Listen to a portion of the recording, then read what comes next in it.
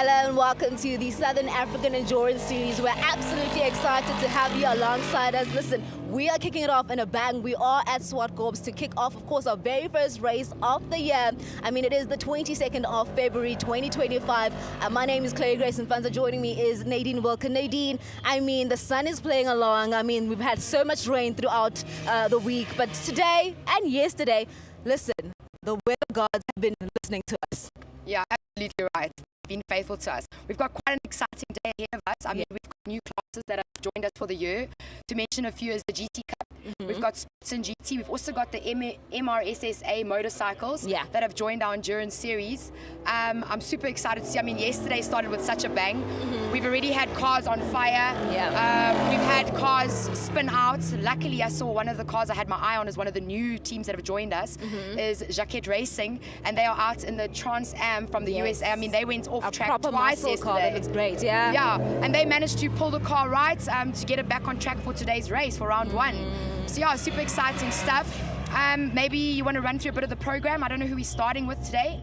So we'll be starting with the GT Cup, which is absolutely exciting. I mean, I managed to have a conversation yesterday with Mo Mia, and he was just alluding to the fact that as much as, yes, they are pushing and they want to win, but there is that gentleman's understanding, which is absolutely fantastic. They will leave room for each other, but we'll also get to see great overtakes. And right behind us, that's where we'll be seeing the overtakes happen. So it's going to be fantastic to see them push. I mean, you've got the 991s, you've got the 912, the 997. So it's absolutely great to see them in action. And of course, you mentioned the bikes. We've got the youngsters as well there. So much to look forward to. Make sure that, of course, you keep it locked right here as we bring you all the entertainment from bikes to supercars and saloon cars. Everything, we've got it for you right here. And of course, our encyclopedia in Steve Koenig and Pit Stops Prince Nuweni will be taking us through commentary now as we are on standby for the GT Cup. Well, good morning to you. And first up is the SAGT race. We're going to get things warmed up here at bright and sunny ZWARTKOPS. Steve Koenig. We ended it with a bright sunset yesterday. We're starting off in the lights again. So positive prospects for everyone preparing for today's racing. There's positive prospects in terms of sunshine, but there's always the little gremlin in the back of the head that's worrying about the clouds that are looming around, and we'll have to see how it goes. But with all the races coming up, we're going in for a rather exciting time, and I think we may see a new winner to the race, because if we go back to the 4 hour, it was the likes of Just for Sleep that took the win. I think we're going to see something different. Besides, with the new categories being involved, my personal favorite is going to be the largest field today, the MRSSA. 42 bikes lining up, ready to go. That is an incredible number of bikes. Impressive array and sort of variety when it comes to the athletes that you have. A lot of them are quite young too, 16-year-olds, 18-year-olds, and all of them are showing incredible ability to punch above their weight, at least when it comes to age.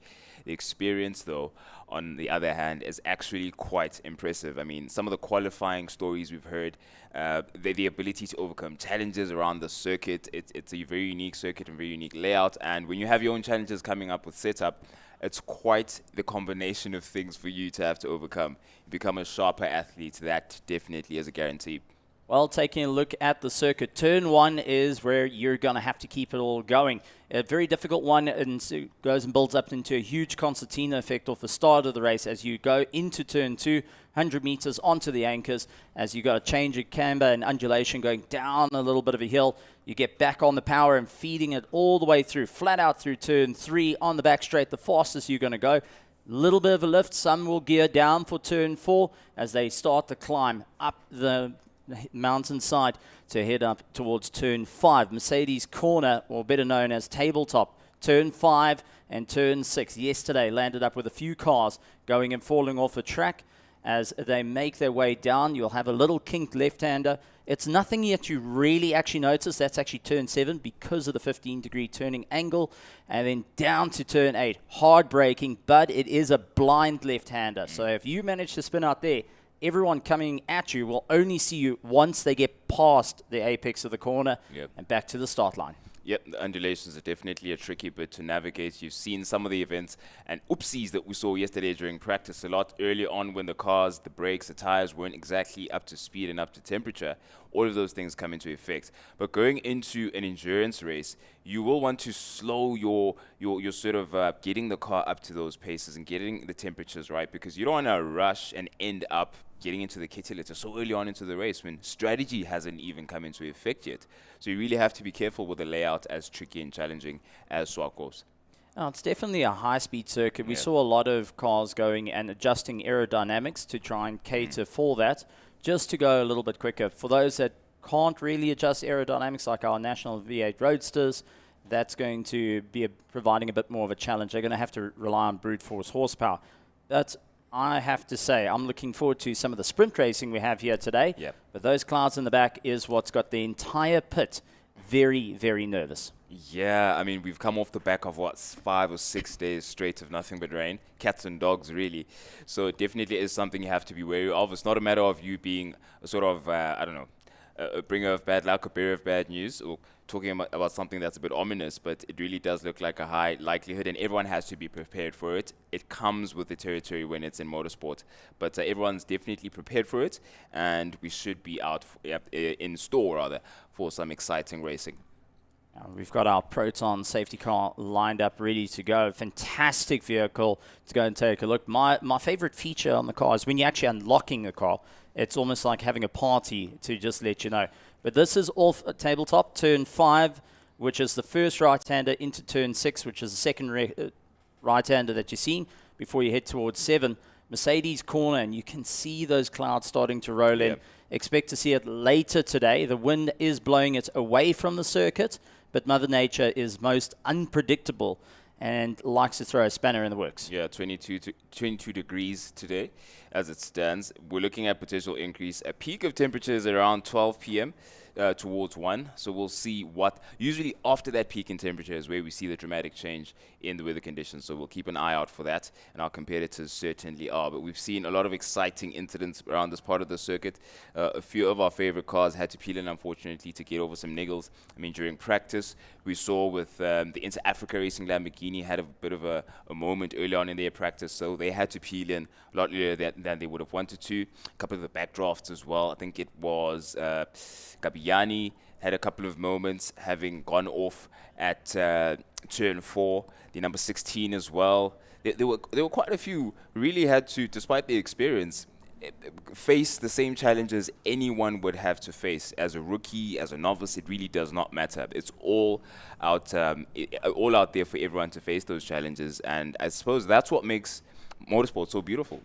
That's it. And with all the race fans that are going to be coming in and enjoying today's festivities, $100 a ticket to come in and see all the fantastic racing. But we're going to be going and having our our category to go out, and that is our Sports and GT. Yep. So Uli Sani in the BMW Z4, followed by Bono Pretorius, and a couple of our Porsches making their way out onto the circuit as well. This is going to be an incredible, incredible race, considering it's race 2, early morning start for them. But all the drivers have had their cup of coffee in the early hours. Actually, I spoke to Mike Verrier. He said for 4 o'clock this morning he had his cup of coffee ready to go. Yep. And hoping to stay out.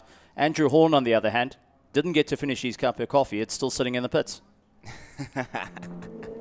Well, looking at some of the Sports and GT cars trying to get warmed up as quick as possible now. It's not a very long time to get your tires up to temp. But they're going to try their best. You can hear some of those engines. Andrew Horn and Dr. Mike Verrier, followed by Uli Sani, who had an interesting start to yesterday's race.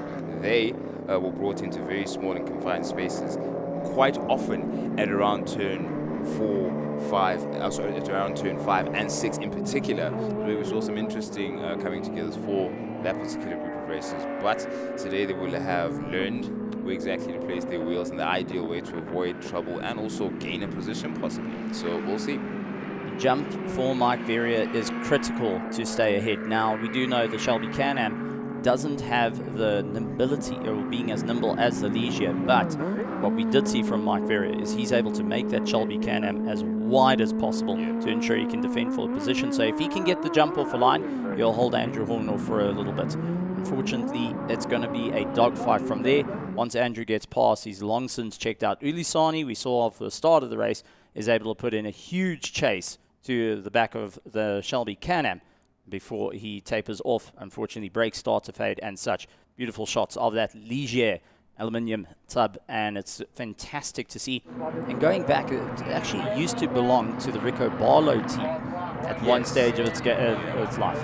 Yeah, able to see there's been a sense of a history lesson when it comes to the models of cars that we see, apart from the personalities themselves, names who've long since been in motorsport, or families who've long since been in motorsport. The engineering side as well. You have your GT, your SA GT Cup, which pretty much is a start to finish of what 911 cars have looked like from the early 2000s or late 90s, right up until modern times. Literally, cars that have been fresh out the production factory. So that iconic character, iconic demeanor, ready for him to take the circuit on. Steve, that sunlight I was talking about is gone, but we won't go into that too much at the moment. One of those Porsches is in front of us. I think this is Vili. This is Mo Mia, his teammate right behind him. They are going to be getting their Porsches warmed up. I do believe, that is Mo Mia at the wheel here. He, of course, very friendly character, very enjoyable to have a chat with him and understand what his approach to day-to-day racing is. His main objective is to have fun and let the race come to him. But of course, that competitive edge always peaks, and always appears somewhere. There's always temptation, something luring, and if an opportunity comes, you have to take it. But the first person who's going to have to take the first opportunity available is Dr. Mike Verrier going into that turn one. It's going to be an exciting one. No double wave yellows, so it means when the green lights go and when the green flag drops, you're able to go racing. It does look like one of the cars unfortunately stalled out. No, they've actually just picking up something off the circuit for our Sports and GT Race 2. We did have Race 1 yesterday, heading into the sunset. All the cars had a huge amount of fun there. Andrew Horn looking to go and get the win yet again, but now it's all about getting some tire temperatures in, building up a bit of friction on the circuit, also just warming up those brakes, so just doing a little bit of brake drag or harder braking into corners just to be able to help, because once the race starts, turn 2 is your difficult part. You're going to have to fly in there, stand on the anchors as hard as you can at the 100-meter mark, turn the car in and really get onto the power early on.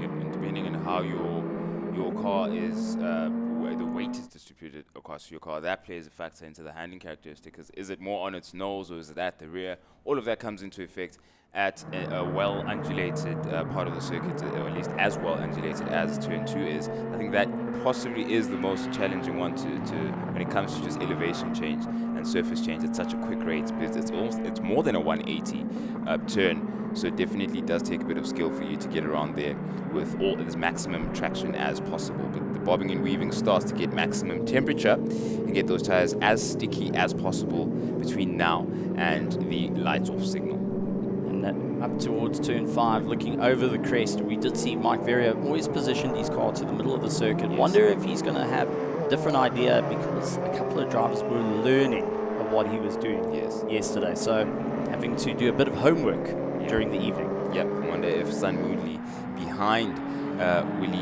Willie De Beer as well as Mo Mia is doing some homework there in his bright yellow and black 911. But for the time being, a white, yellow and black Ligier might lead into turn 1. Who knows? It's lights on, and it's Dr. Mike Verrier versus Andrew Horn going in for turn 1. It's race underway and laid on the brakes, just like in race 1. It's laid on the brakes for Dr. Mike Verrier, and he takes the whole shot going into turn 1. Turn 2 is equally, if not more difficult. Ooh, there we've got a lock up there from Ulisani in third, though he keeps his position, and Bottom Pretorius can't do anything about that. He does have a bit of a deficit in terms of performance, so he's going to have to see that position. And similar scenario, that front 3 gets straight into business and vies for the smallest piece of tarmac in Pretoria right now. Ulisani down the inside of Andrew Horn, trying to get his in early or get into his rear view mirror.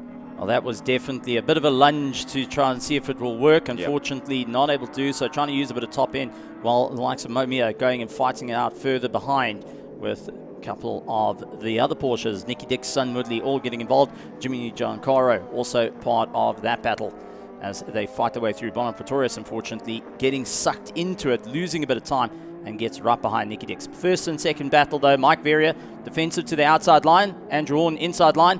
And it's all about getting on the power early, which Andrew was able to do. Nice. And now this is going to be checking out of the race as quick as possible, while Mike Verrier will try and hang into that slipstream. Ulisani in a bit of no man's land at the moment.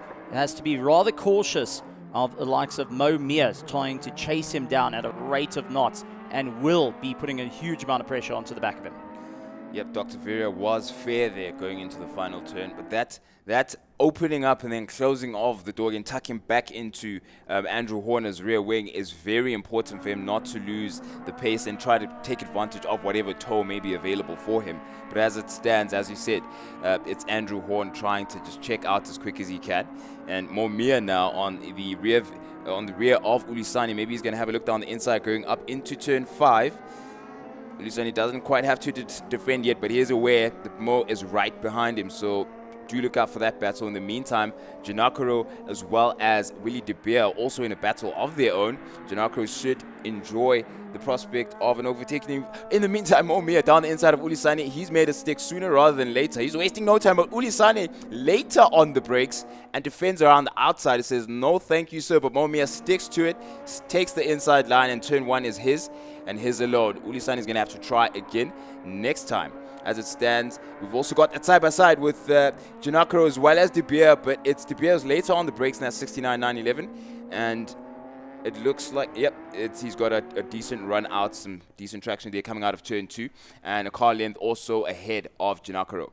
So it's going to be a huge battle there. The 991 of Mo Mia now starting to open up the gap over the Z4. Yep. But now you have got the battle with Nicky Dix going and really leaning on for the fight. And De Beer trying to battle it out. And they are catching up to Ulisani side by side into turn 5. Late on the anchors. And it does look like Nicky Dix gets the pass done and dusted. But we'll have to worry about De Beer. De Beer knows his car very, very well. A very experienced driver. And will ensure that he can keep the pressure on. Doesn't want to fall out of the slipstream as yet. But Ulisani now starting to fall into the clutches of the Porsches. He hasn't got the same amount of power, and it seems like braking is the issue. Starting to taper off as time goes on, as he loses out to Nicky Dix. This is not going his way. Yeah, interesting. I was looking for Nicky Dix in a red 997 that he had. He raced it quite frequently over the past couple of years. It's been his sort of signature car, and it's interesting to see him with the new livery. But nonetheless, he's still a racing driver. It doesn't matter the color of the car. It's the metal of the man, I suppose. And he's doing pretty well to get the best out of his position right now, and he's checking out. And it's really De Beer who's now the main issue for Ulisani to worry about right behind him. And yeah, it's Nicky Dix checking out. You can see his focus now is more Mia, actually. He's probably more likely to catch him than being caught up by Willie De Beer as well as Ulisani behind him. And watching a first row, a VIP seat, is what Sun Moodley has to that battle. And the battle actually seems to have helped him catch up a bit, because now he's about 1.5 or so car lengths behind Ulisani and Mo Mia. And Willie De Beer, I beg your pardon.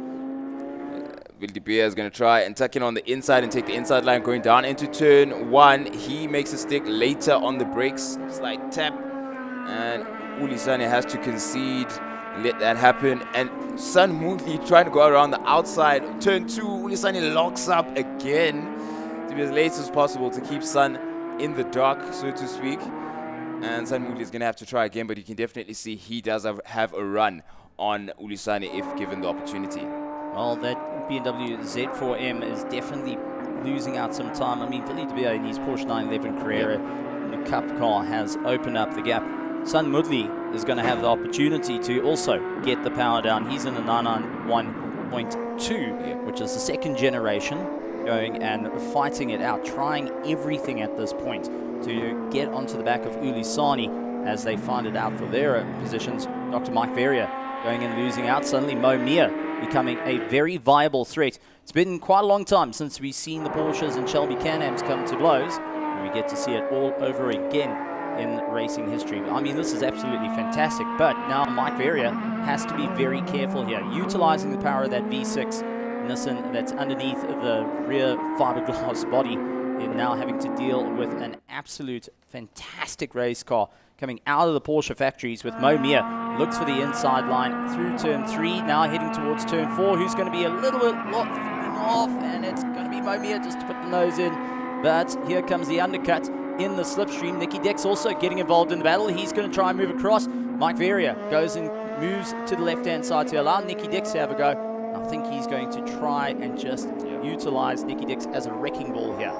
And see how aggressive Nicky Dix can be. He's been watching for a bit from the sidelines or a bit further drift from the battles, but now it's his turn to take a full swing at Momia for what will be the highest position he's achieved so far in this race. Momia has, I'm trying to see who benefited the most from the start. It was really De Beer who gained a position. Ulisane has lost one quite recently, so it's De Beer ahead of Ulisane. We'll get that in frame not too long from now, but Dr. Vera has lost out, and he already has lost a number of car lengths. It's now going to be Nicky Dix and Momia who can be latest on the brakes.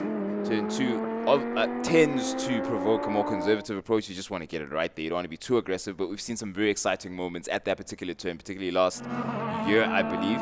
And Nicky Dix will try his best to replicate that maybe at another part of the circuit. He's had a very good run for him to catch up to Momia. Goes a bit wider than Mo there, turn 4. Perhaps he prefers the traction you can find if you go that wide, but Mo's cutting that corner as short as he possibly could.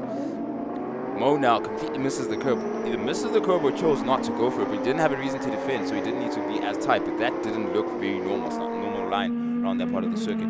Slow in and a little bit of a slow exit, and that's why he wasn't having the nose pulling out. But it's going to be interesting. Nicky Dix is far more aggressive at the moment, utilizing the slipstream to try and bring himself back into the fray, and it's only helping him out. Turn 2 might be an option here if you can just get close enough. Look for the inside. No, Momia going and keeping it defensively locked down. Holds that inside line, but here comes the cutback for Nicky Dix as he tries heading into turn 3, going towards turn 4. He will have a good lunge into turn 4. If he can go for the inside line, Momia is going to keep a very defensive run. Middle of the circuit, moves back to the outside to ensure he can lock it down.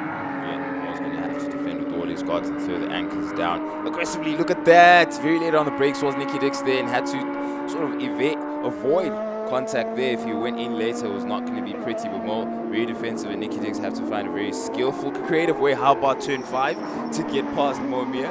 Well done from him, full commitment as soon as the opportunity came, because you saw how close he was at turn 4. He had to make it stick as soon as the door opened again, and that he has done quite impressively. Momia now is going to try not to lose him and stay in his toe if possible, and possibly get an answer back or swing back at turn 2, where they seem to look at them tucking in now, going to turn 1. Defensive but fair goes Nicky Dix, and Momia is not letting him go. He's going to make sure he remembers there is someone behind you who's not going to let you get comfortable in that position, but it is Andrew Horn out in the lead, Nicky Dix in second place, and it's the battle for third, which Momia really wants to secure.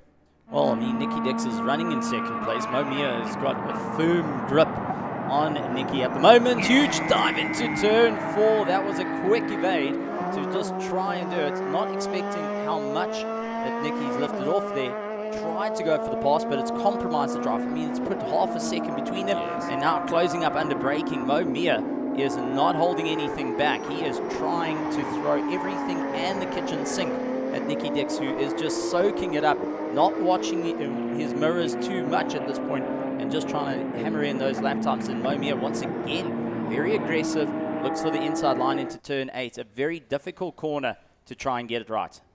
Yep, and that's exactly what all of these individuals here are here to face. A challenge of getting around corners such as that, and then some, while up, 10,000 or so horsepower is descending on you and braking hard as possible, or late as possible. We've seen a lot of late braking from Momia over the past couple of laps. I think it looked like all 4 getting a bit of a scrub there, especially at turn 2. And I think that's where it just went downhill for him, because for the next half a lap or so, that's where he had lost optimum tread and ability to get traction onto the circuit, and Nicky Dix had to make it stick by the time they got to turn 5. In the meantime, someone who's permanently stuck in first, it seems, is Andrew Horn, and we get a nice transition there to see the gap and just how relatively Nicky Dix is trying to check out as compared to what Andrew Horn has done. Of course, it's not much, because Momia still could throw it in there with 2 laps remaining.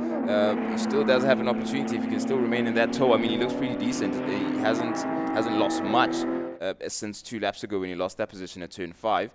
But it's clear that Nicky Dix now knows exactly how to place his car to maximize on the position as well. He's really pushing it. He gets a little bit of a scruffy lap on that last lap, just moving around too much. Yeah. Now he needs to just refocus, get back into the toe, pull yourself along, really stick it out for one lap. So you will have a one-lap shot to get it, but if you can close up the gap, just keep the car ahead of you guessing of what's going to happen, you will be able to move through the order. Nicky Dix at this point, though, carrying a lot of drive out of turn 4. You can see right up against the fringe of the circuit. Yellow flag up at turn 5, though. It means no overtaking can be done. And that is proudly displayed by our marshals, so you're going to have to just keep it all together. Trying to see where there is a car off at turn 5. Don't see anything there. But as our leader comes around, he starts his final lap, and everyone will be getting noted on that one. Pretorius, unfortunately, retiring a little bit earlier in the race, will fall out of the order. So we have got 7 cars running around the circuit. Ulisani, who started up in 3rd, now down into 7th position. Mike Veria started in 2nd. He's down into 4th position. So this is definitely going to be a rough run for him. At the current, though, Andrew Horn starting to make the climb, and he will see the yellow flag as well as they launch their way up through the hill. Still, the battle will continue on a little bit further back with Nicky Dix Momia. I think that's going to be a last-minute pass into the final 3 corners. Yeah, that door very quickly closing for Momia if he wants to get a lick back on Nicky Dix. Nicky Dix has done very well to secure his position early and get a chance to defend. And that's the checkered flag falling for Andrew Horn, who's done an incredible job of checking out early as possible and dominating the Sporting GT race 2. Of course, we saw race 1 yesterday, and we have Nicky Dix, who fought for his 2nd place and kept it well. And fortuitously towards the end, that yellow flag held up meant no overtaking could take place for the duration of it, but he'd already done his job a couple of laps earlier. And in 3rd place, of course, is Momia, who fought really well to get back up into that position, considering he started quite lower down in the running. Dr. Mike Ferrier running into 4th place with the Shelby Can-Am, with Sun Woodley chasing him down in 5th. Billy De Beer taking 6th, Ulisani in 7th, and Pretorius, unfortunately, will be ending up in 8th after a retirement in this race. Absolutely incredible time, and there's what scores the yellow flag. Looks to be bits of bodywork lying off to the side. Marshals will get that quickly removed and get going. Thankfully, there's no car that's smashed up to pieces. Only problem is there's a piece of bodywork, and that had to belong to something. Yeah. It's gonna be. I was anticipating seeing a car beast somewhere, but I'm glad I didn't, because you don't want any of that at the beginning of the day. We want all the cars in one piece, and a team is going to be working frantically to get whichever quarter that belongs to complete and whole again for the remainder of the day's racing. Speaking of which, we've got plenty more to go.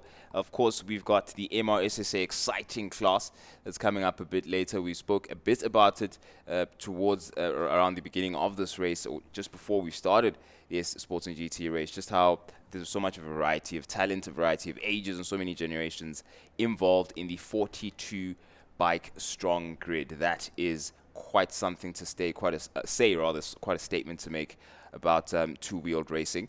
And Andrew Horn's been recovered and gone back into the pits, and he's earned the rest he's going to get for now, between now and race 3, which is later on around midday, where he's going to complete and possibly make it 3 for 3 for the weekend's racing. Brilliant racing from him, and you expect nothing but exactly that from Andrew Horn.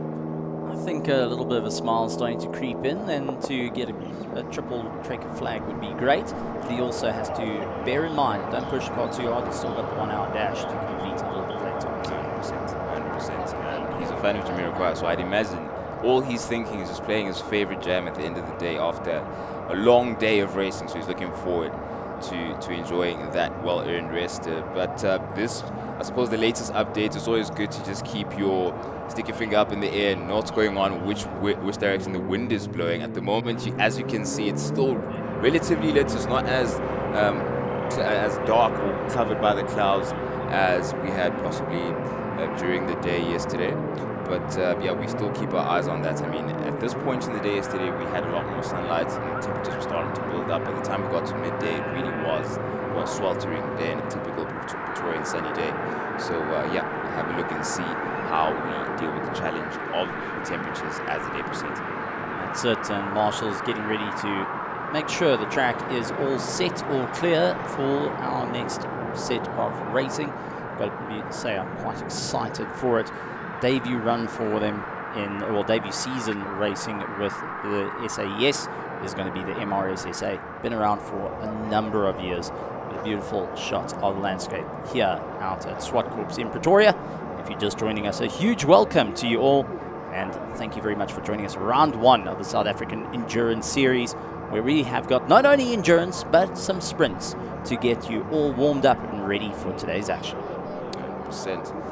Yeah, warmed up is relative. Fingers crossed. We'll have a look, babe. We've seen how it's just scenic it is. So beautiful to be here out at ZWARTKOPS. We're relatively high up in terms of altitude, so you can see a bit further down into the city, about a radius about 20 kilometers or so, just how beautiful it is to be here. Absolutely, you got the perfect view to be the high spot on the circuit, close to the VW building and some of the fans there, to get a perfect idea of just how massive the circuit is, and they can see perfectly well when you get the most exciting bits of action. A lot of the families have come out, and of course that opportunity still is there for everybody who may still be at home and is watching on the stream. Some people are probably already on their way and are packing up at the gates, getting ready to come out and enjoy today's racing. So the opportunity still is there. It's just $100, nothing but 100 Rand gets you access to all of this racing. It's going to be incredible, incredible days worth of racing, whether you're a big fan of 2 wheels or 4 wheels. Endurance racing, sprint racing, whether you want to see tin tops or open tops, you've got it all here at ZWARTKOPS Raceway. 2.4 kilometer circuit that is going to challenge drivers, but as our motorbikes will be heading out onto the circuit shortly with the MRSSA Senior SBK is going to be the huge amount of fun, and that's on the 600 and 1000s, a track that is going to work in favor of our 600s.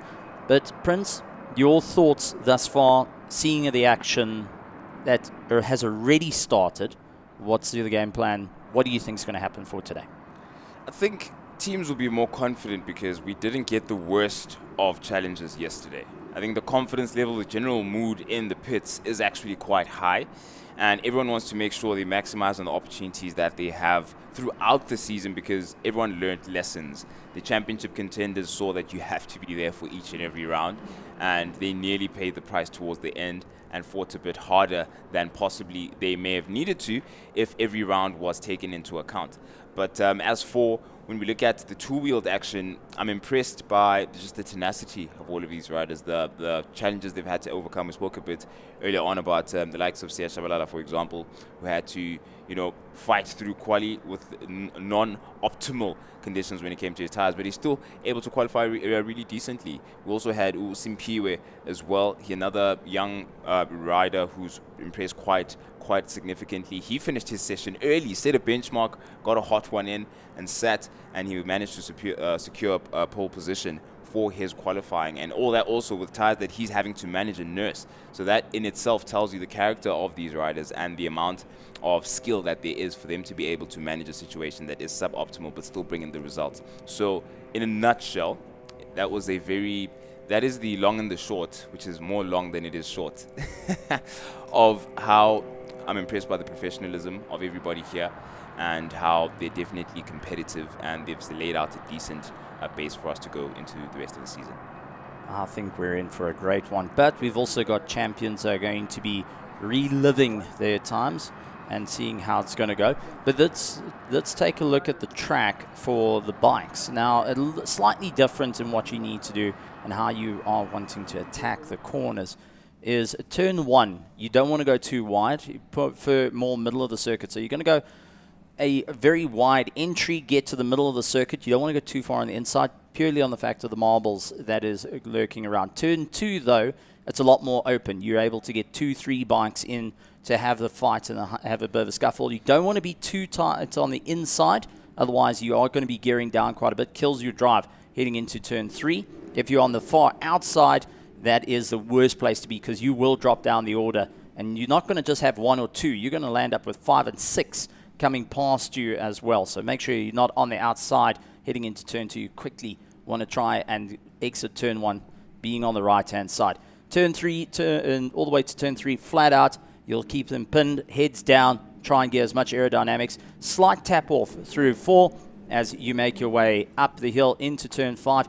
Down the gearing, the riders will sit up to use their chest as an air brake to just help bring everything down. and make your way through on the right-hander. Don't want to be too far on the outside line due to the marbles out there, and these bikes having less grip than a car. You've got to keep that well in mind. As you roll onto the power on the short straight, quick tap off down the gears into turn 6, and then flat out all the way through turn 6, turn 7, heading down to turn 8. You don't want to gear up though. That's going to lose you time. So you are going to bring the revs rather high to be able to make your way down to turn 8. Hard on the anchors, drop it down to second, in through the left-hander, and slowly bring the bike back up as you roll on the power across the line.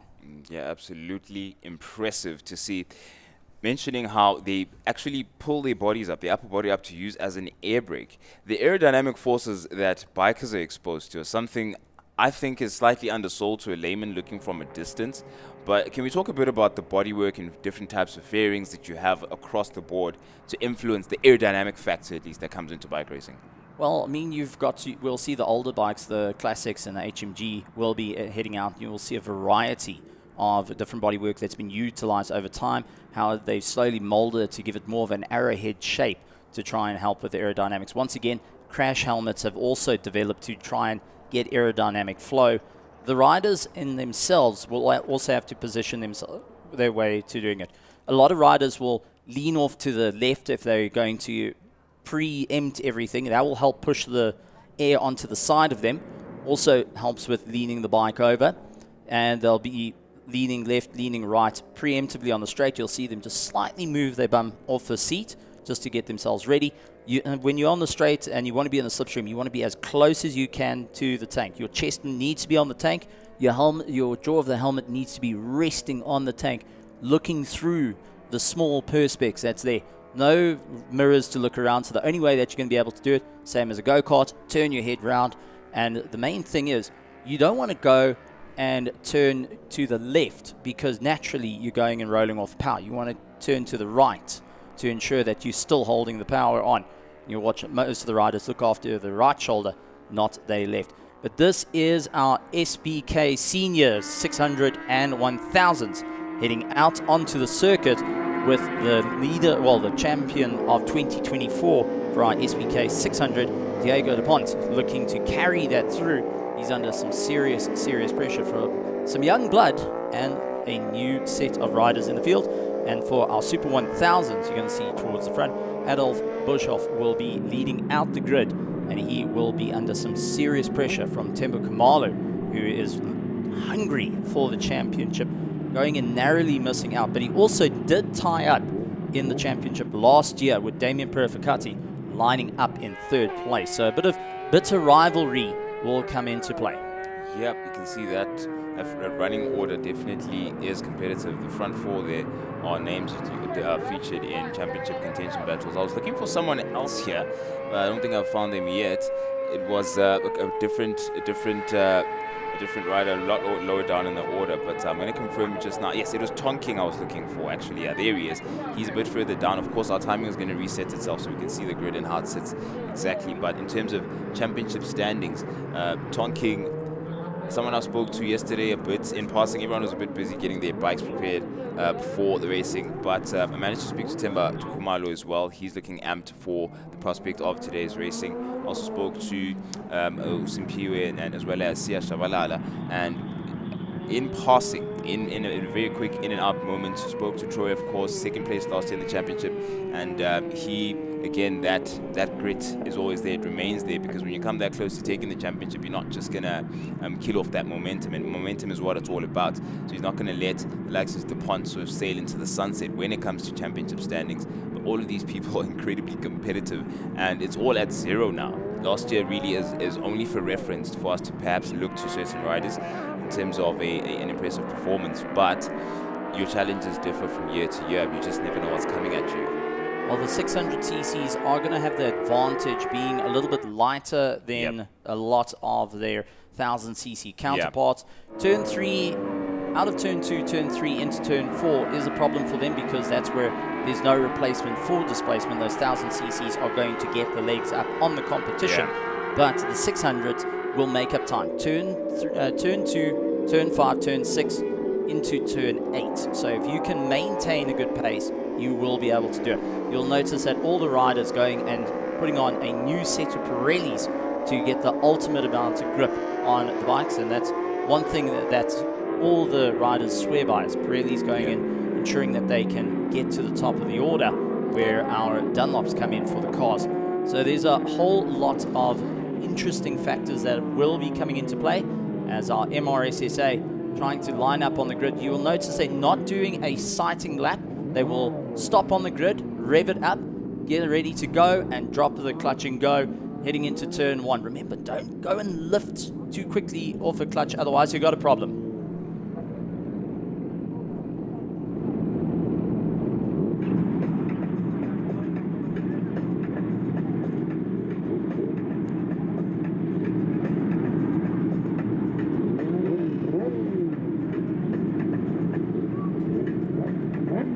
Round 1 of the MRSSA for 2025, debut season with the South African Endurance Series.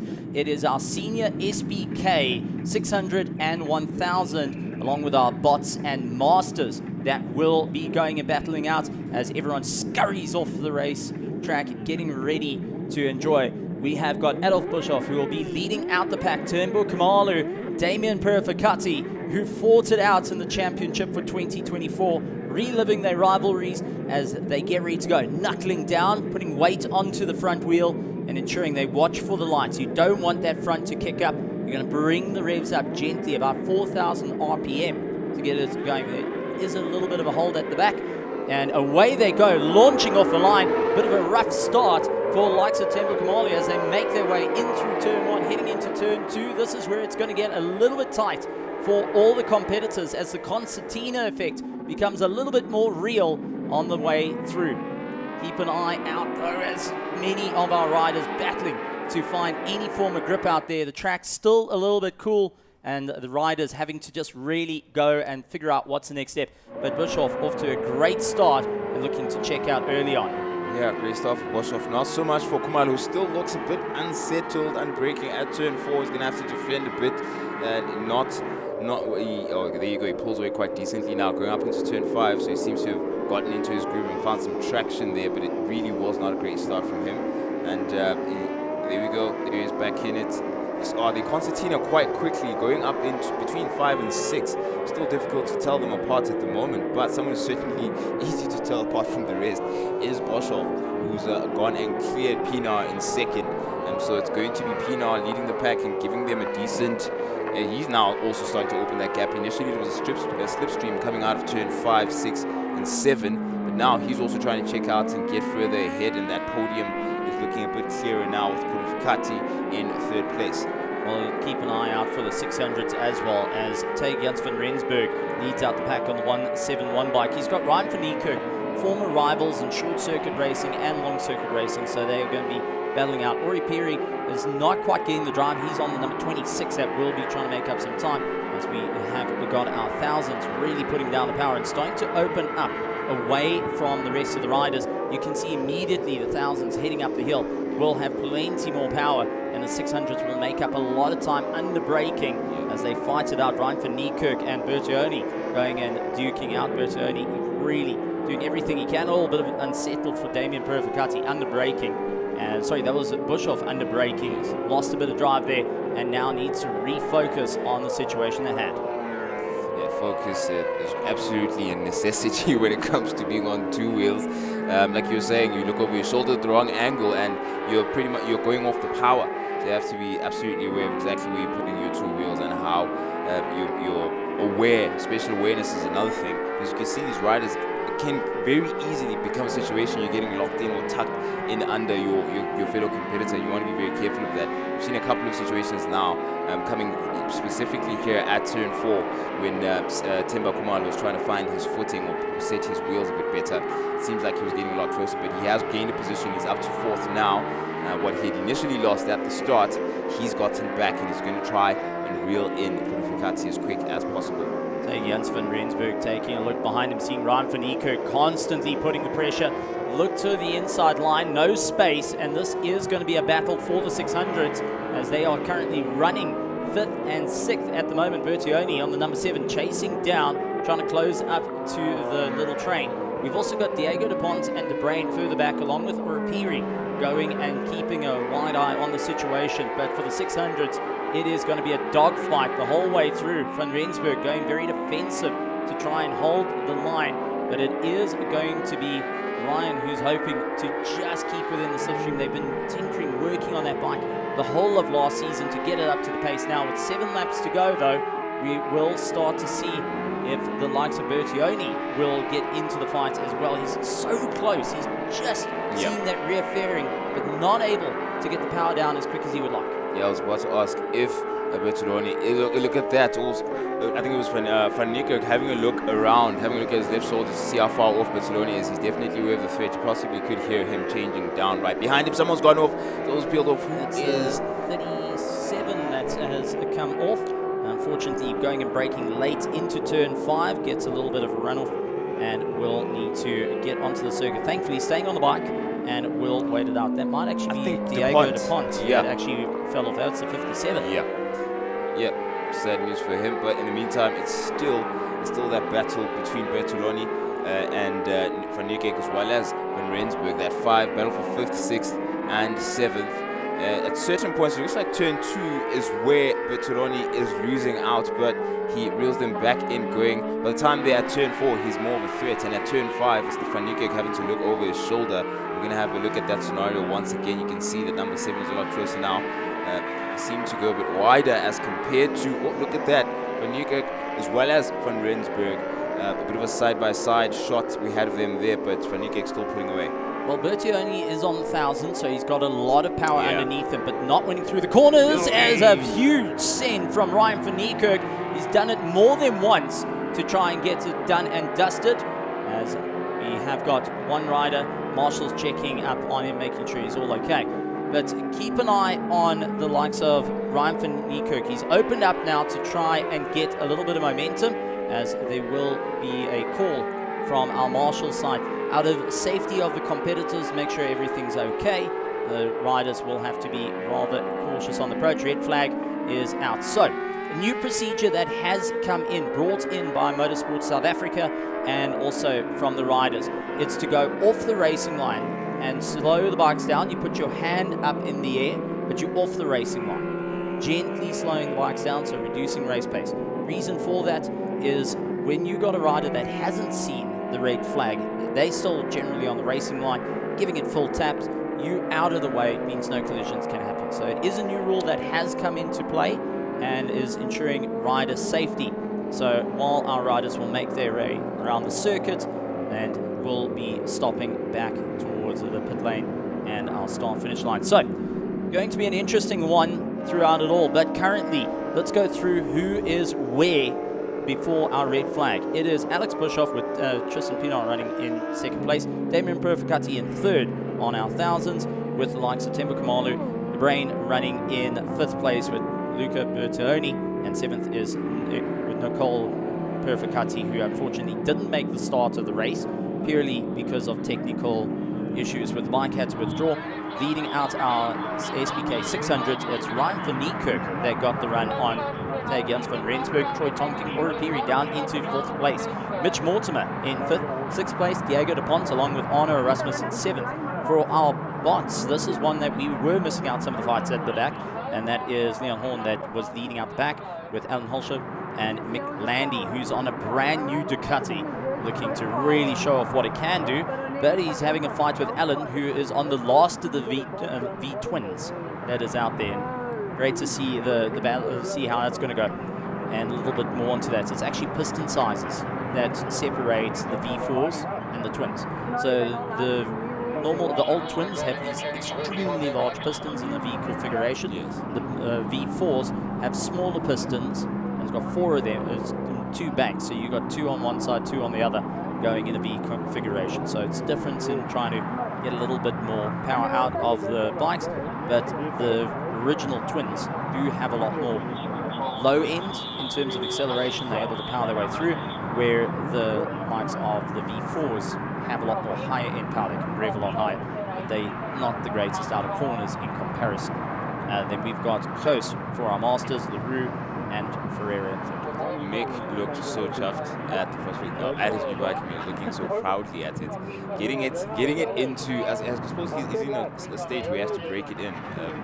Obviously, unfortunate turn of phrase, but he has to get used to it. It's still new, it's still shiny, and still glistening, and coming to terms with the bike and sort of. I just like using the easiest term in motorsport, become one with his bike. Now, how easy is that when it comes to adapting, going from an old bike into a new one?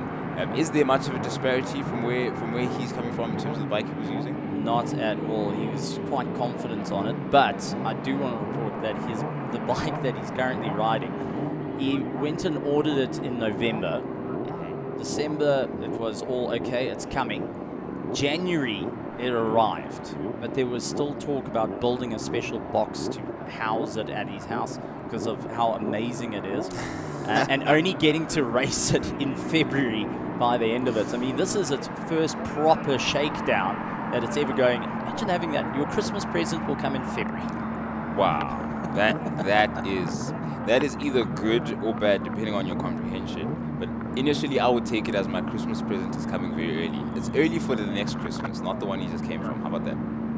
Yeah, no, that's it. And we did have our leader going through, so let's see how it's going to go. So we are getting reports that the rider that did go down did get back up, and he is A-OK. We'll have a bit of a check over by our medical center. But that once again goes well of how safety gear has improved over time. So the riders will need to be very, very sure utilizing some of the best riding gear for ensuring safety, like the type of helmets over the years have changed, leathers, boots, and even protectors just for the back as well. Yeah, got a shot there, close up of Leon Horn a couple of seconds ago. He was next to McLandy as we chatted, and they both seemed to be quite in good spirits about the day's racing ahead. So the race is going to just reorganize themselves along with the marshals. Of course, the rider who was in a situation has been recovered. We're going to get a report as to the proper condition of the rider, but at least the marshals were quick to the scene to make sure that he can be catered to as soon as possible. Now, we're going to have to, it looks like our riders are going to peel off and rearrange themselves and go around. It looks like they're going to get back onto... Yeah, that's the race. So they've red flagged the race, and they will take the results of the one lap back before the red flag. Okay. So that's how it all works out generally with a red flag. So it means that Adolf Bischoff won the race overall and his class, with the likes of Ryan van Niekerk just managing to get the pass done before the red flag came out. We'll take the 600 SBK. For our bots, it will be Leon Horn, and for our masters will be likes of Host running a little bit further back. Yep, and Alex Boshoff did a good job. I guess that's where it pays off for you to get ahead as quickly as possible.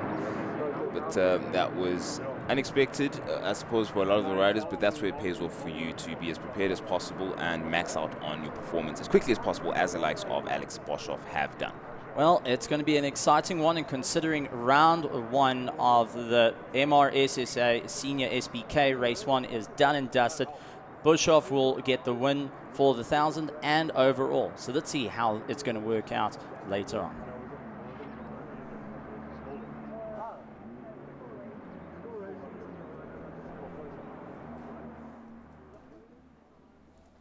As we have got a bit of sight on cars leaving pit lane. It's going to be a great time with racing our MRSSA, getting a bit of bike recovery out with our marshals and rescue. A big thank you to all our officials and marshals that are getting ready. You'll also see that they carried there's an airbag that gets used to help go and disperse any force going against it. So the riders and bikes hitting that airbag instead of hitting the tires or Onco barrier helps protect everyone, and that's as safety gear has improved over the course of the years in motorsport. Yeah, and all of that is an interesting synergy between, from rider all the way across to the professionals involved in developing not only the technology, the sport as a whole, the athleticism as well. All of that comes from those feedback sessions. You see something as simple as a rider's briefing in the morning, for example. All of the feedback that the riders are giving the officials officiating the race, that contributes and trickles down, or trickles up in this case, to the factory that's creating all of this technology, so they understand better exactly what factors and elements all of the riders and athletes are exposed to, and they can develop technology in a way that receives and mitigates situations that may put them in danger. And that's it. Well, taking a look at what all the riders and the drivers are going to be looking at is the clouds in the sky. It looks like we're okay for our weather at the moment, but there's still a bit of rain may or may not come. I'm hoping not, but I know, Prince, you've got a little bit more detail on it. So busy going and scouring as our local weatherman. I keep refreshing my screen because I'm not trusting. I'm not making my decisions that early. Things could change quite quickly in the direction we want and possibly the direction we don't want. But as it stands, we're sitting at 23 degrees Celsius and still with the prospect of rain, 20%, nothing possibly to worry about at the moment. But going in further into the day, again, it's still, as it stands, it's still quite later into the afternoon where we're going to see peak temperatures of 27 degrees, and then from there we'll see how things progress. But yeah, by sunset, around sunset times is where our teams and all of our riders and racing drivers should be prepared possibly for a switch up, as far as the weather gurus have warned us. So they will be prepared for that, and we will be just looking at our program. Let's see how far across we're going to be. That's in and around the time of our SAE. We'll probably, because we're starting our race at around 2 o'clock, if I see this correctly, and around 6 is when it's going to be wrapping up. So if 5 p.m. is where the weathermen are predicting for the likely rain to come, or the showers. We don't know if it's going to be a full-on storm or just sprinkling or what, but it's in and around the 4 or 5 p.m. mark. So towards the end, the middle towards the end of our endurance race is where you should expect it. That's going to be a tough one. Yeah. But I've got a question. As a spectator, I know it's going to be a fantastic day outing. In your opinion, where would you say is the best part of the circuit to set up and watch all the day's action? Ooh, that is a tough one. I'm always about altitude. The higher up you are at any racing circuit, the better. So I would go with tabletop and the grandstands in and around that part of the circuit. But there's also how many angles, how many parts of the circuit can you see from there? Apart from height, the optimal number of corners is actually different. It's actually a different part of the circuit, and that would be around turn 4, because you can see all the way up till tabletop. You can see those battles. They'll come down to turn 8. You can see that as well, and you can see them coming out of turn 3. So turn 4 and that stretch along the home straight are the best in terms of the number of parts of circuits that you can see. As we've got our bike being recovered by the marshals, I would go and challenge that. Turn 6 is a good place to go and set up shop and watch some of the racing action. We do see lots of our spectators love the back straight because it just gives you a sense of speed, what's going on. My personal favorite to always go to is turn 2, where you have an eye towards turn 1. You get to see all the racing action there, the huge concertina effects and overtakes done in turn 2. It's also where you can get the best photos as everyone is slowing down. Same as turn 5 and turn 6. It's the slowest points on the circuit to be able to get those fantastic shots for any amateur photographer, anyone that wants to take some photos or even some videos, just hearing the sounds of those gear shifts going both up and down as you make your way around ZWARTKOPS' 2.4 kilometer circuit. 100%, and the opportunity, of course, is still there for you to come out and pick those spots out.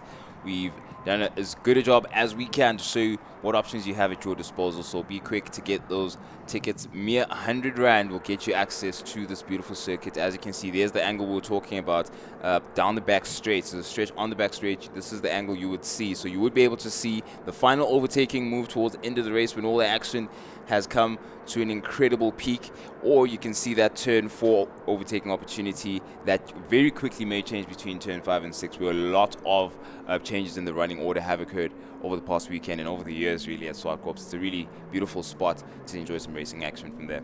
That's it. And also, so far, we have seen some amazing passes heading into turn 5 and into the likes of turn 8, where guys have been going and taking the dives, trying to get the round pass. I mean, MRSSA was clean for that in the 600s, going and having a great time launching past a good number of our 1000s.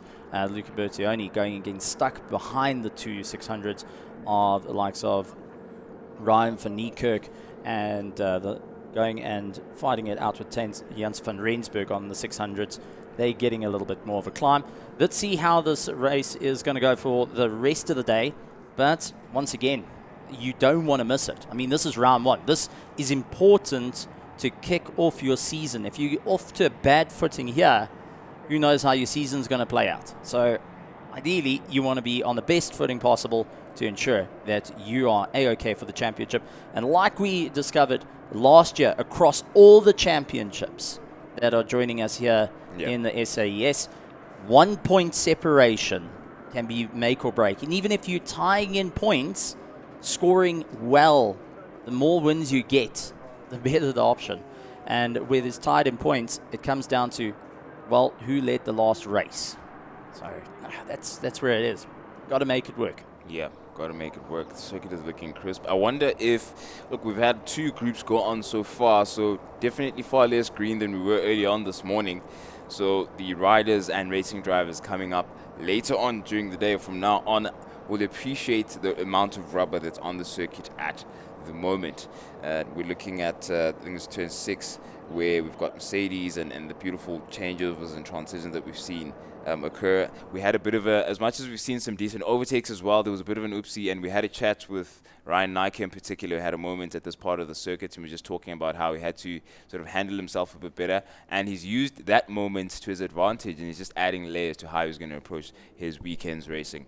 Or even think about the Trans Am that went off at both turn 1 and at turn 5, going and having its left side getting knocked around and getting a few bits of work done. Well, a bit of duct tape doesn't hurt anyone in that beautiful Trans Am Chevy that we will be seeing going out later today. Team Jacquet coming from the States, the car only arriving a couple of days ago is an incredible feat to achieve. So for them to be here to just start a race here in and of itself is quite the achievement. So we're looking forward to seeing a lot more of them out on the circuit. And will be moving up with our next bikes. They'll be heading out, and that will be our MRSSA, Junior SBK, Classics, and HMG, along with our sub 500s that will be heading out onto the circuit. Good combination of bikes. Our juniors getting to duke it out with some machinery, I love to say, the Rolling Museum, where, yes, they are going back in a number of years, 30, 40 years, made back in the 70s and 80s, but still get ridden like they just came out the factory yesterday. Incredible. Rolling Museum. I'm going to borrow that term quite confidently. I know exactly where to apply it. We've got an array of just pieces of history, engineering and motoring history coming out, and beautiful stories around it as well. And I think an important thing to remind our fans, the fans that are going to be joining us here, it's not just about being a spectator watching from a distance. These are all incredibly friendly people to chat to. Walk right up to them, ask them a couple of questions if you get your opportunity, and you'll realize it really is just about the community. That's really the factor that brings everything together here. It's the family vibe that's being generated and created, and it's just going to be the case all throughout the day. So be sure to get out and have some fun and talk to some people, ask them questions, understand exactly what's going on. Kids can ask for the autographs if they want, and all of that is freely available to each and every one of you. That's also, you can go and get some nice photographs. You can even get an opportunity or two to go onto one of the motorbikes or get into one of the cars with the drivers. More than happy to do that. So that's always an exciting time. You get to feel what it is about all the racing action.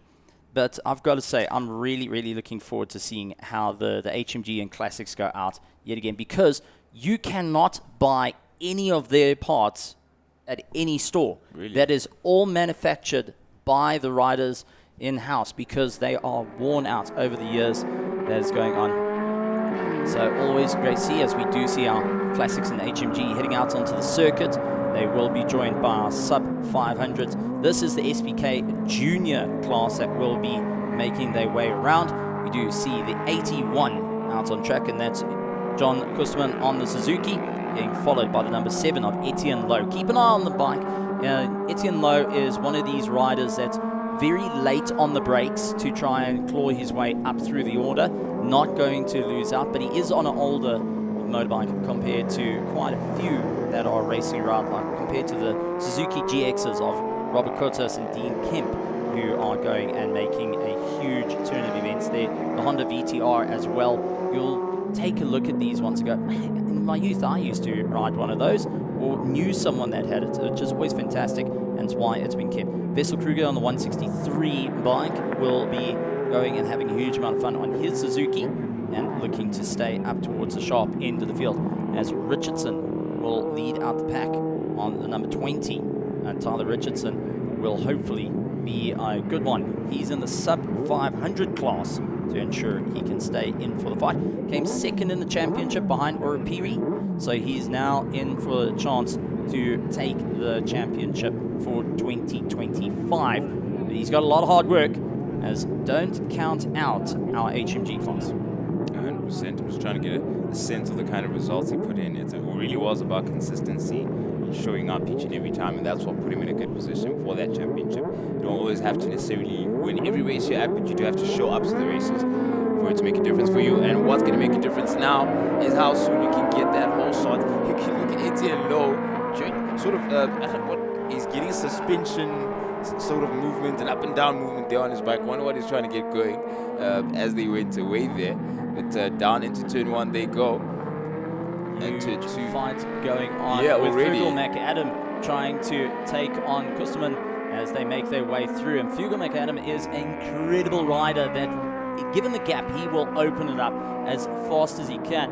Etienne Lowe running in third, though, will need to battle it out and try and keep it. Wessel Kruger on the 163 running in second place, trying everything he can with his Suzuki to get into the slipstream. Doesn't quite have the same top end. Etienne Lowe losing out a bit of time though, and he will land up, getting caught out by Kottas right behind him. We will have the slipstream up towards the sharp end, as we do see Wessel getting a little bit unsteady through turn 5, tried for turn 6, didn't quite work out in his favor. We'll have to wait yet again for Fugel McAdam to carry on the momentum as they launch their way down towards turn 8.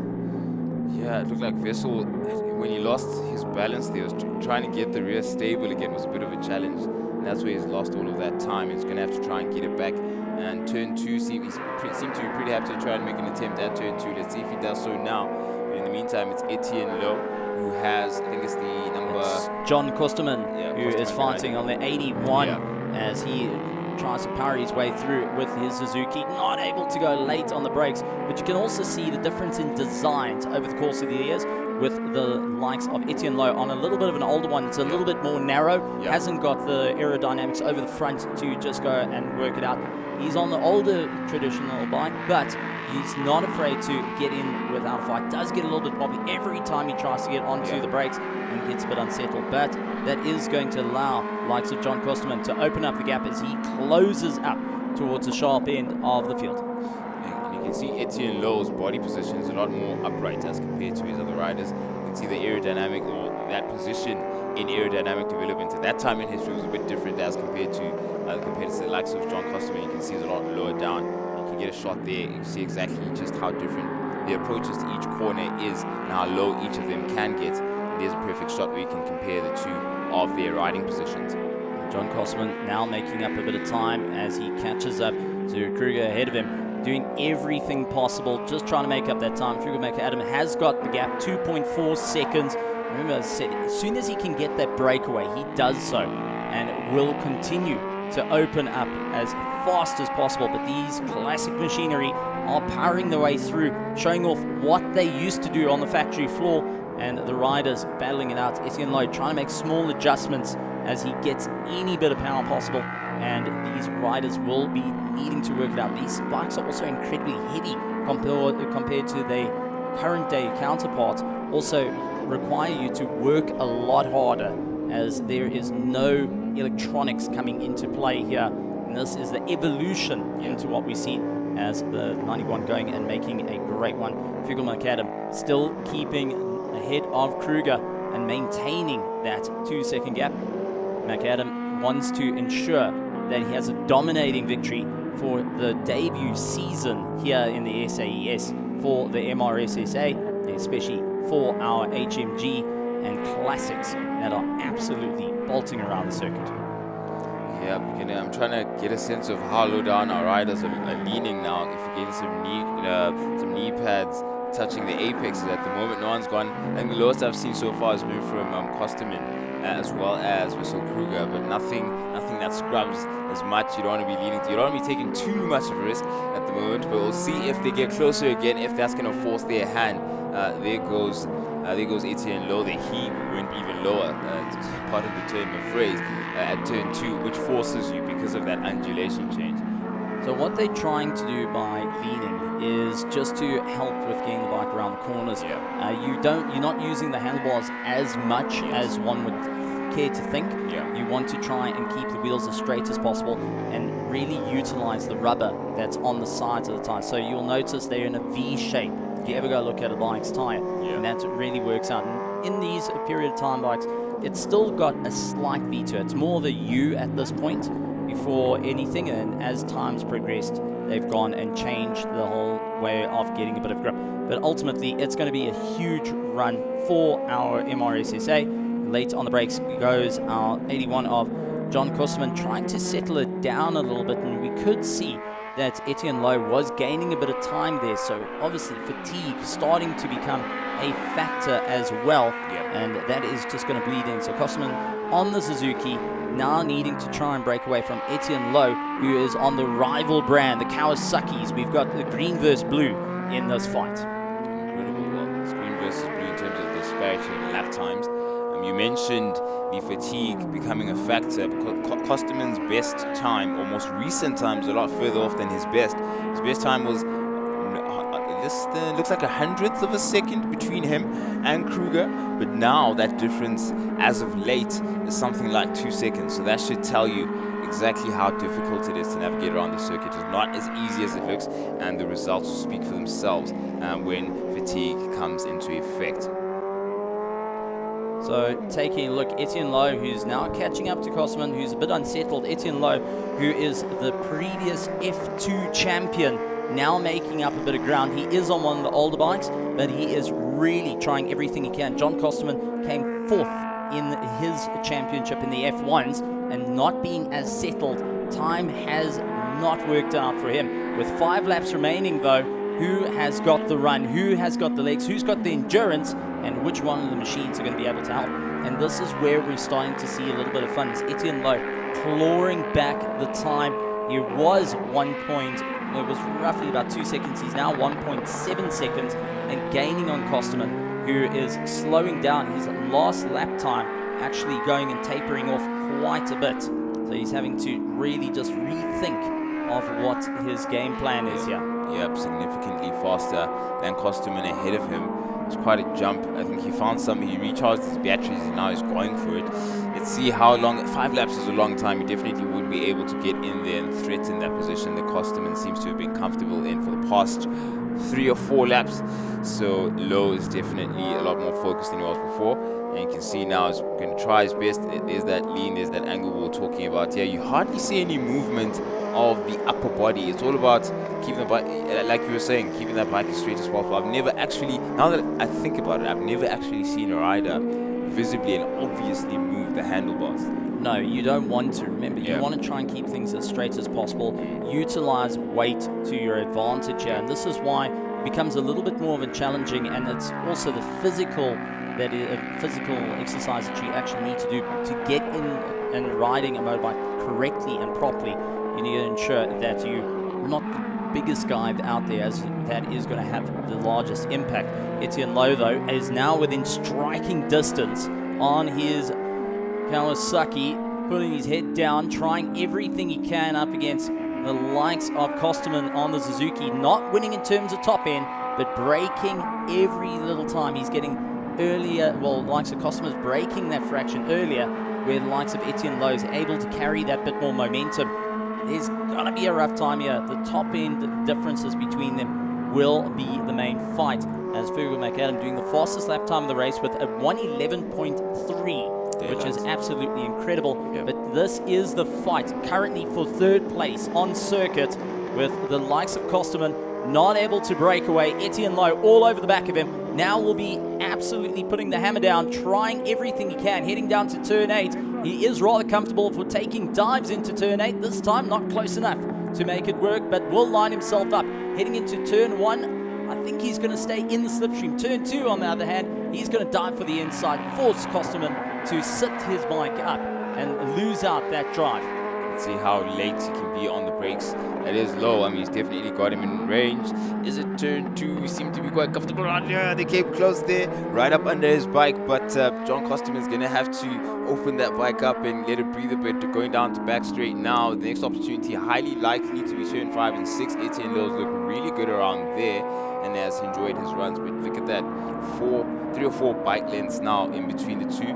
So turns 3 to 4 seems to have turned out pretty good for Kosterman, but Etienne Lowe still have plenty of time. 3 laps to go, so he definitely will line up another opportunity for him to make that overtaking move. But would you look at that?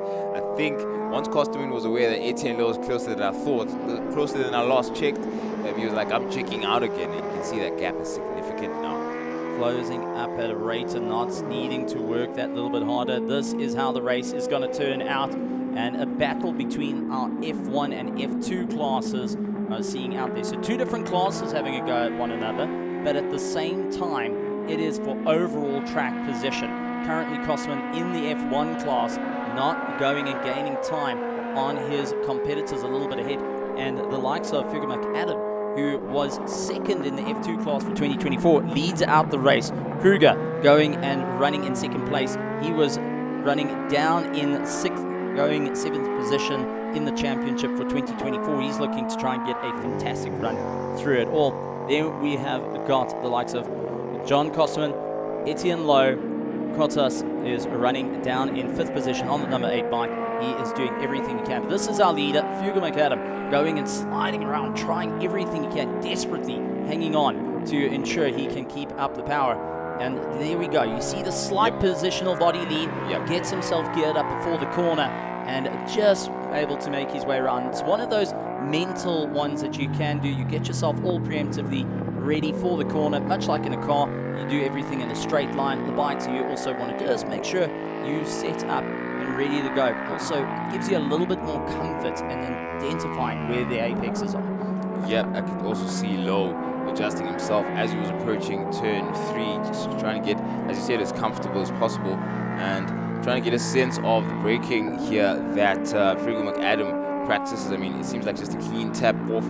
There's never any unnecessary repeating of the brake. There it is. You see the brake lights go on. He's going to be clean off those brakes going into turn 5 and getting back up very briefly into turn 6 and back down again, so you can approach that quick right-left sweep at 7, that pseudo turn, so to speak, and he closes things off going into turn 8. So long onto the anchors a little bit further back, though. This is the number 33, as that is Kruger running in 2nd place, and Kosterman will take 3rd as Fugger McAdam comes across the line, taking the checkered flag. Yep, we had a look to see there how far ahead was I. A whole lap, Mr. McAdam. We will have you know, but an impressive race from him. In 2nd place was Kruger with that 163 bike. In 3rd is Kosterman. In 4th place was Lowe, who for a time, for a couple of laps, he seemed to be threatening that position for 3rd place. He really wanted that podium, but it didn't quite come to fruition, so he's had to settle for a 4th place. And to round up the class here is Coates, who is in that that number 8 bike. Incredible racing from our MRSSA Junior SBK Classics and Sub 500. A good show of sportsmanship as they go past one another here at ZWARTKOPS for round 1 of their championship of 2025 as they debut season in the South African Endurance Series, with still plenty more racing on the horizon for the MRSSA. I'm rather looking forward to it because this is actually one of the largest classes here today. MRSSA has come out in force with lots of talk in behind the scenes as more of the riders saying, yeah, we want to be more part of it. and having a great time. Hugo McAdam going and checking around, looking for his competitors, saying, no one around. Well, I'll take that win and walk away with a big smile on my face, bagging those huge points for the championship and starting on the right foot. I just felt an urge to race bikes creep up my spine. That is incredible. That's all it takes, hey? 1 or 2 rounds of commentary on the MRSSA class to become a convert. Look, I was telling Jenna, one of the competitors in the junior classes, in the 600s, that as for bikes, I'm a bit of a wuss, I'm not going to lie.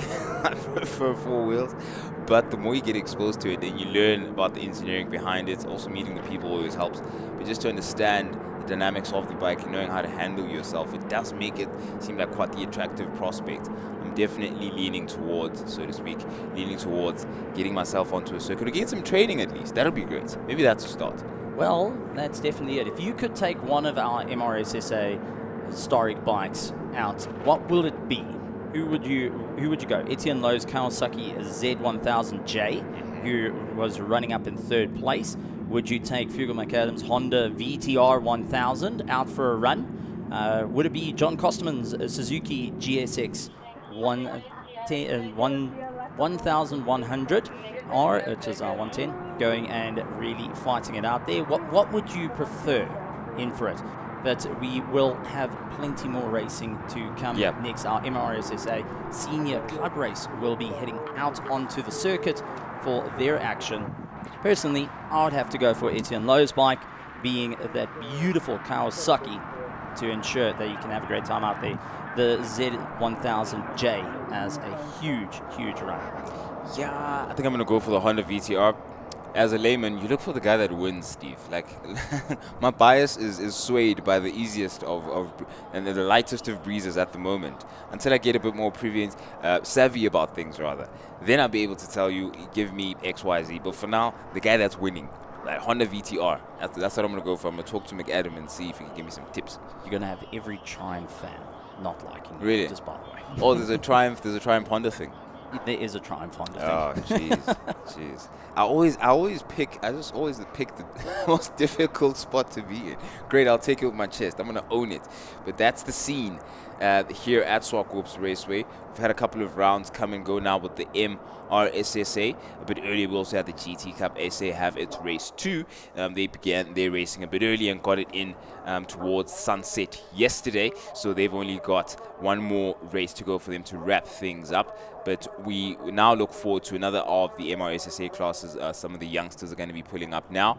And we've had some interesting conversations, of course, with them throughout the course of the weekend. It's just describing the challenges they're facing and overcoming quite adeptly at that. So excited to see what they bring us. We're going to see the fastest of the classes. Now, this is going to be a pretty interesting one because it's actually a time-based class instead of a, well, age class, and as we've seen with our juniors being the 600 1000. So we are going to see some proper top-end power here for the seniors club race. Open, SBK, and unlimited. So in other words, go as fast as you can and really go and push through to the top end of the front order, which is always exciting.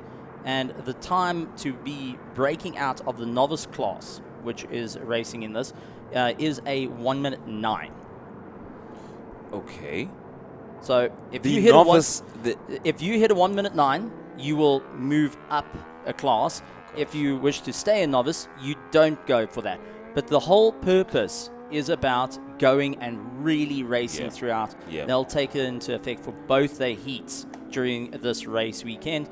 And we'll be going and saying, okay, what do we need to do to ensure that we stay up through the running order in some great racing for the SBKs? You had a seat on Malcolm Govender's S1000 yesterday. What was that like? Describe the feeling and the sense that you got. The BMW S1000, pretty interesting bike. It doesn't actually feel as big as it looks. It's a very narrow bike. It really does give you a little sense of feeling of confidence as well with how the whole way it's built. Now the S1000 BMWs are incredible in terms of they are well sought after as road bikes. As race bikes, they were one of the tops that you wanted to get. Eventually it faded off throughout the years, and over time now guys are dusting it off, bringing it back to the track. And as a 1000, it's got plenty of power. It's got lots of assist to keep you going. as well. So as a novice, you can really go and work your way through on it, which is the incredible part. You get a little bit more comfortable. You don't have to worry about it jumping up on you as you get onto the power, as you do have an anti-wheelie that will go and prevent that from coming into play. It also helps with your braking as well. So I've got to say I quite enjoy being on it compared to, say, a Kawasaki Ninja, where it just feels a little bit wider. It feels like you're going to get plenty of power out of it, but you're going to have to grab it by the neck and really manhandle it around the corners to ensure that you can stay up at the top of the field. The Yamaha R1s and the R6s, though, are very, very competitive bikes, especially the R6s. Yeah. It has been a fan favorite. Also, being on the more affordable end to go for the Yamaha R6s in terms of spares of current. So a lot of riders are now getting that. Yeah, interesting to see how our riders are going to be able to fight 170 plus kilograms of these, but it's an incredible amount of weight. That's like twice the weight of a grown individual. So Malcolm Governor in particular, I mean, he's starting from 14th place.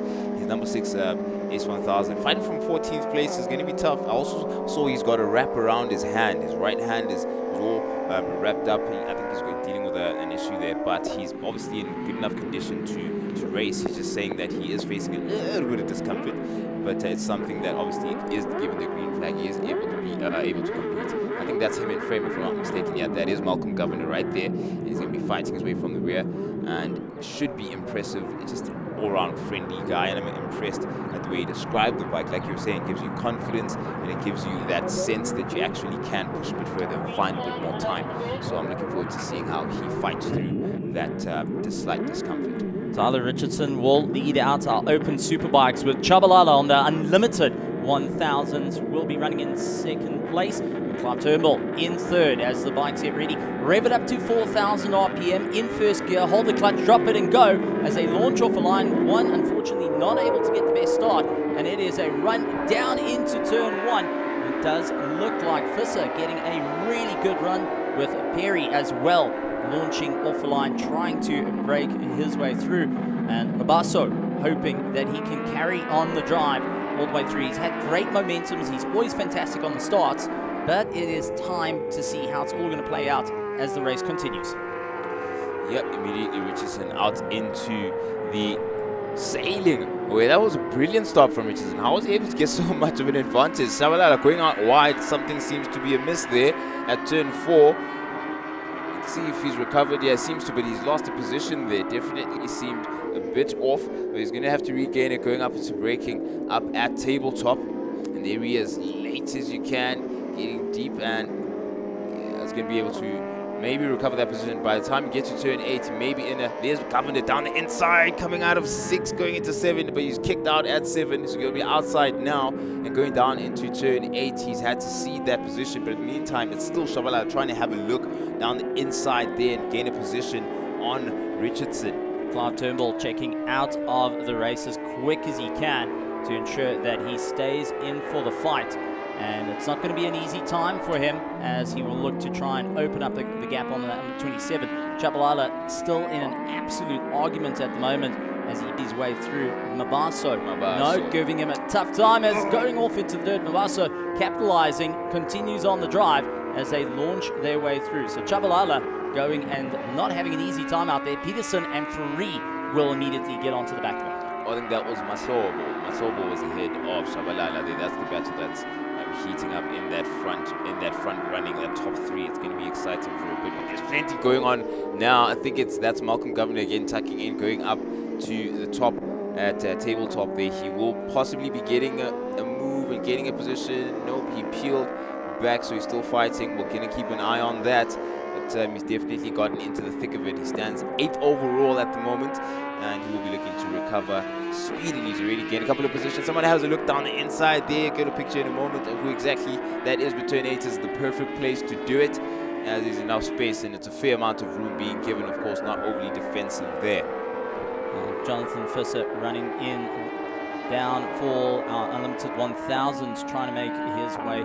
He's in a huge battle with Malcolm Govender, lying in 8th place at current, with Clive Turnbull putting in a quick lap time, a 107.5, while the rest of the field running in the 109s at current. So he's really starting to open up that gap. The only one he has to worry about is Peterson running down into third place as they try and launch their way through the order. Yep, launch they do now past turn 4.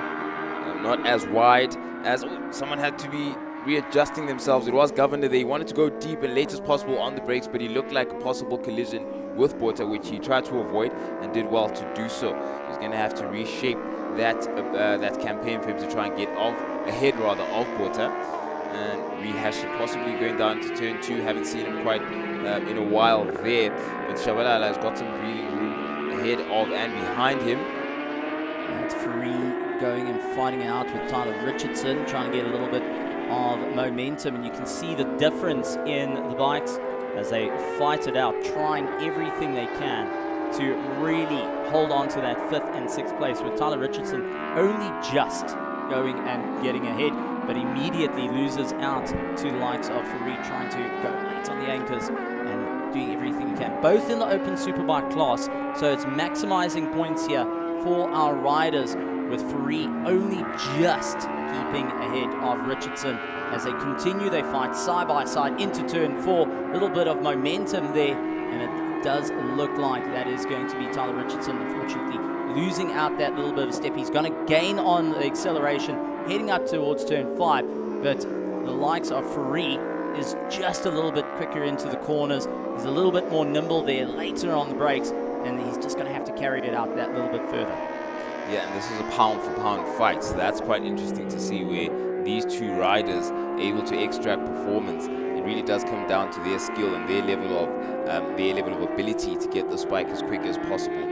But you can see that Richardson has that handle on the bike as far as things stand, but it's not quite over. We have 4 laps to go, so there's plenty of opportunity that might present itself. In the meantime, turn 1 and 2 is where we're at, and there seems to be a bit of a gap now, and we're going to have to wait possibly until turn 4, where it seems once the bike has had a chance to breathe down the home straight, an opportunity may present itself under braking. Tyler Richardson has a chance to go at Mhlobo ahead of him, and you can see slowly but surely starting to gain a bit of time, but immediately it is Jandre Farid up on the inside, goes for a pass, couldn't quite make it into turn 4, and will now utilize the power. We've seen many times he's able to get out of turn 4 on the power, going up towards turn 5. Jandre is going to have to be very, very careful on braking, though. It's going to be a tough one, but instantly he has got Tyler Richardson just going and really throwing his number 20 around and having a huge fight out there. I mean, absolutely tremendous stuff for Tyler, who's on the Kawasaki. Yeah, Farid looking a bit under braking at turn 5 there. It seems you can see the rear of the bike dancing a bit, but he really did his best to subdue that. It still looks really good. He's got plenty of opportunity remaining, and he, having come that close, you know, he can see the possibilities there, especially after that home straight. Home straight is where it all comes together, but then it becomes a sequence that he needs to sew together for it to be absolute perfection and an advance in position. But as it stands, it's still him in 6th, fighting with Richardson for position. Well, Mhlobo last lap time was a 109.5 personal best, with Tyler Richardson a 109.4. So he is trying to make up the ground, but he has Jean Referee constantly on the back of him. Last lap time a 109.7, but he is constantly in that slipstream. So the more that these two can pull each other along, Peterson and Mhlobo ahead of them are going to run into some difficult times, and considering they're holding 3rd and 4th respectively, last thing you want to do is get into a boxing match. Yeah, you want to nurse and take care of that position as soon as possible, and any threat that comes by, especially at this point in the race, the last 2 laps, is not going to be appreciated. And you want to get your homework done, handed in as early as possible, and that's exactly what Turnbull did, a lap ahead of Shabalala in that front 2, and a little bit of a way off is Peterson, who is in with a shot possibly for that 2nd place position, but the door is narrowing and closing, and here it is. There's that battle forming there. Let's have a look exactly where we are, and it's Shabalala who's late on the brakes. He's actually quite close. It's Peterson and Shabalala. I do believe, that's where the battle is materializing, and Peterson is trying to use the narrowing window towards the chicken flag falling for him to possibly get a position there. Peterson on the number, going and fighting it out. He has got a bit of a close run. Sorry, that's Mhlobo that was actually up against Peterson. Yes. Mhlobo on the number 12, trying to make up a bit of time. He's fighting out for 3rd place. where Peterson's got to be a little bit braver on the brakes. He needs to try and break away, as we do have Tyler Richardson starting to close that up with 2 laps to go though. And now onto our last lap of Turnbull taking the lap away. They are trying to claw their way through late on the anchors, just try and get themselves all organized into turn 2 and staying away from that apex once again, having that little bit of concrete down. No one wants to go on that, lose traction as it's side by side through turn 3 and on the power on the way through, and it does look like McClawber on the number 12 going and breaking away. Yeah, McClawber's gotten a chance to breathe. He may as well take advantage of that buffer in between the two, in between him and Peterson, and that's going to be very much appreciated considering we're on our final lap and the checkered flag is going to fall not too long from now.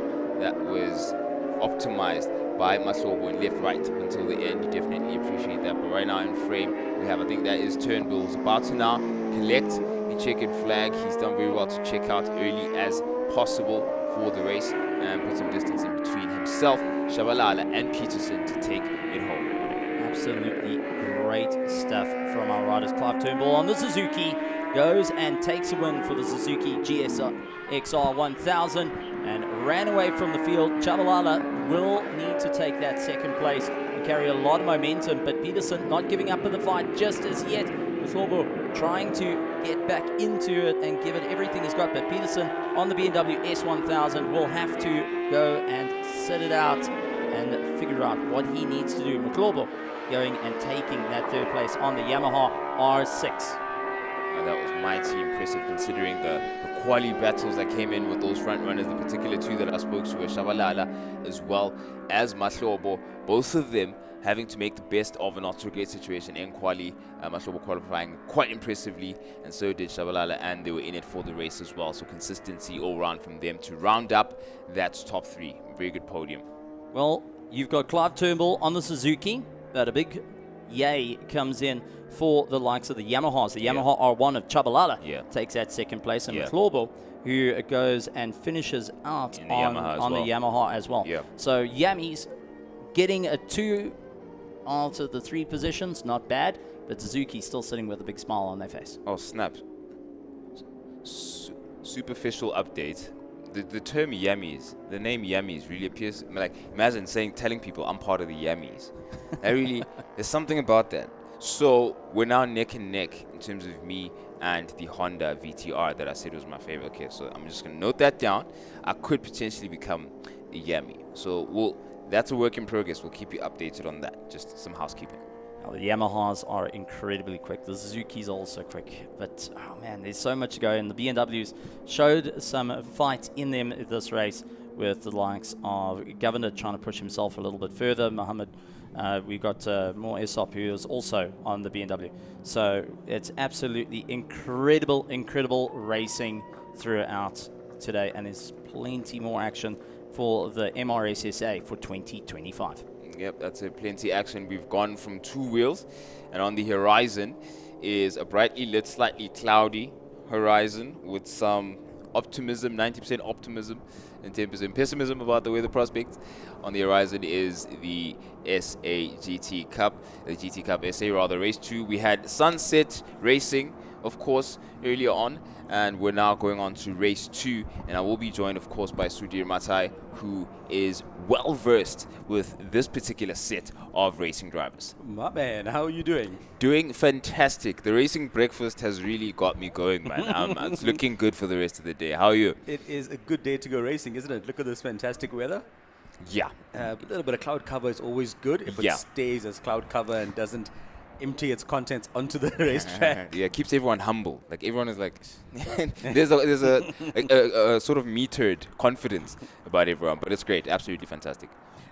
Somebody asked me early on, one of the coastal guys, do you think it's going to rain? I said, in Joburg, it almost always does in the afternoon. In Gauteng, it always almost does in the afternoon, which is odd, because it rains and then one race could be in the wet and then the very next race could be in the dry. Yeah.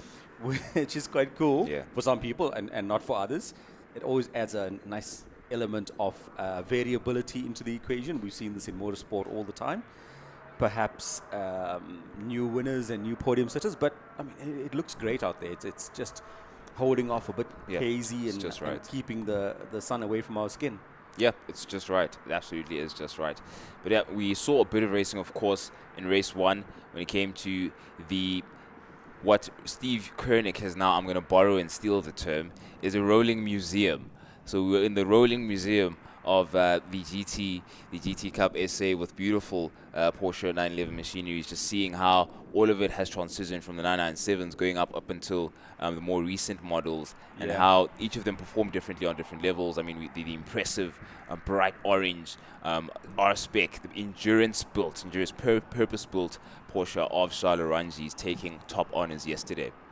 Yeah, for the viewers at YouTube, welcome. And if you guys are in Gauteng, you should definitely be at the racetrack. Yes. You should turn off your Yes. phone and come sit trackside and grab Yeah. a cool drink and Yeah. a buri roll. It's always great to be at the circuit. This race series, it's the first time for South Africa a field full of 911s. As you pointed out, they run quite far back. They're old cars. Yeah.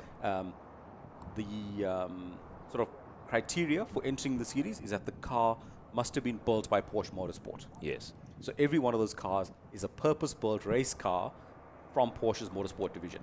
Yeah. So, incredible. I think someone mentioned to me that his car, I think it was who, but name will come to me, but I think it was Andrew. Yes, Andrew mentioned to me that his car actually has something called a Wagen Pass, I think, that actually certifies that this definitely came out of Porsche Motorsport's factory. It's a Porsche Motorsport car, exactly. Incredible. So people may not know that these cars are taken from the factory. They never see the road. They're not road cars ever in their lives. They never have carpets or interiors. The bare shells are delivered to Motorsport, and they're built as race cars. From day one, they've been race cars. They've never been road cars ever in their life, which is quite a cool thing. I think this is the very first time we've seen a field full of 911s, just 911s, racing in a sprint race in South Africa. Wow. This series this year is absolutely a first for South African motorsport and motorsport fans. I mean, Porsche, come on, there aren't many more iconic names in GT car racing and prototype racing at endurance level around the world than Porsche. They've got the most wins ever at Le Mans, and right now probably thousands of wins for 911 and other Porsche models around the world. Yeah. So to see this 20-odd car, I think it's 17 was the last 17. count. Where were we? 17. It is 17. This field of just Porsche 911s Yeah. is spectacular for any racing fan out there. You really should be here. I say it again, because trackside it's even nicer to hear those flat six motors screaming. Every one of them naturally aspirated, flat six. Engine sizes range from the older cars at 3.6 liters all the way up to 4 liters for the newest machinery, and all of them just sound spectacular. So, fantastic. Yeah, nothing like that dry, throaty exhaust notes. It's so distinct. You just know it's a Porsche. Very distinct, and a lot to look forward to. I think there's a Manthey racing machine as well. Correct. Which one? I think it's the Stradale Motorsport one. Is that correct? Which one is it? Belongs to Roy Aubery. Roy Aubery. Yes. Yes. He's under the Stradale stable. That's correct. Okay, right. So it's not Charles Rangi's car. It's the other car in that stable. I think Stradale Motorsport has like 4 or 5 cars here this weekend. Yeah.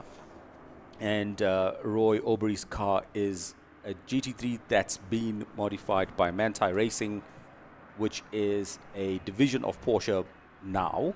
It's an incredibly successful racing team for many, many years in Germany, particularly at the Nürburgring. Their HQ is sited directly alongside the racetrack. I think it looks at one of the straights. Incredible.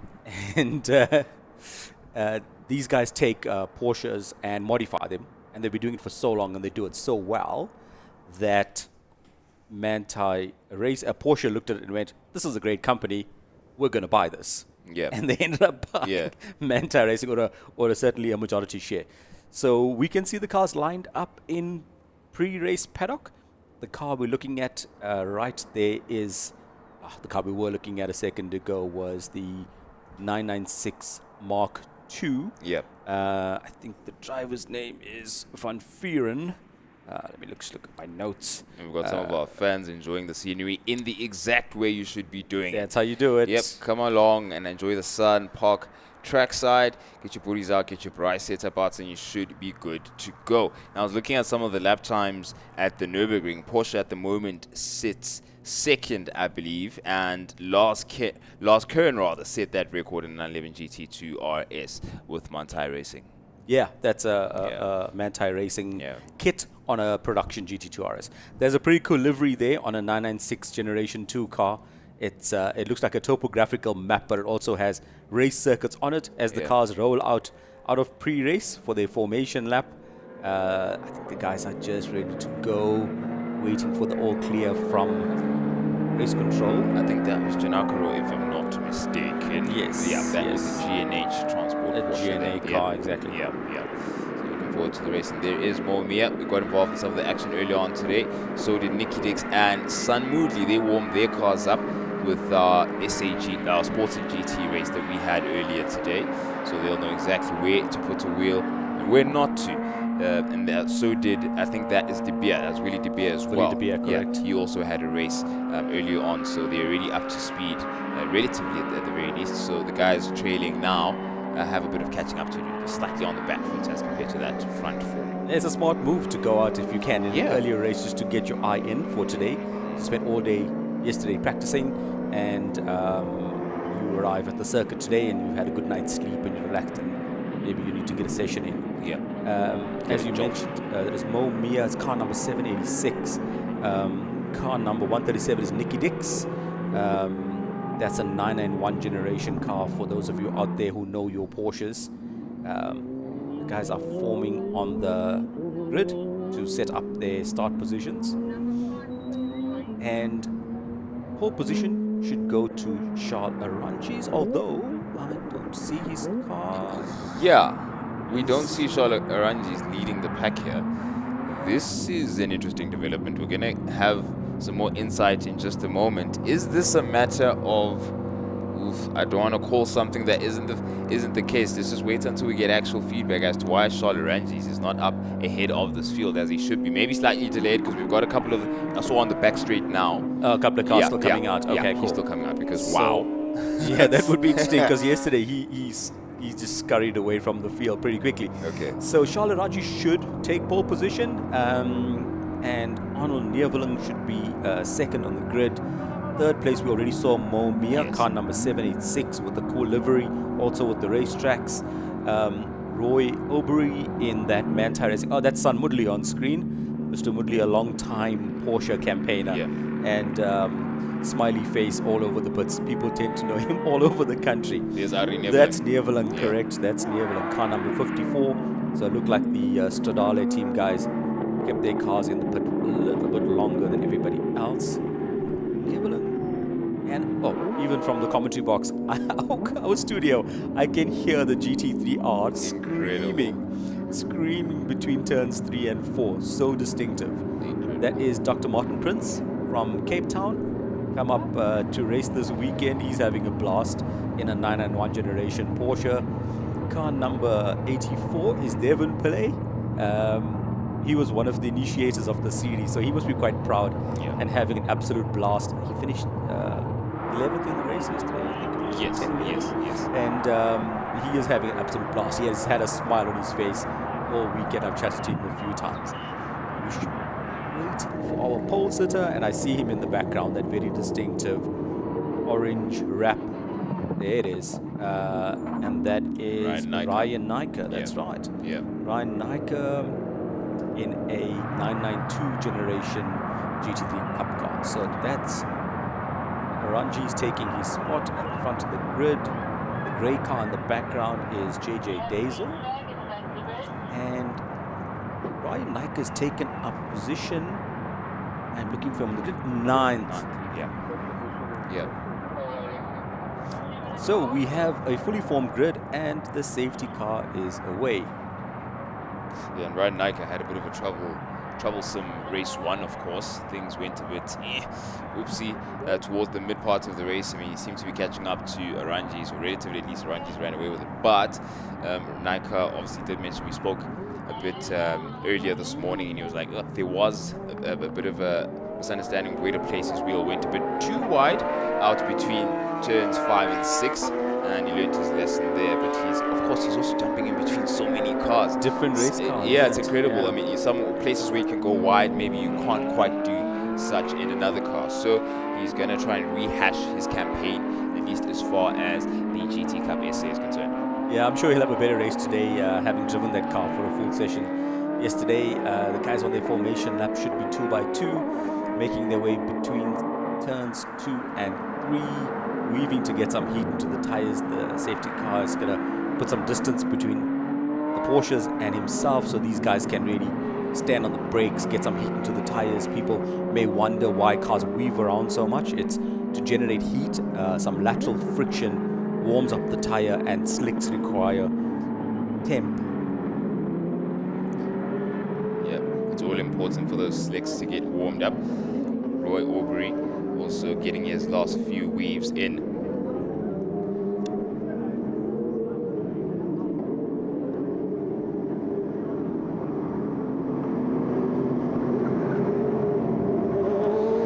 Charles Arangis, who leads a wonderful array of Porsche machinery. It's the GT Cup SA and it's race 2. He's already set the standard and benchmark pretty high for himself to match or someone else to beat. Who is it going to be? Well, remains to be seen. It's him side by side with stablemate Ari Neveling right beside him, of course, in that white, silver and black colored Porsche. But let's see what turn 1 presents for these two. Right behind him is Momia as well as Roy Aubrey, also out of the Australian Motorsport stable. It's turn 1 descending very quickly on these beautiful cars. It's lights on, and we go racing with the GT Cup SA. Down the inside goes Neveling, but not as late as Arangis on the brakes. It's turn 1, and it's all for Arangis going to turn 2. Very tricky place to be. You got to get your wheels right. The traction there is something very few can master at the flip of a coin, but everyone makes it out okay. A 17 or so car grid making it out. Bring up the rear is Janakaro there, Jimmy Janakaro in that number 511 GNH Transport, but it's Charles Arangis already getting back to where he set things in race 1. Yeah, he's pulling out a gap already on his teammate Neveling. He's scampered off into distance, and just half a lap he's already put 10 cars between himself and the field. These cars look so great on track. It looks like Roy Aubrey is having a bit of a go. Was it Ryan Nyker having a bit of a go at Martin Prince, heading up into turn 5? Has he managed to pull it off? Has he? Yeah, I think he has. Ryan Nyker's actually picked off 2 cars. Yeah, Moodley being one of them. Yeah, he's picked off both Martin Prince and Son Moodley, so he's making quick progress up the field. Arangis leads by 0.2 of a second over the line. I think that time is, oh jeepers, first lap out, a 1 minute 03, when Neveling's done a 1 minute 06. So over the line we've got Arangis followed by Neveling, and then Mia. Oberoi has actually made quick work. He's up to 4th already. Nicky Dix in 5th with Willie De Beer in 6th. Nyker is showing as 7th, but I think he will make quick progress for a couple of cars. He's already making a pass. There's a turn 3. He's gone up the inside. He's got a bit more grunt, a bit more pace in the car alongside. Oh, he's taking his time. He's taking his time. That's Willie De Beer he's chasing. Yeah. Willie De Beer is an old hand, and I think Ryan's going to have a go at him on the tabletop. Come on, Ryan. Come on, Ryan. You've got it.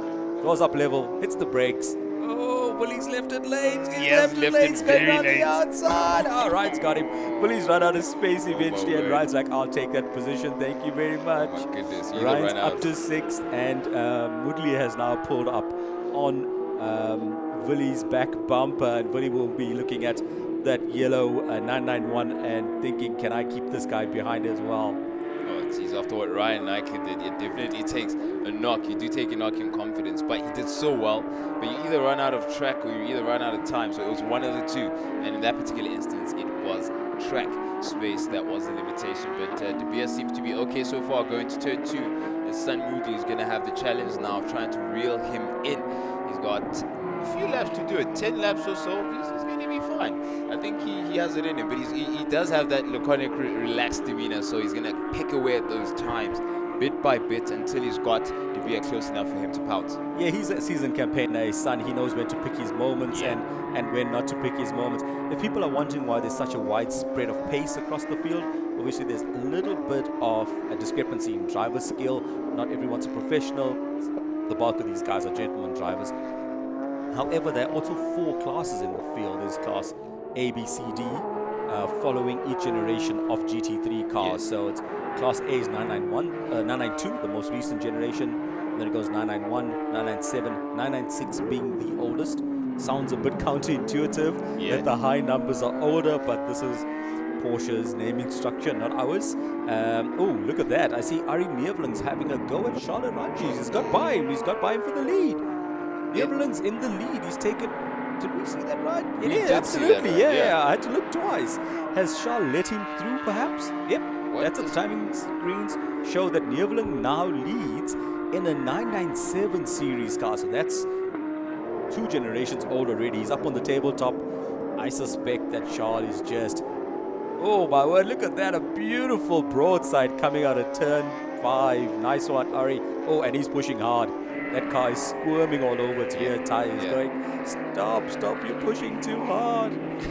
I think Charles toying with him a little bit. There's such a pace discrepancy. This is a good battle right here. That's Aubrey and Mo Mia. Mo will be trying for all his worth to keep Roy behind him. Roy, of course, Roy has a Manti Edition race car, and Mia has a 991 Porsche Cup car.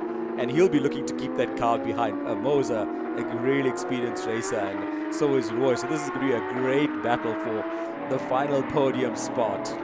Ryan Nike down the inside of someone there. He keeps on having a look at turn 3. I just caught him. Nicky Dix, yeah. Nicky Dix, yeah, as we went out of frame from the Aubrey and Mia battle. In the meantime, And the lead's changed again. Yeah. The lead's changed again. Charles got past Ari, and Ari takes him right back onto the tabletop. these two Ari are having outbreaks him. fun. They're having a blast, these two guys, aren't this is they? so cool. So I think Charles is just toying with him, but Ari's like, come on, chase me, let's go for this. Oh, he's making that car slide. It's beautiful to watch a 911 slide. Yeah. And people, 911s have the engines behind the rear axle. So to get one sliding and to keep, oh, there's pause almost. Well, Mo Mia goes defensive at turn 8 on Roy. Oh, Roy must have had a quick think of that. He must have thought twice. Oh, that was a great bit of defensive driving from Mo. And as Mo's defending, Ryan Nike is getting closer and closer. Every time you have a battle, someone's going to take advantage of, look at Aubrey getting his nose in there. I think Roy is going to out-drag him to turn 4. He's got Mia in his sights. He's looking for a bit of slipstream. Mo is like, not letting go. Neveling still leads from Aranjis. We're not even talking about that. Mo has left his braking. Ryan Nike is coming to join the party. Look at that. He's going to pitch up on Roy Aubrey's rear bumper any second.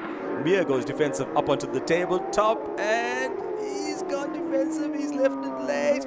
He's running Roy wide. He's like, you're not taking the place today, buddy. Side by side into on 6. the outside of 6. That's brave. He's going to run out of space there. Can he There make it comes the stick? dirt. Oh, well done. On the dirt. Oh, and Ryan Nike's come to play. Come on, look at that. Mo is not giving up the position. He is gone super defensive. Wow. Nice bit of driving for both guys. Lots of respect. Lots of space, keeping it very tidy. And Ryan Nike is like, I'll have a piece of both of you guys. He's going to stick it up. Oh, Mo just cuts him off. Roy's got the position, by the way, in all of that battling. And out of nowhere, Nicky Dix is back. Nicky Dix. Nicky Dix is watching this going, oh, I could have a podium position if this goes bad. That is fantastic racing. So entertaining. So Aubrey has finally grabbed the position. He's put some daylight between himself and Mia. Mia's like having another look. She's like, I'm still here. Ryan Nike is ready to pounce should anything happen. In fact, I think he's going to have a go at Mo up onto the tabletop, as I called it. Hey, side by side, drawn level, late on the brakes. Not too difficult. I think Mo knows there's a big bit of a pace discrepancy between the 2 different generations. Nicky Dix now trying to threaten Mo immediately after that. He's trying to work on the momentum of Ryan Nike. Oh, Mo, he's such a happy-go-lucky guy, but he's gone from 3rd place and he's... Oh, my word, he's in the dirt! Side by side with Nicky Dix. There comes Nicky Dix, and he's got it. He's taken the position from Mo Mia. Oh, Mo's gone from 3rd back to 5th now over the line. I feel for him. Oh no, I think he's gone back to 6th actually. That time sheet is actually a bit behind. So Aranjis is still showing as leader. He's back in the lead. He let Neveling lead for a few laps, and then he's retaken the lead, and he's put 2 seconds between himself and his teammate. So let's take stock. Neveling leads. Aranjis leads from Neveling. Oberoi is now in third, although he has Ryan Nyker challenging him, and Nyker's about to grab that spot exactly as he took Mia late on the brakes into turn 5. Nice and tidy. He knows that spot really well. I think Oberoi decides, I'd let him go this time. Slots in behind. Nicky Dix is in close attendance now. He's been reeling everybody in at a rate. Mia seems to have fallen off the pace. I think Dix has put a few car lengths between the two of them. Mia is now showing a 6th. Willie de Beer in 7th. He's got Son Woodley for company, although Son's fallen back 2 seconds. The closest battle in the field is between JJ Daisel and Martin Prince for 9th and 10th position. 0.4 seconds between them. That is very close. 0.4, that's nothing in it right there. Evan Pillay is exactly where he starts in 11th. He's got Andre Brink for company, 1 second on his tail. And even closer to him, to Brink, is Andre van Vieren. And you've got Honeywell, McLaughlin, and Giancarlo bringing up the rear. In fact, I think Giancarlo is actually pulled into the pits. Because we haven't seen him feature since. We'll get proper confirmation of things. We would have gotten a signal on our screen had he pulled in. We've consistently gotten that signal throughout the weekend, and I get the sense he may still be on. We will get confirmation a bit later once we either get him in frame or towards the end of the race when we take stock of the finishing results. But this battle for the final podium position, which now is held by Ryan Nyker, has been so interesting because it seems like Ryan, knowing he has the pace, made his overtaking moves early on in the race and then had to bide his time, well, or at least while he closed that gap to the following 3 cars, and that was Aubrey, Dix, as well as Mia. There was a battle between those 3. That was spectacular. It was great viewing, wasn't it? Nice driving from everybody involved. The guys fought hard. They gave each other space. No one had to run off into the dirt. No one got nerfed, which is quite cool. And we seem to have settled into a bit of a rhythm now. Aranji's into the distance. He's put 5 seconds on his teammate. There's 7 and a bit seconds between Nyker and Yevlin. I don't see that closing. There's a nice little... Oh, that's Aranji's actually pulling up to the back of the field. So this is the battle between Moodley, Daisel, and... It's in the final car there. And De Beer. Is that De Beer? I think that's De Beer. The clear is kind of... Aubrey went off. Aubrey's gone off. I think it looks like it's turn 6. Turn 6, exiting the tabletop. I think he's centered around into the grass and has made a neat recovery. I think he would have lost a spot. That's right. Ryan Nyker has grabbed the position. Look at that. I think Nyker already had the position. It may be Dix now. You're right. You're absolutely right. Sorry. Immediately got a chance to reset the timing. It is Nicky Dix now. Has gone up. So we're looking at... that's our leader. That's the race leader. He's already cleared the back markers now and made light work of it. Of course, naturally you'd expect that, but anything can happen at that. That's exactly where Aubrey lost his car. So everyone would be careful of that, but there was no one around apart from Nicky Dix and Mia to quickly pounce. And after that, Moodley was still adrift. Moodley couldn't take advantage of Aubrey having come off too far back, wasn't he? Yeah, he was quite far back. I mean, it's a massive gap, about 9 seconds or so between them. So it's as it stands, it's been a rearrangement. Having fought so hard, Roy Aubrey went all the way for him. Back down to 6th. There he was in a potential podium, and now he's back in 6th position. Moodley is 9 seconds behind. There shouldn't be enough time to close him down. However, Ryan Nyker made a massive push, and he was over seconds adrift of Neerwillen. That's come down to 4. So Neerwillen can't make any mistake. He can't afford to, as he's making his way past the blue flagged group of Porsches. But in the meantime, the main Porsche, the bright orange number 86 of Sudali Motorsport with Charles Rangi's marshalling it, has again set another standard and continues to stay there out in the lead, and he comes home to collect that checkered flag. He's done with turn 8, and that's your race winner for GT Cup SA Race 2. It's Charles Rangi's, and in second place, some distance off, is going to be Ari Neerwillig. But Rangi's, of course, this, as much as it was expected, he made sure he had a good time. And in second place, of course, again, it is Ari Neerwillig. Ryan Nyker fought well from 8th or 9th place. He went all the way up to 3rd, benefiting from, of course, the performance of the car, but also it doesn't make it doesn't mean it's going to be easy. He's going to have to navigate traffic. He's going to have to navigate battles. And the best of the battles we saw were between that three: Nicky Dix, Mo Mia, and Roy Aubrey. That was fantastic. Was sensational. It was a really, really good battle. I think.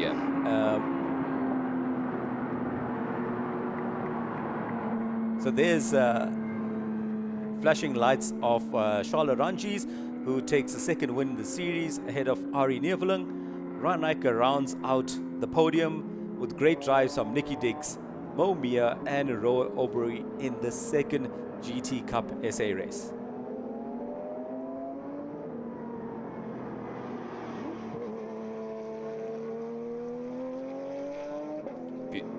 Beautiful stuff there from Charles Ranjis. Oh man, such a beautiful car to see on a local circuit.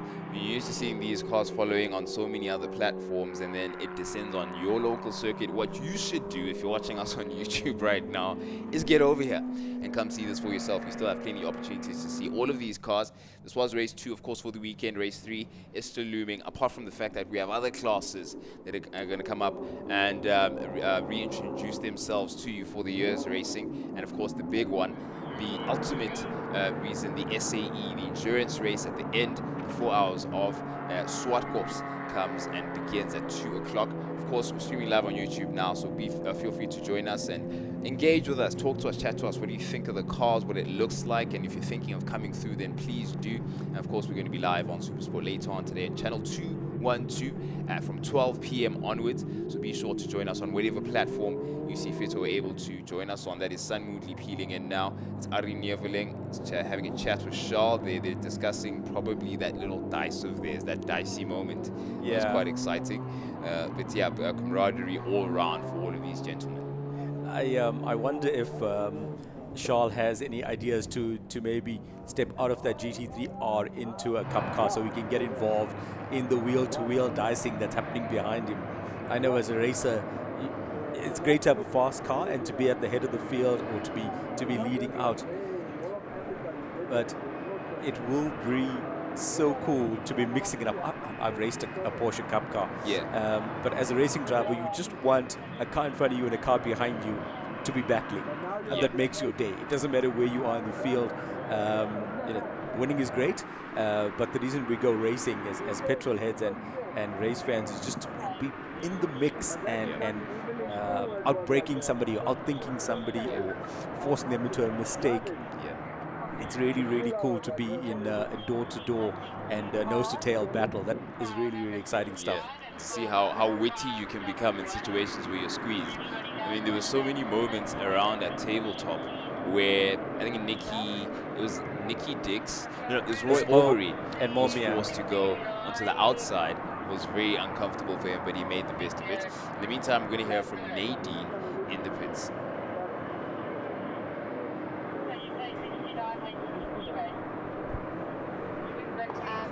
What a win for Stradali. You bagged second place and Charles Ranjis took first. Tell us about how it was out there.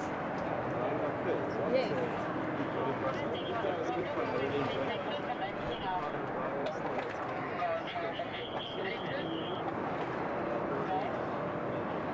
Great.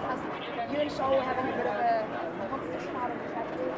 Play around with the guys just playing around, or was it really that's what was happening?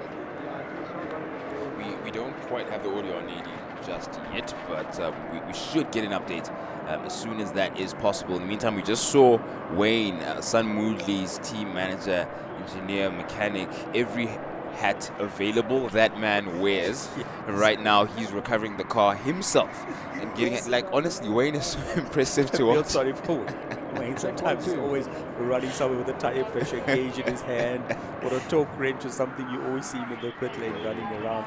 But I hope people know that if you come down to the pits, you can actually access these cars directly. Yes. You can stand alongside.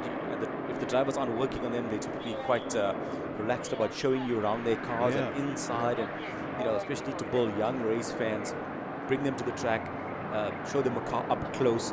When they see something not on screen, when it's in front of them, and the massive wing or the big slicks and the big tires and drivers who are really cool let the kids sit in their cars for photographs, you just make a motorsport fan for life. Yeah, 100%. And it's something that I've tried to do in my career, which is I think, even if it brings one kid out of every 10 to motorsport, it's fantastic. Motorsport is in our... And speaking of kids, we actually just saw Ryan Nyker's car getting back into the garage. He's brought some of his schoolmates. A good number of his schoolmates have actually joined us. Is he still in school, that bugger? Oh man, that just makes me feel. Oh. Do you wanna? I need to go and lie down now. Do you wanna go and lie I down? need to go and have a nap. I think. Yeah, I'm sorry. It's okay. His schoolmates, that makes me feel terrible. But thank you so much for joining us, Sudhir. Absolute I will pleasure. see you back on the air in a bit. Indeed. Enjoy your break, enjoy your nap, and maybe have a chat with Ryan. He might console you a lot better than I can. Maybe I'll go down there and see if I can climb into his race suit, and if anybody notices the height difference between Ryan and myself. Oh, jeez. I fancy driving that car of his, so. Double XL into a small. Let's see. It's a fun day of racing so far. Absolutely enjoy I will the catch day. up with you later, Prince. 100%. Cheers, man. But it's been good so far. We've had, again, how many classes have we gone through just to catch you up if you just joined us on our running order? We've got GT Cup SA. We had AMR SSA. But in the meantime, we'll get back to this just now. Nadine is in the pits with that news that we promised. I'm here with Arnold Nevlin from Stradali Motorsport, who managed to take second place in the second race for the GT Cup.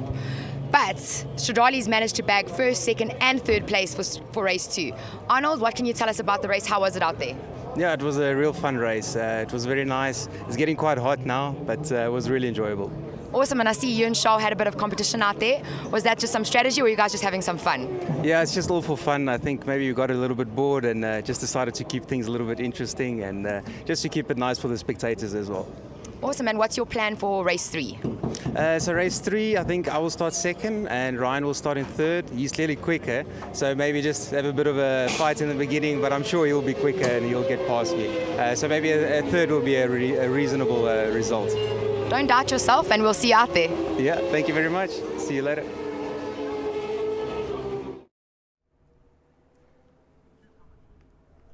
All right, as we are ready for Heat 2 and the final heat of our MRSSA, and this is going to be our senior SBK 1000s and 600s that are going and fighting it out.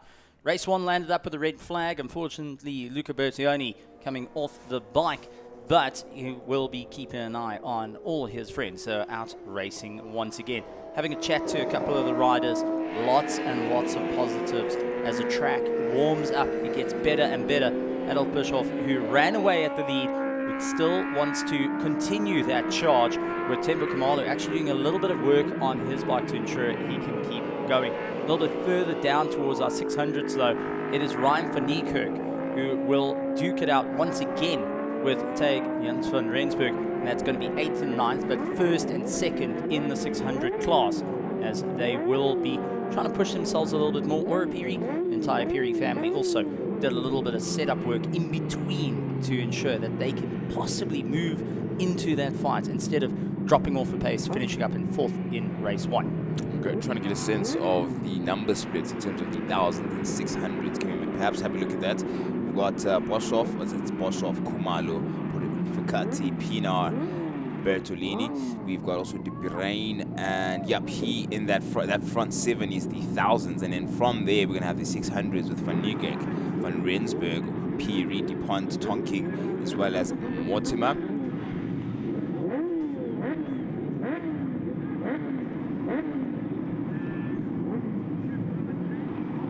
As we get ready for lights on for Heat 2 of our MRSSA Senior SBK 600 and 1000 bots and masters here at ZWARTKOPS. We are looking forward to a great time. Adolf Bischoff will start out in first place. Can he get the breakaway ahead of Temba Kamalu and look to power his way through? Will take Jens van Rensburg go and fight it up with Ryan van Niekerk for the ultimate win? Or will Leon Horn in the bots be able to run ahead of the group? Close, a little bit further back for the Masters. It's over 40, but is definitely going to be fighting out as they launch off the line, heading into turn 1. Everyone getting as much pace as they can.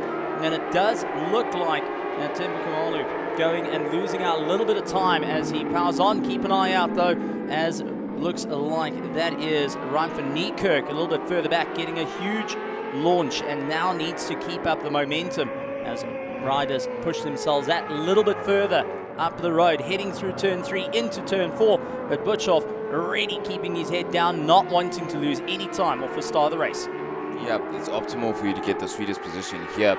And if you consider how you could get interrupted by a lot of the traffic later on into the race, you just want to clear that up quickly. And there you go, late, breaking double overtake, it seems there.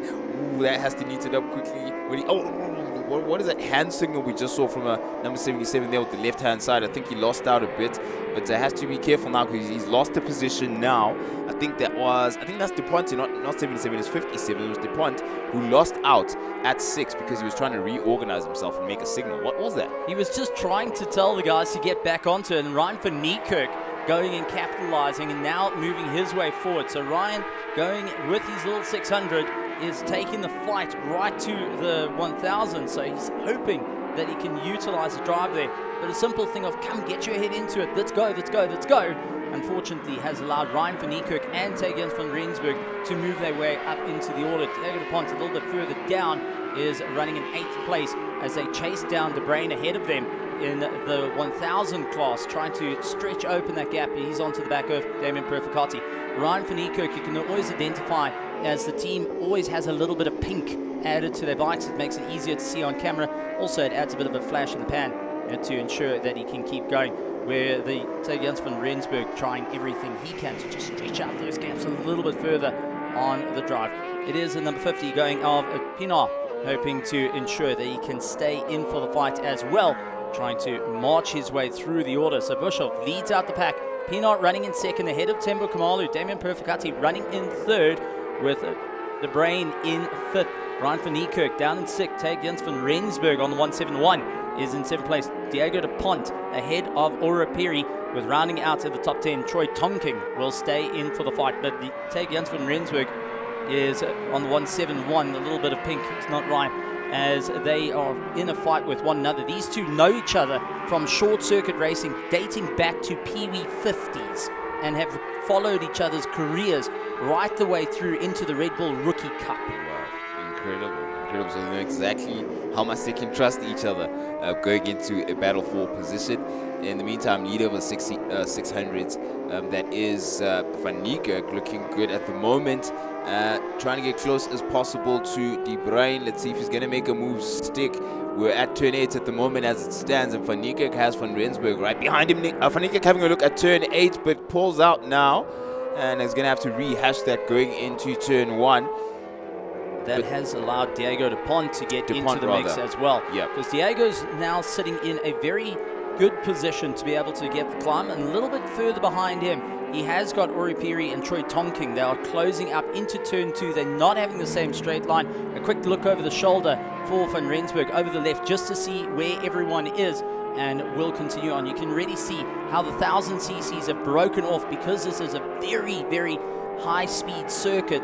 There's no replacement for displacement, but in the 600, so when you're in a little gaggle fight like this, as Diego DuPont got the inside line, he's going to have the run, trying to break it a little bit later, putting his foot out just to help with a little bit of stability as they went over the crest, and unfortunately not able to get the pass done and dusted. Van Niekerk once again keeping his head down, doesn't want Van Rensburg to get underneath him and lift. This is what commonplace for Van Rensburg to try go for a dive into the final corner, holds the apex, tried getting his front fairing in to cause the likes of Van Niekerk to lift the bike, get off the power. Didn't work out. And it looks like Piri as well as Tonking might benefit from this battle ahead of them because they're reeling them in. Would you look at that? It's 5 bikes in the same frame, whereas not too long ago it was only 3. So that battle between Van Niekerk and Van Rensburg has turned into a battle with De Bruyn, but it's also brought in another 2 riders. So the next couple of laps is going to be interesting. Well, with the likes of Alex Bischoff leading out the pack, Tristan Pinot running a little bit further back. In 2nd and 3rd is Tembo Kamalu. That's our top 3 of our 1000s for our 600. So it is Ryan van Niekerk, Janssen van Rensburg, and Ora Piri as our top 3. Yellow flags at the top of the hill. No overtaking, and this is where you can gain a lot of time on your competitor. Get into the slipstream as he tries to make his way through. That is Van Rensburg right against the rear wheel of Van Niekerk, keeping on the power down through 7, aiming right towards turn 8. He's going to once again look for the inside. Second guess to go for the pass, but is right underneath him. There's the sit-up, and immediately has the likes of Orapiri having a look to try and get by. Exactly what Van Niekerk wanted to have. Jens van Rensburg now losing out a bit of time, will immediately have to try and keep it all together. Perry looks for the inside line, wasn't able to do it, and that fouled up a little bit further, and he has lost 2 positions on that run into turn 2. Oh man, De Bruyne must be kicking himself. But that's exactly it. You just got to be there and be in to benefit if you can. And now if you look, Orapiri and DuPont in positions that could advance in the next couple of laps. But there's Piri now closing in on Van Rensburg. Van Rensburg is actually quite further ahead. It's Orapiri and DuPont now in a battle between and amongst themselves. But under braking we go. Let's see if Piri is able to make something of that. It was quite late, but not late enough as yet. There's DuPont who's behind him to pounce if that doesn't materialize. It's round 6 they go. Now they're going to be facing turn 7. Done with 7 and now going into 8. Will Orapiri stick into the inside? No, he doesn't, but DuPont has a look to see if there's an opportunity while one of our riders has gone into the pits now. We'll get an idea of who that is. But Piri is trying to prioritize and trying to find a way to place his 2 wheels perfectly to gain a position. He's got 7th place in his sights in that battle with the 600s. Well, it looks like that was De Bruyne coming into the pits, choosing rather to wait it out. Bike not completely settled and will be out of heat 2. But it is Jens van Rensburg trying to get a little bit more momentum underneath him. Orapiri, great drive from his part and really trying to keep it a bit more confident. Also, coming from the world of short circuit racing, has been around Jens van Rensburg and Van Niekerk, also dating back into the PV50 days. But Orapiri from the entire racing family have been putting a huge amount of work to try and further his career in the world of motorcycle racing, and MRSSA saying, come on, be part of it, and they've been loving it every little bit, including his younger brother wanting to get involved as well. But he's under a huge amount of pressure from the likes of Diego DuPont, who will continue to keep that front fairing just within arm's reach. He wants to try get under into turn 2, runs out a bit wide, aims for the 50 meter board, unfortunately not close enough. A little bit of a slide, just trying to get any bit of momentum possible. Looks like Pina and Boshoff are about to... Do I have that incorrect? I'm just going to confirm just now. These two are about to come together. We'll confirm who that is in just a moment. I think that's Kumalo. It's Kumalo and Pina, rather, that are in a battle there. Kumalo is the one on the trailing end, and he's trying his best to reel in that is Pina right ahead of him. He's really not too far off. It's literally like for like in terms of the gap between these riders. The difference is now Kumalo does not have too much pressure behind him from Purificachi, who's 3 seconds off, but he definitely isn't within touching distance of Pina. Well, coming from the same stable, what are you going to do as teammates are now having a good throw at one another? Tembo Kumalo said he's not going to lose out to Tristan Pina, who is come all the way from Cape Town just to be part of the racing action. Hasn't been on ZWARTKOPS in terms of the full circuit. He's only been on the karting circuit. So this is a rude awakening in terms of you've got to get used to this track rather quickly on your 1000, and now you've got your teammate who is more than happy to pile on the pressure. Yeah, let's see how there's a lot of respect certainly between the two of them. I saw Pina having a look over his shoulder to see how far off Temba is, and he probably realized that Temba's going on the anchors going into 5. There's that battle, beautiful transition there, but didn't commit, and that is Temba Kumalo. He has to wait his turn. He's got 4 laps to go, so there is a fair amount of time, but as ever, the window is narrowing in this stable battle between these riders. Tembo Kumalo, one of the experienced riders, and definitely got noted by MRSSA for 2024 as a rookie that has gone through the ages and developed as a rider, beginning to fight off against the second generation Pina family, going and really battling it out. And Tristan is going to be cheered on by his little sister and the pit wall as well, going and saying, don't let Tembo win. I want to have the trophy first. So this is going to be an interesting one because the pressure is mounting from the family side. Kumalo keeping immediately into that slipstream. He's not going on the attack though. He's waiting it out. 3 laps to go. He's going to try and wear him down that little bit longer before going for the pass. He wants him either to make a mistake or pounce when the opportunity would not be. Oh, there for, that's the 57 of DuPont. Something just happened with DuPont. He was there in for the running to gain from the battle with Van Nieuwkerk as well as Purificati, but now he's lost out. In the meantime, Temba Khumalo has made the move stick. Oh, where? That was at 6. That was at 6 where Temba made it stick. He'd been building up the moment for the past couple of laps, and he seems to be happy to make it now. He's going to have to defend now for the next 1.5 laps, because the race is very close and nearing its end. This has been the battle for the second spot in podium position, and it's been a hot one between these two teammates. Let's see if Tristan Pienaar has an answer to Temba. You cannot take away, and a big change up for our 600 to take Jans van Rensburg in the pits and retiring out of the race. That is going to allow likes of Ryan van Niekerk, Oripiri, Tori Tonkin, Diego DuPont to deal with one another, as our riders now trying to carve their way through some of the back of the field. Our leader, Adolf Bischoff, has had a dominating run thus far on the 1,000, and he's ensuring that he can walk away with the championship yet again, trying to get an early start for the 2025 season. And we're going to have to see if Khumalo has an answer. Khumalo just lost it. A little bit of a catch there, and he was.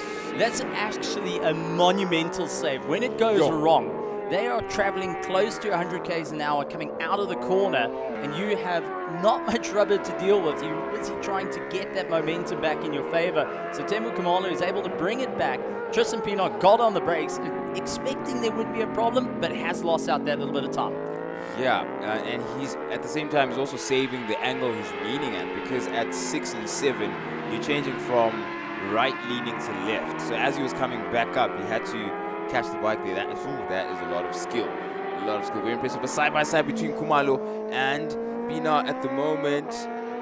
Let's have a look. But our lead man, of course, is Boshoff, and he's cleared the field and made sure to clear as early as possible, because we hardly had a mention with him in that lovely looking combination of liveries and overalls. It is Boshoff, Alex Boshoff, who takes the win at the final turn as he readjusts himself for the final time in this MRSSA Senior SBK race, and that is a brilliant performance from Boshoff. An absolute win outright, maximizing the points, and a great start to the MRSS Senior SBK 1000 class. And coming across the line, taking the 600, will be Ryan van Niekerk ahead of Oripiri, and Troy Tonking was still staying on to the back of him. Unfortunately, Jans van Rensburg retiring along with the likes of De Bruyn. The only 2 retirements in this race. Still a phenomenal ride on their part.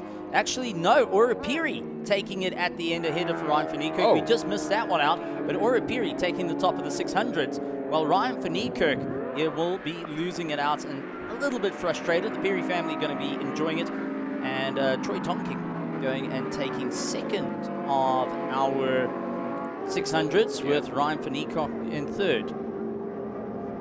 So currently a great race all being said, but let's take a look at our running order for our top 3 in class for our 1000 SBK. So for the MRSSA Senior SBK 1000 class, it's Adolf Bischoff taking the win, and then you've got the likes of Oripiri for the SBK 600cc class of our senior SBKs.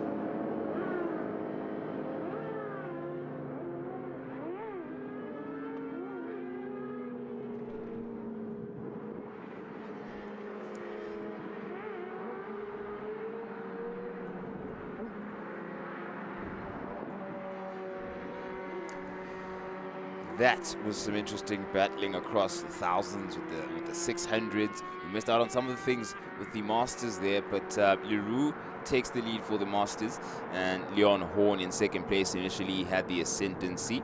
But my favorite part of it really was Van Nieuwkerk, as well as the likes of Tonking, Temba Khumalo towards the end with his stablemate Pienaar there. That really, they left it really close to the end, and it's exactly what you want to see.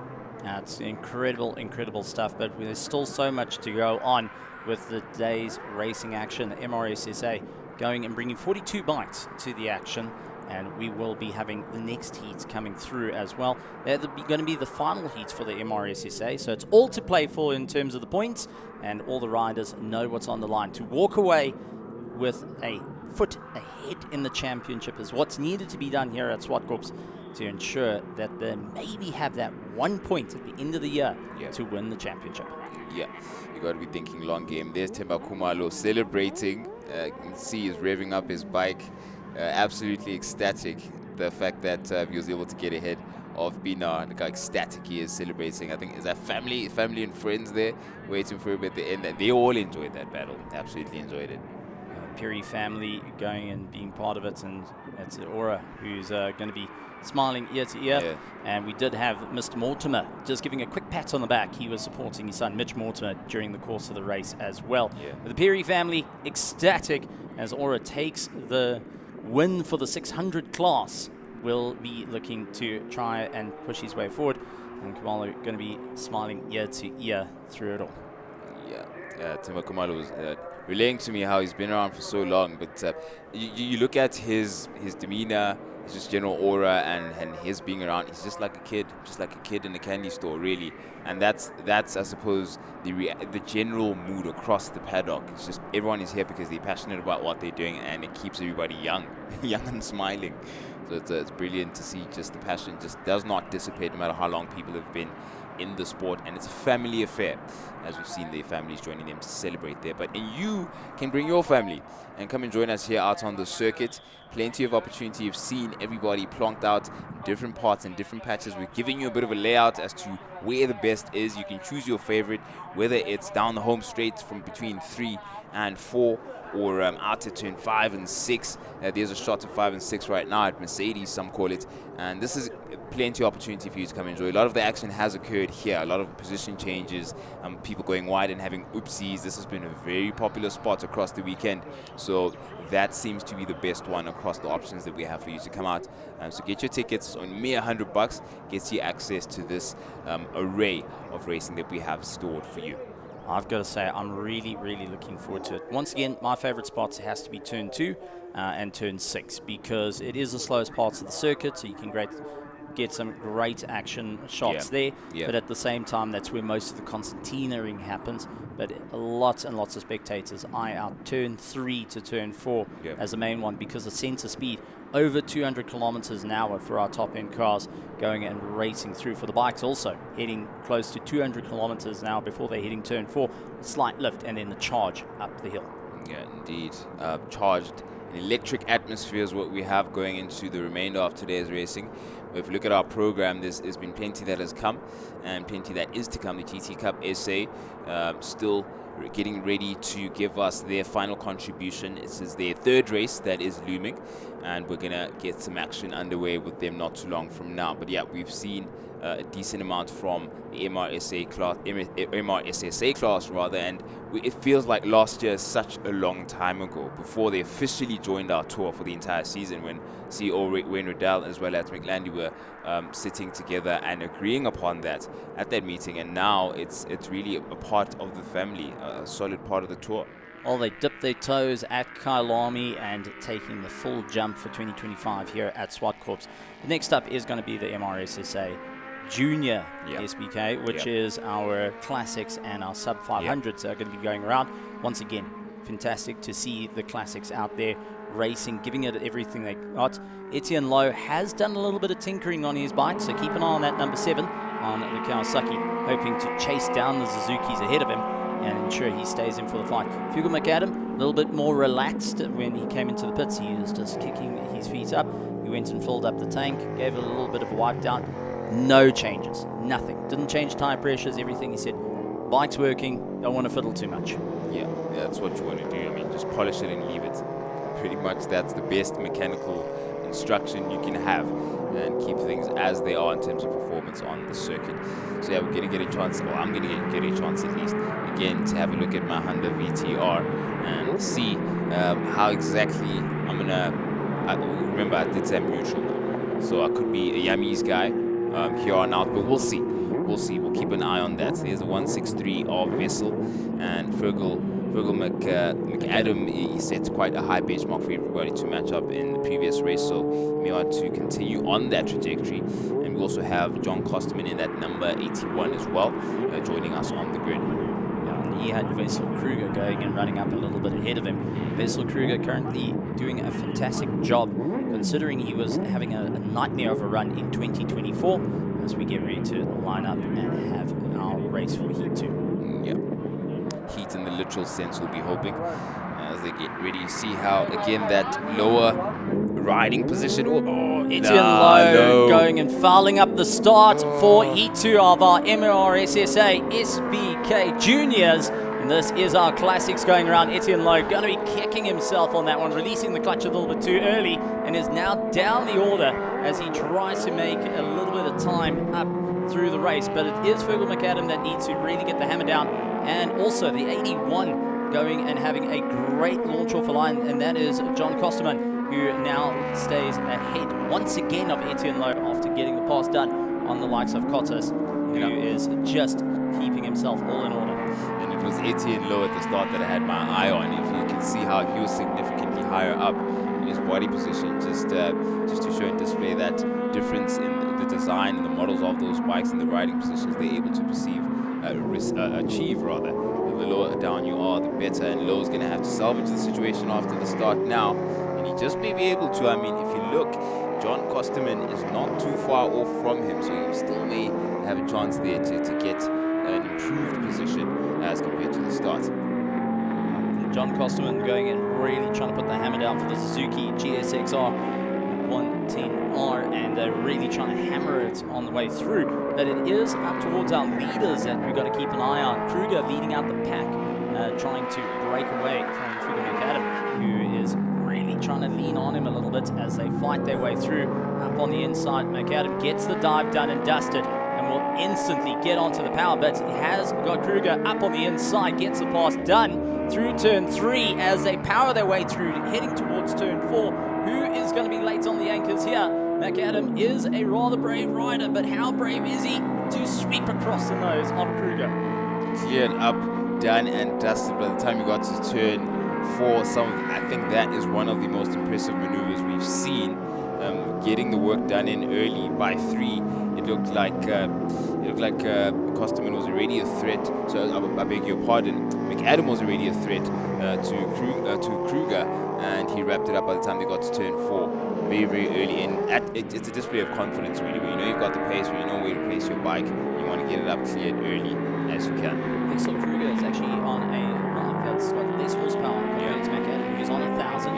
He's currently on a 750, so he's trying to utilize the cornering to really get that bit of momentum in the Suzuki GSX 750 RJ. And you can really see the space starting to open up in a straight line, but under braking, he's more confident to get the bike in and really try to get on the power. Fergal McAdam has done tons and tons of racing, from 450 motards to 1,000 cc's. He has been up and down short circuit racing, long form circuit racing. He has really challenged out, but always goes back to the classic saying, you just feel a better sense of riding. You can feel the spirit of the bikes as they fight their way through. But Kruger doing a fantastic job on the 750cc to hang on the back of 1,000. Never an easy task to do, especially when it's on a track that is completely high speed like here at ZWARTKOPS. Yeah, it lends to the strengths of the 1,000 and says a lot about the ability that each of the riders have to overcome their performance deficits and find a way to eke out some sort of advantage or some sort of pace at different parts of the circuit. ZWARTKOPS certainly has been enjoyable to see how it challenges every other athlete, depending on what equipment they have at their disposal.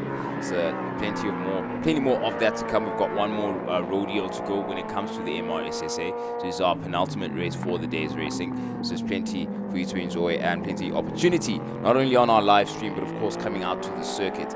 Definitely not done. We're not even halfway across our day. It's just before 11, so plenty of opportunity for racing to go, and plenty of opportunities remaining in this particular race. 7 laps to go, so it's not quite said and done here, as the gaps look like 1.6 seconds between McAdam, 7 seconds between Kruger and Kosterman. But Etienne Lowe is just going to be kicking himself at how he threw away what could have been a good start. And if you consider how he was involved in a bit of a battle between him and Kosterman in the previous race, there was an opportunity there if his start would lend to being there.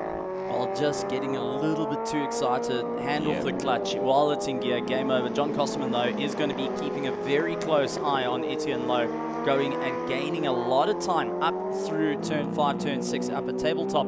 Mercedes corner in particular, that's turn 5, that Etienne Lowe seems a bit more comfortable. But John Kosterman just focusing on his ride, not wanting to push the bike too hard. He knows that they've got a number of laps to go, 6 laps in this race, and it's all or nothing. He knows that at the end of his first heat that he started feeling a little bit tired, so he's taking it a bit more gently now, try and save some energy for the attack at the end. Smart approach, because definitely is physical here. But look how close Etienne is now. Kosterman is within reach. It's under braking, but then it stretches a bit. Of course, you can see that once Kosterman opens his bike up, then that advantage becomes quite apparent. And by the time they get back up to turns 5 and 6, the gap is a lot more significant. There's Etienne now leaning in hard as he can, trying to slowly and gradually build that campaign to a possible threatening for that 3rd podium position. The fatigue must be incredible. At the end of the day, you must for a moment at least question yourself, why did I choose this sport? Oh, there you go. Look how close Lowe is now. He's reeling him in. He's actually got a bit of pace there between turns 4 and 5. Well, John Kosterman has got the top end being a 1100cc versus the likes of the 1000 Kawasaki that's chasing him down as they battle it out once again. Suzuki versus Kawasaki going back through the eras. This has always been one heck of a fight. Etienne Lowe and John Kosterman going to continue that as they look to take the final spot on the podium. 3rd place on the cards here. Lowe trying to get as much momentum into turn 2. Try going out a little bit wide, hard on the anchors, swinging it in, but John Kosterman will have the power to start opening up out of turn 3. And Etienne Lowe is going to have to aim towards turn 5, up at tabletop. Mercedes corner into that right hand is going to really throw the bike in to get ahead of John Kosterman.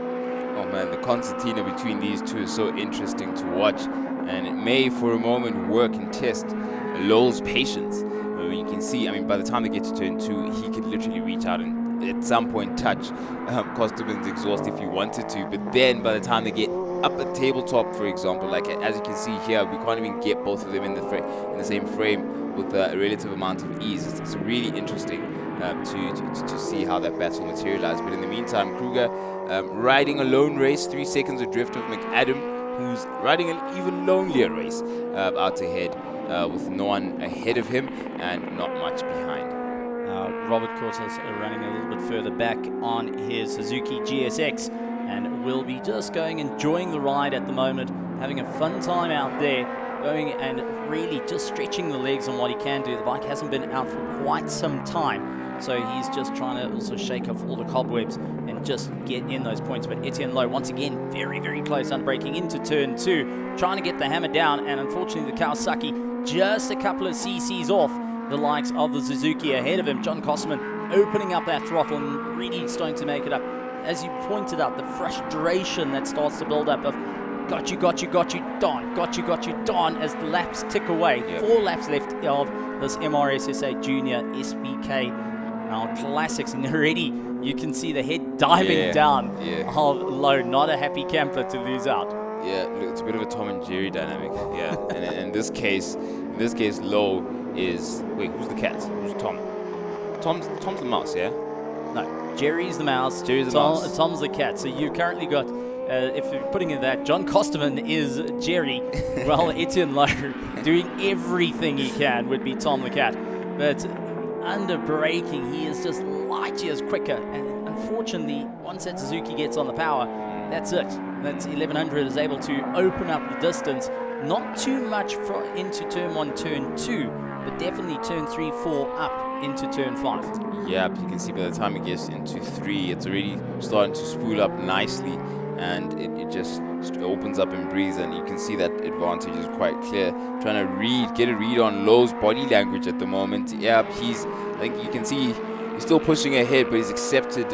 Look, the gap now is obviously something that's difficult to surmount with 3 laps to go. He has to keep it neat and tidy, and you have to be there to finish, just in case as well. You just never know when an opportunity might come about. But McAdam has made the most of all the opportunities he's gotten. Apart from the fact that his bike performs so well and has that advantage, he's just never put a wheel wrong so far today. Fergal McAdam has been rather consistent and earned that consistency over the course of many, many seasons, and has been one of the most consistent riders here in South Africa over a variety of different classes. Wesley Kruger, a little bit further back though, is having to just work that a little bit harder, ensuring that he can stay in. He's on the 750cc, but he is really showing what he can do. And despite the engine deficit, he's still showing exactly how he can hang in with the big dogs. At the moment, Kosterman though, a little bit of a shallower line in turn 1. That's going to allow Etienne Lowe to get a little bit closer for turn 2. And unfortunately here, it comes exit of turn 2 into 3, and it's just all about the power. Yep, and he's gone. It's so, geez, I'd be livid. I absolutely would be livid. But I guess that's what makes you a racing driver, your ability to overcome those challenges and just race your race. I mean, I was talking to Mahlobo, Simphiwe Mahlobo yesterday. He was talking about how his focus for the racing day is his race, his lap times. He's not focused on anybody else because he needs to build his campaign and possibly better his position. If he starts looking at his neighbor and seeing what they're doing, everything goes south from there because he's unable to be consistent and build a decent race. 1 lap to go, and McAdam leads out the pack, opening up a tremendous gap of 7.2 seconds to the likes of Kruger on the 163, trying to make up as much time as possible. Still 10 seconds ahead of John Kosterman, who is fighting it out with Etienne Lowe, who's going to have to really throw in everything up towards tabletop to ensure he can go for a pass. Turn 2, not so much. And we'll have to see how it's all going to work out as our riders battle their way through for one last time here for the SBK Junior, for the MRSSA. Now Classics going and charging up. Kotis will suddenly have McAdam going and closing up on the braking, and will be getting past out of turn 5 into turn 6. Nice gentle go there, not too much of a fight, and easy down towards turn 7 and turn 8. And what a run for Fergal McAdam, yet again putting another win under his belt, and absolutely a dominating affair. Yeah, absolutely dominating. By how many bike lengths should we call it? Enough. Wow, seven clear seconds. That definitely is a statement made, a very clear one. And yeah, the bike leaning positions, the not handling of the arm bars not turning, all of that is so interesting to observe, and it tells you just how physical all of this is. I mean, it's not as easy as it looks, leaning and propping yourself back up again. Of course, you use the momentum of the bike. I mean, if you look at how much at turn 2, for example, it's quite the leaning angle going deep and the elevation change. When you're coming back up, the momentum and power on the bike does kind of help you. Then you're sort of guiding it back up into an upright position. Is that not the case? You've got to just try and roll on the power and keep going. Remember, you want to get as flat as possible. That's more surface area. But you want to ensure that you're upright. Taking a look, it is Fergal McAdam that takes the win, with the likes of Kruger running in 2nd place. John Kosterman runs in 3rd, ahead of Etienne Lowe and Kotis, rounding out our final spots here for Heat 2 of the MRSSA Junior SBK for our Classics and Sub 500. Well, there you go, and we're about to get into it with the Opens and Unlimited, and they're going to be quite exciting to see.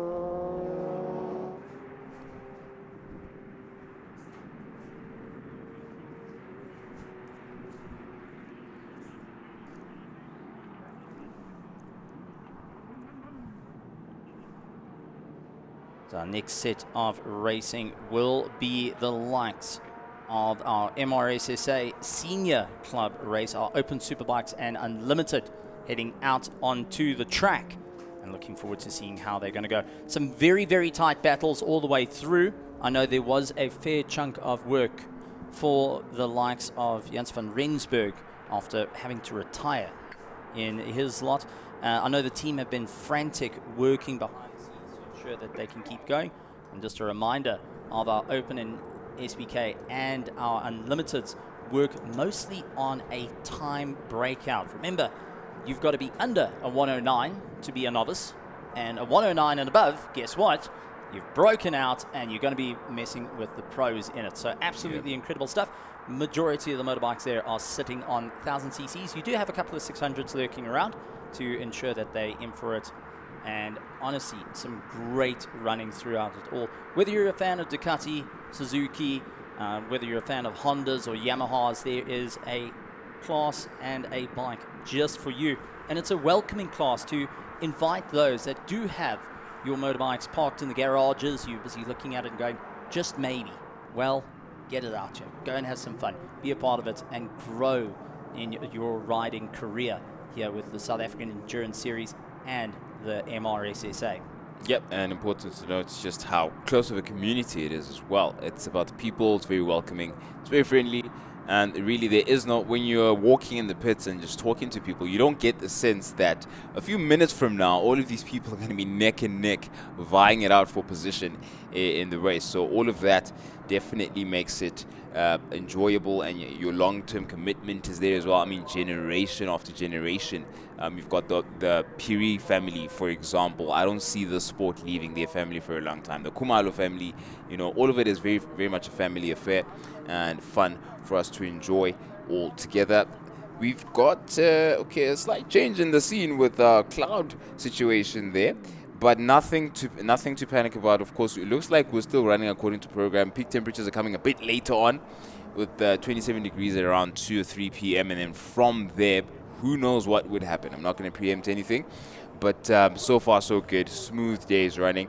And everybody is prepared for whatever may come at sunny ZWARTKOPS Raceway. Incredible stuff, and I've got to say I'm really looking forward to it. I'm loving the motorcycle racing at the current time, just with everything going on, going through all the different riders, a lot going and dusting off old helmets and becoming part of it, many wanting to join the field, and with great promise of the field growing throughout the year. They said 42 has now been the mark. They're going to get higher for round 2. Yeah. So, I mean, it's that gentle climb, and I'm rather excited because the racing is incredibly close throughout the entire season. 2024 was a very close season for MRSSA, but now they've stepped that bar to get a little bit further up. New set of Pirelli tires getting jumped onto the bikes to ensure that they can get the most amount of grip out there on the circuit. Yeah. And now we're moving into the fastest of the classes, where there is absolutely no restrictions on modifications to bikes, which means you're able to go the Piece of machinery coming up here. We've got the Yamahas, the YZFs, we've got BMW S1000s there. Let's see, we've got Yahya Sahabuddin, as well as Sean Peterson, Malcolm Govender, and Mo Aesop, all on BMW S1000s. That's that. I want to try and keep track of manufacturer manufacturer performance in between each other, in and amongst each other. See who sort of takes the ascendancy. Who gets the cap? Who gets the BMW cap at the end of the day? Who gets the Yamaha cap at the end of it? And who gets the Kawasaki cap? That's going to be interesting, I think, in having the bragging rights and honors there. Well, you've got the Kawasaki ZX-10, which is an incredible bike by itself. Yeah. And then you've also got what everyone knows. When you talk about a Kawasaki Ninja going out on the circuit, the ZX-6R, that will be with Jean-Andre Ferry behind the handlebars there, really pushing his way forward. I've got to say, the BMW S1000s have been rather impressive, but the Yamaha R1 and R6 have been incredibly close in their way of making the way around ZWARTKOPS. Lap times have been rather similar as well, and it does show that even despite having slight differences between the R1 and the R6, that they're able to still get that top running and really going and carrying that over to their current road-going bikes as they start lining up on the line, getting ready to rock and roll. Clive Turnbull looking to get the jump off line. He took the win in race 1. Yep, Shabalala involved in some of the action. He, Mabasu and Maslow also featured quite a bit in previous races, so they'll also be looking to get racy and learn they've probably learned the lessons from the first race, and we'll try and optimize now, get the work in early, and you can cruise later on into the race down to the checkered flag. So, as we get ready to go, the board going up 30 seconds, 5 seconds, you bring the revs up 4,000 RPM, hold the clutch, drop it into first gear, gently bring the revs up. The BMWs, we do know, not a great start off the line. Leading forward, keeping all the weight on the front, and away they go off to the start. And unfortunately, it does look like one of the riders having a bit of a poor start, but it is the 27 that gets a great jump off the line, trying to make his way through. Clive Turnbull trying to make up that top spot and wants to try and ensure he locks it in early on in this race. And Tyler Richardson will be ensuring he can keep up the momentum. The lead bike looks like Sia Shabalala, 19 of Shabalala. At least as far as it stands, we get a reset of not only the timing screens, but also getting everybody in frame. But yeah, it's Shabalala ahead of Turnbull at the moment. That is a shocker. Behind them, I think that is Maslobo as well. Number 12 of Maslobo, not too far off. Brilliant start from those two. Shabalala still ahead under braking at 5 and going into 6 now, where he's going to have to utilize a lot of spatial awareness and a lot of pressures coming his way. But in the meantime, Maslobo's lost the position now. Oh, someone's lost not only the position, Maslobo's lost his bike. He's going to have to try and recover. Slid out of 6. He's able to get it up, and can he get it going to rejoin the field? Just double checking everything, making sure he's okay, but also needs to get the bike going. Quick restart to try rejoin the field. And this is always the most difficult when it's hot, when it's in out of gear. Oh, not going to work out. He's going to have to really battle, but hopefully he can get it restarted back into the race. But Shabalala leading out the back, Turnbull not having an easy time out there, trying everything to look for the inside line as they fight for first and second, a little bit further back. But here's the replay as we take a look at the floor, keeping it together, and over the curb, bump the knee, and it's just a washout from the front. Hanging on to the bike just to try and keep it going. But the washout, that's always the worst that happens, because you've got grip, nothing. And by the time you're there, you're just dragged along with it. Thankfully, up and going, and will get that bike up and going if you can just get it restarted. Yeah, and that fighting spirit immediately back on up to try and get back onto the circuit. That's exactly what you would want to see from him. He can't give up at all. But in the meantime, in fourth place, we've covered a bit to that front running 3. In fourth place, there's Turnbull in the lead, Shabalala second, Free, I beg your pardon, in third, and Bota is in fourth place. Peterson is in fifth at the moment, and Malcolm Govender is in sixth place, leading from, I think, the BMW front, if I'm not mistaken. He's taking the BMW honors. Correct me if I've made a mistake there, Steve. Peterson, I'm just taking a look on his BMW, trying to get the run up on Buerta. Not having an easy time there. Buerta getting the power on early on the exit of turn 2. Will keep him going right through turn 3, but it is going to be Peterson on the brakes, trying to get that inside line, unable to do so, and just constantly nipping at the heels of Buerta as they charge up towards turn 6. Peterson got the slipstream though. Can he brake a little bit later? He's going a bit earlier on this one, hoping for possibly a cutback as they make their way through turn 5. Buerta just going and maintaining a phenomenal run throughout it at the moment, as he wants to try and hold that fourth place and get closer to Jean-Andre Ferry in third. Yep, Ferry is in frame, in and out of frame very quickly from those two. It's going to be tough for them to try and catch up to him once they've cleared this battle. But Bota, yeah, he's got a bike length also ahead of Peterson right behind him. But Peterson's not letting it go that easily, under braking and going into turn 1. He's gone down the inside now, super late. Will he be on the brakes? Yes, he is. He commits at turn 2, and Bota fair with the space there and concedes that position. And it's gone over to Ferry now.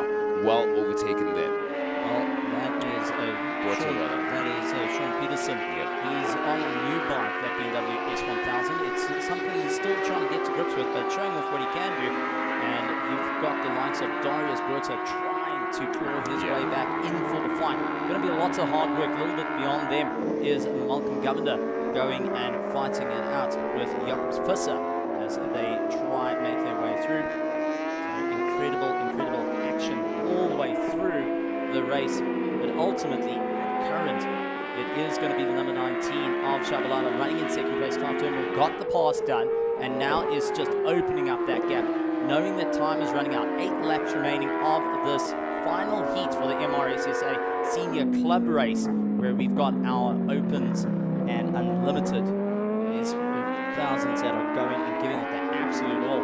Does look like Shabalala going and relaxing a little bit more out of turn 2. Not going to be fighting it, but the more he does that, Jean-Ray Ferry is starting to close up at a rate of knots.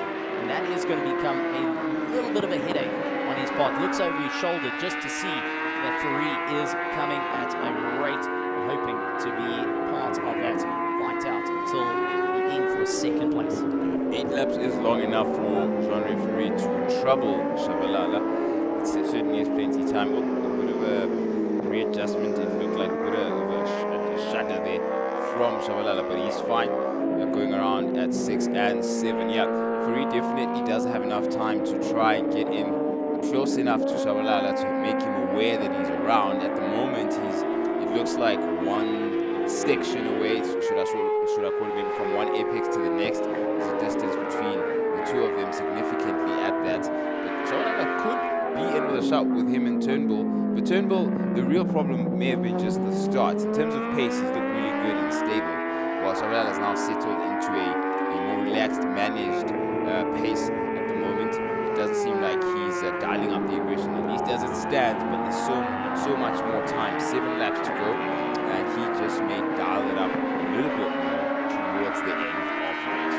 Well, that's a free out on the 600. That's Kawasaki Ninja ZX6R trying to continue on the pace of just being that little bit more reliable as he gets chased down by the 1000cc's all around. Clive Turnbull and Shabalala, they currently out on the 1000s and they are running away with it. But Shabalala on the Yamaha YZF R1 doing everything he can. Clive Turnbull breaks away with the Suzuki GSX-R 1000, but not by much into turn 8. But that's closed up at a rate of knots. Shabalala going through the heat cycles and looks like he's managed to find a little bit more grip and will take the fight straight to Clive Turnbull ahead of him. So this is in for a proper run for Shabalala if he can really get it wringing the neck and keep within the toe. I mean, turn 5 is a possibility. He has 6 laps to go. Maybe gave himself just enough rest to go after Clive Turnbull for one last time. Yeah, so he's giving himself rest, giving the tires rest as well. And that's paying dividends with the fastest time of 1:07.01, whereas Turnbull is on 1:07.04. So Shabalala went a bit uncomfortable there. He had to make a quick correction there as he went upright and then went back low again just before he made the turn with the right-hander. So he will not be happy with himself because he was looking pretty decent. I think there was an increasing confidence in the tires and he wanted to be possibly a bit more aggressive. He had to correct himself there, but he still has plenty of opportunity remaining with 6 laps to go. Well, he is on a new set, so he's able to try and push it a little bit harder versus Clive Turnbull, who's on a bit of an older set at current. Still trying to maintain some form of drive as they go and give it everything they got. It looks like one of the riders actually taking one of the skid plates that were hanging on, tossed it off to the side, and will go and carry on with his race, not wanting any bit of interference. And you would be surprised, a little piece of plastic that's just slightly off your knee or off to one side can bug you throughout a race and actually take off about half a second because you stop thinking about the track but more of what's going on. Oh, I was going to go with aerodynamic efficiency, but okay. No, it's more irritation. Aerodynamic irritation. But in the meantime, we've got a side-by-side situation here between, I'm not quite sure who is it. Let's have a look. Number 12 that came back out onto track, and he's making up some ground on his way through. So, Mahlobo managing to restart his bike, rejoining, but way down the order, and he's just trying to carve his way back through the traffic and ensure he stays in for the fight. Yeah, just got to get back on the bike and keep going, keep choo-chooing. In the meantime, 2 riders choo-chooing through the traffic are Turnbull and Shabalala. They shouldn't struggle too much to get past the back markers and resume their battle, which started with Shabalala out in the lead, having a really good start. Not so great start for Turnbull, but Turnbull quickly recovered that and is now facing the prospect of the newer of the back markers. Clear that easily. Back markers obviously are not going to make it too difficult for you to get past. You don't want to be getting involved in battle. Shabalala going down the inside of turn 3 of the back marker there for him to try and keep in reach of that man, Mr. Clive Turnbull. Mahlobo's got to be careful because he's currently got likes of Senshi Smith starting to gain a bit of time. She's not afraid to get her elbows out and stay in for the fight. So from Mahlobo, it's all or nothing in that run as he chases down the likes of Mohamed Esop a little bit further up the road. So it is going to be an interesting time, but he is onto the back of our leaders that can help carry him forward. Shabalala can now be that wrecking ball to go in as they will be seen 3 laps to go. Clive Turnbull going and opening up that gap a little bit further but the fight's starting to come in for third and fourth, with the likes of Free on the Kawasaki bright green bike, with the likes of Sean Peterson would be in fourth place, going and maintaining that bit of pressure. They also will start to carve their way through some of the traffic. I'm trying to get my head around the situation with Mahlobo there. In the case of a wash, a sudden disappearance, they were having him frame now at turn 2, a sudden disappearance of the grip. Is this tire related or track related?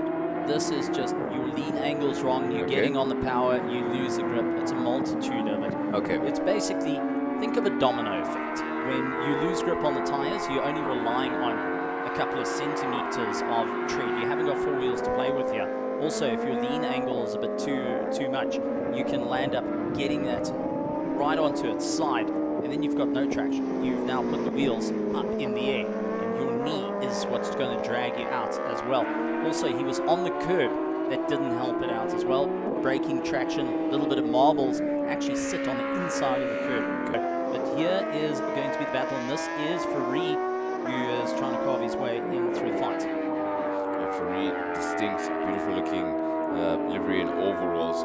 It makes sense, but it's a very difficult thing to save. Shabalala again dropping the times now 106.7 as he chases Clive Turnbull. He just keeps finding more life in those tires. As you said, they are new and you can see them now. He definitely is closer.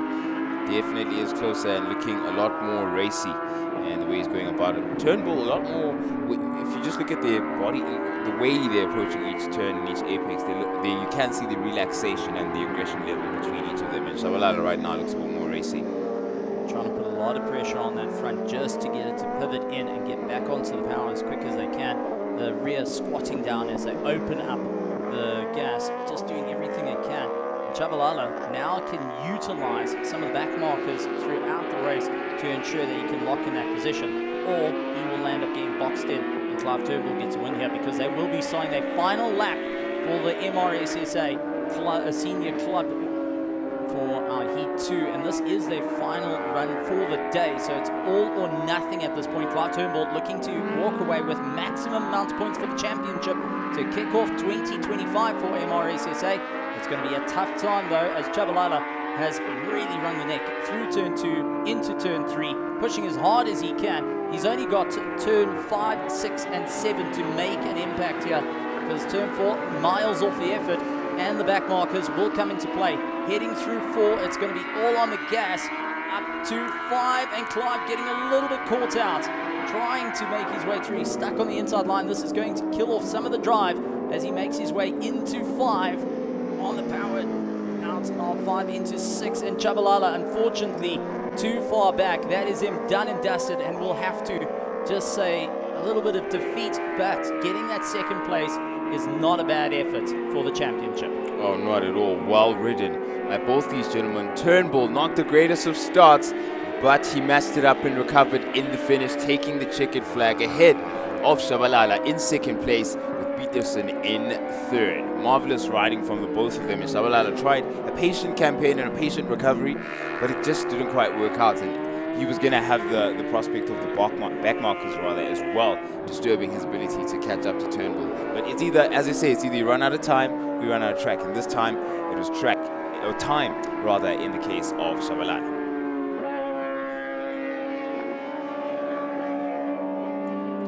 And you see the remainder of our riders here collecting the flags. It was Free, of course, in 4th, Bota in 5th place, Visser in 6th, Malcolm Govender in 7th place, Richardson in 8th, and Sahabuddin in 9th place. Our top 10 wrapped up by Perry over there. Mohamed Esop taking that 11th place. He's on a great climb. Great recovery on his part, considering last year was a bit of an up and down. Mahlobo, after sliding out, gaining up to 12th position from stone dead last. Yeah. Fighting spirit is exactly what you want. And oof, what a beautiful shot of exactly where we are. To give you some context as to how much sun we're enjoying out there, this is exactly it. The entire circuit brightly lit, and you can see, get in perspective of just the way this 2.4 kilometer circuit sort of draws its line and its contours go around this particular piece of land. It's beautiful, as the remainder of the racing drivers are at tabletop now, going down into turns 6 and 7. bit of a downhill there, but not as much as turn 2, which you see on your bottom right there. It's incredibly difficult, 180, more than 180 even, to navigate as the elevation change is just so aggressive. But it's an absolutely scenic circuit, a racing world, a sort of an arena where so much kinds of racing are going down. And the best kind is right here with round 1 at the SAES 4 hours of ZWARTKOPS. ZWARTKOPS being a long history of the Match Toy flight family distance owning reached. the circuit, 2 go-kart tracks as part of the ZWARTKOPS Raceway. And it's always fantastic to see how evolution has come by. Did you know, a bit of history on ZWARTKOPS Raceway, we actually had a driver that used to go around while racing. But that's just all part of the fun. And plenty of racing to go on for the rest of the day. Fun fact, there we go. That is fun. That indeed is fun. I can hear the GT Cup SA cars warming up and getting their cars ready to get out to the circuit. The loudest of which I would imagine belongs to Charlotte Ranjis, who would be eager to finish up a beautiful campaign he's put together. Looked good in practice, looked good in qualifying, and has taken 2 of the 3 available races. And this time, Sudhir, do you think there will be that back and forth between Charlotte Ranjis as well as his teammate Ari Neveling, or he's going to sail it into the distance this time? Sure. I think he was having a bit of fun also from the ultimate pace of that car and how he disappeared into the distance. Of course, it's well worth noting that although they all are 911s and they look quite similar, they are crosses within the category, the entire category. Yes. So Shaw may have a fast car and he won Class A overall.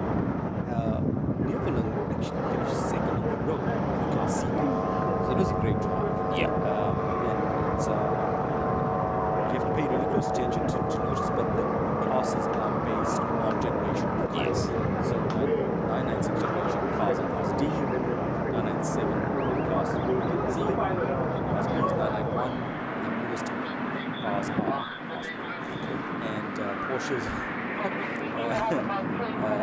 illogical naming structure to the outside observer, the higher numbers are sometimes older cars and sometimes newer cars. You have to be a bit of a Porsche file to actually know and pick up the differences, but within the field we have a spread of cars in the 4 classes A, B, C, D. The biggest class is Class B, which is for 991 generation cars. Those cars gave us quite a big entertainment factor in race 1, which is quite cool. Charles' car, even though it's a 991, it's a 991 GT car, which is Porsche's proper endurance racer, so it gets bumped up a class and it's a Class A car. And the 992 generation car, which is the newest in the field, is also a Class A car. So in Class A, we just have the 2 cars, so Ryan Nyker and Charlotte Ranjis. And in Class B, we have Sun Moodley, Andre Brink, Evan Pillay, Nicky Dix, and Mo Mia. Oh, and Martin Prince. Those are all 991 generation cars. And then the 997 cars, which are Class C, would be Arnold Neveling, Willie De Beer, Jimmy Gianlucaro. That's the 997 generation cars, so those are the Class C cars. And the Class D cars would be Philip Smith, that's Class Car 777, Ante van Vieren, Andrew Honeywell, and Mike McLaughlin. Those are the Class D cars. So they're not easy to pick on screen. We'll try our best to convey that information to you. And the cars, they don't always look like different generations, but you have to pick them out. And then sometimes the older generation cars, upper class, so as the race goes through, we'll try and pick them out for you. While these things are racing around at breakneck speeds, not always easy to differentiate while we're trying to concentrate on what's happening during the racing. The rolling museum, the rolling Porsche museum. It is the GT Cup SA that we have that Sudhir has wonderfully described as separated and ordered and aligned into classes depending on the generations and when in history they have been engineered and manufactured. The most recent of that history has Ryan Nyka at the wheel, young talent, fresh talent, who's jumping in between cars this weekend and getting as much seat time as possible. Yeah. And he was saying how much he's learned from navigating the traffic here in the GT Cup SA, how it's going to pay dividends for him going into the endurance race that he's going to be part of later on with the SAES 4 hours of ZWARTKOPS. Yeah, it's quite a cool class, this GT Cup. It's closely fought. There seem to be battles going In throughout pockets. the field, which Yeah. is great. Yeah. They're mostly gentleman drivers. No one's a pro here. No one's getting paid. They all race their own cars, so the guys are doing a great job of it. We've got guys like Andrew Honeywell, who's got a Class D car, having a battle with Jimmy Giannicaro in a Class C car towards the latter end of the field. But we also have guys like Nicky Dix and Mo Mia and Sun Mudley getting stuck into each other, which is fantastic fun. And I'm pretty sure there's a little bit of provincialism going on, because Of course. some of the chaps are from KZN, Yeah. some are from the Western Cape, and some are from Gauteng, which is quite cool. There's a bit of an inter-province rivalry, but I think the guys are all really good mates anyway, and it's just a great series, and lovely to see 911s in their own category racing on a race day. Yeah, and generally with a championship of a competition of this nature, series of this nature, Yeah. when last did we see something like this? Geez, if we're referring to Porsches, we'd be going back to the late 80s. Okay. They ran a series called Porsche Turbo Cup, Okay. and that was based around the 944 generation car, 944 model. So, the pop-up headlights, front engine, rear drive, coupe. I think that would be like 87, 88, if I'm getting my dates right. I was a fan. I watched some of it, but I think it was like late 80s. Someone hopefully Okay. won't correct me. Okay. I've noticed on the live stream, guys have commented. People have enjoyed the Porsche racing. Wonderful. Which is quite cool. It Yeah. shows the series is well received and people are enjoying it. Yeah. If you're watching the GT Cup series and want more information, let us know via our live stream. We can tell you more about the drivers and more about the cars. Since we have a few seconds, I'll go into some of the specs I've gleaned from the drivers. If we go back to the oldest cars in the field, the 996 generation cars, you're looking at a 3.6 litre engine. Okay. 911s have always come with a flat six engine. So Yes. that's 6 cylinders, Yes. horizontally opposed. Yeah. And they rear mounted, so they're behind the rear axle line. And Question. yes, The difference between a flat six, which is horizontally opposed, and a boxer. well, Porsche. Are those one and the same? Yeah, no. Flat six, it's essentially the firing order. Okay. And boxer engine, you got 2 cylinders firing like at the very same moment, like boxers will be punching each Yes. other. And a flat six is essentially the very wide view. Okay. Yeah. All right. So boxer engines, Subaru and Porsche have been at it for years, Yes. and these engines make a very distinctive noise, Of course. because of the firing order. Yeah. Subaru engines make that also offbeat wobble, Yeah. and the Porsche engine, because it has 6 cylinders, 3 per side, tends to make a different noise, Yeah. and quite imbalanced. There's Yeah. a sort of natural balance in the engine. So 911s always have 6 cylinders behind the rear axle line, and GT3s started at 3.6 liters, and they've grown over the years. So you get 3.6 liter cars in this field, 3.8 liter cars in this field, 4 liters. 4 as well. liter Yeah. cars in this field. Yeah. So there's quite a spread as well. There's going to be a discrepancy in terms of power output, torque, how the cars manage their power, and then with each subsequent generation, you're going to get some refinement in terms of aerodynamics. Cars later on may have better aero, so they slipperier through the air and generate nice downforce. Okay. And how have the coastal races fared coming up to the north, where there's a difference in terms of density of air? Does that affect performance at all? Have they given any feedback with regard to that? No, it's an even playing field, you know. Okay. So it's not like the air is only thin for a few cars. Everyone in the field would be. Okay, and I absolutely understand Yeah, that. But have they seen maybe, for example, a drop in the performance of their cars as compared to what they do, for example, when they're down in the coast? Yeah, well, so everybody will Yeah. experience Yeah. think it's 16 or 17% Okay. reduction. That is Yeah, huge. It's a big chunk. Oh wow. Especially a normally aspirated car. All these Porsches in the field are normally aspirated. They don't have turbochargers, Yes. superchargers. Yes. They breathe at ambient pressure. And Johannesburg, I'm just using Joburg as a yardstick here. 1,700 meters above sea level, 1,655 meters, drops power by about 17%. So all the cars will be 17% down on power. Okay. So okay. these guys will be loving it when they go down to the coast to Okay. race at some Yeah. point in the year. That'll be fantastic. The cars they just open up. they just come alive. Yeah. Absolutely come alive. They sound different. The throttle response is more electric and more Wow. immediate. I've driven loads of cars up at altitude for work Yes. and down at the coast, and in the smaller engine cars especially, it feels like someone just let down the handbrake. there's this sudden burst Jolt. of power out Yeah. of nowhere. You're like, oh, hang on a second, what's going on? Where was all that hidden? Yeah. Where Yeah. was this power all along? Yeah. So it's a level playing field Okay.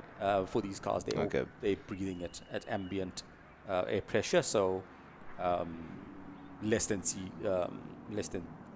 coastal Yeah. air pressure. Yeah. Wow. So, Porsche fans are going to be quite happy with this offer for the rest of the year. I mean, just the look and feel of the car, the way that silhouette is iconic, has not changed and hopefully will not change. It's quite a unique approach to designing a vehicle and a product, and finding a way to continuously make it attractive generation after generation without fail. And everyone has a generation to choose from. That's a personal favorite. And so then I would like to ask what your favorite generation of Porsche oh, is. no ways. You can't ask me that. The worst question to ask. No, you can't ask me that. Yeah. We see the cars heading out of pre-race paddock onto the grid. The various shapes, you can tell if you really close, the white car with the black on the bumper is a 996, followed by another 996 with the yellow streaks, another 996 with the orange mirrors. That is, just get a number, I think that's Honeywell's car. Car number 196, Andrew Honeywell, he's a Cape Townian, come up to race this weekend. That's a 996 is the first time they made a GT3. Yeah. So that's the OG, that's the original. Okay. That is exactly car number 196, Andrew Honeywell. The yellow car is Sunway, the 991 generation car. JJ Daisel in the grey car with the blue and green. The orange car with the black is Dr. Martin Prince, I think it is. I'm just gonna check. Yes, car number 72. That's Okay. Prince. Okay. And the guys are making their way from the tabletop, weaving around, as you can see. And if you've ever wondered why racers weave around, it's not because they're lost, it's because they're trying to generate some heat in the tires. Also, it's not because the GPS is not working. No, the GPS is not working. It's take a Alright. left. No, take a right. No, take a left, take a right. Car number 991 is Mr. Aubrey. Mr. Roy Aubrey in a 991 edition car, so it's a handy race number he's got there. Alongside him, the yellow car with the black detailing is Sunway, another 991 car. You can see, you can tell sort of by the taillights. Yeah. From that shot, it's quite handy. Yes. You can see the cars with similar taillights. Same generation. Similar, Yeah. exactly same generation Yeah. cars. They can see Momia as well as Sun Moodley have a similar build towards the rear of their cars. Yeah. Yeah. Yeah. The orange car, left-hand side of screen, is the pole sitter of Charlotte Rangi's car number 86, lined up alongside car number 54, that is Arnold Neverland, and that's a 997 generation car. So Arnold's a seasoned racing driver. He's a proper hand behind the wheel, as they say, proper skills, and he's driven that 997 right to the front of the field, starting on the front row. You can see on the bottom right of screen, it's Willie De Beer's car. Yep. That is a 997. Yep. That's Momia. Yeah, it's Momia's teammate. Yeah, that's really De Beer. Looking at those taillights really carefully. I'm trying to get a good gauge on them. This camera is not giving us proper detail. Lined up We have a start grid, so let me just scroll through that. Yeah, in the meantime, we've gotten our safety car gone out. 30-second board just went up. It's going to be the fastest 30 seconds of your life, so don't be shocked. And we've got green flags for our cars to get out around the circuit and warm up one last time before they get things going for their rolling start. I don't see the Giancarlo car on the field. The blue Janage car? Yeah, Giancarlo is not on the grid. Yeah, I see it isn't there. Yeah, Giancarlo is not on the grid, and in the previous race, he did end up getting into the pit, if I'm not mistaken. So. Yeah, he did come in. Yeah, he was like 7 laps behind. So I think he pulled in. Yeah. Seems to have some technical issues, so they've parked that car for the day. Yeah. Mr. Honeywell's car with the orange mirrors, and that last car in shot is Willy de Beer. Yeah, a lot of our fans getting some questions. Enjoying the array of Porsches there. Man, it's just a pity Giancarlo couldn't enjoy the race all the way through. Enjoyed some of the action from that is Roy Aubrey we have in frame now. Beautiful racing between himself, Mia right beside him. Son Moodley was watching from a distance, and Nicky Dix was involved. And Ryan Nyka sliced through all of that traffic somehow.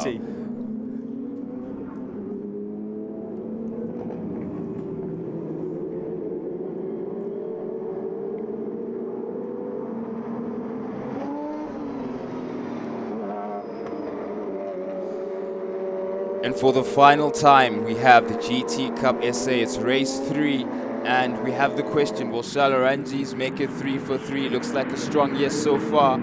Ari Neveling, his teammate, has featured quite entertainingly in race 2. He's gonna have to try and have a repeat of that, but the 4 behind them, Nika, Dix, Aubrey, and Momia, all have something to say about the final podium position. It remains to be seen. For the final time, here we go. It's lights on. Lights off, and we're racing with the GT Cup SA. Final race for the day. Down the inside goes Neveling. Aranji shut the door very quickly. Not very difficult to do so. Under braking, they're going to turn 2. Got to be careful where you put all 4 of your wheels there. In the middle of a sandwich is what Ryan Nyka seemed to have escaped there, with Mia and Aubrey around him. But everyone's gone around the circuit cleanly.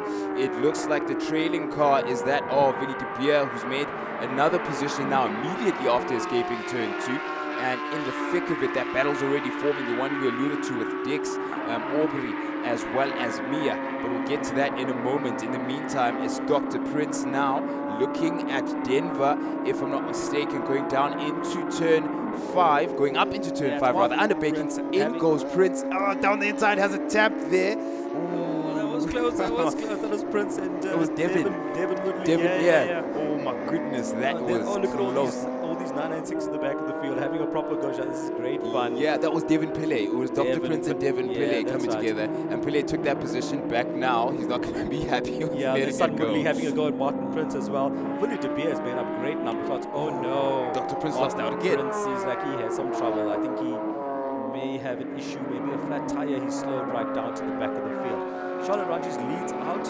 Martin Prince looks like he is limping probably back to the pits really slowly. He's chosen the better part of that battle and decided he's going to park it. He's trailing slowly. Rogers leads in Class A. It's Arnold Neveling. Class C, but he is second on the road. Ryan Nyka in a Class A car is third on the road. Nicky Dix is having a great battle. Nicky Dix. Ryan Nyka, formerly known Ryan as Nyka third. has taken the position from Ari Neveling on the road. He got him into the tabletop at turn 5, and I think he's going to put some distance between him and Neveling really quickly. Behind Dix, Aubrey, Mia, JJ Daisel, and Son Woodley, all the trailing pack all the way down to 8th. Devin Pillay in 9th. Andre Brink in 10th. Andre Van Vuren in 11th. Willy de Beer now in 12th. Andrew Honeywell in 13 and Mike McLaughlin in 14. Martin Prince, I don't see him. He's fallen completely to the back of the grid, to the back of the field. He's probably making his way into the pits. Yeah. So the field seems to have strung out a little. Ryan Nyka has put a massive amount of daylight between himself and Neveling. I think he's going to go off and chase the race leader. They are the 2 Class A cars. In the meantime, this battle is a great one. It's Nicky Dix. The Class B battle between Nicky Dix, Roy Oberoi with Mo Mia just watching from a few cars further back. late on the brakes is Aubrey. Wow. Aubrey is really gained in turn 5. He's really closed up behind Dix. I think he's going to have a go at him at turn 8. Come on, you can do it into turn 8. Oh, he's followed him closely through there. Will he have a stab in? No, not in the braking zone. I think he's lining up for a pass at turn 5 on the following lap. Yeah. Oh, he's just reeling him in so quickly. Mo Mia is watching this closely from behind. He's hoping for the guys to trip each other up and maybe gain a position there. Sun Woodley runs a bit further back in 7th. JJ Dazel in 8th. Devon Pillay in 9th. Oh, that's a great shot from overhead. Look at that. That's beautiful. Come on. Karting circuit in the back. Oh, Great shot. And you can see the speed the cars really make distance Yeah. really quickly, which Yeah. you don't normally see in a ground camera. This is a good battle, all these 991 cars. Yeah, it looks like Nicky Dick so far has the widest 911 out on the circuit. Roy Aubrey hasn't quite found that spot yet. Will he now, very late on the brakes again, to swell up in Nicky Dick's rear view mirror? But nothing materializes as yet for that MR991 Porsche. Now, in the meantime, we're looking at the lap times beginning to tumble because we've had this sort of opening up. We've got Charles Ranjis, already in the 1 minute flat, 1 minute 0.5, 1 minute 01.6 for Nika, 1 minute 03.4 for Ari Neveling. Ryan Nika is absolutely flying a 101 in that 992 generation car. The two Class A cars now lead out the field. Ari Neveling in a Class C car is in 3rd position. Nicky Dix, Aubrey and Mia are having a proper tussle there. And nobody can make a mistake. You can't afford to put a wheel wrong here. In fact, it looks to me like Mia has reeled Aubrey. And if we look at the timesheets, he's now just half a second off. He's closer to Mia than Aubrey is to Dix. There's a battle here. Ryan Nika has taken the lead. Ryan Nika has taken the lead from Baranjis. Oh, it's defensive into turn 8. Excellent stuff. Ryan Nika into the lead. The two Class A cars now at the front. And looks like Charles got his work cut out for him if he wants 3 for 3 today. Ryan Nika, great lap, 101.6. And he's put one over on Baranjis. The battle for 4, 5 and 6 is still tight with Dix holding off Aubrey and Mia. Mudley holding station in 7. Dazel in 8 and Willie De Beer now in 9th. That was great. I think Willie De Beer started 15 or 16 and now he's 8. That was fantastic. Devon Pillay in 10th. Andre Brink in 11th. Andre van Vieren in 12th. Mike McLaughlin in 13th and Honeywell in 14th in his 996 generation car. So Lorangi is going wide, trying to go down outside of Nika. Up into 5. Nika has the beating of him there. So Lorangi to tuck in, maybe. Yeah, you can see how much pace he has coming out of 5. He definitely has it in him to take that position when the opportunity arises. In the meantime, Nika has a mirror full of orange, goes super defensive going down into turn 8.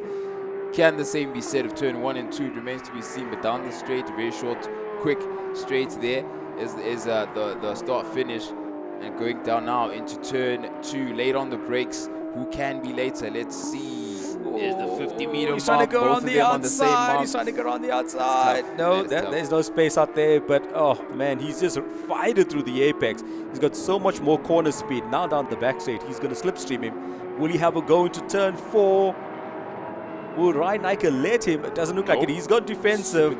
Charles going to try the outside. That's not going to work there. Even though he's got more aero, it's going to come up to the tabletop. Nika's gone defensive again. Charles just seems to have him on have the better brakes between the two cars. Look at him close down, right up onto his back bumper. Tucks it in. Will he go up the inside? Yeah, he's got up the inside. Ryan's going to cut him off. He's on his line. Ryan needs to be on the outside for him to take turn 8. Oh, Charles gone. Charles gone tight. Charles. Gosh. Oh, mate. Great piece of driving between these two guys. Lots of space, lots of respect. And Aranji's back in the lead in Class A and race overall. Further back, Neerveling is leading Class C by a country mile. Nicky Dix, Aubrey, and Mia are still holding station 4, 5, 6. Sun Mudley seems to be in a middle ground. He is in 7th. Willie De Beer in 8th. JJ Dazel in 9th. Willie De Beer has gained another position. Dazel, Devon Pillay in 10th. Brink in 11th. And Van Vieren in 12th. McLaughlin Honeywell holding station although Honeywell seems to have found some pace late on, and he is 0.4 of a second behind Honeywell. We're just getting word that Martin Prince has some damage. That early incident in turn 5 with Devon Pillay has put a bit of wheel damage onto his race car, so that's his race weekend done and dusted, unfortunately. Jeez, yeah, that is the case when you go close. I mean, rubbing is racing, but sometimes the rubbing turns a bit too much, and then that's exactly what happens. But in the meantime, Charles Ranges and Ryan Nykel just treated us to an incredible piece of racing. I think Charles Ranges was trying to check if Ryan's been writing his notes down and has been doing his homework. In terms of racecraft, that was just brilliant. Spatial awareness, knowing exactly where to brake, Sure. how late and deep to go into a corner. All of that was fully on display. And put his defensive skills to test. Yeah, 100%. And look at this. This is Ranges coming up to lap. Now McLaughlin at the back of the field. Honeywell got him. Good on him. Andrew Honeywell's put some distance between him and McLaughlin in that 996 generation car with the orange mirrors and the grey and the orange wheels. Yeah. And now he's got an orange 991 car all over his tail in his mirrors, and Charles should pass him pretty quickly. I think Honeywell will see him coming and the blue flags and get out the way. They're exactly what I said. This battle just in front is the Van Vieren, Brink and Devon Pillay battle. That's going to be fun. Van Vieren is 0.4 of a second behind Brink, and Brink is just behind Pillay, and these guys are having a bit of a tussle here between themselves, and there comes this orange car to upset their little battle. The slower cars moving out the way. Ryan Nykel has closed the gap. Look at this. Yeah, we got a nice 5-car train, but 2 of them are lapping the orange car and the blue car. Lovely overhead shots there, guys, from the drone into turn 5. Ryan's closed up. He's 0.7 of a second behind. The gap is now half of what it was a lap ago.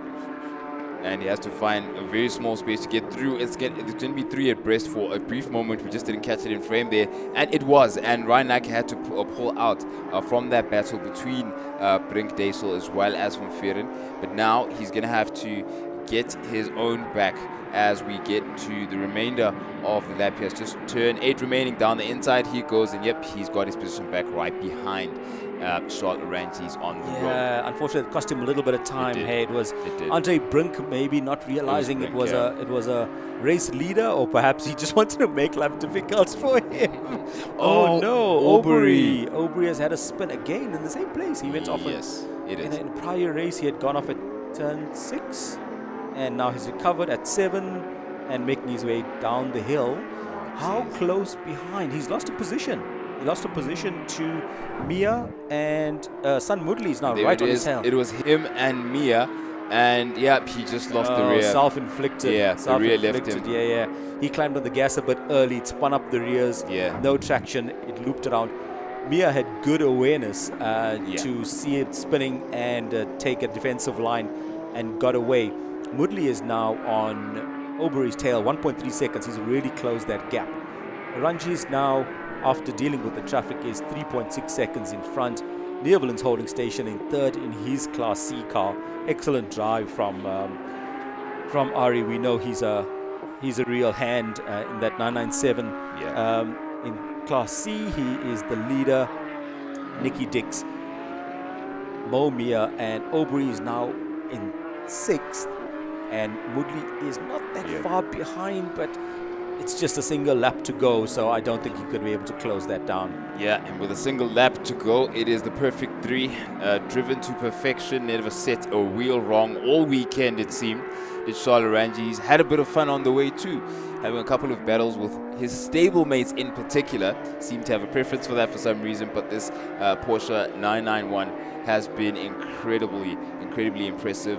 Our car purpose-built for endurance and displaying exactly what it's capable of, even in sprint conditions. Charles Ranges has set the benchmark high and is going to have to continue on this front for the GT Cup SA for the remainder of the season, as he makes it 3 for 3 here with the GT Cup SA in race 3. In second place is Ryan Nykel. not too far behind, 3.9 seconds adrift, also from the Stradale Motorsport stable, and Ari Neveling collects third place and takes the checkered flag. An interesting battle between these three as Nicky Dix brings it home by a slither. It seemed out of the the blue flags that he had to clear there. Nicky Dix takes fourth place. Mo Mia gained a position ahead of Aubrey when he lost it at turns 7 and takes fifth place. Aubrey now in sixth, and Sun Moodley in seventh place. That was brilliant racing, fun racing across the field. From the front three was Aranjis, Nika and Neveling to fourth with Dix, Mia, Aubrey and Sun Moodley. This is exactly what GT Cup SA has to offer. Stay with us as it's only going to get better.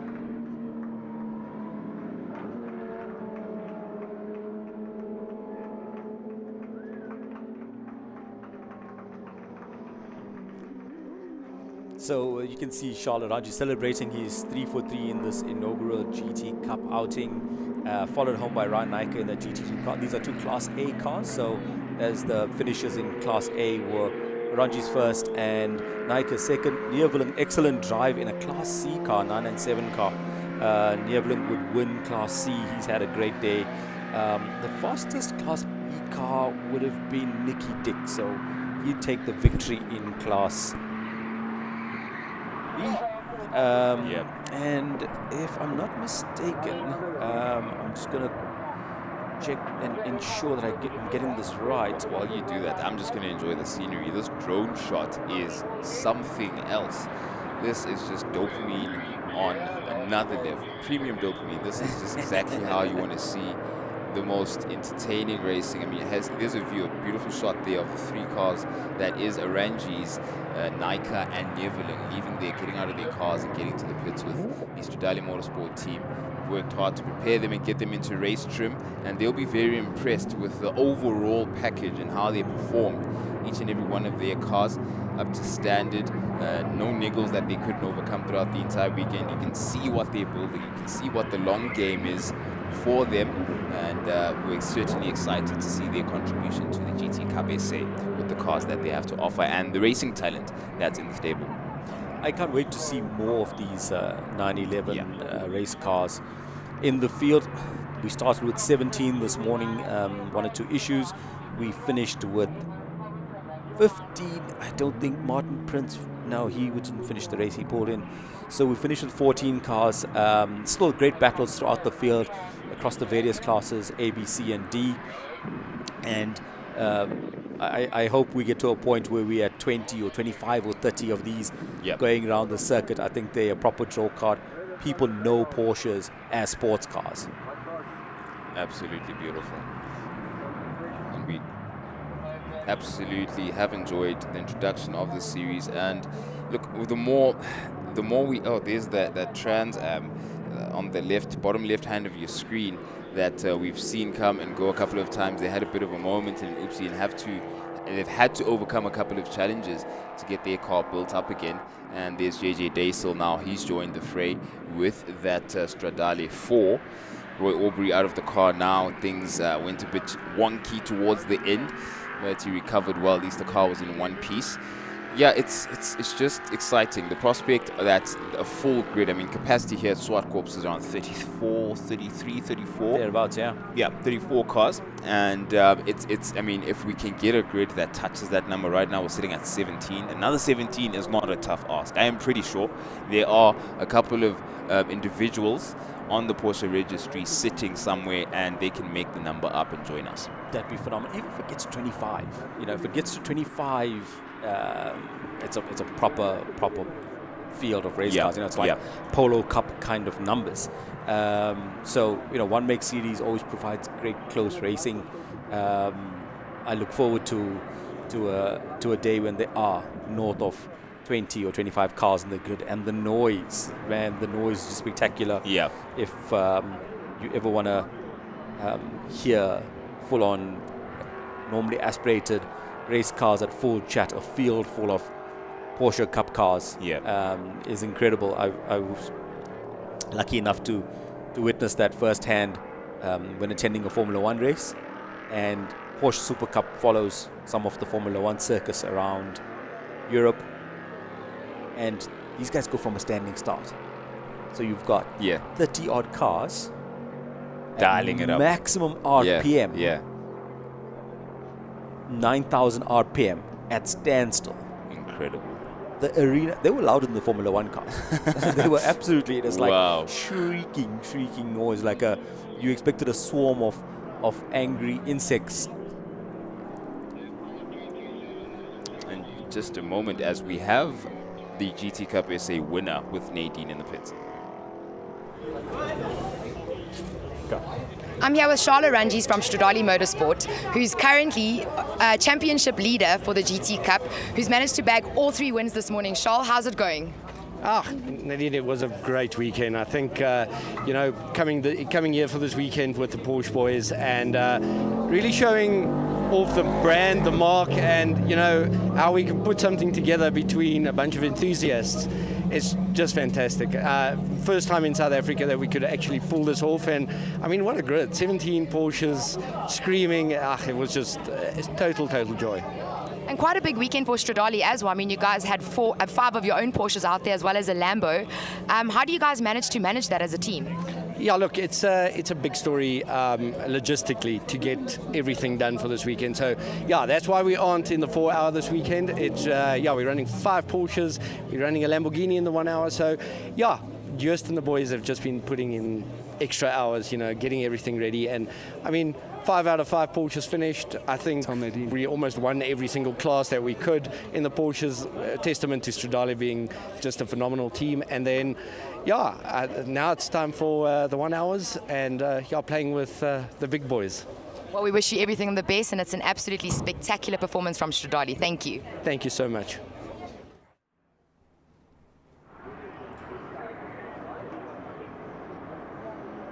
Oh, that was Charles Ranjis looking all smiles. He definitely would be pleased with the performance of his GT3R. And it's what he would have expected. I guess now the ambition level might just get bumped up a bit, bumped up a notch to see what they could achieve at other racing circuits on our tour.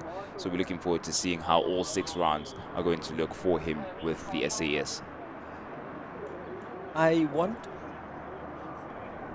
I wonder, I'm not sure if the series is running every round of SAES. I'm still to hear. I must look at the calendar carefully. Yeah.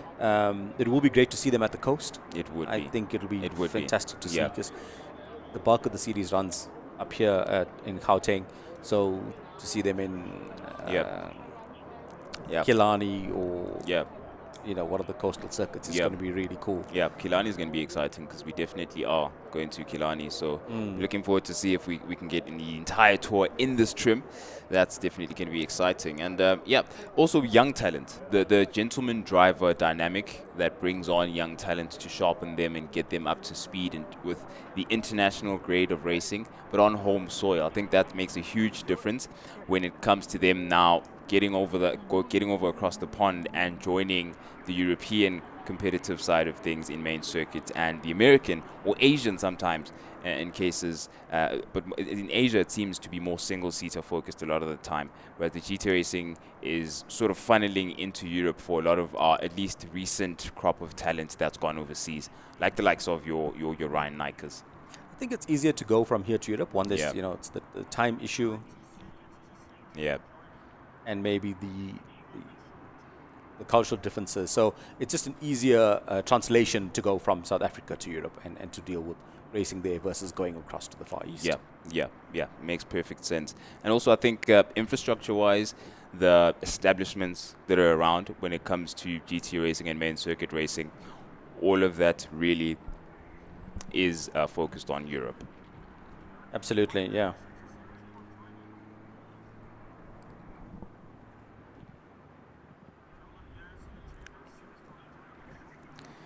And to our YouTube viewers who've been with us up until this point, we're going to be going live into Supersport shortly. You'll still be with us, of course. We're not going anywhere.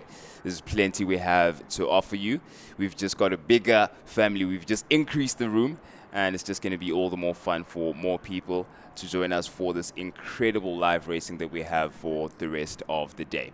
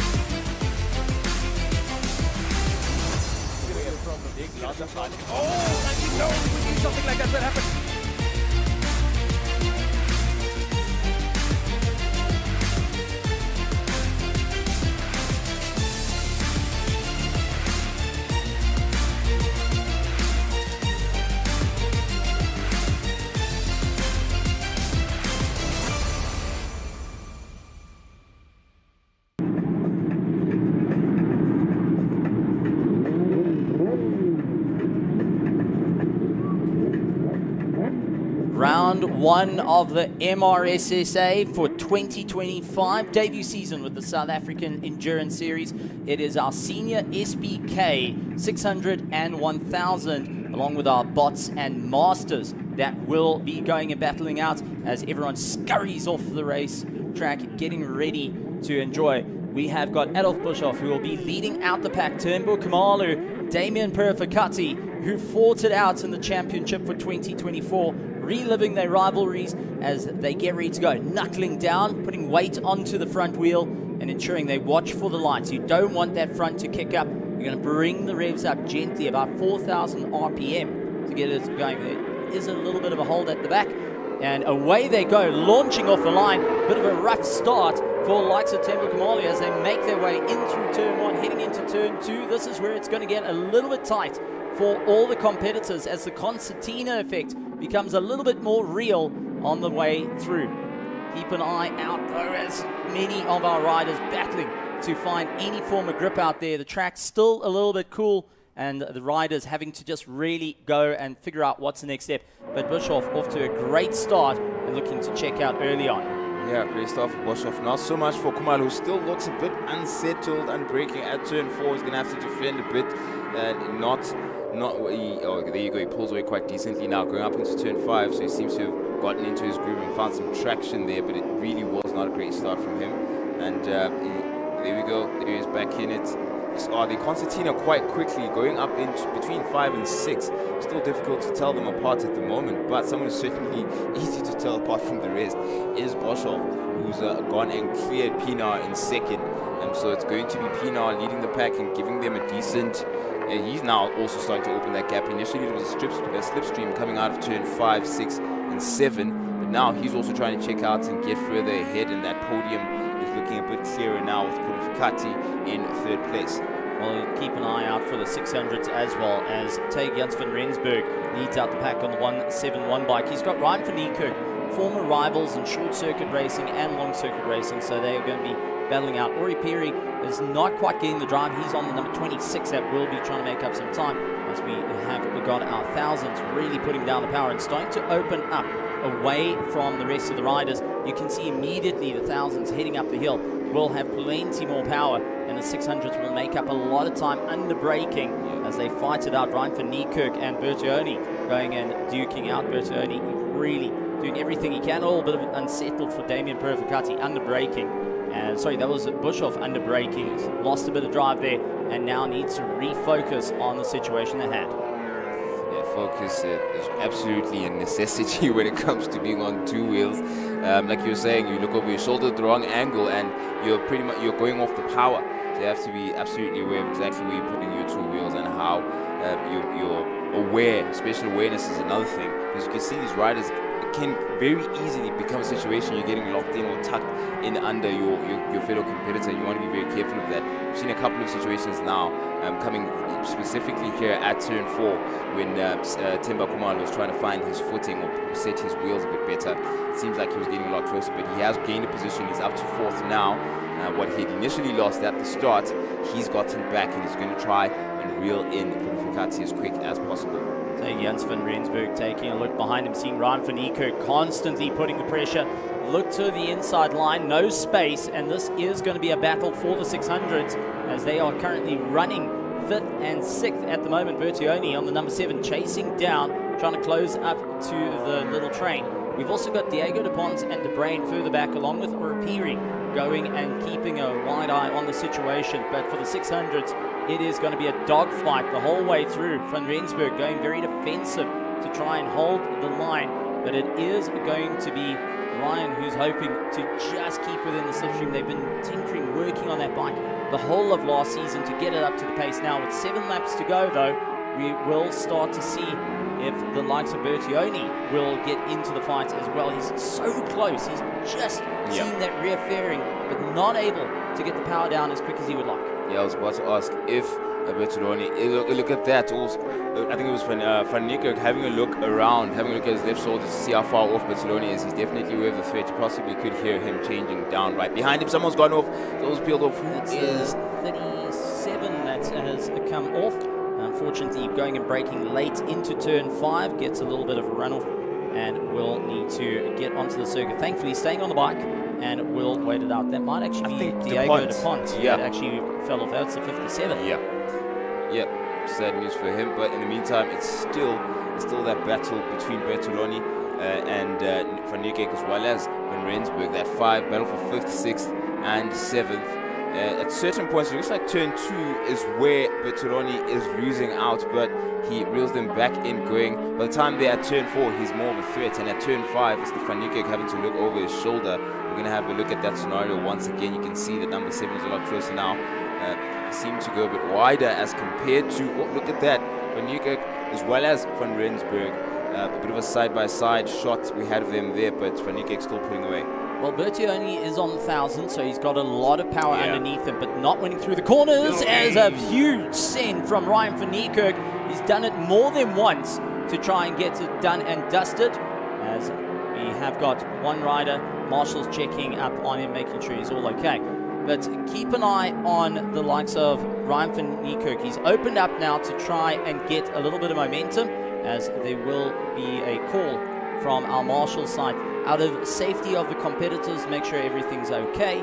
The riders will have to be rather cautious on the approach. Red flag is out. So, a new procedure that has come in, brought in by Motorsport South Africa and also from the riders.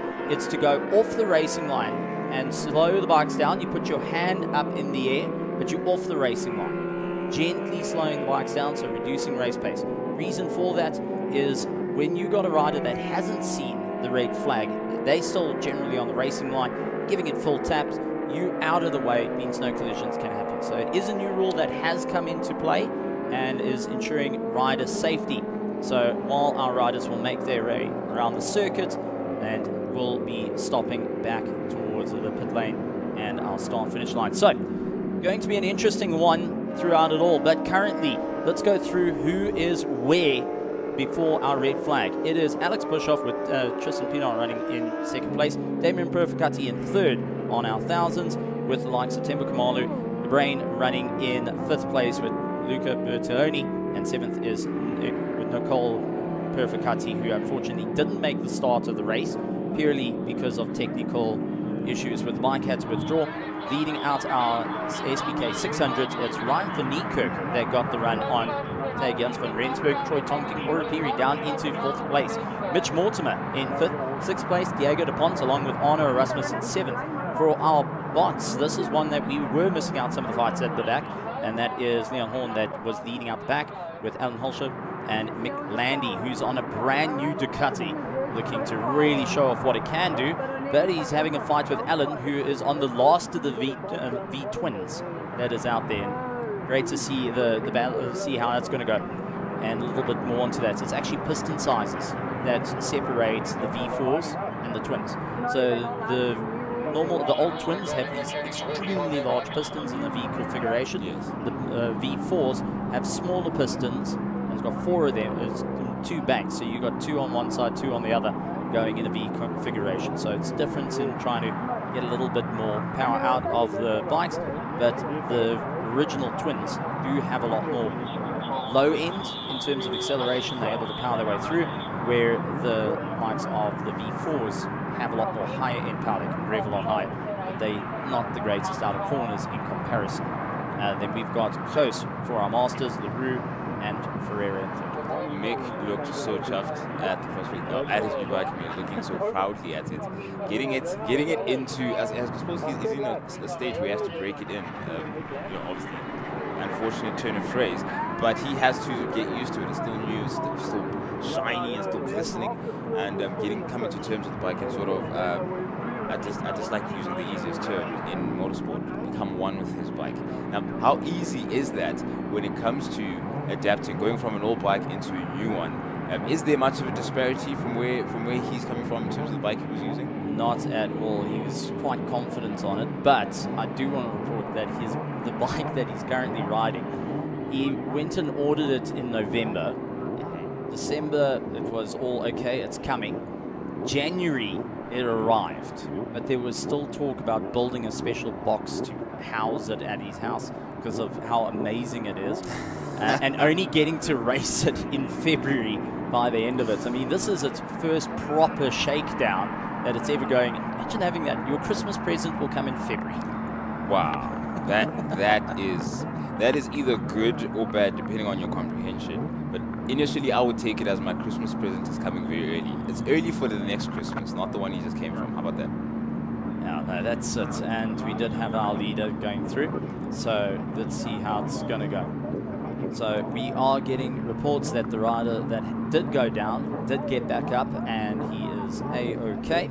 We'll have a bit of a check over by our medical center. But that once again goes well of how safety gear has improved over time. So the riders will need to be very, very sure utilizing some of the best riding gear for ensuring safety, like helmet, the type of helmets over the years have changed, leathers, boots, and even protectors just for the back as well. Yeah, I got a shot there, a close-up of Leon Horn a couple of seconds ago. He was next to McLandy as we chatted, and they both seemed to be quite in good spirits about the day's racing ahead. So the race is going to just reorganize themselves along with the marshals. Of course, the rider who was in a situation has been recovered. We're going to get a report as to the proper condition of the rider, but at least the marshals were quick to the scene to make sure that he can be catered to as soon as possible. Now we're going to have to, it looks like our riders are going to peel off and rearrange themselves and go around. It looks like they're going to get back onto, yeah, that's the race. So they've red flagged the race, and they will take the results of the one lap back before the red flag. Okay. So that's how it all works out generally with a red flag. So it means that Adolf Bischoff won the race overall and his class, with the likes of Ryan van Niekerk just managing to get the pass done before the red flag came out, and we'll take the 600 SBK. For our bots, it will be Leon Horn, and for our masters will be the likes of Host running a little bit further back. Yep, and Alex Boshoff did a good job. I guess that's where it pays off for you to get ahead as quickly as possible. But that was unexpected, I suppose, for a lot of the riders, but that's where it pays off for you to be as prepared as possible and max out on your performance as quickly as possible, as the likes of Alex Boshoff have done. Well, it's going to be an exciting one, and considering round one of the MRSSA Senior SBK Race 1 is done and dusted, Bischoff will get the win for the 1,000 and overall. So let's see how it's going to work out later on.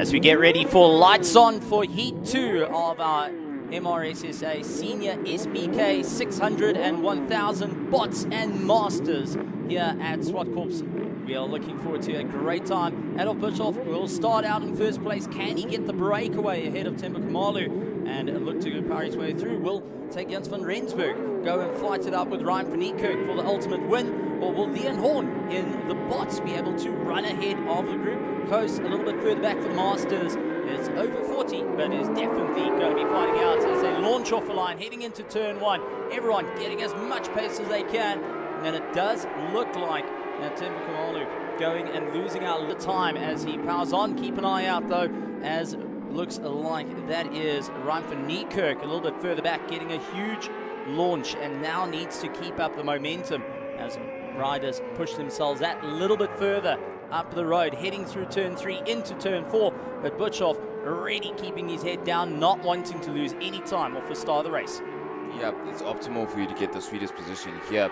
And if you consider how you could get interrupted by a lot of the traffic later on into the race, you just want to clear that up quickly. And there you go, late, breaking double overtake it seems there. That has to neat it up quickly. What is that hand signal we just saw from number 77 there with the left-hand side? I think he lost out a bit, but has to be careful now because he's lost the position now. I think that's DuPont, not 77, it's 57. It was DuPont who lost out at 6 because he was trying to reorganize himself and make a signal. What was that? He was just trying to tell the guys to get back onto it, and Ryan van Niekerk going and capitalizing and now moving his way forward. So Ryan going with his little 600 is taking the fight right to the 1000, so he's hoping that he can utilize the drive there. But a simple thing of come get your head into it, let's go, unfortunately has allowed Ryan van Niekerk and Jens van Rensburg to move their way up into the order. Diego DuPont a little bit further down is running in 8th place as they chase down De Bruyn ahead of them in the 1000 class, trying to stretch open that gap. He's onto the back of Damien Perfecati. Ryan van Niekerk, you can always identify as the team always has a little bit of pink added to their bikes. It makes it easier to see on camera. Also, it adds a bit of a flash in the pan to ensure that he can keep going. Where the Jens van Rensburg trying everything he can to just stretch out those gaps a little bit further on the drive. It is a number 50 going of Pinar, hoping to ensure that he can stay in for the fight as well, trying to march his way through the order. So Bischoff leads out the pack. Pinar running in 2nd ahead of Temba Kamalu. Damien Perfecati running in 3rd with De Bruyn in 5th. Ryan van Niekerk down in 6th. Jens van Rensburg on the 171 is in 7th place. Diego DuPont ahead of Aura Piri, with rounding out at the top 10. Troy Tonking will stay in for the fight, but Jens van Rensburg is on the 171. A little bit of pink, it's not right, as they are in a fight with one another. These two know each other from short circuit racing dating back to Pee-wee 50s and have followed each other's careers right the way through into the Red Bull Rookie Cup. Wow, incredible. So they know exactly how much they can trust each other going into a battle for position. In the meantime, leader of the 600s, that is Van Niekerk, looking good at the moment. Trying to get close as possible to De Bruyn. Let's see if he's going to make a move stick. We're at turn 8 at the moment as it stands, and Van Niekerk has Van Rensburg right behind him. Van Niekerk having a look at turn 8, but pulls out now, and is going to have to rehash that going into turn 1. That has allowed Diego DuPont to get into the mix as well. Yeah. Because Diego's now sitting in a very good position to be able to get the climb, and a little bit further behind him, he has got Ori Piri and Troy Tonking. They are closing up into turn 2. They're not having the same straight line. A quick look over the shoulder for Van Rensburg over the left just to see where everyone is, and we'll continue on. You can really see how the 1000 cc's have broken off because this is a very, very high-speed circuit. There's no replacement for displacement, but in the 600 though, when you're in a little gaggle fight like this, as Diego DuPont got the inside line, he's going to have the run, trying to break it a little bit later, putting his foot out just to help with a little bit of stability as they went over the crest, and unfortunately not able to get the pass done and dusted. Van Niekerk once again keeping his head down, doesn't want Van Rensburg to get underneath him and lift. This is what commonplace for Van Rensburg to try go for a dive into the final corner, holds the apex, tried getting his front fairing in to cause the likes of Van Niekerk to lift the bike, get off the power. Didn't work out. And it looks like Piri as well as Tonking might benefit from this battle ahead of them because they're reeling them in. And would you look at that, it's 5 bikes in the same frame, whereas not too long ago it was only 3. So that battle between Van Niekerk and Van Rensburg has turned into a battle with De Bruyne, but it's also brought in another 2 riders. So the next couple of laps is going to be interesting. Well, with the likes of Alex Bischoff leading out the pack, Tristan Pinot running a little bit further back. In a second and third is Tembo Kamalo. That's our top 3 of our 1000s for our 600. So it is Ryan van Niekerk, Janssen van Rensburg, and Ora Piri as our top 3. Yellow flags at the top of the hill. No overtaking, and this is where you can gain a lot of time on your competitor. Get into the slipstream as he tries to make his way through. That is van Rensburg right against the rear wheel of van Niekerk, keeping on the power down through 7, aiming right towards turn 8. He's going to once again look for the inside. Second guess to go for the pass, but is right underneath him. There's the sit-up, and immediately has the likes of Ora Piri having a look to try and get by. Exactly what Van Niekerk wanted to have. Jens van Rensburg now losing out a bit of time, will immediately have to try and keep it all together. Piri looks for the inside line, wasn't able to do it, and that fouled up a little bit further, and he has lost 2 positions on that run into turn 2. Oh man, De Bruyne must be kicking himself. But that's exactly it. You just got to be there and be in to benefit if you can. And now if you look, Ora Piri and DuPont in positions that could advance in the next couple of laps.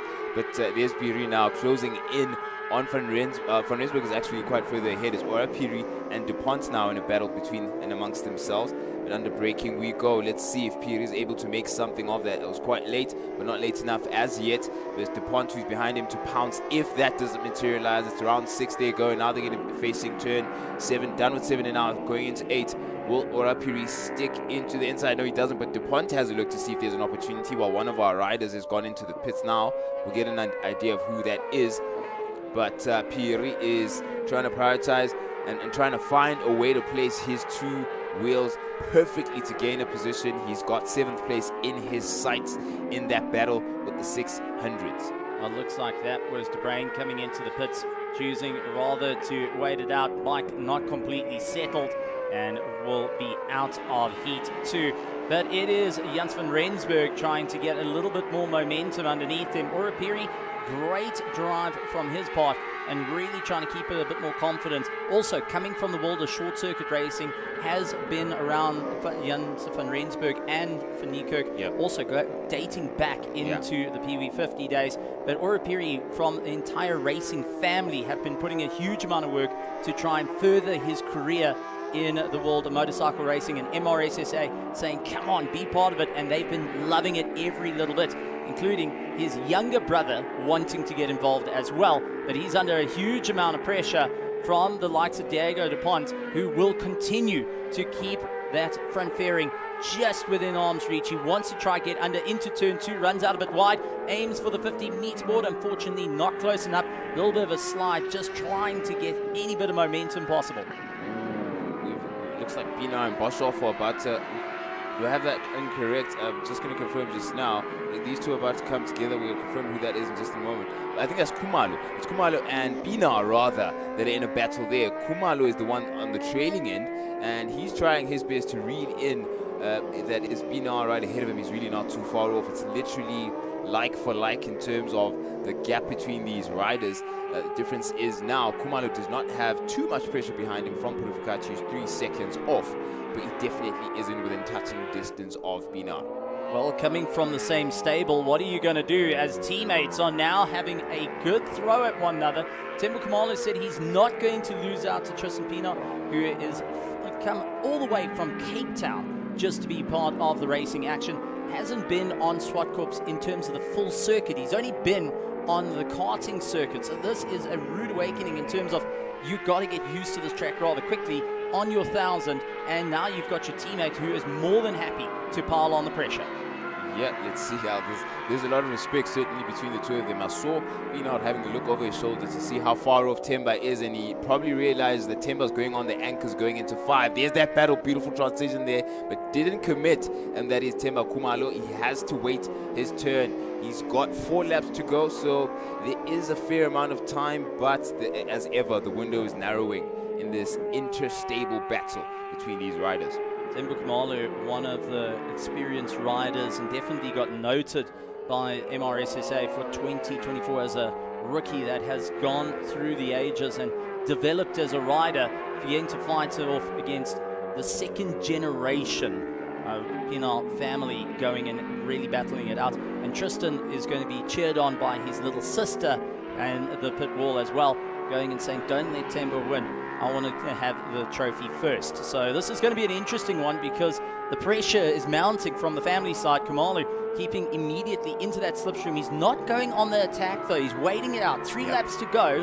He's going to try and wear him down that little bit longer before going for the pass. He wants him either to make a mistake or pounce when the opportunity would not be there for. That's the 57 of DuPont. Something just happened with DuPont. He was there in for the running to gain from the battle with Van Nieuwkerk as well as Purificati, but now he's lost out. In the meantime, Temba Khumalo has made the move stick. That was at 6. That was at 6 where Temba made it stick.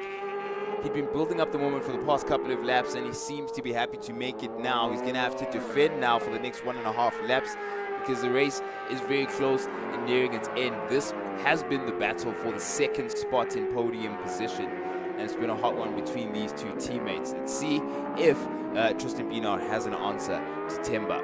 You cannot take away, and a big change up for our 600 to take Jans van Rensburg in the pits and retiring out of the race. That is going to allow likes of Ryan van Niekerk, Oripiri, Tori Tonkin, Diego DuPont to deal with one another as our riders now trying to carve their way through some of the back of the field. Our leader, Adolf Bischoff, has had a dominating run thus far on the 1,000, and he's ensuring that he can walk away with the championship yet again, trying to get an early start for the 2025 season. And we're going to have to see if Khumalo has an answer. Khumalo just lost it. A little bit of a catch there, and that's actually a monumental save. When it goes wrong, they are traveling close to 100 k's an hour coming out of the corner, and you have not much rubber to deal with. You're busy trying to get that momentum back in your favor. So Tembo Khumalo is able to bring it back. Tristan Pienaar got on the brakes, expecting there would be a problem, but has lost out that little bit of time. And he's at the same time he's also saving the angle he's leaning at, because at 6 and 7 you're changing from right leaning to left. So as he was coming back up, he had to catch the bike there. That is a lot of skill. Very impressive. But side by side between Khumalo and Pienaar at the moment.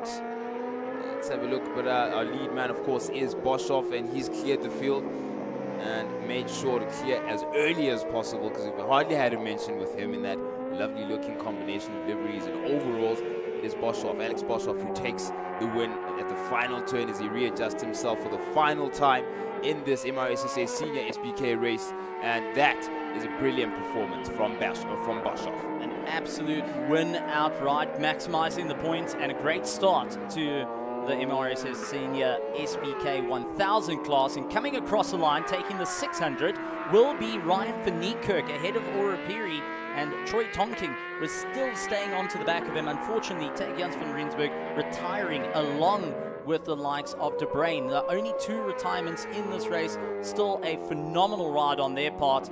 Actually, no, Oripiri taking it at the end ahead of Ryan van Niekerk. We just missed that one out, but Oripiri taking the top of the 600s, while Ryan van Niekerk will be losing it out and a little bit frustrated. The Perry family going to be enjoying it, and Troy Tonking going and taking second of our 600s with Ryan van Niekerk in third. So currently a great race all being said, but let's take a look at our running order for our top 3 in class for our 1000 SBK. So for the MRSSA Senior SBK 1000 class, it's Adolf Bischoff taking the win, and then you've got the likes of Oripiri for the SBK 600cc class of our senior SBKs.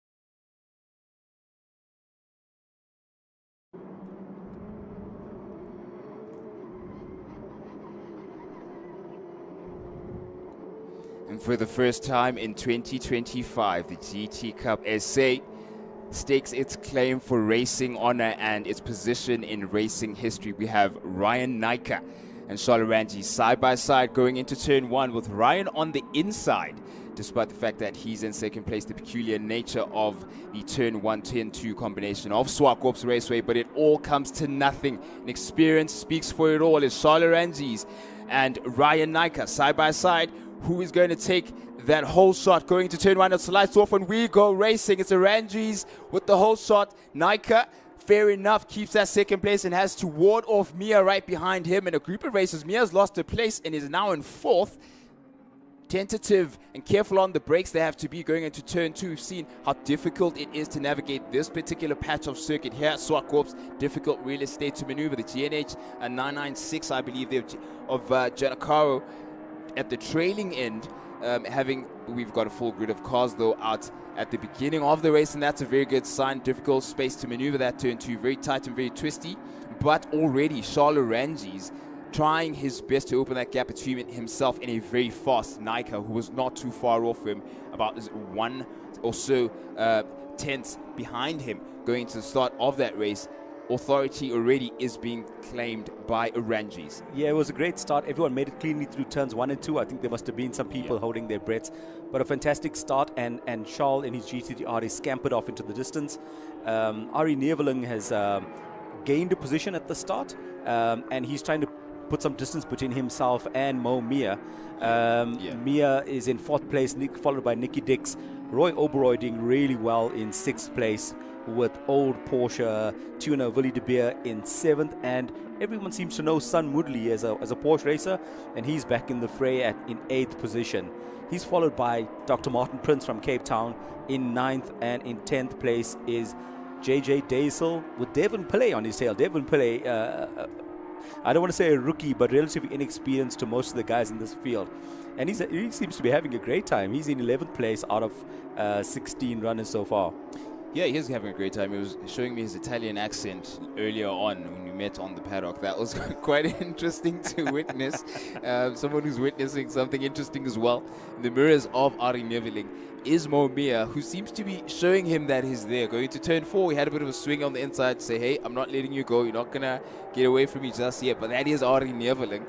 But look at this battle at the front, Prince. Yeah. This is Ryan. He's just reeled in Charles. Very quickly. We didn't expect that was going to happen, but he's right on his back bumper into turn 2.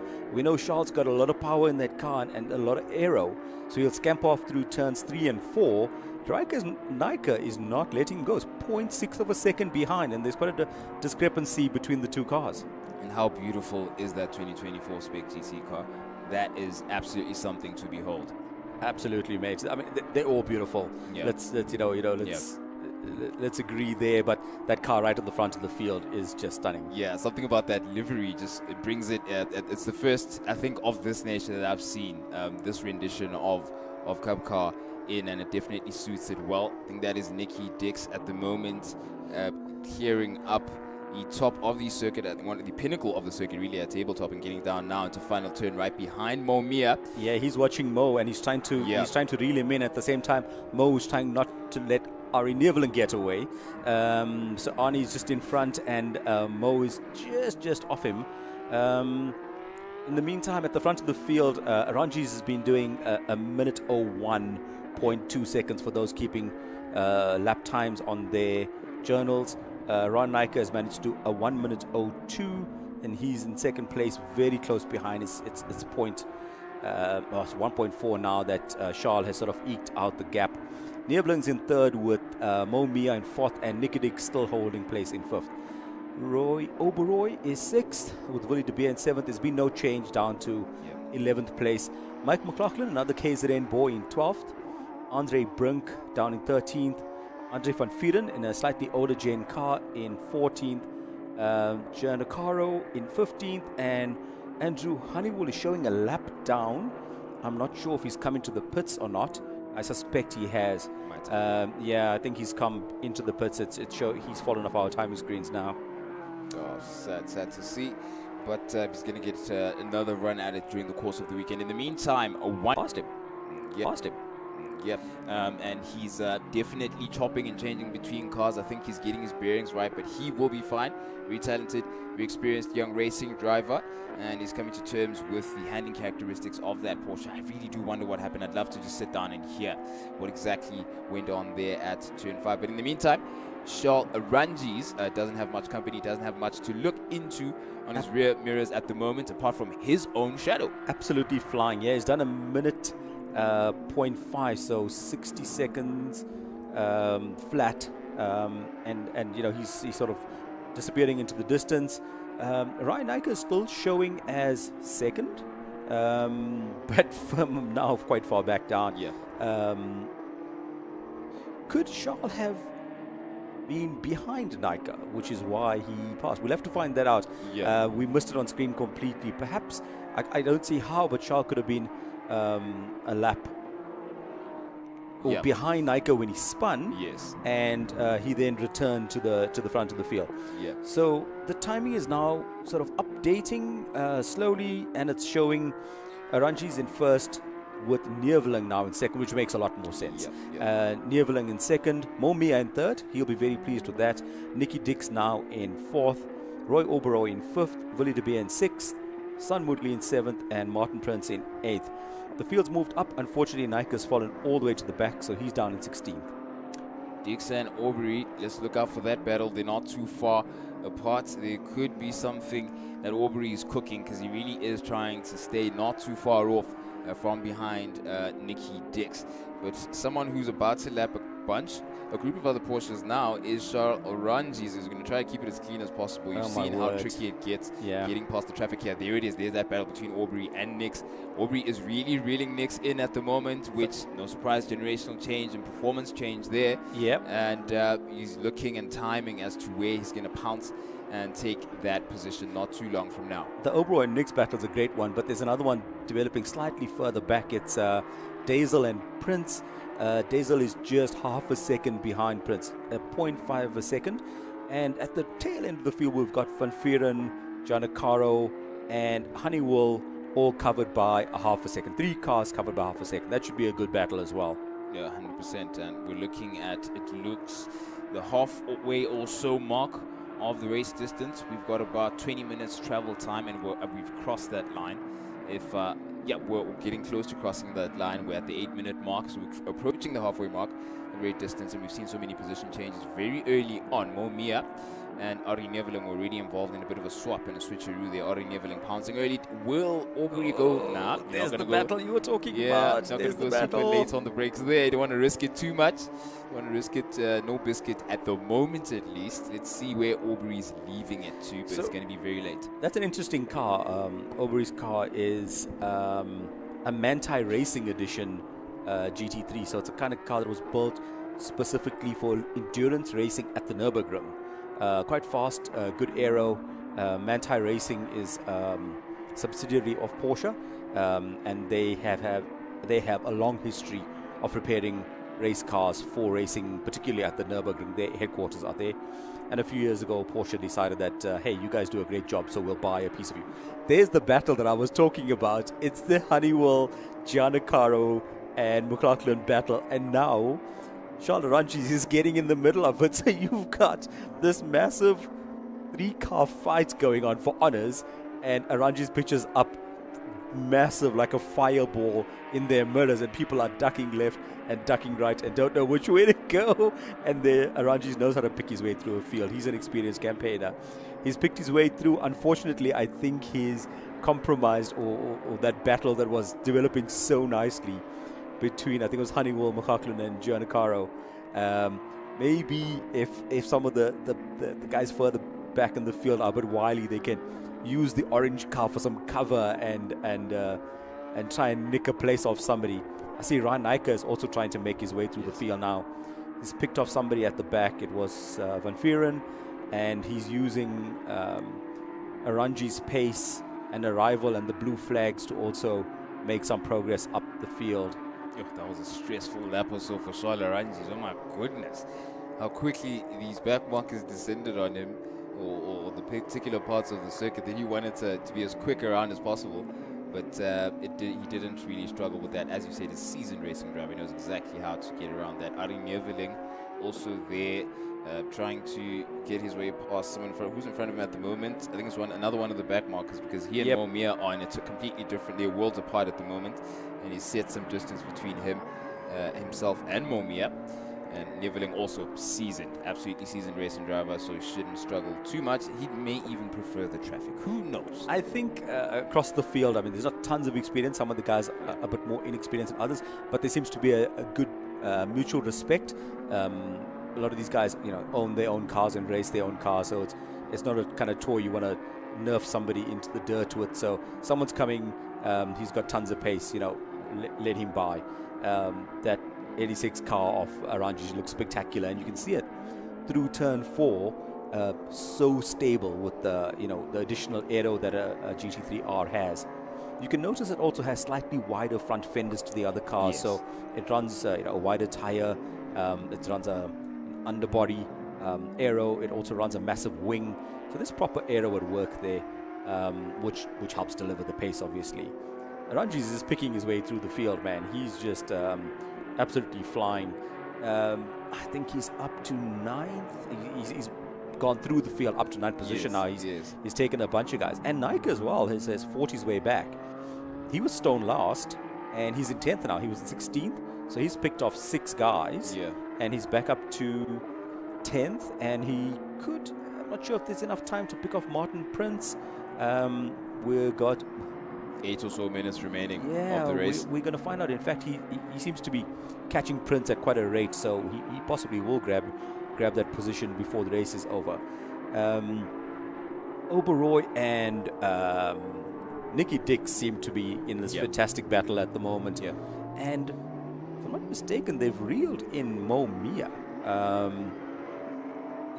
Nicky Dix is showing us 0.4 of a second off Mia, with Oberoi a further 4/10 behind. Perhaps Mia got a bit caught up with people in a bit of a back marker situation. Yeah, because he is relatively far off, but still in the tow of Aranjis as well as Brian Nika. But that is the checkered flag and the win while he cleared traffic. That is Charles Aranjis. He just collected a checkered flag while clearing a blue flag situation with a group of racing cars. The GT Cup SA has introduced itself and showing you what it has to offer going into this bright prospect of racing in 2025. Brilliant racing.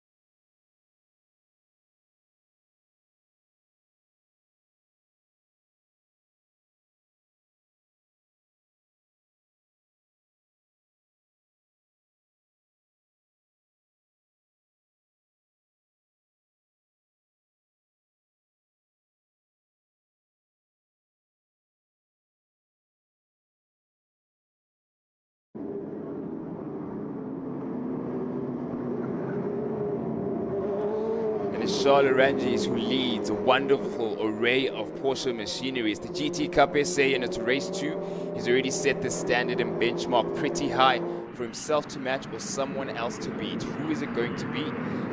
Remains to be seen. It's him side by side with stablemate Ari Neveling right beside him, of course, in that white, silver and black colored Porsche.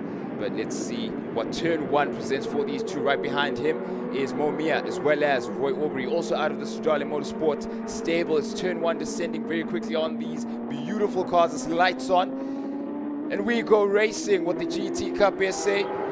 Down the inside goes Neveling, but not as late as Arangis on the brakes. It's turn 1 and it's all for Arangis going to turn 2. Very tricky place to be. You got to get your wheels right. The traction there is something very few can master at the flip of a coin, but everyone makes it out okay. A 17 or so car grid making it out. Bringing up the rear is Janakaro there, Jimmy Janakaro in that number 511 GNH Transport, but it's Charles Arangis already getting back to where he set things in race 1. Yeah, he's pulling out a gap already on his teammate Neveling. He's scampered off into distance and just half a lap he's already put 10 cars between himself in the field. These cars look so great on track. It looks like Roy Aubrey is having a bit of a go. Was it Ryan Nyker having a bit of a go at Martin Prince, heading up into turn 5? Has he managed to pull it off? Has he? Yeah, I think he has. Ryan Nyker's actually picked off 2 cars. Yeah, Woodley being one of them. Yeah, he's picked off both Martin Prince and Son Woodley, so he's making quick progress up the field. Arangis leads by 0.2 of a second over the line. I think that time is, oh jeepers, first lap out a 1 minute 03, when Neveling's done a 1 minute 06. So over the line we've got Arangis followed by Neveling, and then Mia. Oberoi has actually made quick work. He's up to 4th already. Nicky Dix in 5th with Willie De Beer in 6th. Nyker is showing as 7th, but I think he will make quick progress for a couple of cars. He's already making a pass. There's a turn 3. He's gone up the inside. He's got to put more grunt, put more pace in the car alongside. Oh, he's taking his time. He's taking his time. That's Willie De Beer he's chasing. Yeah. Willie De Beer is an old hand, and I think Ryan's going to have a go at him on the tabletop. Come on, Ryan. Come on, Ryan. You've got it. Goes up level, hits the brakes. Oh, Willie's left it late. He's left it late. He's going down the outside. Oh, Ryan's got him. Willie's run out of space eventually, and Ryan's like, I'll take that position. Thank you very much. My goodness, Ryan's up to 6th, and Woodley has now pulled up on Willie's back bumper, and Willie will be looking at that yellow 991 and thinking, can I keep this guy behind as well? Oh, geez, after what Ryan Nyker did, it definitely takes a knock. You do take a knock in confidence, but he did so well. But you either run out of track or you either run out of time. So it was one of the two. And in that particular instance, it was track space that was the limitation. But De Beer seems to be okay so far, going to turn 2. And Son Moody is going to have the challenge now of trying to reel him in.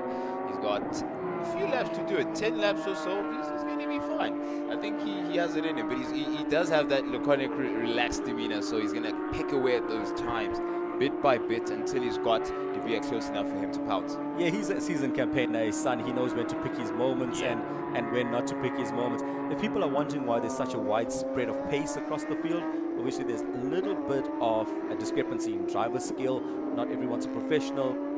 The bulk of these guys are gentlemen drivers. However, there are also 4 classes in the field. There's class A, B, C, D, following each generation of GT3 cars. Yes. So it's class A is 992, the most recent generation. And then it goes 991, 997, 996 being the oldest.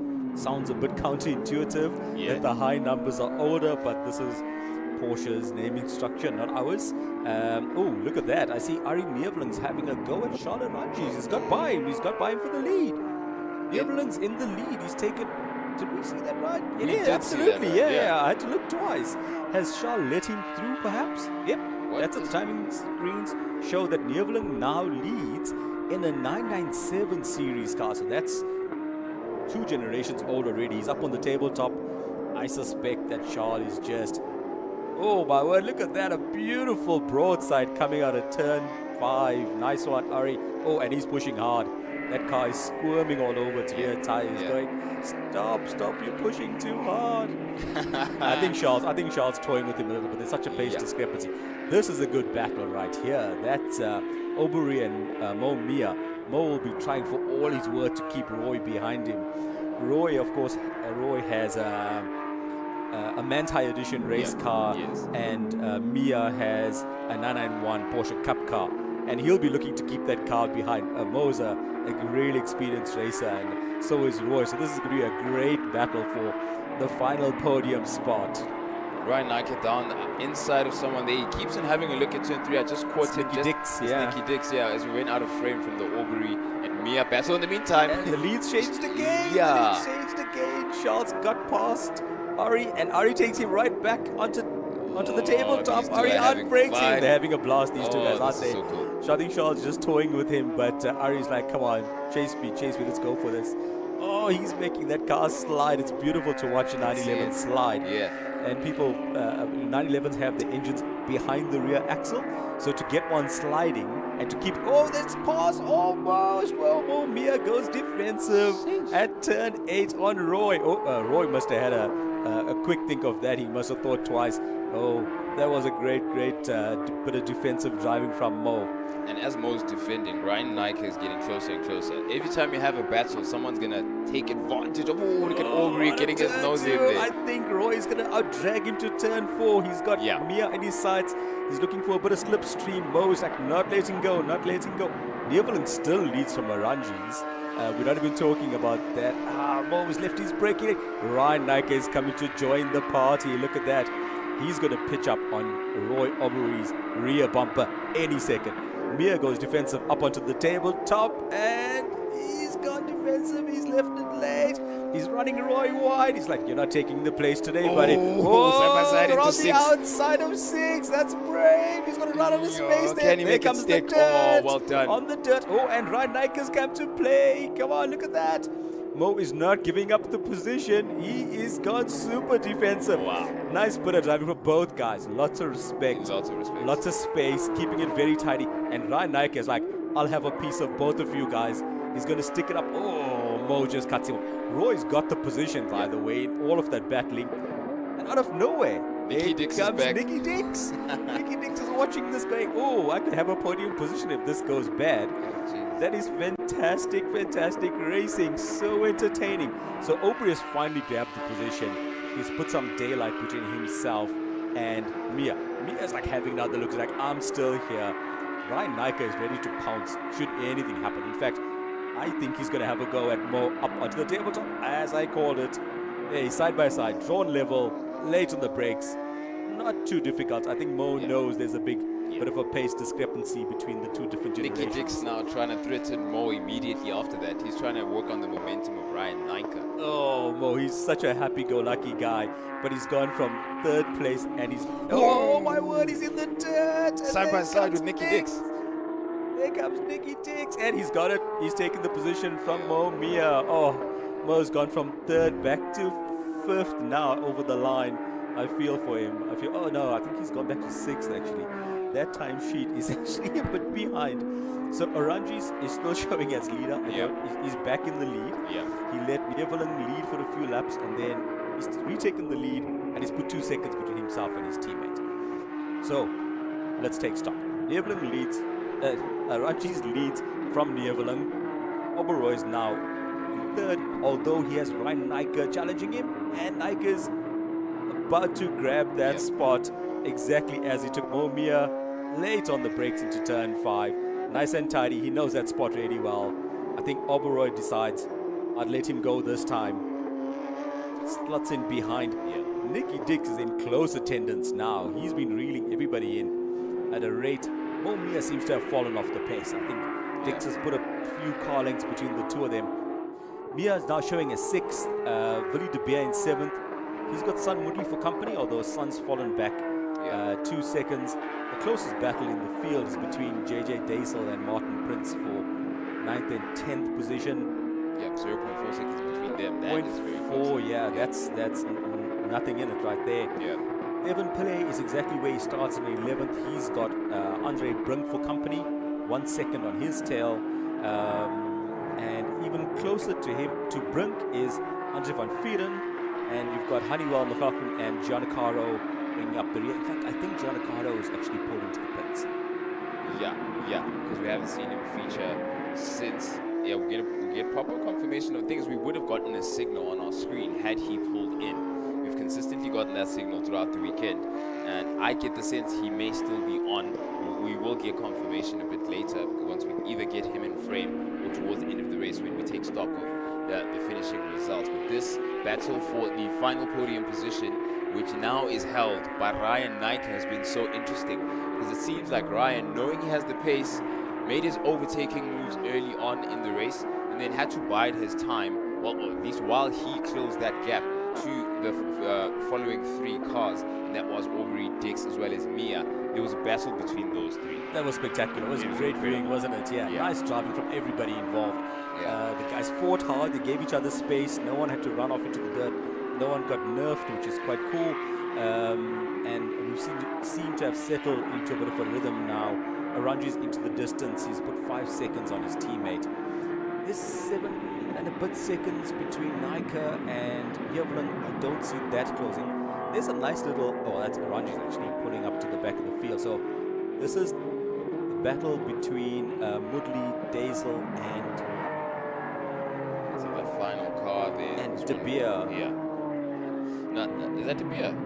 I think that's... The clear's kind of... Aubrey went off. Aubrey's gone off. I think it looks like it's turn 6. Yeah. Turn 6, yeah, exiting the tabletop. I think he's centered around into the grass and has made a neat recovery. I think he would have lost a spot. That's right. Ryan Nika has grabbed the position. Look at that. I think Nika already had the position. It may be Dix now. Oh, you're right. You're absolutely right. Yeah. Sorry. Yeah. Yeah. Immediately got a chance to reset the timing. It is Nicky Dix now. Has gone up. Yeah. Oh, so we're looking at... That's our leader. Yeah, that's the race leader. He's already cleared the back markers now and made light work of it. Of course, naturally you'd expect that, but anything can happen at that. That's exactly where Aubrey lost his car, so everyone would be careful of that. But there was no one around apart from Nicky Dix and Mo Mia to quickly pounce. And after that, Moodley was still adrift. Moodley couldn't take advantage of Aubrey having come off too far back, wasn't he? Yeah, he was quite far back. I mean, it's a massive gap, about 9 seconds or so between them. So it's as it stands, it's been a rearrangement. Having fought so hard, Roy Aubrey went all the way. For him back down to 6th. There he was in a potential podium, and now he's back in 6th position. Moodley is 9 seconds behind. There shouldn't be enough time to close him down. However, Ryan Nika made a massive push, and he was over seconds adrift of Neerwillen. That's come down to 4. So Neerwillen can't make any mistake. He can't afford to, as he's making his way past the blue flagged group of Porsches. But in the meantime, the main Porsche, the bright orange number 86, Mr. Darling Motorsport with Charles Rangi's marshalling it, has again set another standard and continues to stay there out in the lead. And he comes home to collect that checkered flag. He's done with turn 8, and that's your race winner for GT Cup SA Race 2. It's Charles Rangi's. And in second place, some distance off, is going to be Ari Neerwillig. But Rangi's, of course, this, as much as it was expected, he made sure he had a good time. And in second place, of course, again, it is Ari Neerwillig. Ryan Nika fought well from 8th or 9th place. He went all the way up to 3rd, benefiting from, of course, the performance of the car, but also it doesn't make it, doesn't mean it's going to be easy. He's going to have to navigate traffic. He's going to have to navigate battles. And the best of the battles we saw were between that 3, Nicky Dix, Mo Mia, and Roy Aubrey. That was fantastic. Was sensational. It was a really, really good battle, I think.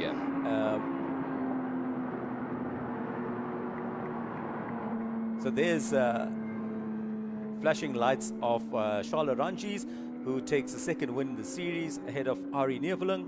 Ryan Nika rounds out the podium with great drives from Nicky Dix, Mo Mia, and Roy Aubrey in the 2nd GT Cup SA race.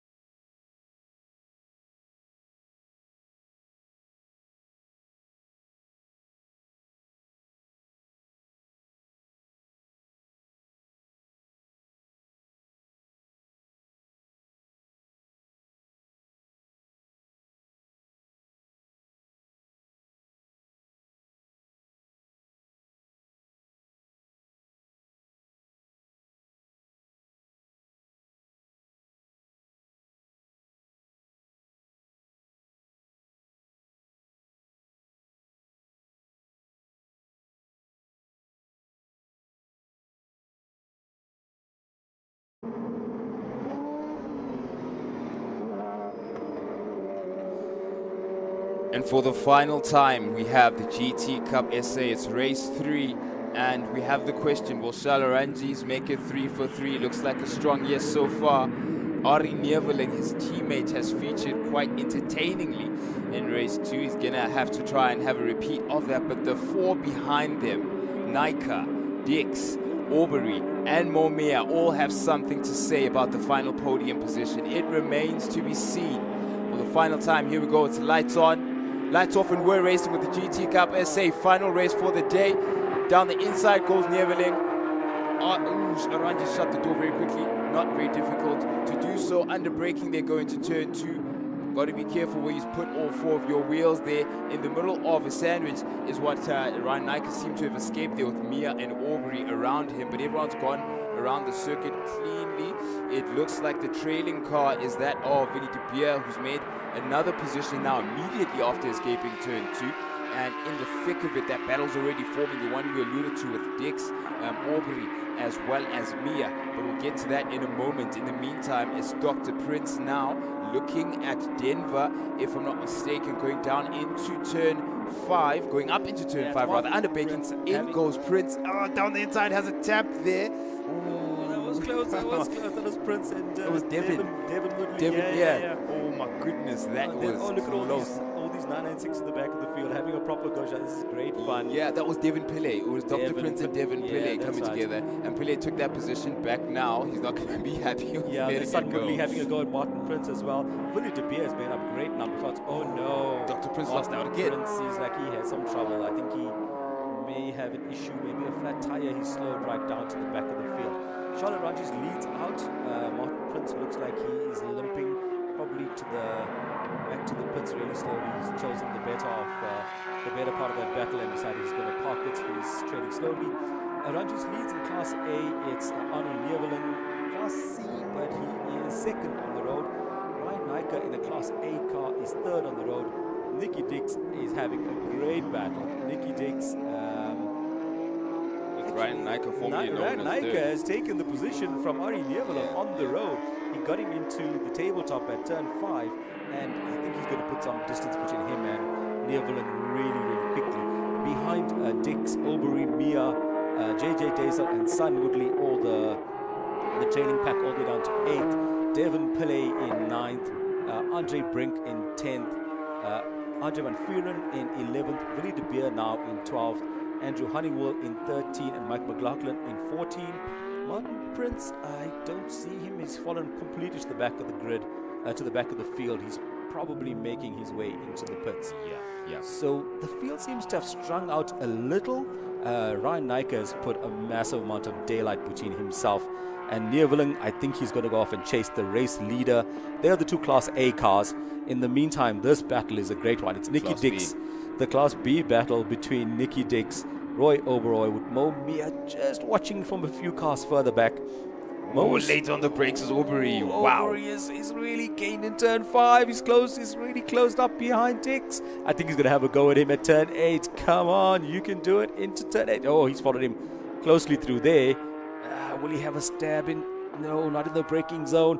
I think he's lining up for a pass at turn 5 on the following lap. Yeah. Oh, he's just reeling him in so quickly.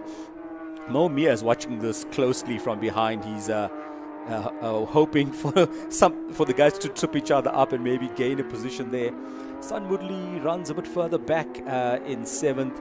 JJ Daisel in 8th. Devin Pillay in 9th. Oh, that's a great shot from overhead. Look at that. That's beautiful. Come on. Karting circuit in the back. Oh, great shot. And you can see the speed. The cars really make distance really quickly, which you don't normally see in a ground camera. This is a good battle, all these 991 cars. Yeah, it looks like Nicky Dix so far has the widest 911 out on the circuit. Roy Aubrey hasn't quite found that spot yet. Will he now, very late on the brakes again, to swell up in Nicky Dix's rear view mirror, but nothing materializes as yet for that MR991 Porsche. Now, in the meantime, we're looking at the lap times beginning to tumble because we've had this sort of opening up. We've got Shalaranjis already in the 1 minute flat, 1 minute 0.5, 1 minute 01.6 for Nika, 1 minute 03 101.4 for Ari Neveling. Ryan Nyker is absolutely flying a 101 in that 992 generation car. The two Class A cars now lead out the field. Ari Neveling in a Class C car is in third position.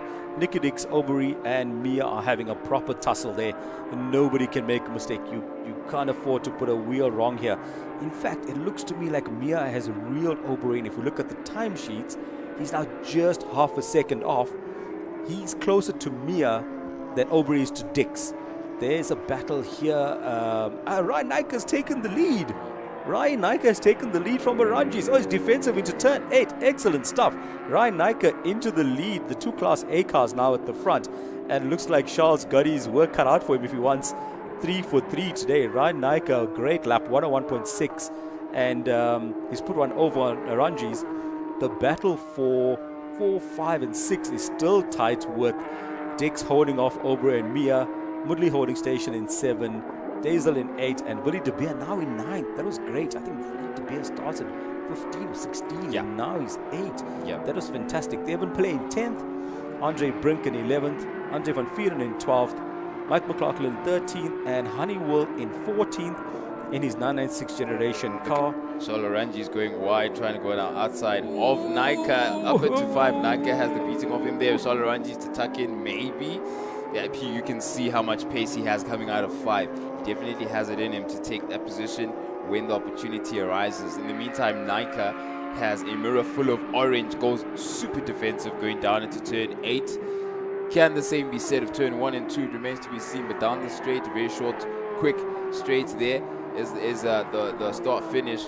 And going down now into turn 2, late on the brakes. Who can be later? Let's see. There's the 50-meter He's trying to go both on of the them on the same outside. mark. He's trying to go on the outside. No, there's no space out there. But, oh, man, he's just fighting through the apex. He's got so much more corner speed. Now down the back straight, he's going to slipstream him. Will he have a go into turn 4? Will Ryan Nyker let him? It doesn't look like it. He's got defensive. Shaw's going to try the outside. That's not going to work there. Even though he's got more aero, it's going to come up to the tabletop. Nyker's gone defensive again.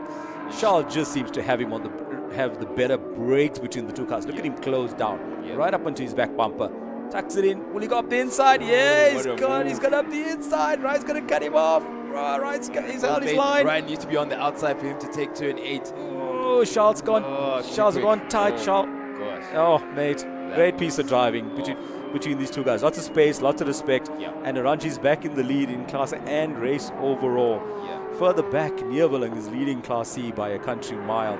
Nicky Dix, Aubrey and Mia are still holding station 4, 5, 6. San Mudley seems to be in a middle ground. He is in 7th. Willie De Beer in 8th. JJ Dazel in 9th. Willie De Beer has gained another position. Dazel, Devon Pillay in 10th. Brink in 11th. And Van Vieren in 12th. McLaughlin Honeywell holding station, although Honeywell seems to have found some pace late on, and he is 0.4 of a second behind Honeywell. We're just getting word that Martin Prince has some damage. That early incident in turn 5 with Devon Pillay has put a bit of wheel damage onto his race car, so that's his race weekend done and dusted, unfortunately.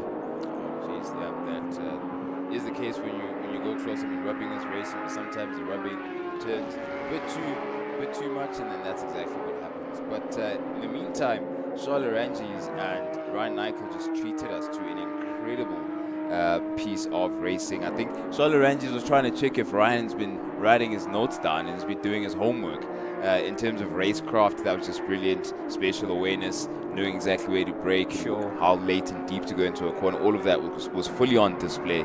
And put his defensive skills to test. Yeah, 100%. And look at this. This is Aranji's coming up to lap. Now McLaughlin at the back of the field. Honeywell got him. Good on him. Andrew Honeywell's put some distance between him and McLaughlin in that 996 generation car with the orange mirrors and the orange wheels.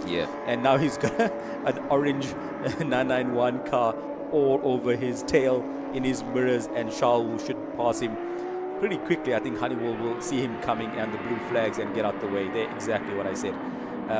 This battle just in front is the Van Vieren Brink and Devon Pillay battle. That's going to be fun. Van Vieren is 0.4 for second behind Brink, and Brink is just behind Pillay, and these guys are having a bit of a tussle here between themselves, and there comes this orange car to upset their little battle. The slower cars moving out the way. Ryan Nike has closed the gap. Look at this. Yeah, we got a nice 5-car train, but 2 of them are lapping the orange car and the blue car. Lovely overhead shots there, guys, from the drone into turn 5. Ryan's closed up. He's 0.7 of a second behind. The gap is now half of what it was a lap ago. And he has to find a very small space to get through. It's going to be 3 abreast for a brief moment. We just didn't catch it in frame there. And it was. And Ryan Nike had to pull out from that battle between Brink Diesel as well as Van Vieren. But now he's going to have to get his own back as we get to the remainder of the lap. He has just turn 8 remaining down the inside. He goes, and yep, he's got his position back right behind Charles Orantes on the road. Yeah, unfortunately, it cost him a little bit of time. Hey, it was Andre Brink maybe not realizing it was a race leader, or perhaps he just wanted to make life difficult for him. Oh no, Aubrey has had a spin again in the same place. He went off. Yes, it is. In a prior race, he had gone off at turn 6. And now he's recovered at 7 and making his way down the hill. How close behind? He's lost a position. He lost a position to Mia, and Sun Mudley is now right on his tail. It was him and Mia, and yeah, he just lost the rear. Self-inflicted. Yeah, the rear left him. Yeah. He climbed on the gas a bit early. It spun up the rears. Yeah. No traction. It looped around. Mia had good awareness to see it spinning and take a defensive line and got away. Mudley is now on Aubrey's tail, 1.3 seconds. He's really closed that gap. Ranji's now, after dealing with the traffic, is 3.6 seconds in front. Neervelen's holding station in 3rd in his Class C car. Excellent drive from Ari. We know he's a real hand in that 997. In Class C, he is the leader. Nicky Dix, Mo Mia, and Aubrey is now in 6th. And Mudley is not that far behind, but it's just a single lap to go, so I don't think he could be able to close that down. Yeah, and with a single lap to go, it is the perfect 3. Driven to perfection, never set a wheel wrong all weekend, it seemed. Did Charles Oranges. Had a bit of fun on the way too, having a couple of battles with his stablemates in particular. Seemed to have a preference for that for some reason, but this Porsche 991 has been incredibly impressive. Our car purpose-built for endurance and displaying exactly what it's capable of, even in sprint conditions. Charles Oranges has set the benchmark high and is going to have to continue on this front for the GT Cup SA for the remainder of the season, as he makes it 3 for 3 here with the GT Cup SA in race 3. In 2nd place is Ryan Nike, not too far behind, 3.9 seconds adrift, also from the Stradale Motorsport stable, and Ari Neveling collects 3rd place and takes the checkered flag. An interesting battle between these 3 as Nicky Dix brings it home by a slither. It seemed out of the blue flag that he had to clear there. Nicky Dix takes 4th place. Mo Mia gained a position ahead of Aubrey when he lost it at turns 7 and takes 5th place. Aubrey now in 6th, and Sun Mudley in 7th place. That was brilliant racing, fun racing across the field. From the front 3 was Oranges, Nike and Neveling, to 4th with Dix, Mia, Aubrey and Sun Mudley. This is exactly what GT Cup SA has to offer. Stay with us, as it's only going to get better.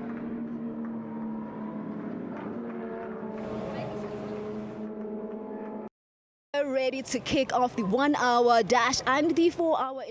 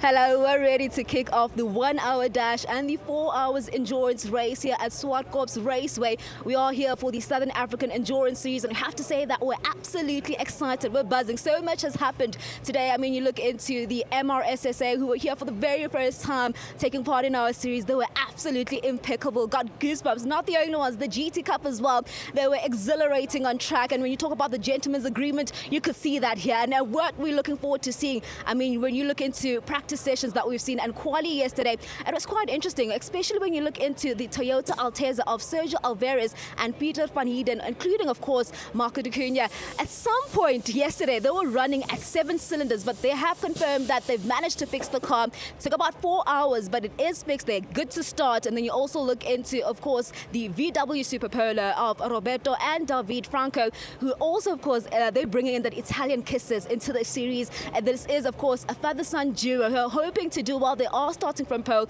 They also, unfortunately, had an incident at turn 1 yesterday, but they managed to fix the car in about 4 hours. So really, really great to see everybody bouncing back. And you also have to, of course, have Into Africa. They're hoping to also try to defend their championship this year. They are starting in pit lane, but it promises to be absolutely exciting. The grid is packed. We're hoping to bring you everything from, of course, the conversation with the drivers and, of course, the action on track. But for now, let's head over to commentary.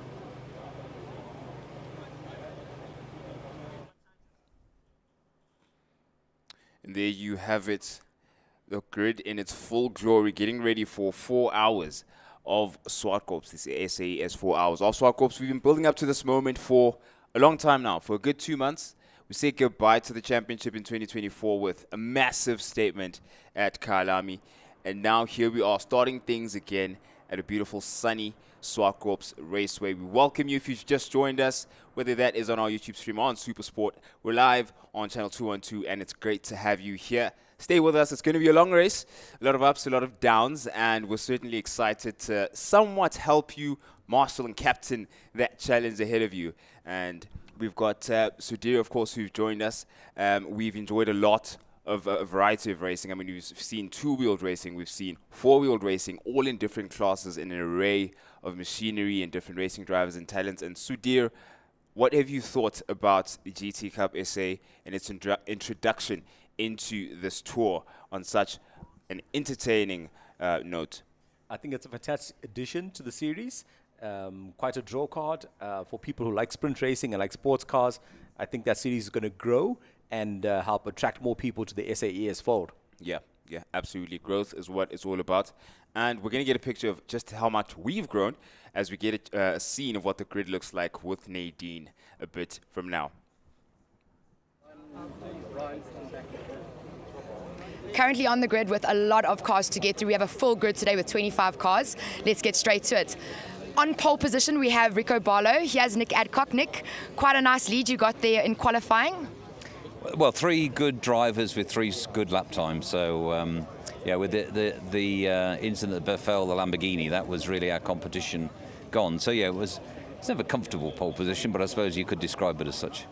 Yeah, I think you got a nice lead. I'm wishing you and your team all the best for the season as well as today's race. Yes, no, thank you very much. We're looking forward to it. We've got a new young driver with us, Ryan Nyker. It's his first proper endurance race, so in a prototype, so he's looking forward to it. So we've been coaching him along.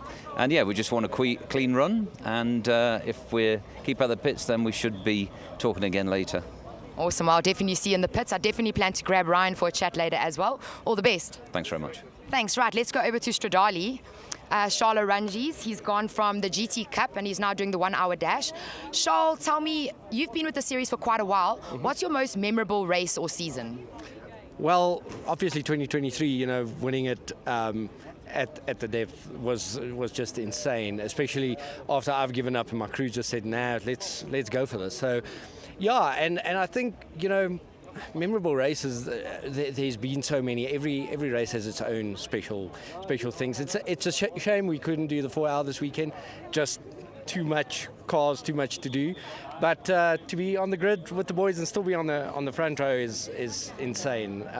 We're really excited about that. And yeah, I like to give the big boys always a run for their money for as long as we can, and at least for 1 hour. So, but yeah, I think the grid looks good, and we'll be back for the rest of the season. Hopefully, we can do from round 2 be on the grid for the 4 hours. Awesome. Well, we hope so too. All the best out there. Thank you very much. Appreciate it. Thanks, Charles.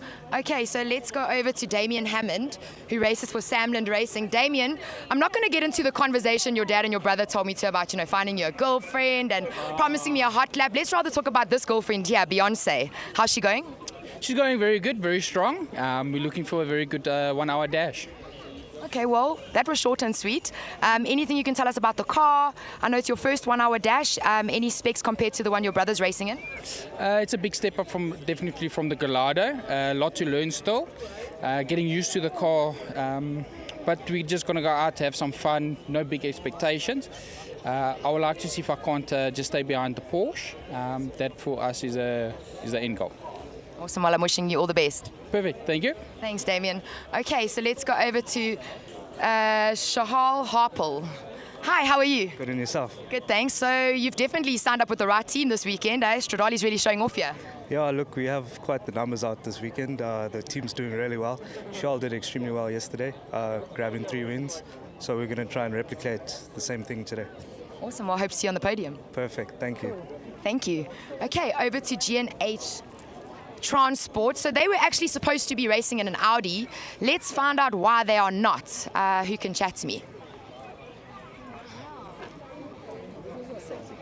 Okay, so I can never tell the difference between the twins. So you are twin... One, Ricky. Okay, Ricky. So Ricky, where's the Audi?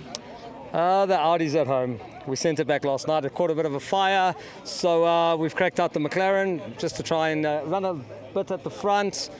But it's a bit of a pill to swallow because we had the Audi prepped, the McLaren wasn't prepped. But we're going to give it a bash with the Mac and hopefully take a fight to the top guys and see how it goes today. Well, we'll be watching you guys out there. Thank you very much. Thank you. Chat later. Okay, let's go over to Xena Chemicals. Andrew Horn races this car. Last season he had a couple issues. Seems like he sort of ironed them all out now. He did really well in his other races. Andrew?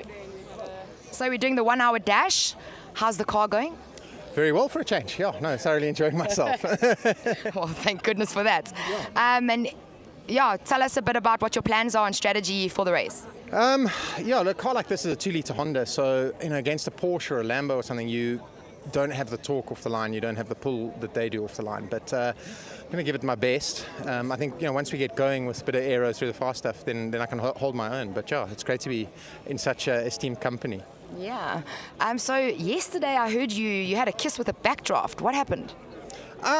There were blue flags at the top of the hill, and as we came down the hill, I thought he'd seen them, and I thought he'd seen me. And when I went to pass him into the final turn, he turned in on me.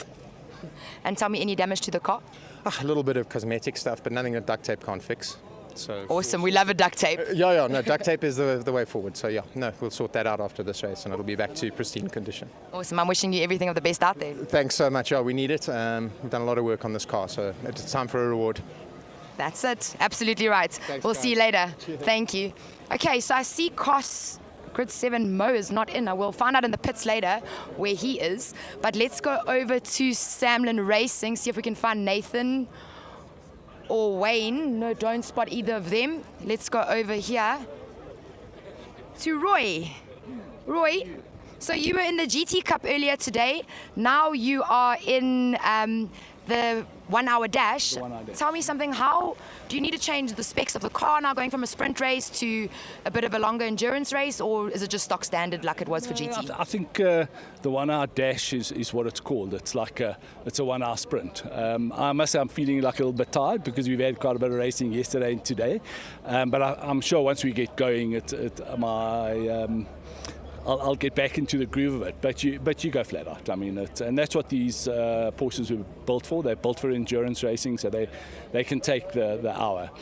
For me, I don't like sharing my car and all that kind of stuff, so hence I do the 1 hour dash, because you in the car the car for 1 hour and non-stop and that. And by the time you get out, you can feel you've had a good race, and also because you're going full tilt, So these endurance races, I think that they've changed. I think in the old days the guys used to sort of run to strategies in that, but I think now the guys just go flat out. And even in the long ones, the guys are in the car and they're just going flat. So. Especially now with the point change. So I definitely think they're going to be flat out from the beginning, even the guys doing the 4 hours. Absolutely, yeah. I mean, it's and I suppose you're getting fresh drivers into the car, you're swapping around, so the fresh driver's going to be happy and he's going to go. The red mist will descend the moment he gets out the pit lane, and you go flat out. And there's always someone to chase. The interesting thing with the 1 hour is, with this series, is there's quite a disparity in the performance of the cars. So when you get further into the race, not only are you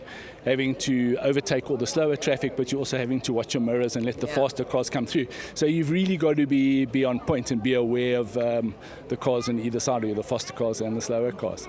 So we're going to have fun. Yeah, well, thank you for your time. Have fun, and wishing you everything the best. Thanks. Cool. Let's go over to the doctor, Mike Verrier. So this is actually our reigning champion for 2024 for the 1 hour dash. He's back again for a double.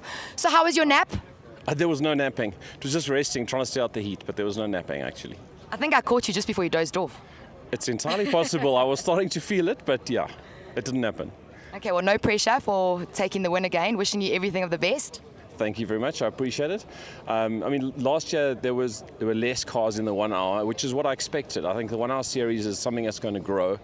It's an amazing event with lots of track time, lots of practice. On TV, on live streams.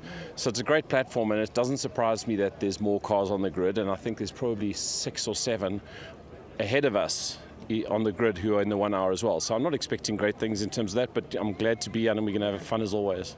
It's because you made it look so good. Yeah. Well, all the best. We'll see you later. Thanks. Bye. Bye. Okay, over to Sun Woodley from Bigfoot. Sun Woodley. Hello, it's your lucky charm from last year. Good and you? I haven't seen you today. Yeah, You've sorry. been busy. I was actually looking for you earlier, but you were busy. Son, so you did the GT Cup. How was that? And now you're going into 1 hour endurance. Yeah, I did the sports and GT this morning, then the GT Cup, and another GT Cup, and now 1 hour. I think I overcommitted, but I'm going to try my best.